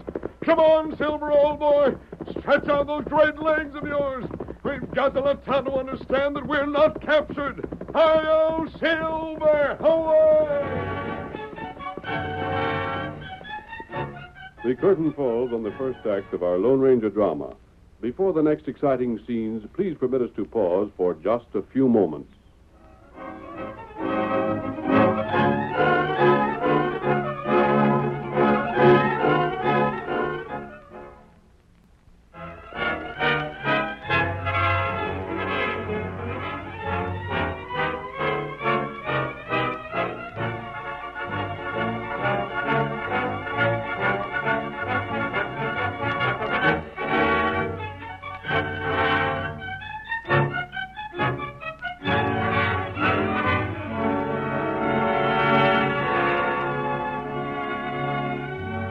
Now to continue our story. Tonto followed the trail blazed by the Lone Ranger. The Indian rode fast, his keen eye catching the small marks on the trees he passed. Then 3 men rounded a curve on the trail ahead and... Whoa! Whoa, Scout! Clean up, boys! Get your hands high, Redskin. We hanker to ask you plenty of questions. Who you? I said we'd ask questions, not answer them. Oh. You looking for a white friend that's been captured? You see him? Maybe we have. Are you? Ain't you hunting him? Me want him. That's what we wanted to know. Grab him, boys. Right. Oh, what's this? Get a rope around him. Yeah, this'll hold him. Make a move and we'll drill you here and now. Now let's get riding. Lead the Redskins' horse for him. Come on, get up. Get up there. Get up. Suddenly, Tonto ducked low in the saddle, and at the same instant, the 3 outlaws were dragged to the ground. What the? Hey, got me. What's happened? Well, shoot it out. Who roped us? Keep your hands away from guns. What the? You're covered. You? That voice. That's a critter Sneed had captured. Your pals are already roped and waiting for jail. Steady, Scout. I'll have you cut loose in just a minute, Kemosabe. You stretched the rope between them trees. Of course I did. That was the easiest way to catch you without giving you the chance to fire on Tonto. No. There you are, Tonto. No, Tonto roped them feller. This'll make 5 of the Brogan gang to take to the sheriff in town. The jail ain't made that'll hold me. We'll see about that. Put hand hind back. I won't tell you. That's better. Make those ropes good and tight, Tonto. We won't need to use the plan I had in mind to capture the Brogan outlaws. There ain't no plan that man ever made that'll hold me. I'm bigger than the law. The law don't dare hold me. If I ain't let go, my men will wipe out every town around here.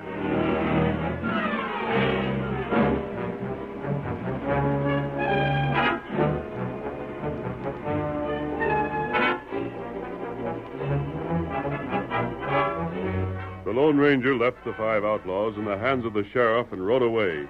He did not realize how completely the Brogan gang had terrorized the district, nor that Brogan would dare to threaten the townspeople who surrounded the jail.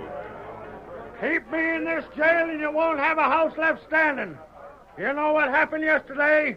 Well, that ain't nothing to what our outfit will do when they hear I'm a prisoner here. You folks better talk it over and make the sheriff see things right for your own good. Dad, rat it, Sheriff. We can't risk being wiped out. Them prisoners ain't getting loose. I don't know what the sheriff is wrong this time. Now don't go again the sheriff. Ain't none of you no spunk. I got a family to think of. I can't afford having my place burned down. Brogan's men will do just what he said. They got a regular army out there in the Badlands. I figure we should turn them loose if they make promises to us. I didn't know it calls for deep thinking. It's again all principle. First principle is self-preservation. The crowd was deeply impressed with the outlaws' threats. They realized that the town would be almost helpless against Brogan's well-armed men. And as they talked among themselves, Brogan shouted from the jail, You better let us go right soon, or it'll be too late. I'm for letting them go free. Me too. You can't do it, folks. We got 5 of the gang jailed, and we'll get the rest. Stand aside, Sheriff. Stand to one side. We're turning them loose. Someone get their horses. We'll protect our cause. Let other folks do the same. Folks, use your heads. This ain't right. You can't turn the killers loose. It ain't right, I tell you. The sheriff's arguments were useless. The townspeople stormed the small jail and broke the lock. Brogan promised that the town would not be attacked, and the outlaws were set free to mount their horses and ride away. Now remember, you promised to leave our town alone. I got plenty of scores to settle. One of them is with you, Sheriff, for wanting to keep me jailed. Why, You'll hear more of us. Come on, boys. Get up. Get up. pack of white-livered jellyfish. What right have you got to call yourselves men? Now, Ma, we only was Don't trying... you talk to me. You ain't fitting to speak to the dirtiest kind of a polecat. Ain't a man in town with spunk enough to stand for law and order and things that are decent. You got your homes. Sure you got 'em. And I hope they rot and fall in on your head. Now, see here, Ma. Don't you call me more. I wouldn't mother a single one of you. Look at me. Look at me. An old woman that's been living on borrowed time for the past 10 years. And look at where one of them killer's bullets grazed me. That is just the start. There'll be more lead flying from the Brogan gang as a result of letting them snakes go free. All right, Ma, you had your say. I had it, and I'm leaving this town. This is a town that ain't fit to be on the face of the map. Come on, Silver! Who's that riding down here? There's a man. There's the masked man that captured 5 of them. And all you lizards put together ain't the nerve to hold them when they're captured. Oh, there, Silver! Oh, The masked man. Sheriff, have you let those killers go? I had to do it, stranger. Why? I wanted to hold them, but they talked fear into the rest of the folks here. And they've been released to return to their stronghold? That's right. And I'm quitting Smith's Corners right now. Quitting? That's not your job. Your job is to make this town a fit place to live in. All right, what's to be done? Maybe you ride up to Brogan's fort, into the teeth of rifles and cannon, and clean them killers out. Is there anyone here who will ride with me? Not me. I will, by ginger. As old as I am, I'll ride with you. I'll go, stranger. Well, I won't. Not me. It's certain death. Ain't a chance of beating them. 2 people, one of them an old lady. Your town isn't fit to be saved. But there are other towns to consider. Come on, boy. Where you going? Hail, Silver! Hey!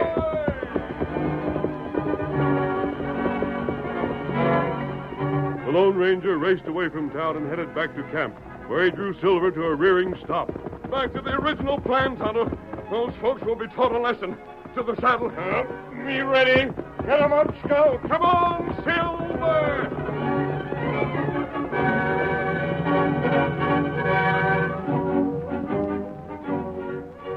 It ain't that the work in this camp is tough, boys.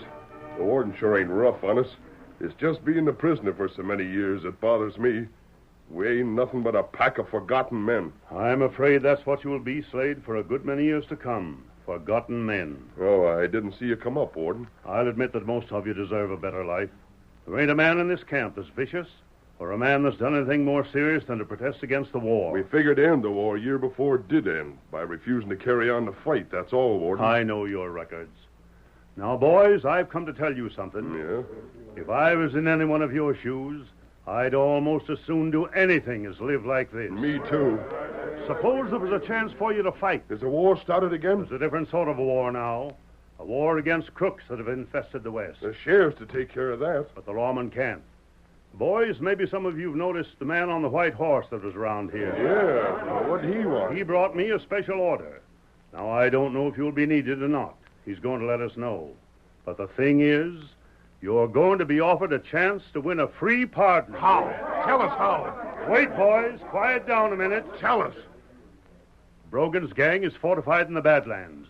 He's too well protected for any posse the sheriff can get together to wipe out. Is that the same Brogan that sold out the army? The same. Why? Listen to me. There's horses here to equip you. The same ones you've used for work. Now, there ain't one chance in 100 for a man to live through an attack on Brogan's stronghold. But if you do, you'll earn your pardon. Hold on, boys. I ain't said yet that you was needed. Of course we're needed. We heard about Pete Brogan. We know his kind. He's skilled in army work. He knows fighting. So do we. This is a different kind of fighting than shooting men the same as us. In some cases, our own relations. Give us a fighting chance to be free men. That's all we ask.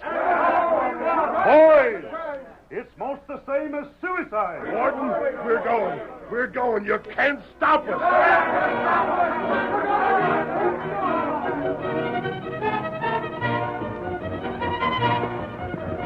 We're starting out, boys. Get to your saddles. You take command, Slade. Where's that bugler? This is an attack, boys. It's for freedom or kingdom come. Are you mounted? There's the bugle. Follow me, boys. We're heading for Brogan's fort. Get up, boys. Get up, boys.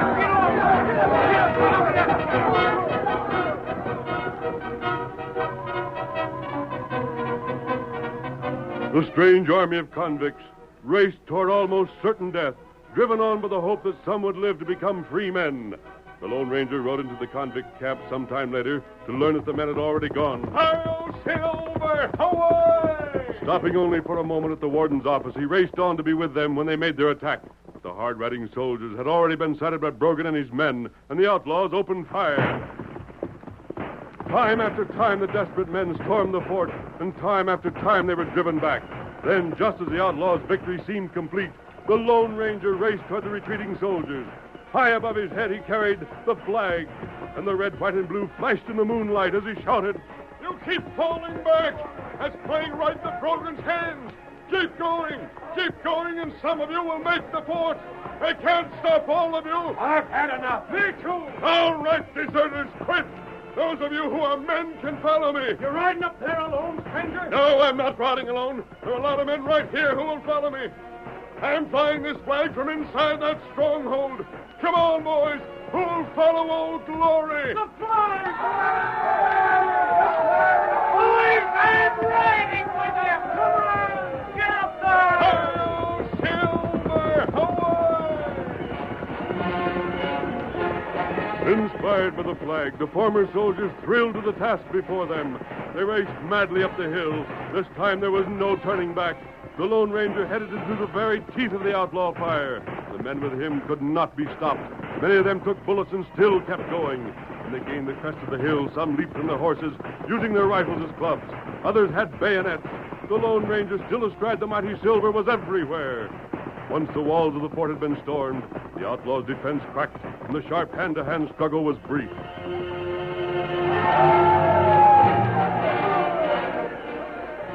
Now, Brogan, you're going back to the prison. Oh, don't take me there.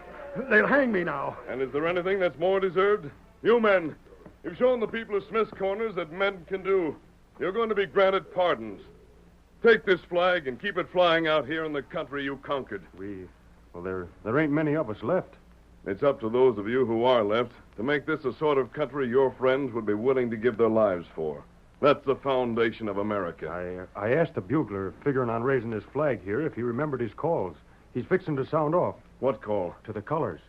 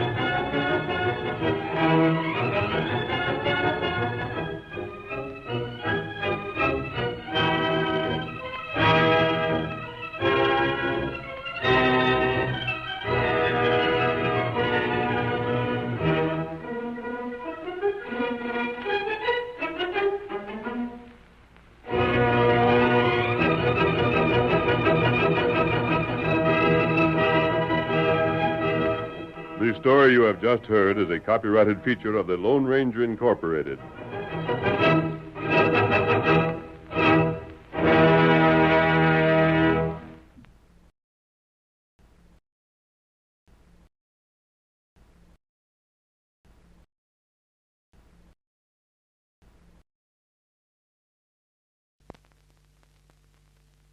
We are T-minus 18 seconds from liftoff. We're T-minus 15 seconds. Would you and your men please follow me? Jerry, what the hell is this? This is an emergency. Please follow me, now! T-minus 10 seconds. 9, 8. We have ignition. 6, 5. We have outboard engines. 3. We have inboard engines. 1, 0. We have a launch commit. We have a liftoff at 35 minutes after the hour. Every split second of this historic flight, every intimate detail, every heartbeat was monitored by Mission Control in Houston. This is Capricorn 1. We have landed. As millions all over the world watched and listened, the President of the United States spoke to the astronauts across the vastness of space. To the men of Capricorn 1, I bring you greetings from your fellow Americans. There's only one small catch. It never happened. It's all a lie, a fantastic $30 billion hoax. Something's wrong, and I don't know what it is. Dig deep enough, you might uncover the truth. Those signals couldn't have come from 300 miles. But the odds are you'll never live to tell it. Freeze! I'm not moving an inch. They're on the plane together! There's a device. It's on the plane. There's some people. If I don't give them the all-clear signal, they'll explode it. Something's wrong. Something big. They know I'm onto it, and they try to kill me. Who's they? I can't tell you. We are dead. You tell me you're in trouble, you're out on bail, you just got fired, I tell you I'll be right over. My head hurts. You look awful. Thank you very much. You're quite welcome. These people are capable of anything.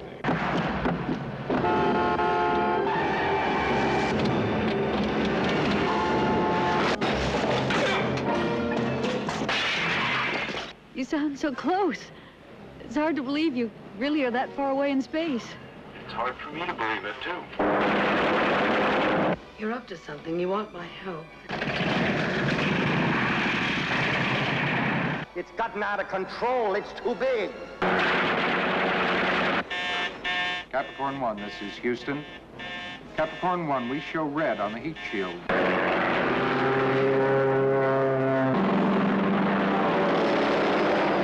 Capricorn 1, this is Houston. We show red on the heat shield. Do you read? Pull that lever down by your feet when I tell you, Sonny.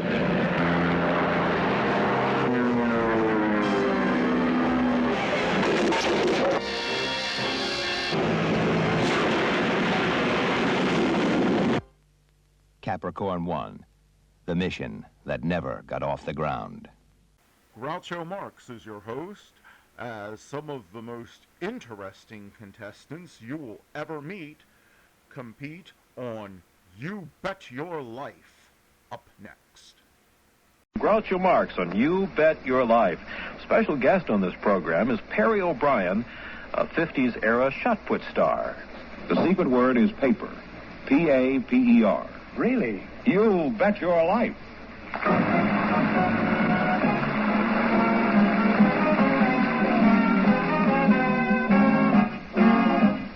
The National Broadcasting Company presents Groucho Marx in You Bet Your Life, the comedy quiz show transcribed from Hollywood. Here he is, the one, the only...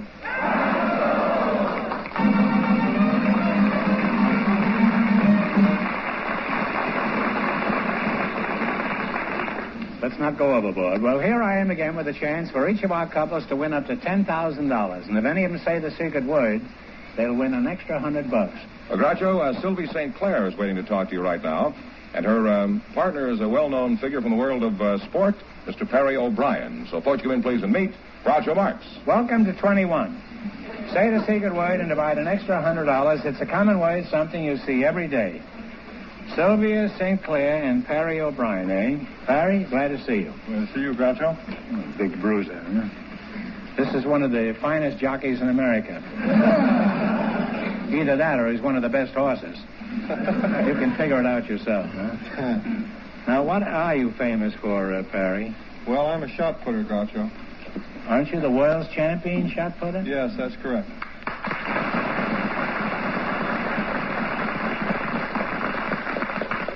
Perry, how'd you happen to become interested in shot putting? Did you start with marbles? Well, no, Groucho.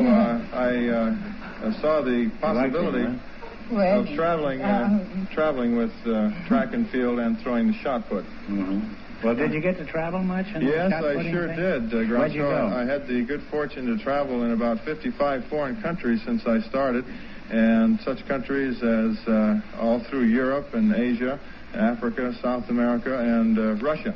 Mm-hmm. Did you compete against the Russians? Yes, we certainly did. I was a part of a team that went over to Russia the latter part of July to compete in the first track meet against the Russian athletes, and how'd we make out? Well, we lost by 2 points. I think you probably read about it, 172 to 170.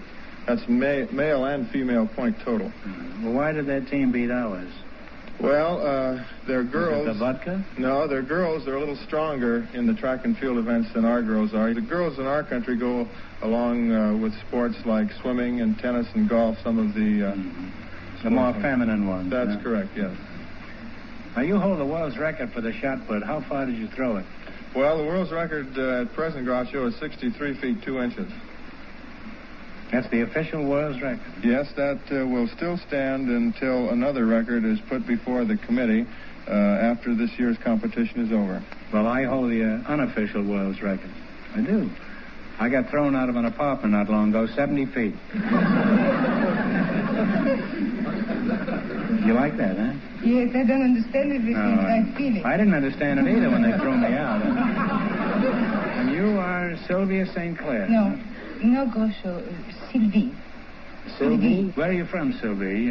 I was born in... Ireland? In Dunkerque, in France. I was born in France. You have a job, Sylvie? Oui, Groucho. No, I mean you. Do you have a job? Yes, I have a job. I am singing. I'm a singer. You sing? I don't hear you. Well, I have been singing in San Francisco in a nightclub called the Gay 90. Oh. Are you married? No, Groucho. You are not married. Are you interested in matrimony? What woman is not? What kind of a man would you like to marry? I would like to marry a man with a sense of humor. A sense of what? A sense of humor. Sense of humor? Oui, like a... That sounds like a ship going down the Mississippi River. Woo, sense of humor. Yes, yes, that's right. And what else? What other attributes? A little money, too. I mean, you cannot... little money? Yes. I mean, what do you regard as a little money? Well, I do not count very well. It is not important that he should be very rich, just a little rich. In other words, you want a man with a sense of humor who's rich. Well, you want is a funny millionaire. How about you, big boy? You married? No, I'm not. You don't care if I called you big boy, huh? No. Suppose I called you little boy. Would you object to that? Well, I'd check your eyesight. You mean nobody has put a chain on that iron ball that you carry around? Not as yet. Well, how about marrying Sylvia? She's very attractive, don't you think? Well, I definitely agree with that. She is very attractive. However, I just met her, Groucho. Give us a little time, please. Would you like to get married in the near future? Well, yes, I think so. Would 11 o'clock tonight be convenient? That's a little short notice. No, I don't know. Sylvia's single, attractive, charming. Doesn't got a quarter. What's the matter with marrying her? Nothing, Groucho. Nothing's the matter with marrying her. I just... Well, marry her then, will you? Let's get on to something important. Well, you're a charming couple, and if I were you two, I'd get married immediately. Harry, you don't have to carry her over the threshold, you know. You can throw her right in the kitchen and save time. All right, let's see how you work together as a team. You select a dictionary quiz. I'll give you the words, you give me the meanings. If you miss 2 in a row, you're out. If you get 4 in a row right, you win $1,000. By the way, Groucho, any money that I may be fortunate enough to win tonight, I cannot accept under AAU regulations, so I'd like to contribute the money to charity. Oh, you mean you're going to give it to me? Oh, no. Ready? What is a Mustang? Well? What is it? It's a wild horse. Well, that's a horse. I thought a Mustang was what I got here. You have one right now. What is a sombrero? It's a Mexican hat. Mexican hat dance, that's right. You don't have a hat. two right. Get the next two right, and you'll have $1,000. What is a regatta? A boat race. Regatta is a gathering of boats for a race. That's close enough, yeah. You now have three right. You're almost there. Get this one right, and $1,000 is yours. What is a silo? You know it? Yeah, me too. A silo is a large cylindrical thing for storing grain. That's right. You've got four, so... They do. They have $1,000. You won $1,000.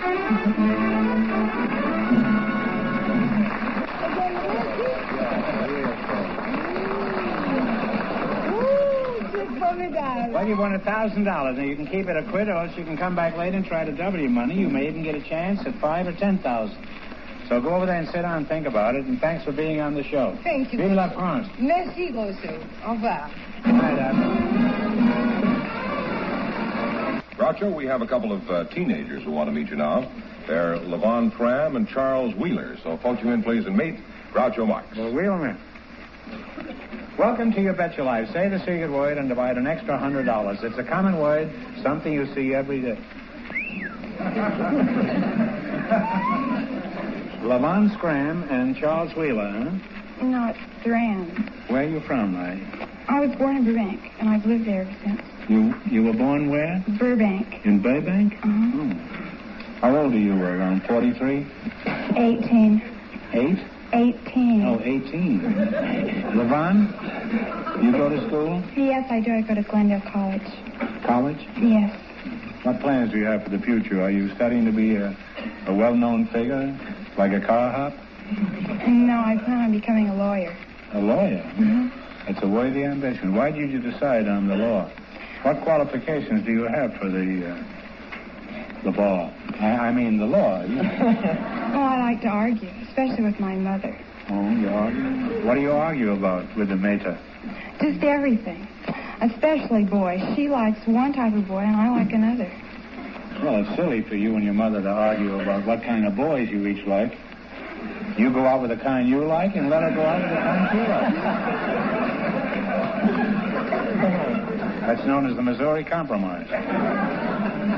Even if it's in Burbank. Your name is Levon Tram? No. Charles Wheeler? That's right, Charles X. Wheeler. Can you say your home is in Wheeling, West Virginia? No, I was born in Hollywood, but I live in Glendale right now. Yeah, well, your name is Charles Wheeler. That's a lot to handle. I'll just call you Chuck, huh? Does that have your official approval? Well, no, Chuck sort of bugs me. Why don't you call me Jackson? It's more dignified. Chuck sort of bugs you? Yeah. You want to be dignified? Okay, Jackson. As far as I'm concerned, you're Solid Jackson. Is that all right? Yes, sir. How old are you, Solid Jackson? 15, sir. Where'd you go to school? I go to Hoover High School. What are you studying in school, assuming you're studying anything? Oh, well, college preparatory work, math, and science. What would you like to be when you get out of school, assuming that you ever will? I think I'd like to be a doctor. A doctor, huh? You could be a doctor, and she could be a lawyer. That'd be very nice. You could be a doctor, you marry a girl, and then she could be well for nothing. And that's right. She could marry a minister, and she could be good for nothing. That joke is 50 years old. And from the response I got, I suspect you all knew it, huh? What does your father do, Jackson? Oh, he's a television MC personality. Oh, I didn't know there were any, huh? I thought you had a shifty look when you came out here. Oh. What is his name, George Goebel or Pinky Lee? Jackson Wheeler. Jackson Wheeler? Oh. What kind of a show does he have? Well, he has from 10 to 12 in the morning, Channel 11, give it the old plug. He used to have a late show. At 10 in the morning? Oh, wait, around 11. Why is he on at such a peculiar hour? Is he ashamed to let people look at him? Oh, no, it just, I don't know, it just to each his own. That's one of the most baffling answers I've ever heard. You have any girlfriends there, Solid Jackson? Well, in addition to this one? Oh yeah, but they're not swinging right now. You mean eventually they're going to get hung? Well, what do you do when you go out on a date with one of these swinging journalists? Well, guess you'd say you have a blast. A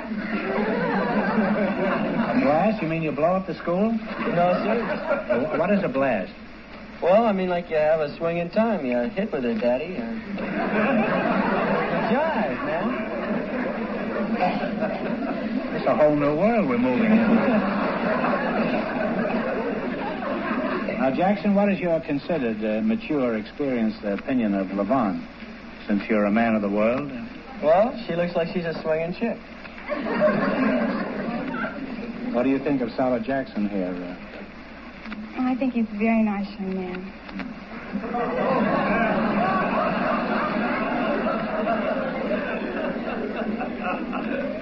A very nice young man? Yes. You're rather cautious, aren't you? Now, Levon, this kid may be 15 in years, but he's going like a house afire. And my suggestion is grab him. Just as soon as he collects his week's allowance.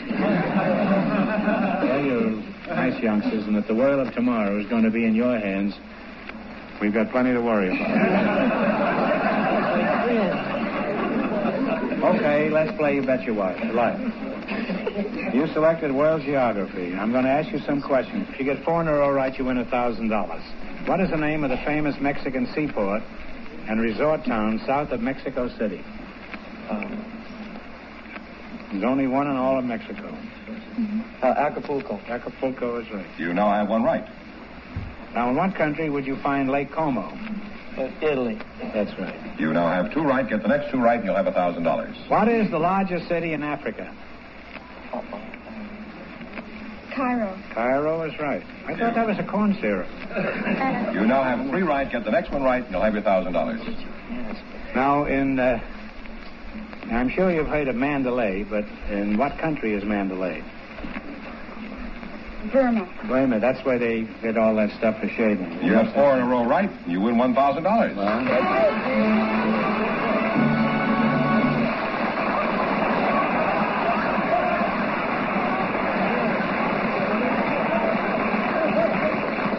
Now, was that a blast?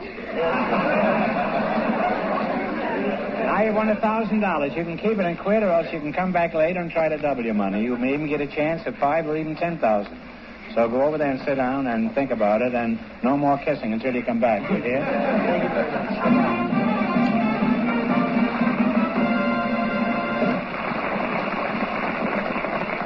All right, Groucho, will Sylvie St. Clair and Perry O'Brien come back out here, please? Well, you've won $1,000 so far. If you decide to try for the big money and you fail, you wind up with a total of $500. Now, what are you going to do? I think we'll go on, Groucho. Okay. Now, you understand you're going for the big money. You know you got to pick 2 numbers. 1 for 5 and 1 for 10. Now, go ahead, pick the first number for $10,000. What number do you want? 7, all right? 7 is fine. Put it up, George. Now, you pick 1 for 5,000. 3. 3? Put up 3 on the other side, George. If neither number comes up, the question is worth 2. Is that right? Turn the wheel. Comme ça ou comme ça? Comme ci, comme ça. Das macht keinen Unterschied.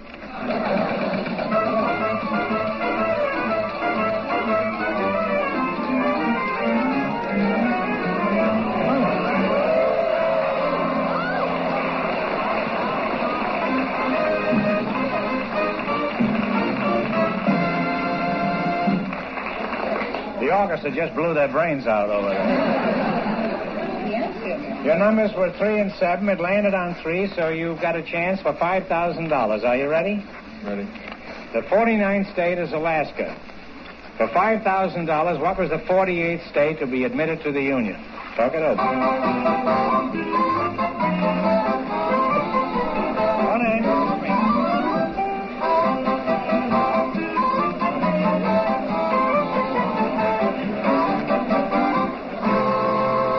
Oregon?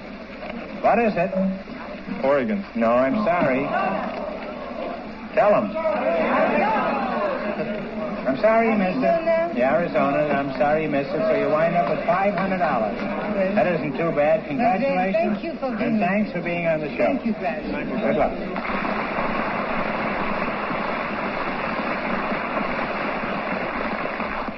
All right, George, bring out the next couple. Well, let's invite Levon Thram and Charles Wheeler out here and see what they say. Levon and Stonewall Jackson, hop out here. Now, you won $1,000. If you decide to try for the big money and you fail, you wind up with a total of $500. Now, what are you going to do? We're going to go. You going to go? Yes, sir. You want to blast, too? Yeah.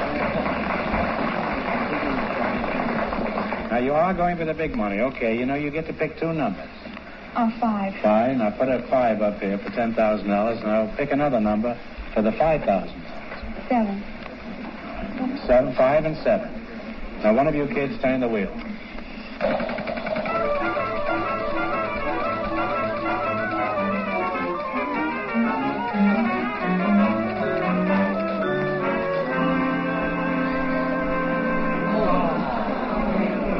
Well, your numbers were 5 and 7, and it landed on 3. So this question is worth $2,000, isn't it? That right? Yep. Yeah. All right. You ready? In 1844, Samuel Morse sent his first telegraph message. It was from Washington to Baltimore. For $2,000, what historic words were transmitted in this first telegraph message? Talk it over.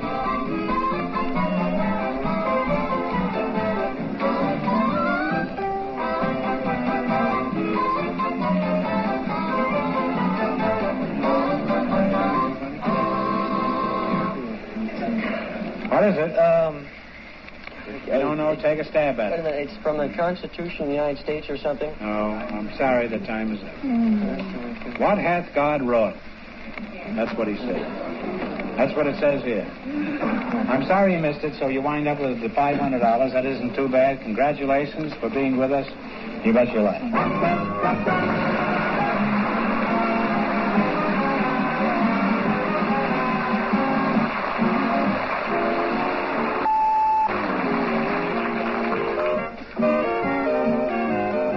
And that's You Bet Your Life from March 16th, 1959.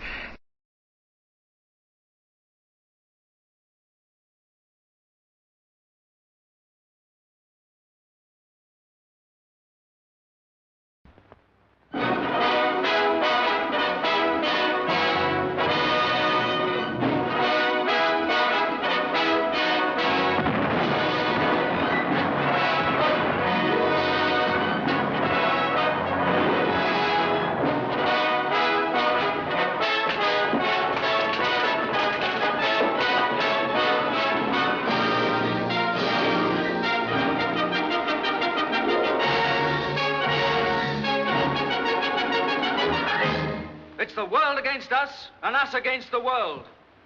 Those of you in favor of these articles, raise your right hands and say aye! Aye! We shouldn't hang this man. No! No! Hang him over the end of a gun, and we'll scatter his innards all over the sugarcane field. You're wasting words, I say. Let's hang him. Yeah. You win the prize covered in blood. Au revoir, mon chéri. Au revoir. Quel charmant capitaine. What sort of a man are you, Faith, I'm the sort of man you like, my dear. Man with money. Jeremy! Must you be forever sleeping when I need you? I wasn't sleeping, Peter. Well, never mind. Get ready to come about. Set the course for Port Royal. But, Peter, the English fleet is at Port Royal. Colonel Bishop. Sweet, merciful heaven, haven't you ears? Set the course for Port Royal!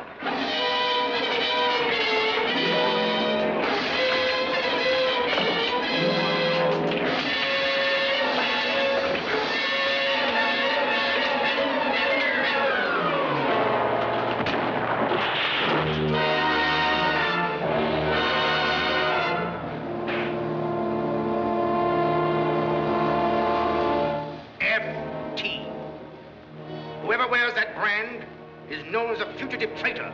Burn those letters in your brains, lest they be burned in your hides, too. I've seen your pirate ways. I've seen myself bargained for and fought over. A combat between jackals. You pirates are used to taking what you want without the formality of purchase. I'm thief and pirate, and I'll show you how a thief and a pirate can deal. I advise you to go back to your ladies at Tortuga, who are thrilled by your bold, lawless ways. What matters is that now I own you as once you own me. You're mine, do you understand? Mine to do with as I please.